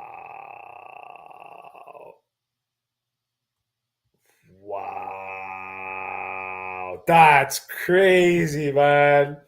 Well, Patty Laine's gone. Patty Laine's gone. Patty Laine's gone.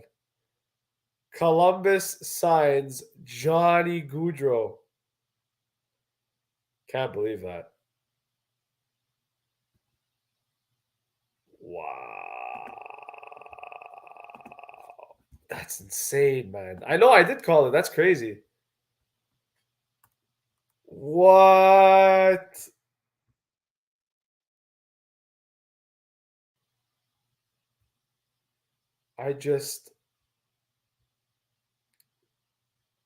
Wow. You know what? Wow. Good on Columbus, man. And if that's the deal, if it's 9.8 million, not bad. Not bad at all.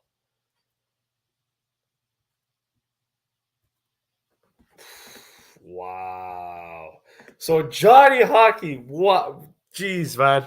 Jeez. So Columbus.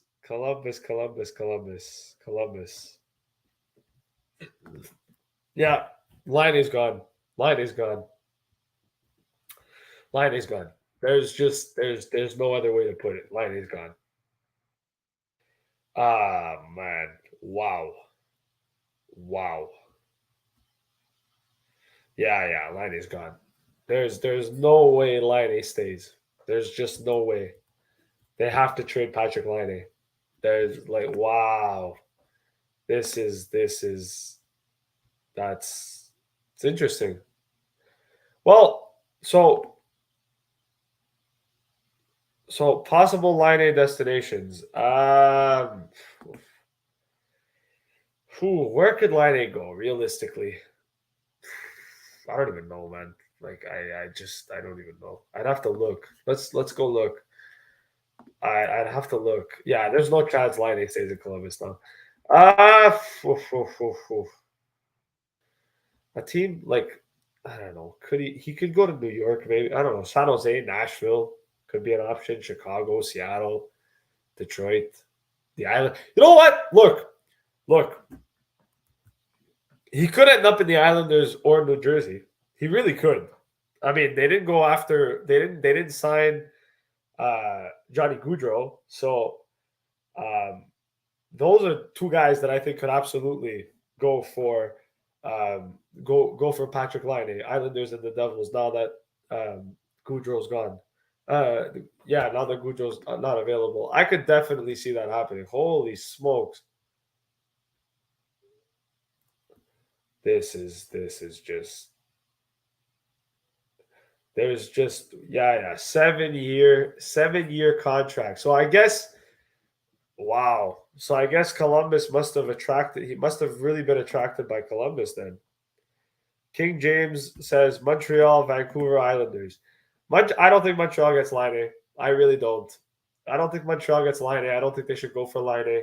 I don't think they should go Vancouver either. It doesn't make a lot of sense to me. And the Islanders, Vancouver. I mean, it depends. If they trade JT Miller, there's an option there. Absolutely, there's definitely an option there if JT Miller gets traded. But Montreal, I think, is a long shot. But Johnny Gaudreau is a Columbus Blue Jacket. I am in shock. I am in absolute shock. And the reason I'm in shock is because I know I called it, but like, I didn't think he was going to Columbus. Like, I don't think anyone thought he was actually going to Columbus, right? Oh my God, Johnny Gaudreau to Columbus. Bro, you missed it, man. You missed the live reaction. I heard you. I was taking a never mind. In the washroom. But so Chris, we actually called. Remember when you asked me? You said before, you're like, "Oh, where is he going?" And I said he's going to Columbus. Yeah, look, man. I know Chris was here too. I don't know if he was here for the deal that went down. No, he wasn't there for the Gaudreau deal. He left like 2-3 minutes after.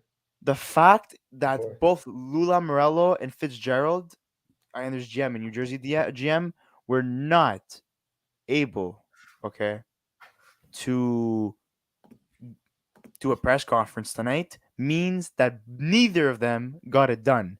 But ultimately, Columbus sneaks through and steals Gaudreau from his hometown town, New Jersey, and well, the state of New York in general.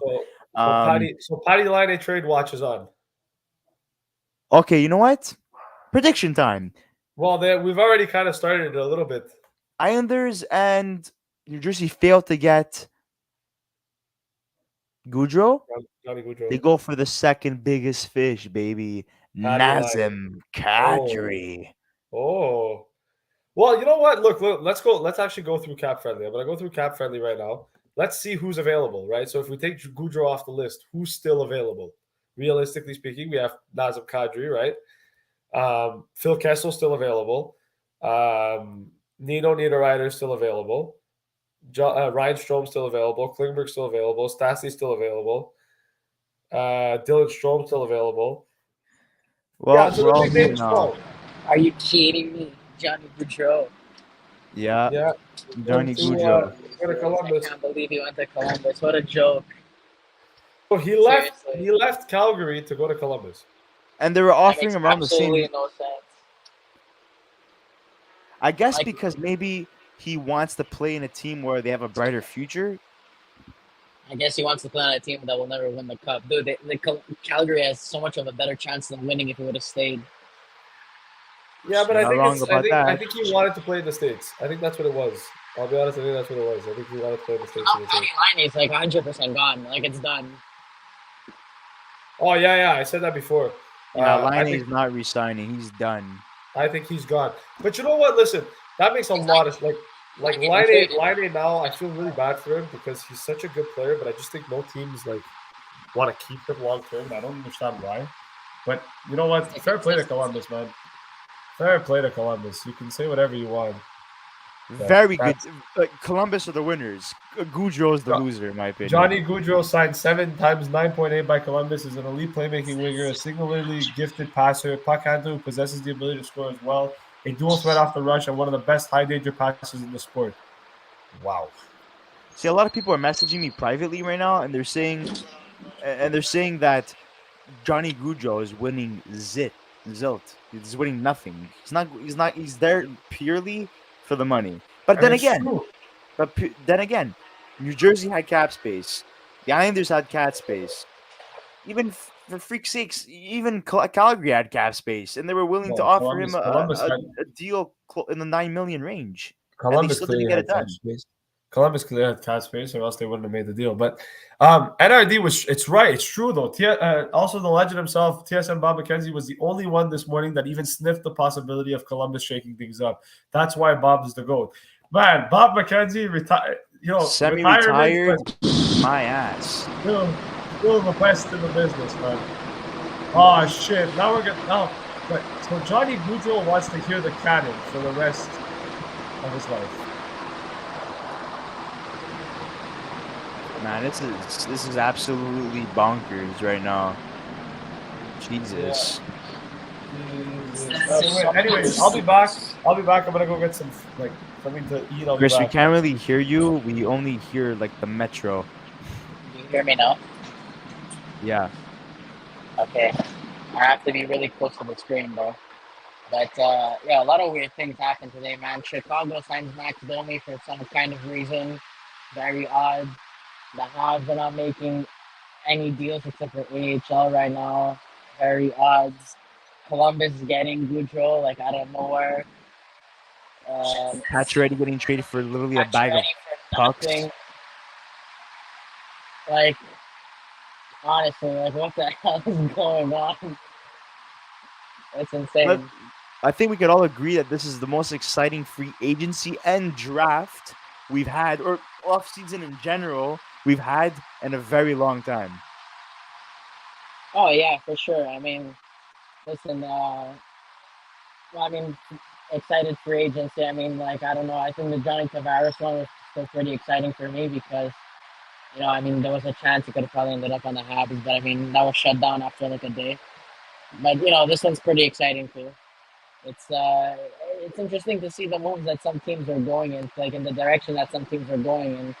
And, I'm surprised that they take Johnny Gaudreau, who's a lot older compared to Patty Line, who's, going to be, the future of that, was going to... Well, Chris cut out Essentially, he was saying that he was shocked about the Gaudreau thing that's been going on. I will remove him for the second until he comes back. Okay, he's back. I don't know how much of that you guys heard, but I was kind of like talking to myself for a bit. Yeah, you got cut off for the most part. Yeah, well, I was just saying, like, it's kind of odd that, Johnny Gaudreau signs in Columbus. Like, Columbus willing to part ways with such a young player like, Patrick Laine. For like a guy who's older, I find that a bit odd. Or at least they're not even trying to keep both. Like, I find that, a bit strange. People are saying, like really, Columbus? Like, what attracted you to go there? Like, it doesn't make any sense. So this whole thing that he said about him wanting to play closer to For home family. or for family, like, was that just all a negotiation tactic to get more money, 100%, or pure BS. what? Pure BS, 100%. I He just wanted to go back to the States. I think that's what it was. Yeah, I don't know, but I'm curious to know how much the Devils and the Islanders offered him. That's what I'm curious to know. Anyways, guys, sorry to cut you off. I'm gonna have to go because the connection is gonna cut off again. So yeah, no problem. Thanks for stopping by. But I had to come on for that one at least. You want to hear what Calgary's offer was before you leave, Chris? Yeah, 8 years, 10.5 million. I know. Yeah, ridiculous. I just saw it. Yeah, LeBron. Ridiculous. Can also confirm that Calgary's last offer, Johnny Gaudreau, was 8 years at 10.5 AAV. So as expected, the star UFA leaves money on the table to go east. Although it's still a nice deal for Columbus. And wait, let me say something else. The Metro Division this season is going to be ridiculous. Yeah. It is going to be absolutely nuts. Wow. Apparently, Flames, Islanders, and Devils fans are going to be very upset in terms of the pregame skate. So, I mean, things I could see happening now. I could see Palat going to New Jersey, and I could see Kadri going to the Islanders. 7 years, 9.8 million. Damn. So I guess. Available. Well, look, the big fish got fried. So do we end it here, or do we wait to see if the Habs make any moves? Look, we made a promise. We said 8:00. Let's do it until 8:00. Well, we said 9:00 actually. Okay, let's meet in the middle. Let's do a little bit of tango. Yeah. Okay, here's my question. This Gaudreau realistically finish his career with the Columbus Blue Jackets? I mean, clearly he wants to. Seems to me like he wants to. The Columbus Blue Jackets say that Johnny Gaudreau does not prelude them from signing Patrick Laine, who is currently in RFA. They can keep them both, but other moves are now necessary. Yeah, the other moves that are necessary is that Patrick Laine is getting traded. How could they keep them? They'd have to trade someone. They don't have cap space. Let's look at who the Columbus Blue Jackets can trade. Don't they have Nyquist that they can move? Yeah, Gustav Nyquist, 5.5 million. Yeah, I think he would be the guy out. Kind of irrelevant. He's been doing a lot of if they wouldn't have signed Eric Branson to 4 years at $4 million, I would have said, oh, you actually could sign both. But you decided to go and sign Branson to 4 million. Look at their defensive core. Zachary Werenski, Yarikov, Bogvist, Bean. Those are good defensemen. They're not a bad team defensively. And they have some good prospects in their organization as well. Could you believe that he left Jacob Markstrom, Matthew Tkachuk, and Elias Lindholm to play with Elvis Merzlikins, fucking Jacob Voracek, and Oliver Bjorkstrand? Interesting. Interesting choices. I do not, like I said, Columbus Blue Jackets are the winners. Gaudreau is the loser. That's all I have to say. I would have never thought, none of us would have thought that would have been where he signed. I'm baffled. Shocked. I'm shocked. I'm actually shocked. Imagine St. Matthews decides he wants to go to the US, but he also brings 3 other stars with him. Not on 9-year deals, just 2 or Mark 3. Method actually says that absolutely no part of me feels bad for the Vegas Golden Knights. It's all well deserved. Everyone hates. Oh yeah, Vegas. yeah, it is well deserved. It's funny how bad they are. Ryan Whitney, Mark Method, like ex-players can't stand the Vegas Golden Knights. Ridiculous. Yeah. So yeah, I say we go up until 8 o'clock. To be honest, Yeah. I think at 8 o'clock we'll with get off. Gaudreau being signed now, Kadri is next, and I think by 8 o'clock we're expecting some Habs moves, or maybe we're daydreamers. Yeah. People are just making fun of them. The hockey news: Johnny Gaudreau turns down more money from Calgary just to go to Columbus, and they made a funny drawing as well. Of Here's like, what I think happened. Gaudreau wanted to sign with Philly, but they couldn't make it happen cap-wise, so he decided to take Columbus's offers. Look, you grew up with Flyers fan. You probably grew up despising the Isles and the Devils. That wasn't going to happen. I mean, I guess, but like, does he really hate the Devils that much? Does he really hate the Islanders and Devils that much? Like, if that's, we don't even know if the Devils and the Islanders offered him a contract, but like, I mean, for both Fitzgerald and Lamorello to not have a press conference today and to wait till tomorrow, I think they're gonna have to address I'm that. so curious. I'm so curious to listen to that press conference now. Like, I want to know everything. Like, I mean, at least it wasn't $12 million. Maybe it should have been $12 million. Yeah, I don't know who reported that. Okay, that makes more sense. He chose money essentially, but he didn't even choose money at this point. Wow. Yeah. What are your thoughts, guys, in the comment section below? We want to hear it. Did you guys lose any respect for Gaudreau for signing with Columbus? And Luca, did you lose any respect for Gaudreau? No, I don't think I lost respect for Gaudreau. Well, not that I lost respect. I think it's more of a situation where it's like you left Calgary for that, you know?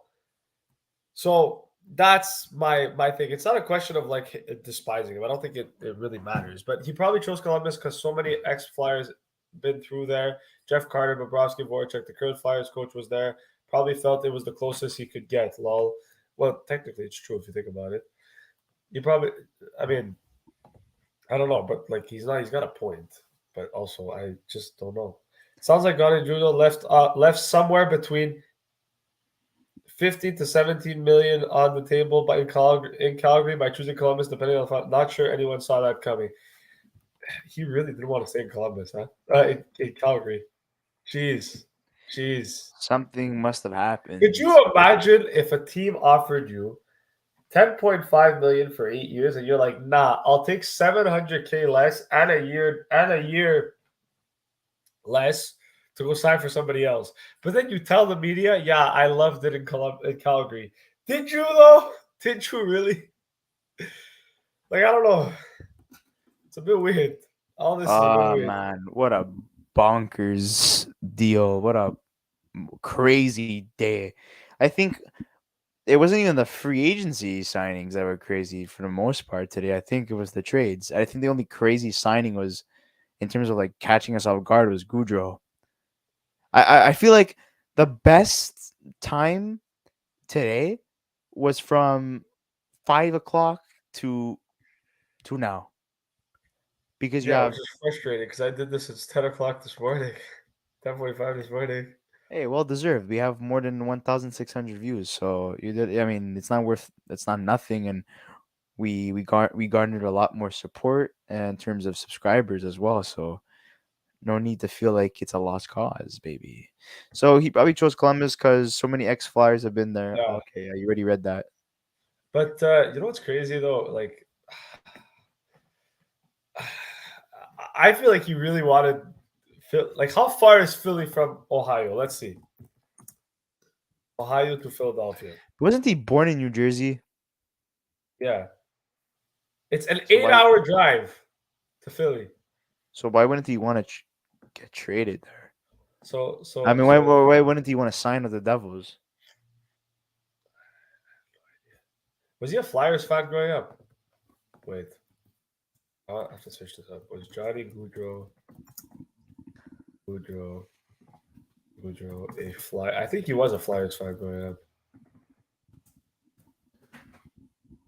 Everyone knows he's from South Jersey, played at Gloucester Catholic School, and grew up a Fly. That's why. He grew up a Flyers fan. But that still doesn't change anything.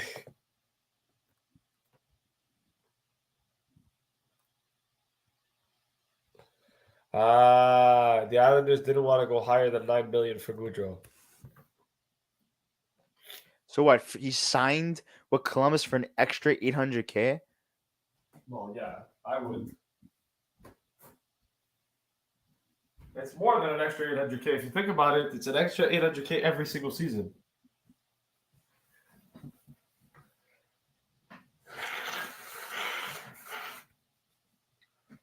I wonder what the state tax is in Columbus. Like, probably nothing, right? I don't How even many know. how much I'm taxes? not, I'm not American. How would I know? I don't know. Oh, wait, how much is the state tax in Ohio? 5.75%. Not bad. It's better than Montreal. Fuck. We're at 15 over here. Johnny Gaudreau returns to Calgary on January 23rd as a member of the Columbus Blue Jackets. Yes, just as we all predicted. It's true, man. People are talking about the Metropolitan, but also the Atlantic. I think the East in general got so much more stronger, and I think the West got a lot weaker. I agree. But I've been saying that too. I was saying that on the live today. I think it's kind of cool how for a long time it was always the same thing over and over again. Like the Western Conference was always dominating, and now I think it's pretty cool to see that the Eastern Conference is the one like becoming. Yeah, I mean Colorado didn't win the Cup this year, but yeah, you know what I mean.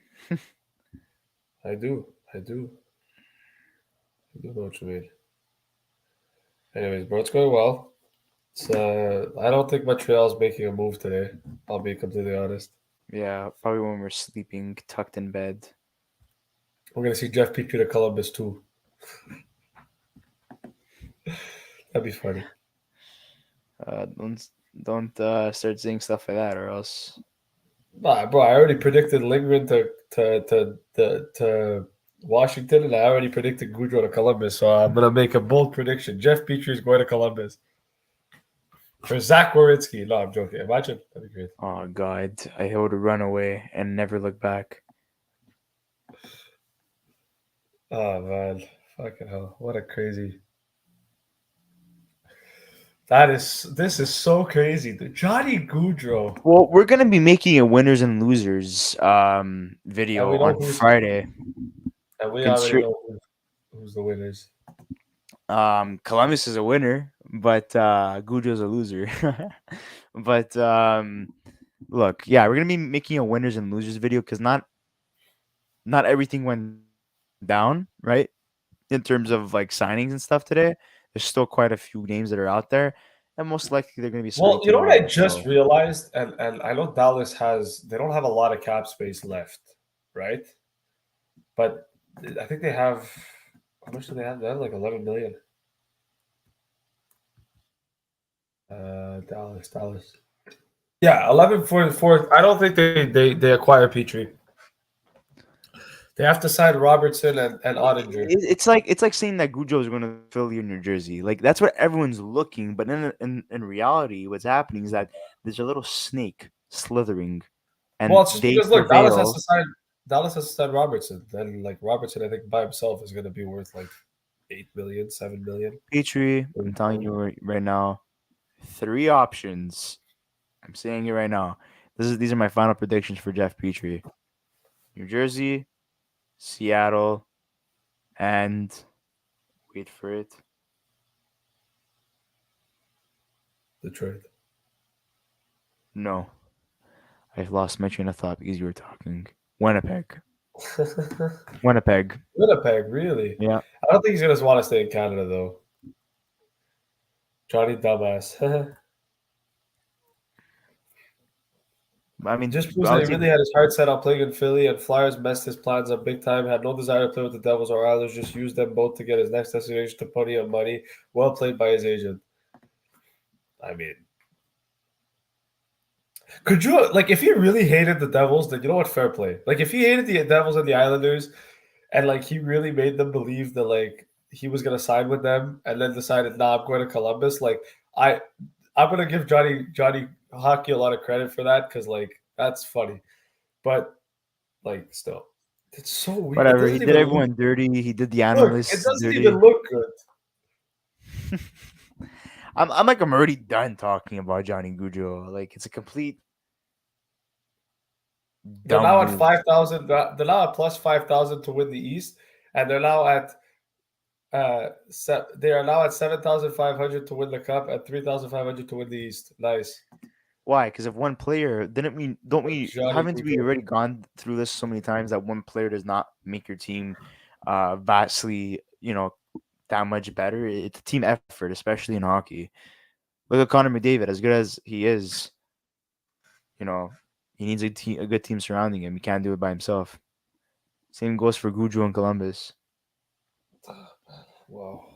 What There's that's just crazy. maybe they got Gaudreau to try to convince Laine to stay. Yeah, but how do you sign him now? You get rid of Nyquist. That guy is old and he's not worth 5.5. He's been dealing with injuries and That's true. He probably leaves. he's I don't know. He's I past his guess. prime. That's for sure. He's not what he used to be If with they sign Detroit. Line though, that's very good. Plus they have Juracek and Matejka. Yo, Columbus are set, man. We'll see. They're gonna be a scary team this year, though. I think. Johnny Hockey and Ken Johnson on the same line. Can't wait. Imagine Laine and Dubois on Montreal. Or am I dreaming? That would be hilarious. It would never happen, but that would be hilarious. Look, I think we gotta stop having this mindset that everyone's coming to Montreal because it's just not happening. I know. I'm just joking. I'm just trying to create buzz Well, and well, excitement I in the think chat. Dubois there's a chance, but Line I don't see it. I don't see it. Chris, I'm gonna be back, so just try your best to do some things because I'll be back. Yeah, no problem. Well, it's the Chris show again. Guys, you want to hear your thoughts about, um, where Kadri's off to now? Because it seems like people are going to be throwing all kinds of money at him since Gaudreau is officially off the board. I'm actually surprised that, there hasn't been more trades. Maybe there's like something in terms of like uh people waiting for the dominoes to fall essentially in terms of one trade going down for a particular team that's suffering with cap space. I mean, we did see Pacioretty, but come on, that was a complete joke. Future considerations, like whatever. Brent Burns, they got nothing for that. I'm saying to something bigger, something crazier, where like a move is made where the players is traded because they want to make some cap space, and then they go and sign a big fish.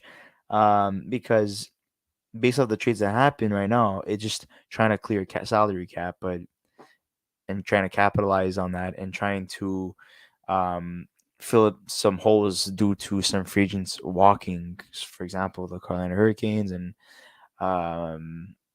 that's the biggest player today in terms of trades. I really wonder what's gonna happen though in terms of the Canadiens. I was seeing that the Columbus Blue Jackets weren't doing anything, and look at them now. They have the biggest fish signed to their team. The Columbus Blue Jackets acquire Johnny Gaudreau.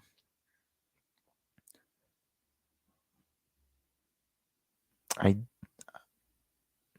actually Yermi Yager put his name out today, and he said, "NHL GMs, I am also a free agent. Once again, 6'3", 265 pounds, 50 years old, slow but strong in good hands. Can bring experience and like to play only home games. Call me anytime.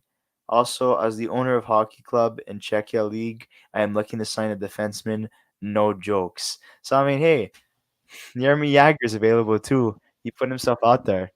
Let's. I think we should. I think people should sign Jaromir Jagr. That'd be so funny if he came back. You know who should sign Jagr? Arizona. Montreal. I always wanted Jagr in Montreal. After trading for Brown, the Caps are $2 million over the cap with its full roster of 23 players. Backstrom and LTR allows the team to exceed by potentially $9.2 million. 15 forwards, 7 defensemen, 1 goalie. But when they send guys down, it's going to be less. So if you think about it. Capitals, the general manager downplayed what they were going to do during the offseason. And surprisingly, look what happened. They surprised the hockey world. I'll be honest. Can we say that Capitals are like small winners? I think they're the most unlikeliest winners. No one thought they would have been winners. I think they made some good moves. Connor Brown, Eric Gustafson, Charlie Lindgren, Darcy Kemper. Like, those are decent players. Boko Imama signed a 1-year deal. Boko Imama for Arizona. I love that guy. Did he sign for Arizona? Yeah. Bokonji. Hurricanes Day. In Brent Burns, Max Pacioretty, Andre Cass, Dylan Coughlin, Lane Pedersen. Out. Etu Makiniemi, Steven Lawrence, and third round pick. I agree with Mark Matata. I don't feel bad for Vegas. Fuck Vegas. Let's talk about like the teams that we hate the most. I'll be honest, I hate Vegas the most. Well, it's tied between them and Toronto. But I don't know. The more I see Vegas do things, the more I hate them.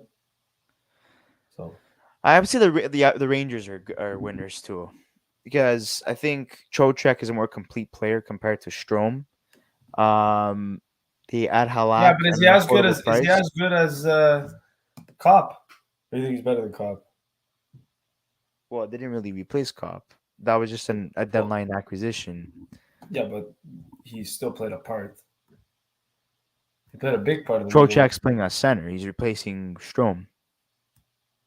Yeah, I guess. Halak replaces Georgiev, which in my opinion, like Georgiev, he has the potential and stuff, but yeah, he struggled at times and also. Sorry?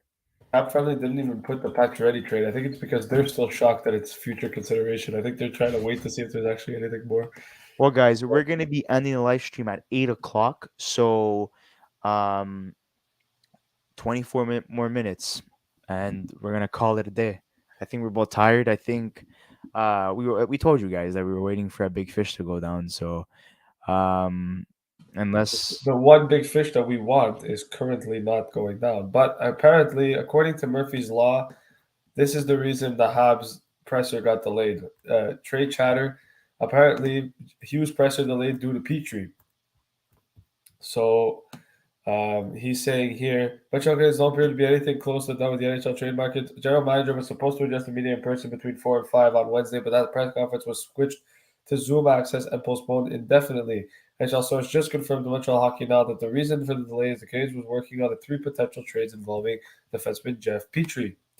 Stars, like I told you before, Red Wings 2, but the Kraken 3 potential trades, including 1 player, or 3 potential trades, of which involving Petrie. So whoever, I guess 3 teams are in on Petrie. Okay. Right? And then it says Stars, like I told you before, Red Wings 2, but the Kraken is the team I'm looking at right now. The source who has been very reliable to this point told MHN via a phone call. Shortly after that, Sports Insider, Canadiens reporter and friend of BHN, Eric Engels, tweeted with regards to the NHL trade talks on Petrie between the Canadiens and the Stars. Right now, a deal between Dallas and Montreal for Petrie doesn't appear to materialize. Short convo was had today, according to sources, but Canadiens were reluctant to retain salary. Never say never, but seems very unlikely as of this moment. Doesn't mean Kent Hughes isn't working hard to trade Petrie. He said it all along that it has to be good for the Canadiens, though. Jeff Petrie has 3 seasons with $6.2 million left on his current 4-year contract he signed last offseason. MHN circled back with the same source above to confirm the tweet from Engels, and he had this to say of the NHL trade talks between Stars and Canadiens. Eric's dead on. The Stars can still do this, but without the Habs taking on some salary, they'll be up against it. So Jim Nill is trying to find some flexibility. According to our friends at Puckpedia, Stars are currently sitting at 11.4 million in salary cap space Well, after we all signing know four. Klimberg's gone. He's not going back. Yeah, Talks this very between them have ended. Yeah, Petrie, mainly because he's from Michigan and his family still resides there without him during the season, has forever been linked to the Detroit Red Wings. Red Wings general manager Steve Yzerman was a busy man on the first day of the offseason. He still has $11 million in cap space to use, but still needs to sign restricted free agents Philip Zadina and Jack Wallman. As for the Kraken, well, the read here is they could be a team that has jumped in and become the front runner for Petrie. After signing defenseman Justin Schultz and Burakovsky and rookie Shane Wright to a 3 entry-level deal, the Kraken still have $15.6 million in cap space. They only have 5 defensemen on their NHL roster and plenty of prospects to work with in an NHL trade. Will the Kraken jump in and be the team to finally facilitate a Petrie trade on the NHL trade Well, I market? think so. I think it will be the Kraken ultimately. So, seems to be like that's what it is. For those using the tax argument, using Gavin's group tax, the tax difference of $9.5 million in Columbus over New York Islanders is $493,050 in savings. Over New Jersey, it's $297,350 in savings. Matt Oh, Benning come signed on. It's such petty work. All these taxes and stuff. Like, come on. Like, you're getting paid over $9 million. Like, not even doctors get paid that much money. Let's be honest here, okay? Yeah. That's by no means if he gets paid a couple less $1,000 that, oh my God forbid, I'm never gonna be able to feed my family. Like, come on. I think people that look into like little details like that in terms of like taxes and stuff, that's just gonna create what? A couple $1,000 difference. It's literally ridiculous. Bro. It's nuts. It's absolutely nuts. The Sens have considered their first transaction with the Capitals since February 26th. Oh, okay.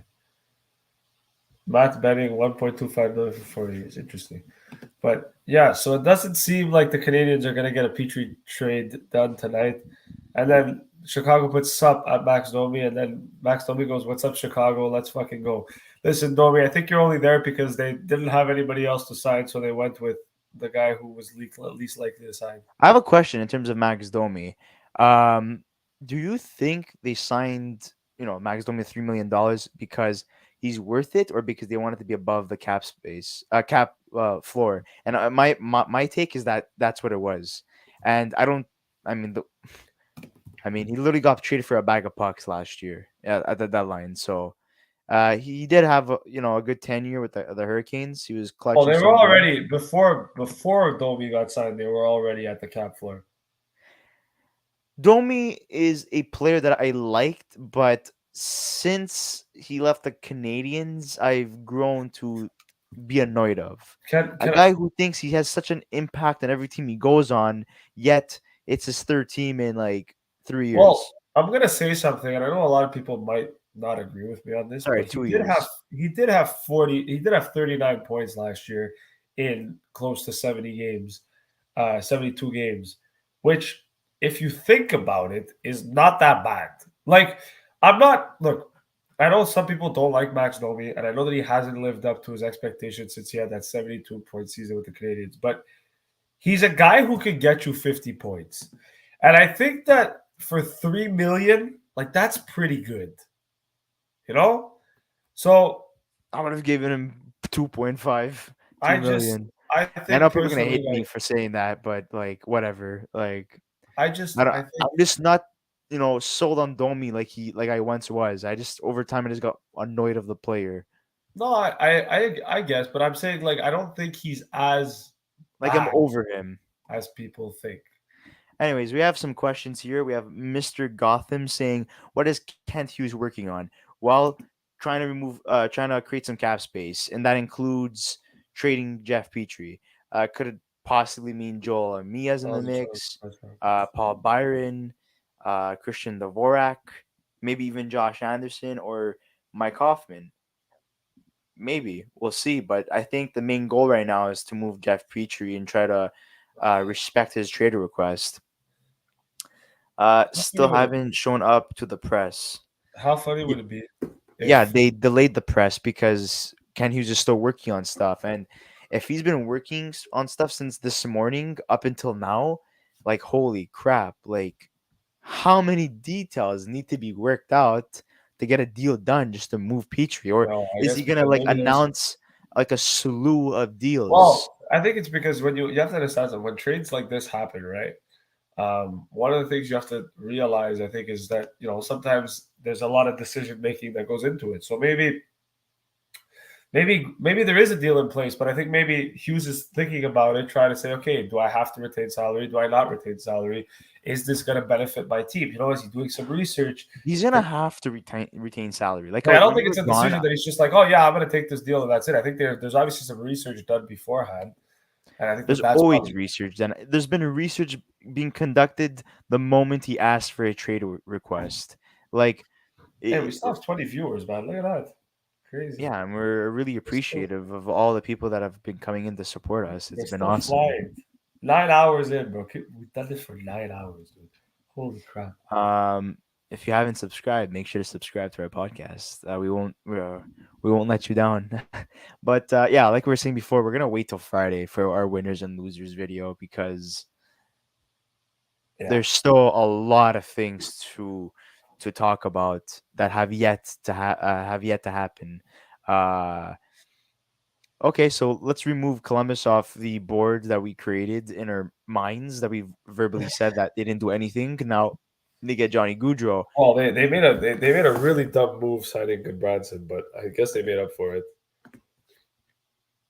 Yeah, but I still think it's a bad move. I still think signing Goodbranson for $4 million per season was stupid. But you know it's what? always gonna be dumb when you sign Good Branson. How's that guy still in the league? Hey, but at least, Okay, at we have a least question here. From Trev. Why do you think Johnny went to the Blue Jackets?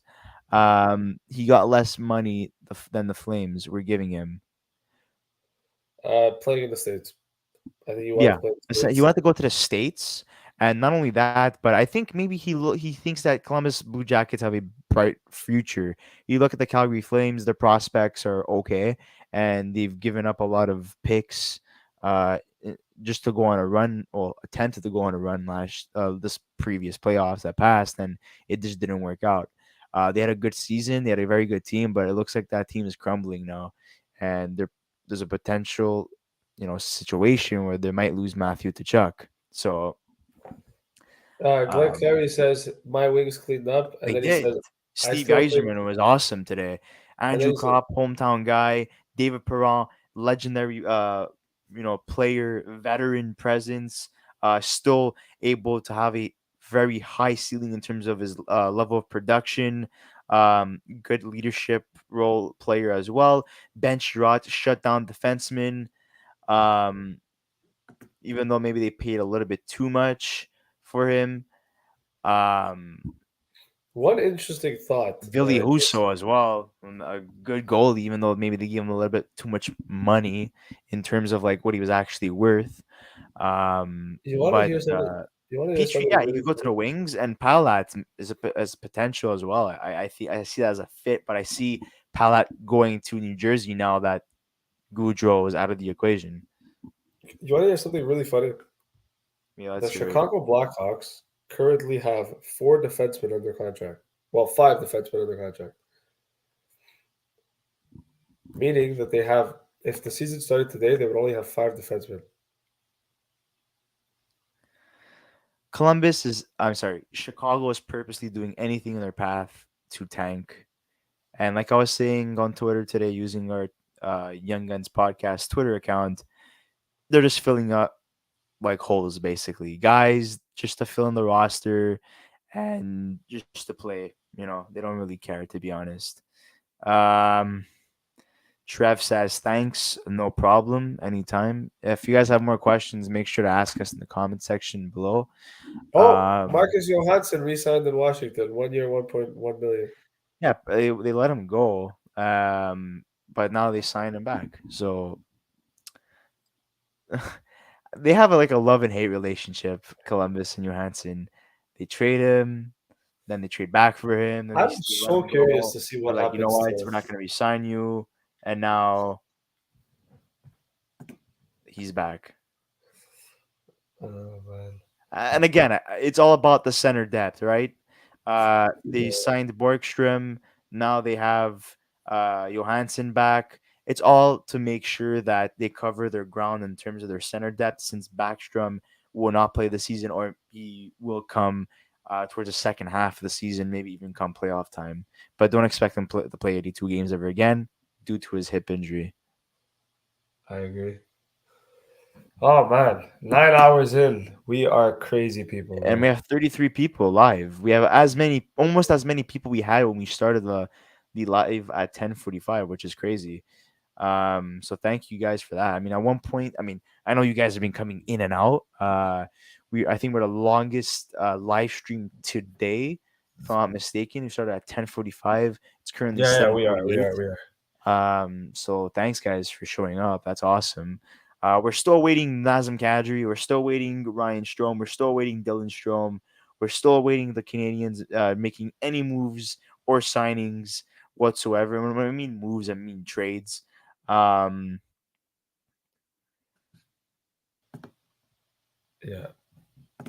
Something's got to give. Patience is virtue, right? And okay, we have another question. Eric Stevens just said Ducks may not be done today. Sounds like something else may shake out, but we'll see. Nothing's for sure until it's confirmed. Ooh. Okay, guys, thank you so much for these questions. I love it. Danala says, "Do you think Kadri can sign in New York?"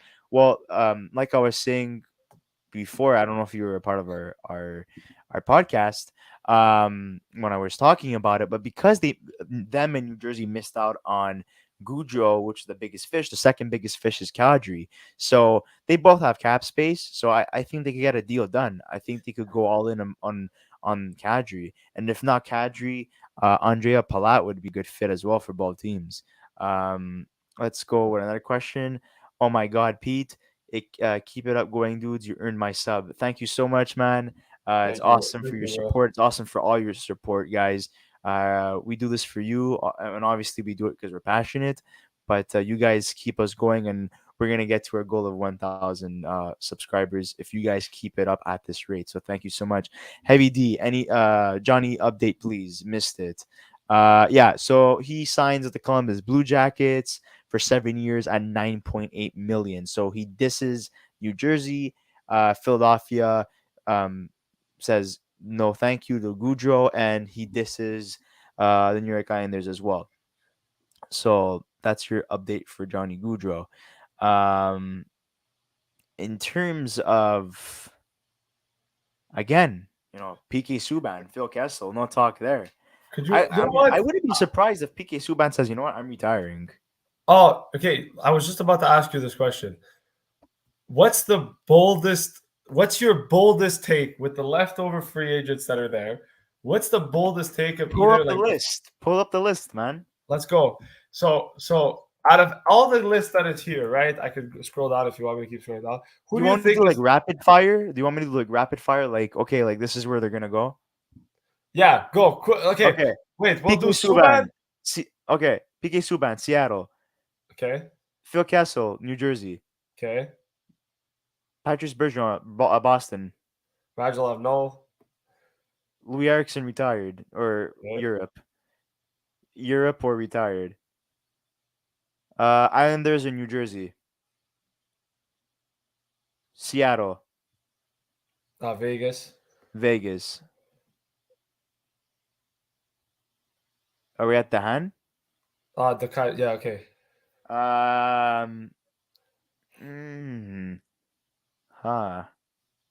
Winnipeg.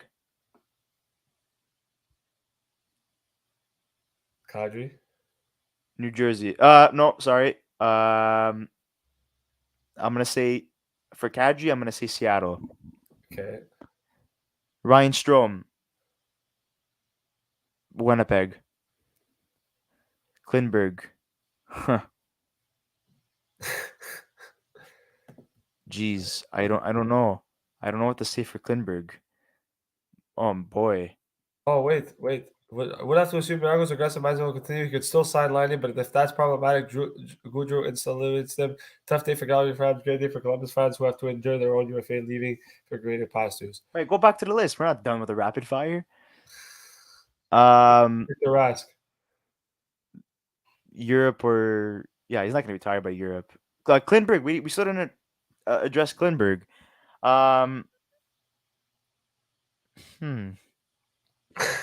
You answer this one. I don't know what to say for Klingberg. You know what? Bold take, okay? Bold, very bold take. I'm going to say the Anaheim Ducks. I was gonna say that too, but I mean they're in a They have $30 million in cap space, bro. Why not? Okay, yeah. well, that's actually what I was going to get to. My point that I was going to get to is I think PK Subban could end up in Anaheim.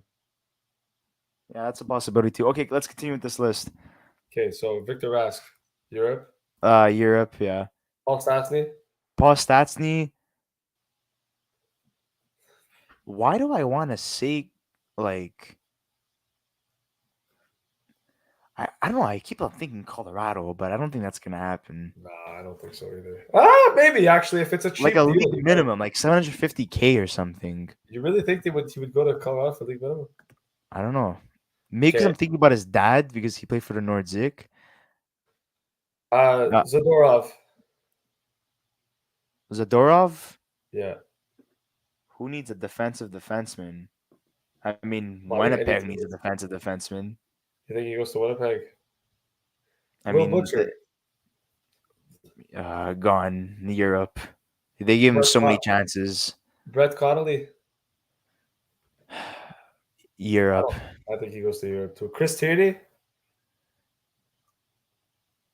I think a team would take him. I think like a Seattle. They need center depth. I mean, Dmitry Yaskin. Europe. Europe, yeah. Dylan Strome. Montreal. Oh, okay. Antoine Roussel. Europe. Beagle, Europe or retire. Michael Kempney. Europe or yeah, Europe. Thomas Hickey. Europe or retire. Cody Eakin. I think a fourth line team would take him. Tampa. Yeah. Let's answer some more. Let's put this on break. I enjoy this, but we have some questions to answer. Danala says, "Can Stamkos can be traded soon?" Tampa Bay are 6.9 million over the cap. Is Tampa actually $6.8 million over the cap? His salary is like 7.6. I think his salary is more than that, but Tampa actually, yeah, they are. Oh my God, they're $7 million over the cap. What? Holy shit! Yo, this team's gonna have a problem next year. What? How are they gonna have all these? How are they gonna have money to sign these guys next year? Holy shit! You know what my prediction is? Alex Killorn gets traded. Now? Or next year? Well, I mean, they need to respect the salary cap floor. They can't be above it and they can't be under it, right? So someone has to go. Bro, I don't know what Tampa's doing, bro. This is weird. This is really weird. Oh, but wait. They have Brent Seabrook as well on LTIR. So that makes up for half of it. Yeah, they're fine. Nah, Stamkos not getting traded. He's going to be retired as a Tampa Bay Lightning. Oh, he should retire as a Tampa Bay Lightning, bro. He's a legend, that guy. Onzi, what's going to happen to Lightning now? Most likely traded. Oh, well, speaking of the Lightning, Hayden Fleury, 2 years, $762 million to the Lightning. Tampa Bay does not have a salary cap to respect. They could sign and do whatever they want, and that's it. Lightning traded. And what if, listen to me on this, Calgary trades for Laine to replace Gaudreau? That would be interesting. They screwed Calgary, and now Calgary is going to screw Columbus. Well, not really, because they're going to have to pay to get Laine. Or they offer sheet him, maybe. We'll see what happens. Adam Berger, Sunrise Mountain HS. Vegas fan here. Worst management in NHL. Yes, 100%.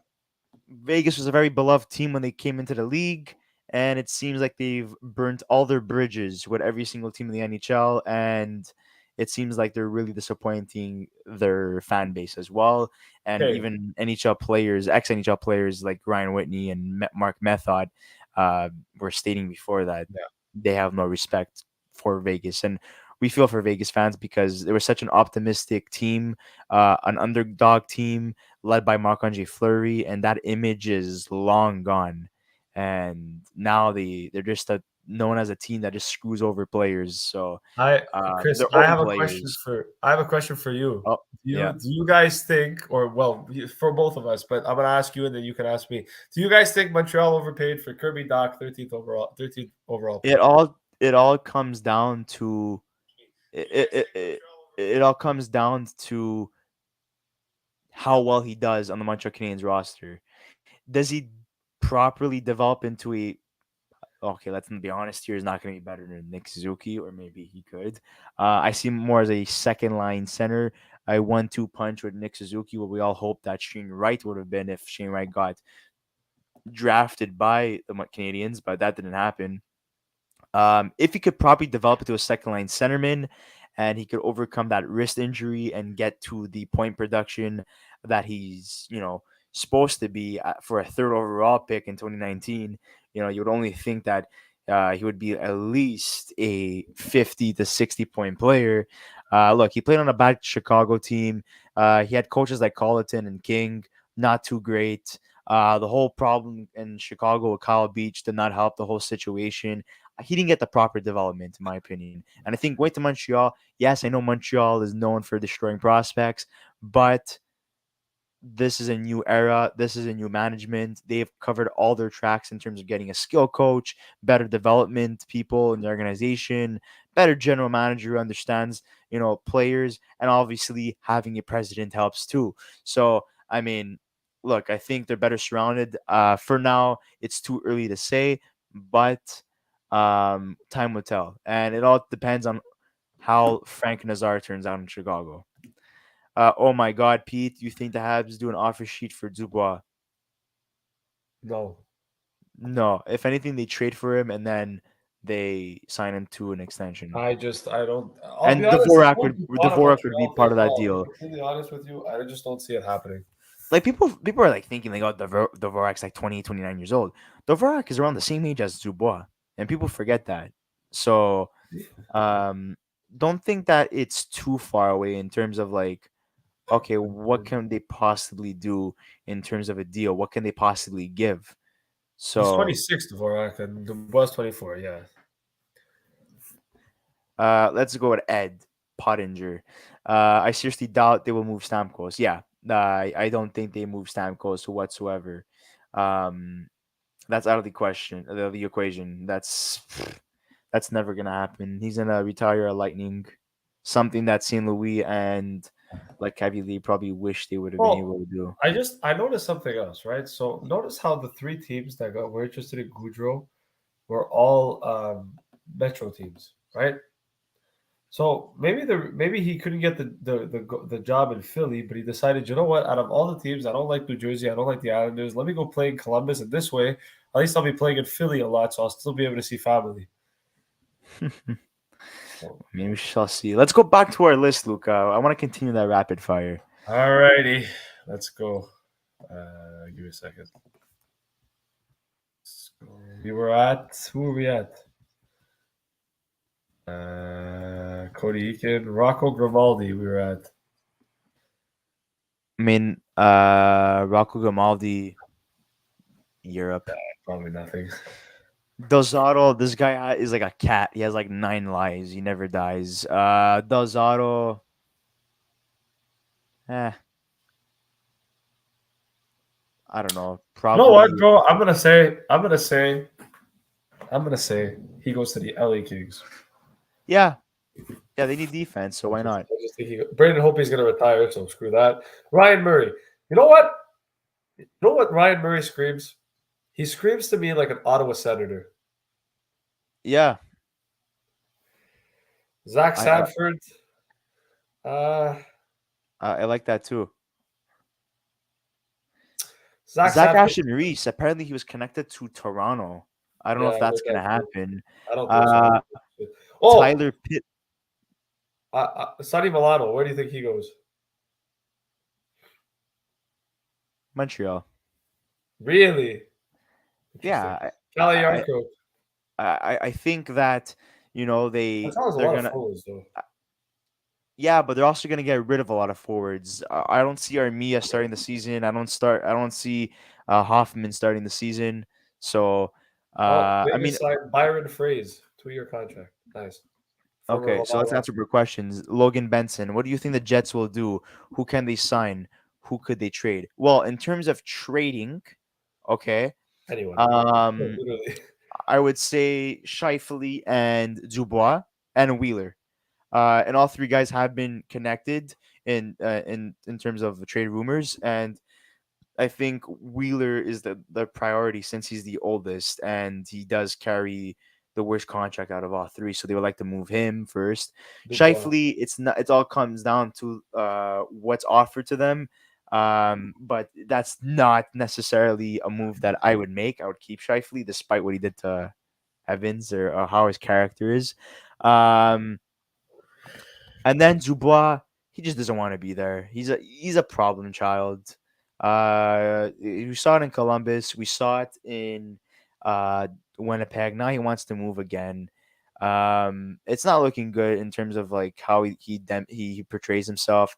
Uh, if he does, he wants to go to Montreal, but is he gonna complain in Montreal too after a while? Like that's what I'm scared of, you know. So I really hope that doesn't happen. I hope like he could finally be satisfied where he ends up, you know, because it was a desperation move. Let's be honest here. The Line and Dubois swap with Roslovich involved in the deal, it was a problem for a problem. Did they necessarily want to go to both of those teams? No. They just wanted to escape Winnipeg and escape Columbus. Now the ball's in their court. And where do they want to go? So it all comes down to that. And Anzi says, this bot, bro. Yeah, that bot's been causing us a lot of problems. Well, uh, anyways, kind of wanting to address. Well, I just wanted to address the comment that Waddell made about Pacioretty. He says, adding offensive firepower and improving our power play were priorities this offseason, and Max certainly checks those boxes. This acquisition gives us an elite scorer and another veteran voice in our dressing room. We have Ed Pottinger also saying he's a good left shot, but they need a There right. it is. Vegas announced the Riley Smith deal officially. There you go, Riley Smith to Vegas because they cleared cap space from Pacioretty. Um, yeah, so I think this is a reference to Sonny Milano, right? Yes. Okay. Well, reference to Sonny Milano in the sense that, FS Hawkeye 10 or maybe 17. Ryan Murray actually. Where It do you could have guys been think Ryan Murray. Kadri will end up? Like me and Luca were saying before, since New Jersey and the Islanders failed to get him, there's a possibility they make a huge push for him. The thing is that they don't necessarily need Kadri in New Jersey. They already have Heischer and what's his face? They have Heischer and they have Hughes. So would Kadri play the wing? We don't know. But again, it's still an impactful player, so why not? And in terms of the Islanders, uh, what Barzell, Pajot as centers. I think I could see Kadri playing a second line center. Pajot, I see him staying on the third line. But my prediction was realistically, I think Kadri would end up in Seattle since they have the captain to get it done and they need centers, and he would be a first line, second line center. I mean, look, Matty Beniers, is he a winger or a center, Luca? But he is a center. Okay, so Matty Beniers is I mean, I know he could play the wing as well. That's why. So I wasn't too sure if he was like both positions or just a center. So Beniers is first line. Shane Wright, I see him going back to, you know, into the juniors essentially to make up for that lost year, or maybe he goes to the AHL. I don't think he's NHL ready yet. So I mean, getting Kadri, you know, would be good in terms of what they want to do in Seattle, and they have the money to get it done. Then yeah, Murray. He was referencing Murray. Yes, the defenseman. Thank you for the clarification. Well, actually, so I wanted to say something because I want to talk about my boy a little bit because I feel bad. My boy who I'm friends with on Michael Snapchat, but Hutchinson to Vegas, 1 year yeah, deal. my boy who I'm friends with on Snapchat and hasn't answered me about coming on the podcast yet. So if he's watching this, I really hope you get signed by somebody so you can come on the podcast. Let me guess, Victor Mete, right? Yes. Where does Oh he end boy, up? the If KHL. I mean the Europe where he oh, belongs. hey, don't we're trying to get Victor Mete on the podcast here, right? You have to be nice to him. He should have been nice to us. Hey, Victor, if we're hearing this, keep in mind I saved you, okay? Just remember that. Always remember Okay. that. Um, But all jokes aside, I think he actually could maybe get a job. I would say if he does, you know what? I'm gonna say Victor Mete to Arizona. hey, that's not bad. They need guys I'm there gonna say to it. fill up Victor their Mete is gonna roster. sign in Arizona, and he's gonna play in a college arena. Good for him. Where he belongs. Yeah. I'm joking, guys. These are professional hockey players. Why would I be talking down to them? I wish I was in the NHL. If you were to tell me, you know what, Chris, Arizona's offering a 1 year deal, 500K, I would take it. The fact that I could play in the NHL is an honor. I don't care where it is. It's true. Just to be able to wear a jersey essentially would be fantastic and participate in the NHL. But I mean, look, we at the end of the day, we wish nothing but luck to these guys. We hope that they're able to um, find a home in the NHL, and if not, unfortunately, they're gonna have to go to Europe. But Europe's not bad either. These people have families; they need, to get paid to survive. This is their profession, so whatever jokes we say, they're just meant as jokes. um. Okay, what else can we talk about here?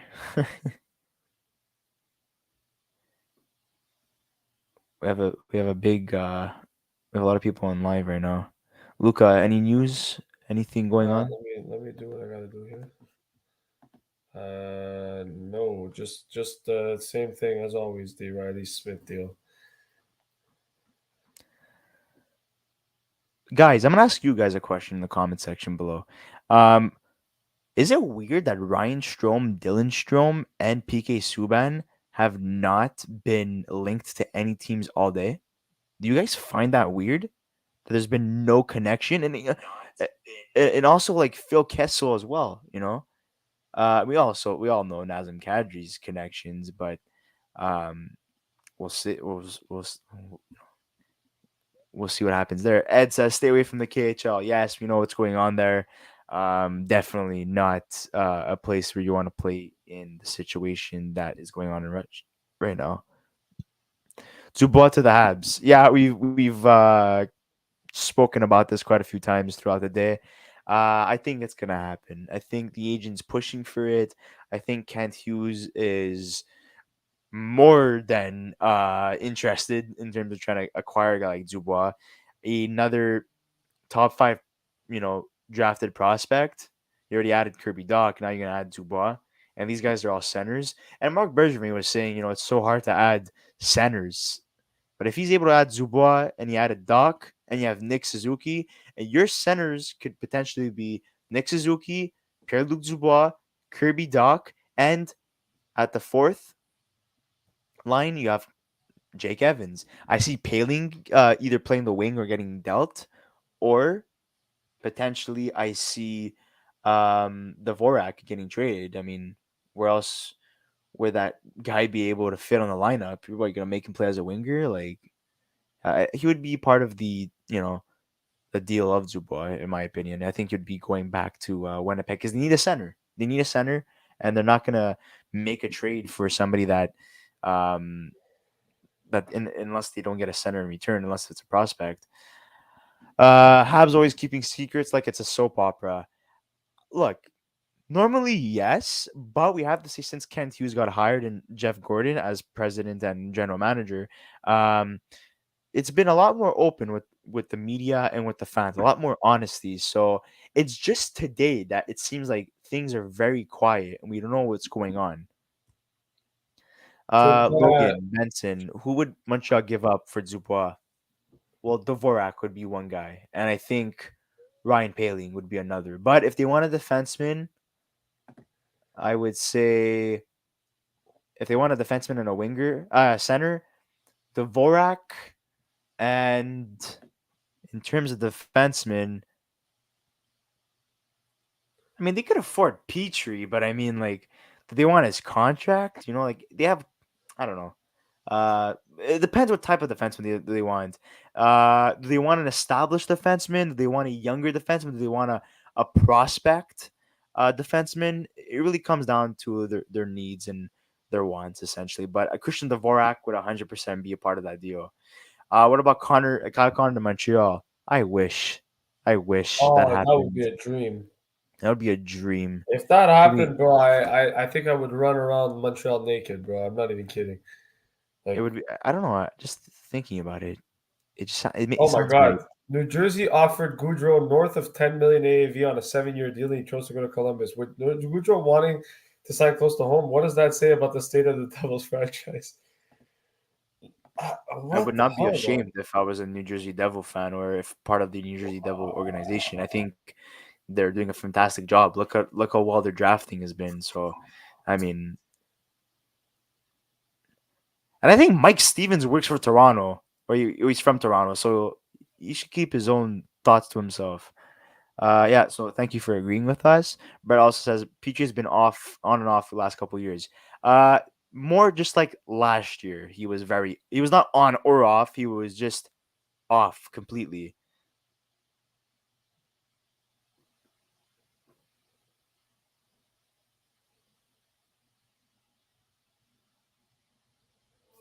Yeah. We have Logan Benson saying Kyle will never leave Winnipeg. Yeah, that's 100%. Yeah. they would never make. They would make sure of it. They If would never let if Kyle Connor ever left Winnipeg, I'd freak out. Love Bossy Flower Peachy trade. Oh my god! I mean, are you messing with us right now? Come on, No, don't do this to us. We're like literally like praying Well, that I've been scrolling Twitter the entire something fucking day. happens. Guys, if you haven't subscribed to our channel, please make sure to subscribe to our channel. It would be very nice of you guys. We'd really appreciate that. And not only that, should we end it here or do we wait? nah, I think we wait. But there's too much. There's so many people. Yeah, I've been loving this. You said 9 o'clock, anyways. So I mean, let's. I'm telling you guys, you know what? Because I love the podcast and I love you guys. I think we're gonna stay on a little longer, but I'm telling you, man, I'm gonna go straight to bed after this. Like, I don't look want at anyone. this since 10:45. I've been in and out for a couple. Dude, I mean, I started off I've at never 40 felt minutes. so tired in my life. Like, I literally feel like a zombie. Just like, yeah, I mean, look, I mean, you did a wonderful job today. We got more than 1,700 viewers today, and we're at 779 subs. You did a tremendous job, Luca. You should be very proud of yourself. You guys, I hope you guys enjoyed what Luca was able to do today.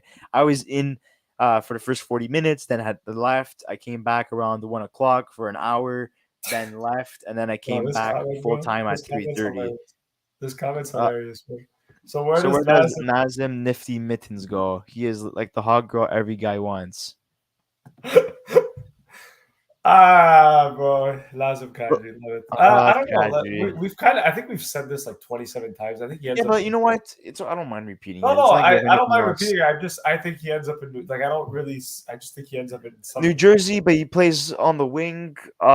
If he goes to the Islanders, he's a bona fide second line center. Seattle, he'll be a second line center or first line center. You know what? I'm gonna say this right now. New Jersey signs Jesper Bratt. Okay. They then sign Vitek Vanacek. So that's like what, 10, 11, let's say 11 million off the books, right? Or let's say like 10 million off the books because like Vanacek's probably going to cost them like 3. Oh, no. Let's say like 9 million off the books because Bratt's like 7. So let's say, and Vanacek's probably like 2. So that's like 9 million, right? So you take 9 million out of the 23 that they already have, you're left with 14 million. With that 14 million, they signed Andre Palat and Nazem Kadri. My God. And then once their players need contracts in the next 2 years, what's going to happen? Well, then you could deal with it when the time comes. And what about their defense? It's by means not like good at whatsoever. They're going to have stacked offense. I know. Dougie Hamilton, Severson, Graves, Siegenthaler, those are decent defensemen. Brandon Smith, Ty Smith. You know, but it's nothing. It's nothing. You know crazy. What? They could quietly be in the Jeff Petrie sweepstakes. Or John Klingberg. Yeah, I They see could- Klingberg with They could New they could Jersey. quietly be in those sweepstakes, man, easily. Let's okay. Another comment. Won't I have still news on Kadri until tomorrow, most likely. Yeah, I think Kadri's trying to milk the teams and trying to see how much he could get from a team that's very desperate, especially losing out on the Johnny Gaudreau sweepstakes. Thank Yeah. you. We're glad that you liked what we had to say about your question.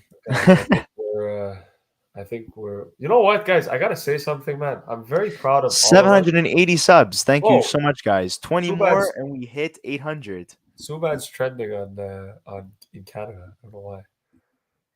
Maybe because he's coming back to Canada.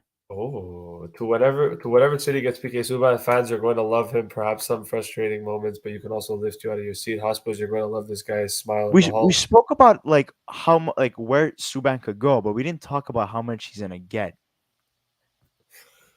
I think he gets. I'll be honest. Anything above 3 million is not worth it, in my opinion. I think he signed a deal of between 2.5 to $4 million. I think that's the range that he signs in. I think anything higher than 3 million is not worth it. He's really declined. How many Like, points do they have this year? especially with all the slew foot incidents this year. Yeah. I don't know. I think he's a problem in the locker room. There's a reason why when Nashville traded him over 22 points in 77 games. He's not it anymore, man. He just isn't it anymore. when Nashville traded him over guys like Ryan Ellis at the time,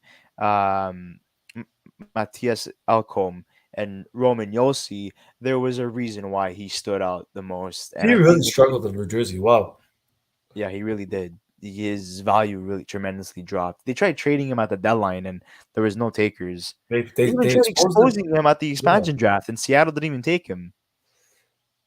Yeah, because, bro, his Nashville numbers were good, and then I don't know what happened, man. It's like he turned 30 and he just forgot how to play hockey.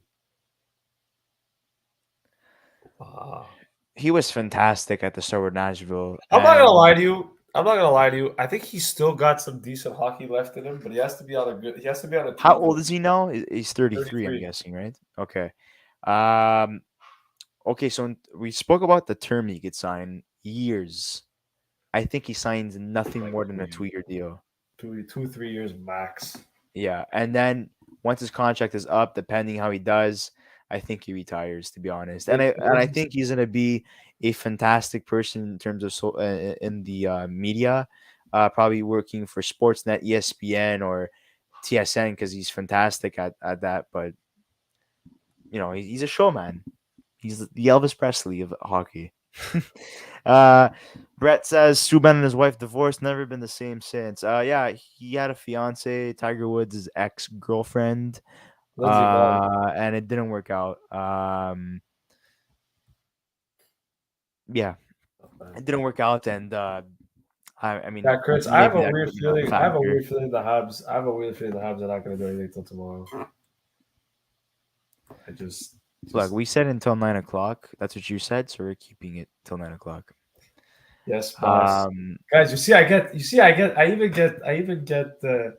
get treated badly. You see this, guys? You see the treatment that I get on the podcast? It's like I'm his slave. I have to listen to him every time he tells me something. Luka is an absolute warrior. Bro, I don't know, man. I think for the 10 hours that I'm gonna be spending on this podcast, we deserve subs. Like, you guys, tell all your friends, tell all your family members, we need Try subs. to help us get to 800. And once we get to 800, I think we deserve we're going to this. 1,000. I That's think the goal. We deserve this. We deserve to be spending this much time. We spent this much time, helping you guys out. It's giving you guys Giving all you this your information, giving your analysis on the spot, giving our predictions, everything. So You know what, you know, guys? there- You know what? We'll make a bet here in front of everybody. If we get to 800 subs in the next week, we'll give away a Young Gun shirt to one of you guys. yeah, we have about over 20 Young Guns shirts. So if you guys get us you can help us get us to 800 subs by 800. the end of the week, so that's by Sunday, the 17th of July, if you guys get us to 800 subs, we will give away a Young Guns podcast T-shirt. And one of you if you guys guys like could get us to 1,000, we're gonna give a jersey giveaway, Yes. and with the name of your player Exactly. of choice. So guys, behind the jersey. 780. We're 20 away. So tell your friends, tell your parents. You guys in Quebec? Yes, we are in Quebec. Yes, we are in We Quebec. live in Montreal. Oh my God. Okay, yeah, we got it. What's Yeah. going on, bro? Yeah, in terms of what we have coming up in August, end of July, we have a couple of interviews with people in the hockey world, some journalists, some ex NHL players that we're in communication with at the moment. We've been dying to do interviews since we started back last August. We've had some guests like that Leafs fan, Insta Canadiens, and Data 782. But we want more, I would say Good bigger job, names boys. in Come terms on, of keep that. going. So, yeah, Keep Joe going, Crazy, boys. I want one. You want one? You have to participate in our contest. Get us to 800, Joe, and we shall Joe deliver. Crazy, listen, you want one? Tell all your friends, tell all your family members to subscribe, and let's get to 800, and then you can get Brett whatever says, you want. nice. I'm close to Sherbrooke. Well, it's always a Well, pleasure listen, to have we can a always fellow bring you. Quebecer in the chat, We can always especially bring you a shirt to subscribe Sherbrooke. to us and We'll find supporting a us. way for sure. All the local support, we can't thank you more Yeah, for that's that. I think we started this podcast to obviously put ourselves in a position to kind of interact with everybody from around the world, not just necessarily locally. But I think one of the biggest things that me and both Chris has talked about on the podcast was how we wanted everybody to, we wanted local support, and we wanted a lot of local support. I think, getting people It from stems from here, from Quebec, the that's province, and it, then getting people moving from to Quebec. Canada, and then outside of Canada to the United States. That's it. And I think getting people from Quebec and getting people from Canada is very important to us. Obviously, we welcome everybody. We want everybody to subscribe. If we could get people from other countries as well, it's great. Obviously, people from the States as well. We're totally happy to have you guys as well. But local support is important. We have some to us Europeans as well. too, as well. That's it. So we want local support as well. We want everybody to support us. We appreciate every single one of you, all 781. 82 now. 82. So you see, guys, 18 away, and you get a free Young Guns T-shirt, guys. Think about it. It's a good deal. I mean, there's a lot of newer viewers now, so you could get up and show them. Okay, so basically, this is the shirt. So if you see, it says Young Guns Podcast, and I don't know if I turn around. I don't know if okay, wait, let me take it off and actually no, that's not gonna work. Okay, well, anyways, there's a QR code on the back. So yeah, so if anyone wants to I subscribe don't to want the to take off channel, those shirts because just it would have been. use your phone, the I camera. don't. If there's little kids watching, they're gonna say, "Why is this guy naked on camera?" So let's just let's not do that. I just want to give a shout out to Rory Designs for helping us with these T-shirts. Fantastic local business in Quebec. Great graphic designers that help us design these tremendous looking T-shirts. So if there's a huge demand, we shall contact them and order more and ship them. Well, that's the other thing. That's the other thing that we wanted to kind of talk. Actually, one other thing I wanted to mention, since we're here and we've been here for a long time, and for the people watching, we have a Twitter account. So if you guys want to follow the Twitter account, here is the link to the Twitter account. It's @YoungGunsPod_podcast. So guys, if you want to follow the Twitter account, we just opened one up yesterday, I believe, and so it's up and running. We want to get as much people as possible. We want to interact with you guys on Twitter. We want to talk to you guys on Twitter. We want to grow our brand on Twitter. So if you guys could follow us on Twitter, that would be a great appreciation. The other thing I'm going to say is we also have a TikTok, which the last video actually went really viral. So if you guys can go check out our TikTok account too, it's actually in the description of this video if you guys want to click it to go subscribe to that as well. So let us know about that. And also, we're going to have an Instagram link being put as well for our Instagram account. So we have... Actually, Luca, I don't know if you were informed, but we're not doing that anymore. We're not doing our Instagram anymore? Yeah, I was addressing it in the live stream at the start of our or NHL Free Agency You see, that guys, we it don't was too much of a communicate. headache. We're not doing it. We're just gonna stick to TikTok and Twitter. It's better for interacting as well. And the reason why, many of you guys are probably like, why don't you like prepare videos beforehand? Why do you guys um do live streams? Well, when the news breaks down, we want to be the first ones. If you're not the first, you're the last, right? And we try our best to be as quick as possible. Whether if I'm covering a deal by myself, whether if it's Luca or Chris, we try our best to cover the news as much as possible, as fast as possible. So yeah, let's take a look back at Twitter. Let's get back to the NHL free agency. We are staying until 9 o'clock. That's the deadline. We're finally setting that Yeah, as because a after that, deadline. guys, as much as we love you, it's time for us to go to bed. And I spent the whole day on my laptop. So, Drake Cajula signed for Pittsburgh. I didn't even know that. That's cool. We'll be back on Friday. We'll be breaking down our Yeah, we winners will and be back losers. We should be back Friday. Yeah, we should. Yeah, be we're gonna be back talking about our winners and losers on the Friday. So That's look it. out for that for the free agency. That includes trades and signings as well. Nice. So yeah, guys. So keep telling your friends to subscribe. Reach out to us. Let us know. Let us know your thoughts on anything. If you guys ever want, anything, just let us know. We will let you. P Blackburn says I was really looking forward to seeing Johnny Gaudreau play with Jack Hughes, but I guess I can settle for fiercely Googles to find the name of center that plays for the Blue Jackets. One interesting thing: Nikita Zadorov re-signed in Calgary, $3.75 million for 2 years. So Nikita Zadorov stays put in Calgary. So much for my prediction. Yeah, well, that's okay. I mean, look, he's still young. He's 27 years old. He's a good, decent defenseman. I think Calgary needed to keep somebody, right? So I guess they were able to come up with a deal with him, and good for him. No. I mean, yeah, I guess. Yeah, hearing Nikita Zadorov's do deal. I'm so curious, these insiders, they must get no sleep whatsoever. I mean, look, they don't rest now, but come August or right after the free agency is done, or after the free agency week or a couple of days, whatever you want to call it, then they take their vacations and stuff. But as of right now, it's prime time. The draft in Montreal was prime time. This has been a huge offseason. Last year was pretty interesting, but this year is 10 times better. Yeah, so we'll see. I don't think I have a feeling nothing big is gonna happen tonight. Just as I say that, it's like Sidney Crosby gets traded. You're like, what? That'd be nuts. No, I don't think so. It's never gonna happen. Guys to wait on in terms of signing a contract. PK Subban, Kessel. Can I be honest? I'm very surprised there's not that much interest in Subban. Is there a deadline for free agency? No.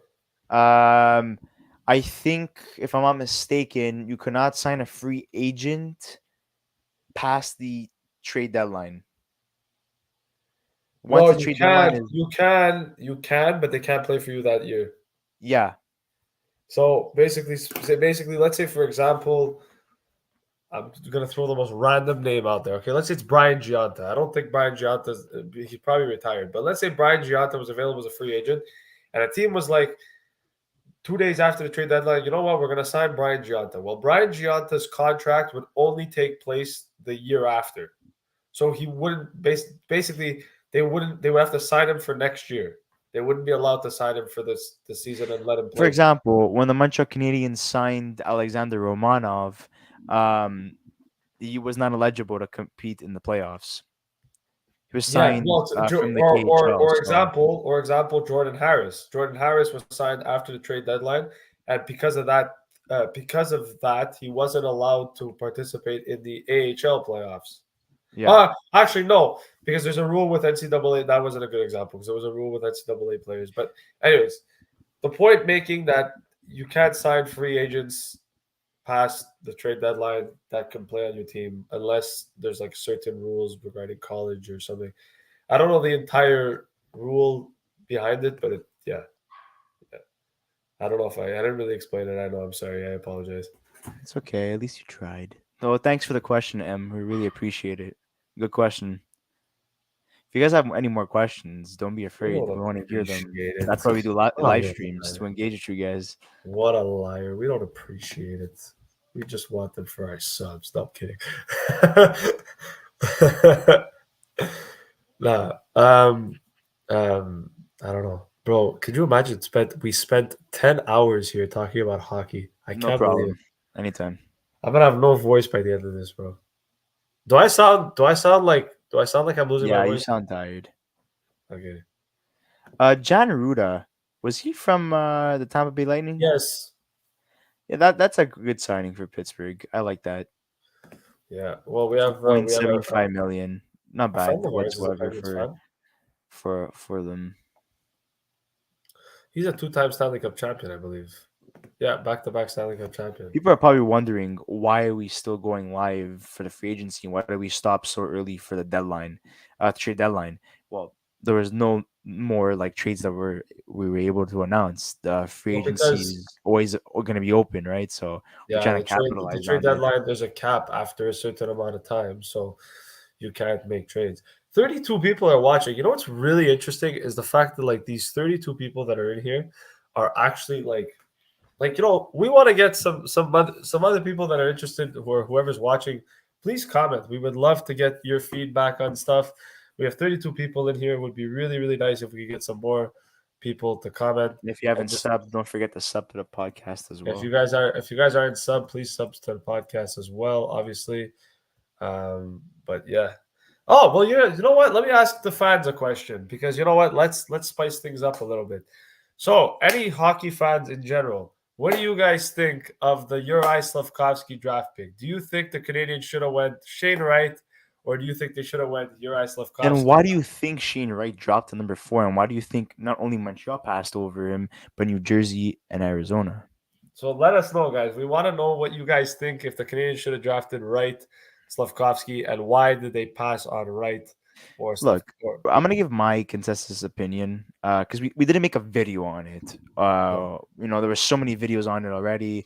We were just gonna fall behind in the algorithm, so it didn't make any sense for us. But Shane Wright seems to me that he was a very cocky guy, a guy that thought he was, since he's been the consensus first overall pick since he was 15 years old. He thought that everything was given to him, that he had to stop working hard. So I saw that in his game. Many people saw that in his game this year, that he lacked motivation, that drive wasn't there. Literally, Connor Bedard, we know that Connor Bedard is a generational talent, but he is younger than um, Shane Wright, and he had more of an impact on Team Canada. Shane Wright was literally one of the worst players at the World Juniors for the world for Canada. So Shane Wright, it was very disappointing. A lot of people were messaging us when we were covering the World Juniors that what's going on with this guy. He's supposed to be the first overall pick. He doesn't seem like a first overall pick. And people were saying, well, Nick Suzuki, that's the example. He wasn't that great, and look how he turned out. Jordan Eberle was like a monster for Canada, but then look how he turned out in the NHL. He wasn't as impactful. Yeah, we understand that, but we're talking about the first overall pick here, not a top 10 pick. So there's a lot of, wondering what was going on. Then we all know that, Kingston wasn't a great team, but, for a first overall, player, wouldn't you have to make your team somewhat relevant to be the first overall player, right? You'd have to be good to, and he wasn't. He was lacking, and the team was not good either. But sometimes you look at Connor McDavid, you look at Austin Matthews, you look at past first round picks, and they had an impact no matter where they played. Bad teams, good teams, wherever, right? So Shane Wright didn't have that impact, unfortunately. And during that time, a Slovakian player and his name was Slavkovsky, was generating a lot of buzz. Guys like Grant McCagg were talking about him, Bob McKenzie. A lot of people were like, maybe this guy should be the first overall pick. He's 6'4", over 200 pounds. He's a power forward. That's something that we don't see often in the league, which, the Canadiens have one of those rare power forwards, which is Josh Anderson. So, I mean, look, I mean, they went for the best player and the most NHL ready player, and that was Slafkovsky. Slafkovsky was also the um, MVP in the Olympics. Yes, he played against men. He didn't play against NHL caliber players. He played against a lot of has-beens or guys that just played majority of their careers in Europe and never in the NHL, right? So, look, people could say yes, it's a small sample size. I think the Canadiens made the right pick in terms of what this guy brings to the Montreal Canadiens. I think he's going to be perfectly slotted in on the first line with Caulfield and Nick Suzuki.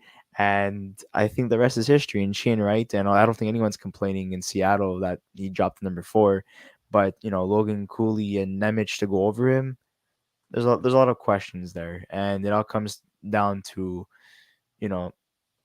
uh, a decision based off position for New Jersey. They went with defense, and Logan Cooley, they went with an American and a guy that's more flashy in a sense. But also that could also be a ploy to try to drag or try to attract Austin Matthews' interest, try to make an American team in Arizona.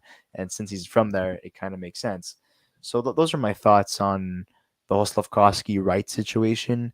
I think everyone's happy with who they got. I think the top 4 was perfect in my mind. I think everyone was drafted for specific reasons, and everyone got the player that they wanted.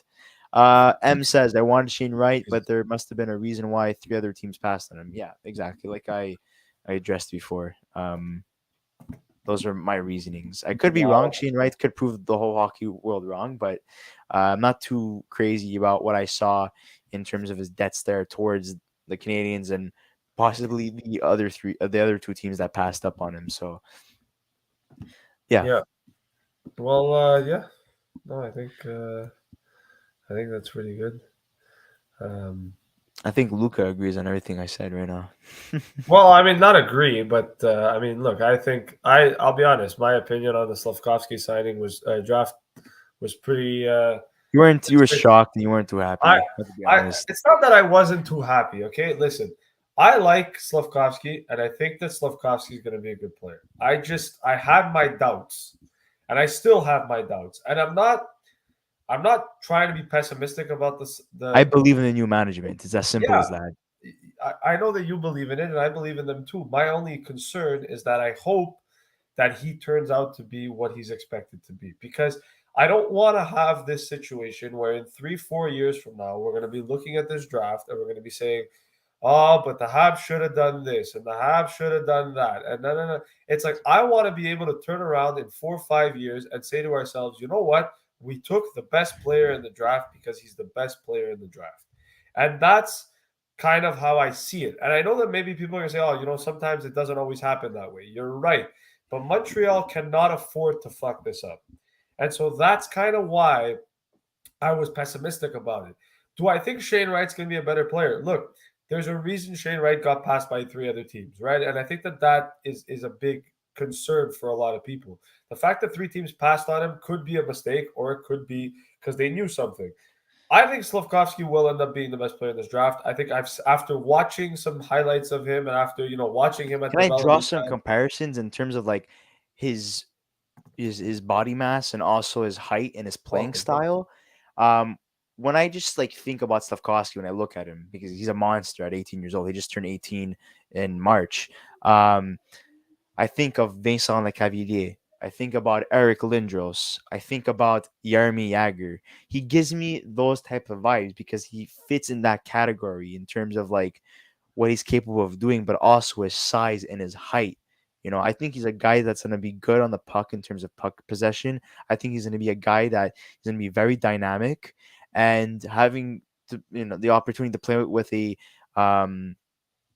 playmaker like Nick Suzuki and a sniper like Cole Caulfield. I mean, I think it's the perfect fit on that line. I'm not going to disagree with you on that. I think, look, I'm optimistic about. Am I saying he's those players? No, I'm not saying he's those players, but I mean, he gives me those vibes. If Montreal can have a situation where Slafkovsky becomes this elite talented player and Caulfield becomes that too, and Suzuki can turn into what we believe in, then I'll be happy about that. I just want a situation where, like I said, I want best player available to be the best player available. And Montreal went with the best player available, so he has to be the best player available. And Look, I know the expectation might be surprising, but that's just kind of how I see it. and also, I was looking at Matty Bernier's, going 1-on-1 with Shane Wright. They're only 1 year off in terms of their age and also their draft class. And I saw a lack of effort from Shane Wright, and I saw Matty Beniers absolutely destroying him. And they're both in the top five.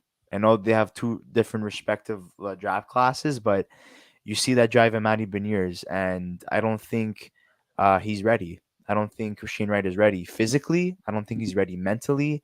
I think he still needs to work on his game, and I think him missing that 1 year due to COVID really hurt his progression, really hurt his development. Those are just my thoughts. And you look at Slavkovsky, the Canadiens have better prospects than Seattle, and he completely dominated everybody so far in that little sample size that we saw, the little scrimmage games and trainings that the prospects had in the Montreal Canadiens organization. So clearly, we're starting to see a lot of reasons why Slavkovsky is the better player, or at least for the Montreal Canadiens. We'll see. We'll see what happens with no. There's a lot of Hocklanders trending. I wonder why. I don't know everything. Anyways, we'll see what happens here. We're almost done this live stream. Yeah, 60 more minutes, unless something goes down. But I think, got scared. I thought like something. Kevin Weeks popped on my screen. I was like, oh wait a minute. I mean, it's always scary to see Kevin Weeks because he's always in the weird locations all the time. So it's like, bro, the he's guy. I think behind was the it yesterday? curtain. Yeah, yesterday he stopped in the middle of the road to announce the Sens trade. I think it was like Cam Talbot, and I'm Yeah. like, this guy just midway through driving just stops the car on the side of the road just to announce the Sens made a trade. Like it's so cool. No, he's an awesome analyst. Yeah, he's cool, and the way he does it too is pretty cool. And he's been looked upon as a candidate to be a general manager a couple of times. So, I mean, I think eventually he'll get there. We'll see. One day it'll happen. One day.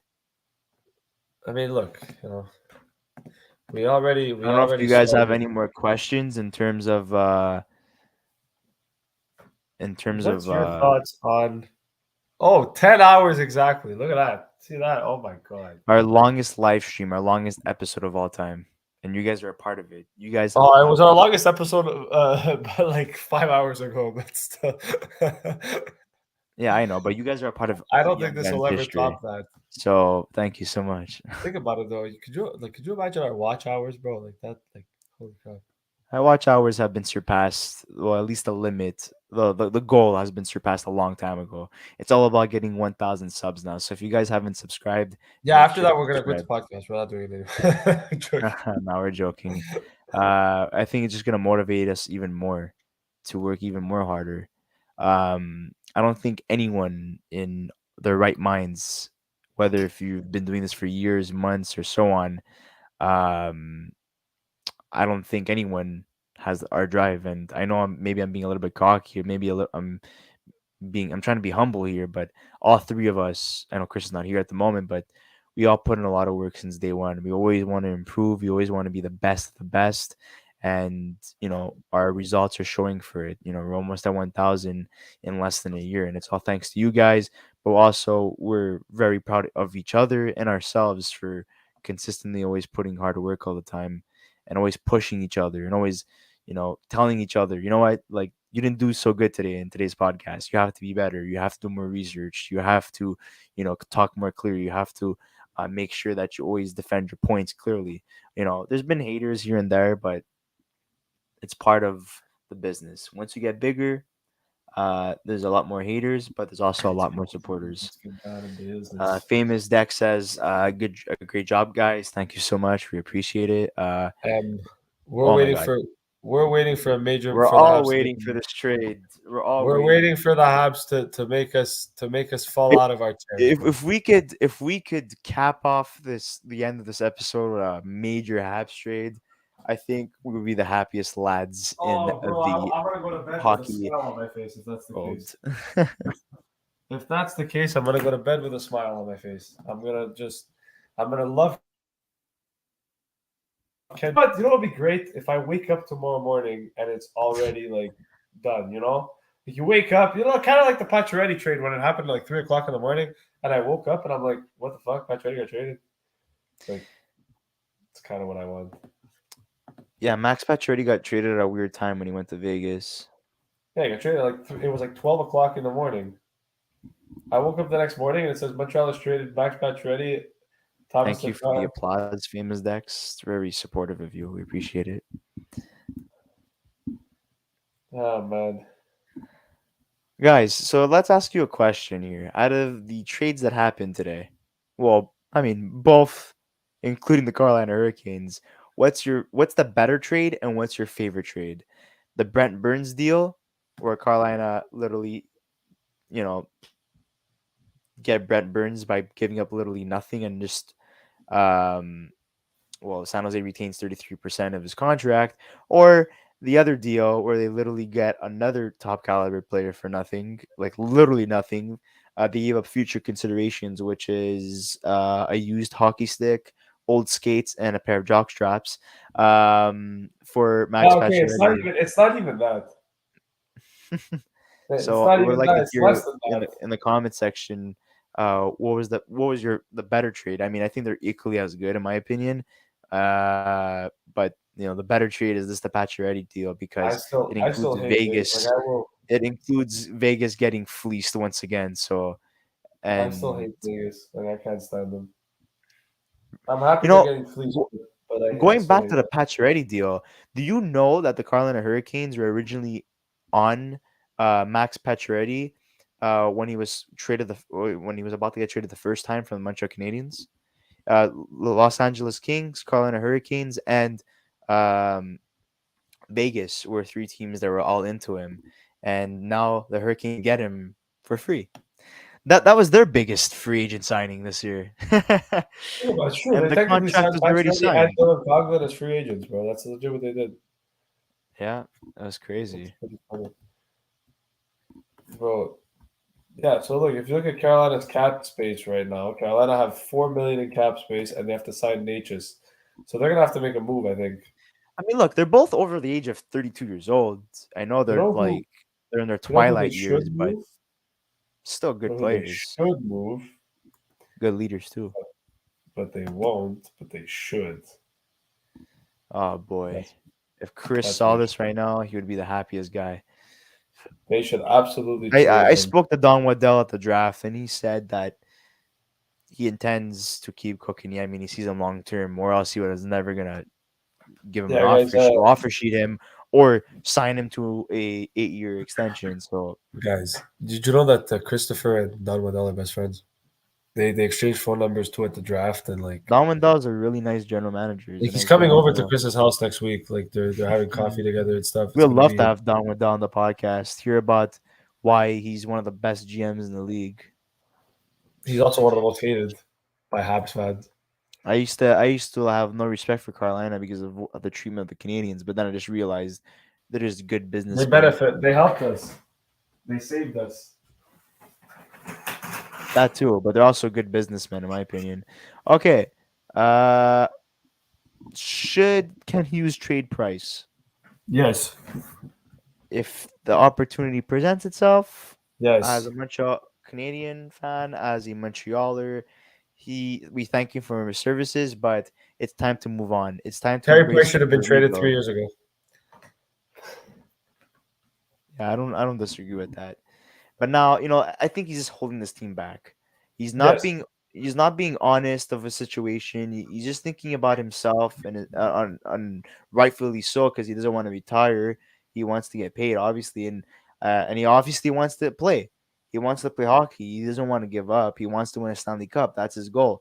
But he needs to be realistic about his situation and his health, right? So, um, you know, his knee ever since the Chris Kreider incident hasn't been the same, and Price keeps on putting more pressure, more pressure. He has the drive, but he was an addict as well.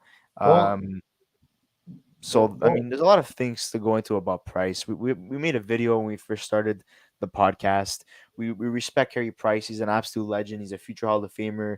He's won every single award despite the Stanley Cup. But which he came you close know, to.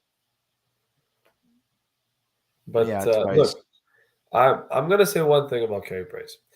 The issue that I have is not with Carey Price directly. I think the problem is that when Montreal signed him to that $10 million contract, $10.5 million contract, um, we knew at the time, and I think a lot of the fans knew that this contract was going to be problematic. Might have some going into this news, time. guys, in terms of Canadians. And are you serious? Yeah, Kent No, Hughes is not talking tonight. He's talking tomorrow. So that means something will be getting done tonight, essentially, or early tomorrow, he's and it still will be working with no discussed end in sight. tomorrow. Great. So fantastic. So we're gonna find out some stuff tomorrow. Anyways, that's good. Going back to what I was saying about Carey Price. So just to kind of say, like, Why'd you delete the Twitter? oh, I'm sorry. Let me go back to the Twitter. My bad. I was getting excited because you interrupted me on my Carey Price take. But anyways, Devils made an offer, 7 years, north of 9 million. Okay, cool. Anyways, so what I was saying, going back to Carey Price, it's not his fault that they offered him 10.5 million for 7 years. And do I think that he didn't deserve that contract? Look, I think he deserved that contract at the time. My problem with Carey Price is He that got paid for what he did, yes, not for what he was going to do, and and that's a exactly, problem in the NHL and every single sport too.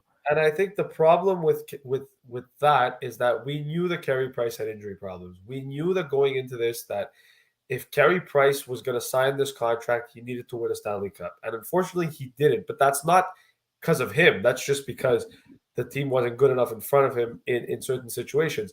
He is the best goalie we've seen in the modern era, in my opinion. I think he's better. I think when healthy, he's better than Vasilevsky. I think he's the best goalie we've ever seen in terms For him of to do what he was able to do on a team that was, yeah, for the most part not competitive, it's and impressive. lacked firepower, a superstar presence for the longest time. Um, you know, he did a fantastic job carrying that team on his back for more than a decade. So That's it. And so I think like in terms of trading him, the problem is the Habs can't trade him because he's physically unmovable. Like you can't move him no matter what. And so there's a problem there. Like even if the Canadiens want to trade Carey Price and they retain 50% of his contract and they try to trade him, no team's going to take him because there's just no team that's going to do it. And so that's kind of the problem here with the Canadiens. They're stuck with this. And so, like Chris said, the hands are tied a bit. And I think for Carey Price, if he knows that he's never going to play again, I think out of his own benefit, and if he says he cares about the Canadiens, he should retire. And I think he should retire because A, it benefits the Canadiens, and B, we don't have to worry about this situation anymore. And the Canadiens can finally move on and go and focus on other things. But by Carey Price keep pushing himself to wanting to play, it ties the Canadiens up because look, they can't even make free agent acquisitions this year. They're trying to move salary cap because they need to complement Carey Price. So it becomes a little bit of an issue here. And so the Canadiens need to figure this out, and I think they will eventually. But I don't know. I don't know. according to rumors, he's not gonna have an answer until right before training camp, and if that's the case, you're putting the team in jeopardy. Yeah, I agree. I don't like that whatsoever, in my Anyways, we have opinion. about 4 minutes left, guys. So if you have any Yeah. last final questions Oh, that we you have a question. yeah, Nico Borelli, where's Patty Kane gonna go?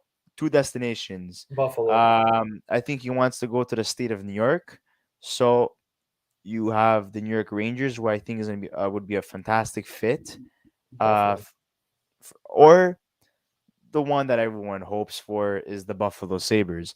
Buffalo He's Sabres fine are the there. most realistic because they have the assets, but I mean the Rangers have assets too. But they have the cap space to get it done. And the Buffalo Sabres fan base has been suffering for a very long time now. They need something to kind of like uh rejuvenate their hope and to be a competitive hockey team, but also like want to support their team and not be the bottom end of jokes. So I mean, look, they already have Alex Tuck. They got Peyton Krebs. They're trending in the right direction. They have Tage Thompson, Owen Power, Rasmus Dahlin. You know, like I was saying, Skinner, Nakposo picked it up this year. They're going to be a competitive team this year. The only thing that's kind of, not my favorite is the goaltending situation. But I mean, they have Devon Levy in the organization. He's gonna be a good prospect. Eventually, I see him as a number one goalie. And you said Luukkonen, right? Is the other guy? Yeah. Yeah, and he's a good goalie as well. So, uh, Look, I think Patty Kane. He's and from I think the Buffalo. deal gets done before the start of the season. I think if it does get done, it gets done during the season. That's my opinion. During the And the season. Wow. reason for that is because I think Patrick Kane wants to kind of see what the um, what the team looks like, and if how competitive they're going to be. I think Chicago is going to be the worst team in the league next year by a long shot. But we'll Worse than see. the We'll Arizona see. Coyotes. Yeah. Yeah. Look, we made a video. You guys could check it out on Patty Well, Kane and Tatum. actually, not really, because Chicago actually have players. So I don't know. Maybe not. I honestly think that As long um as long as the Habs have a shot at Bedard, I don't really care. I mean I think Chicago I see Chicago getting Bedard and I see Arizona getting Michkov. Like I said, as long as the Habs have a shot at Bedard, I The don't really Habs are care. gonna get Frentelli. Which is good too. Yeah, it's still very good.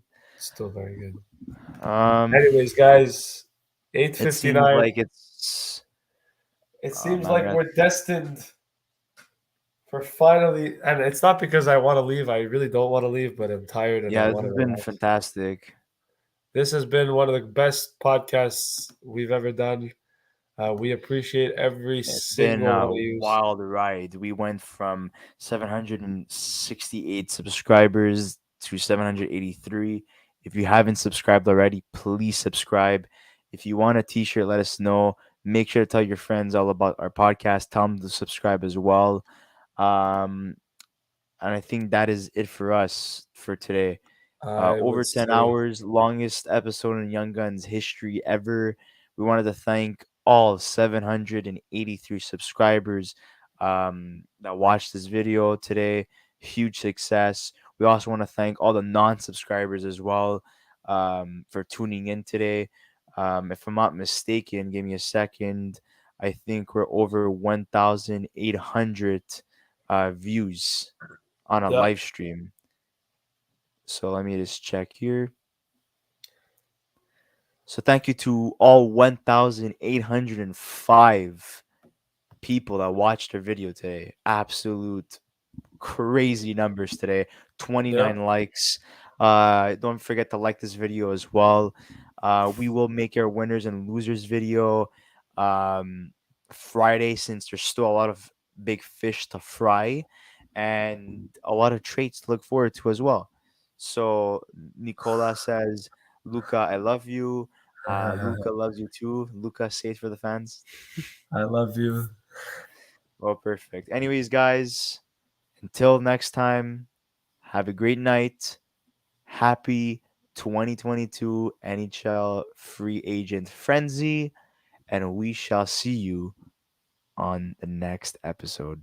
Good night, guys. Have a nice one.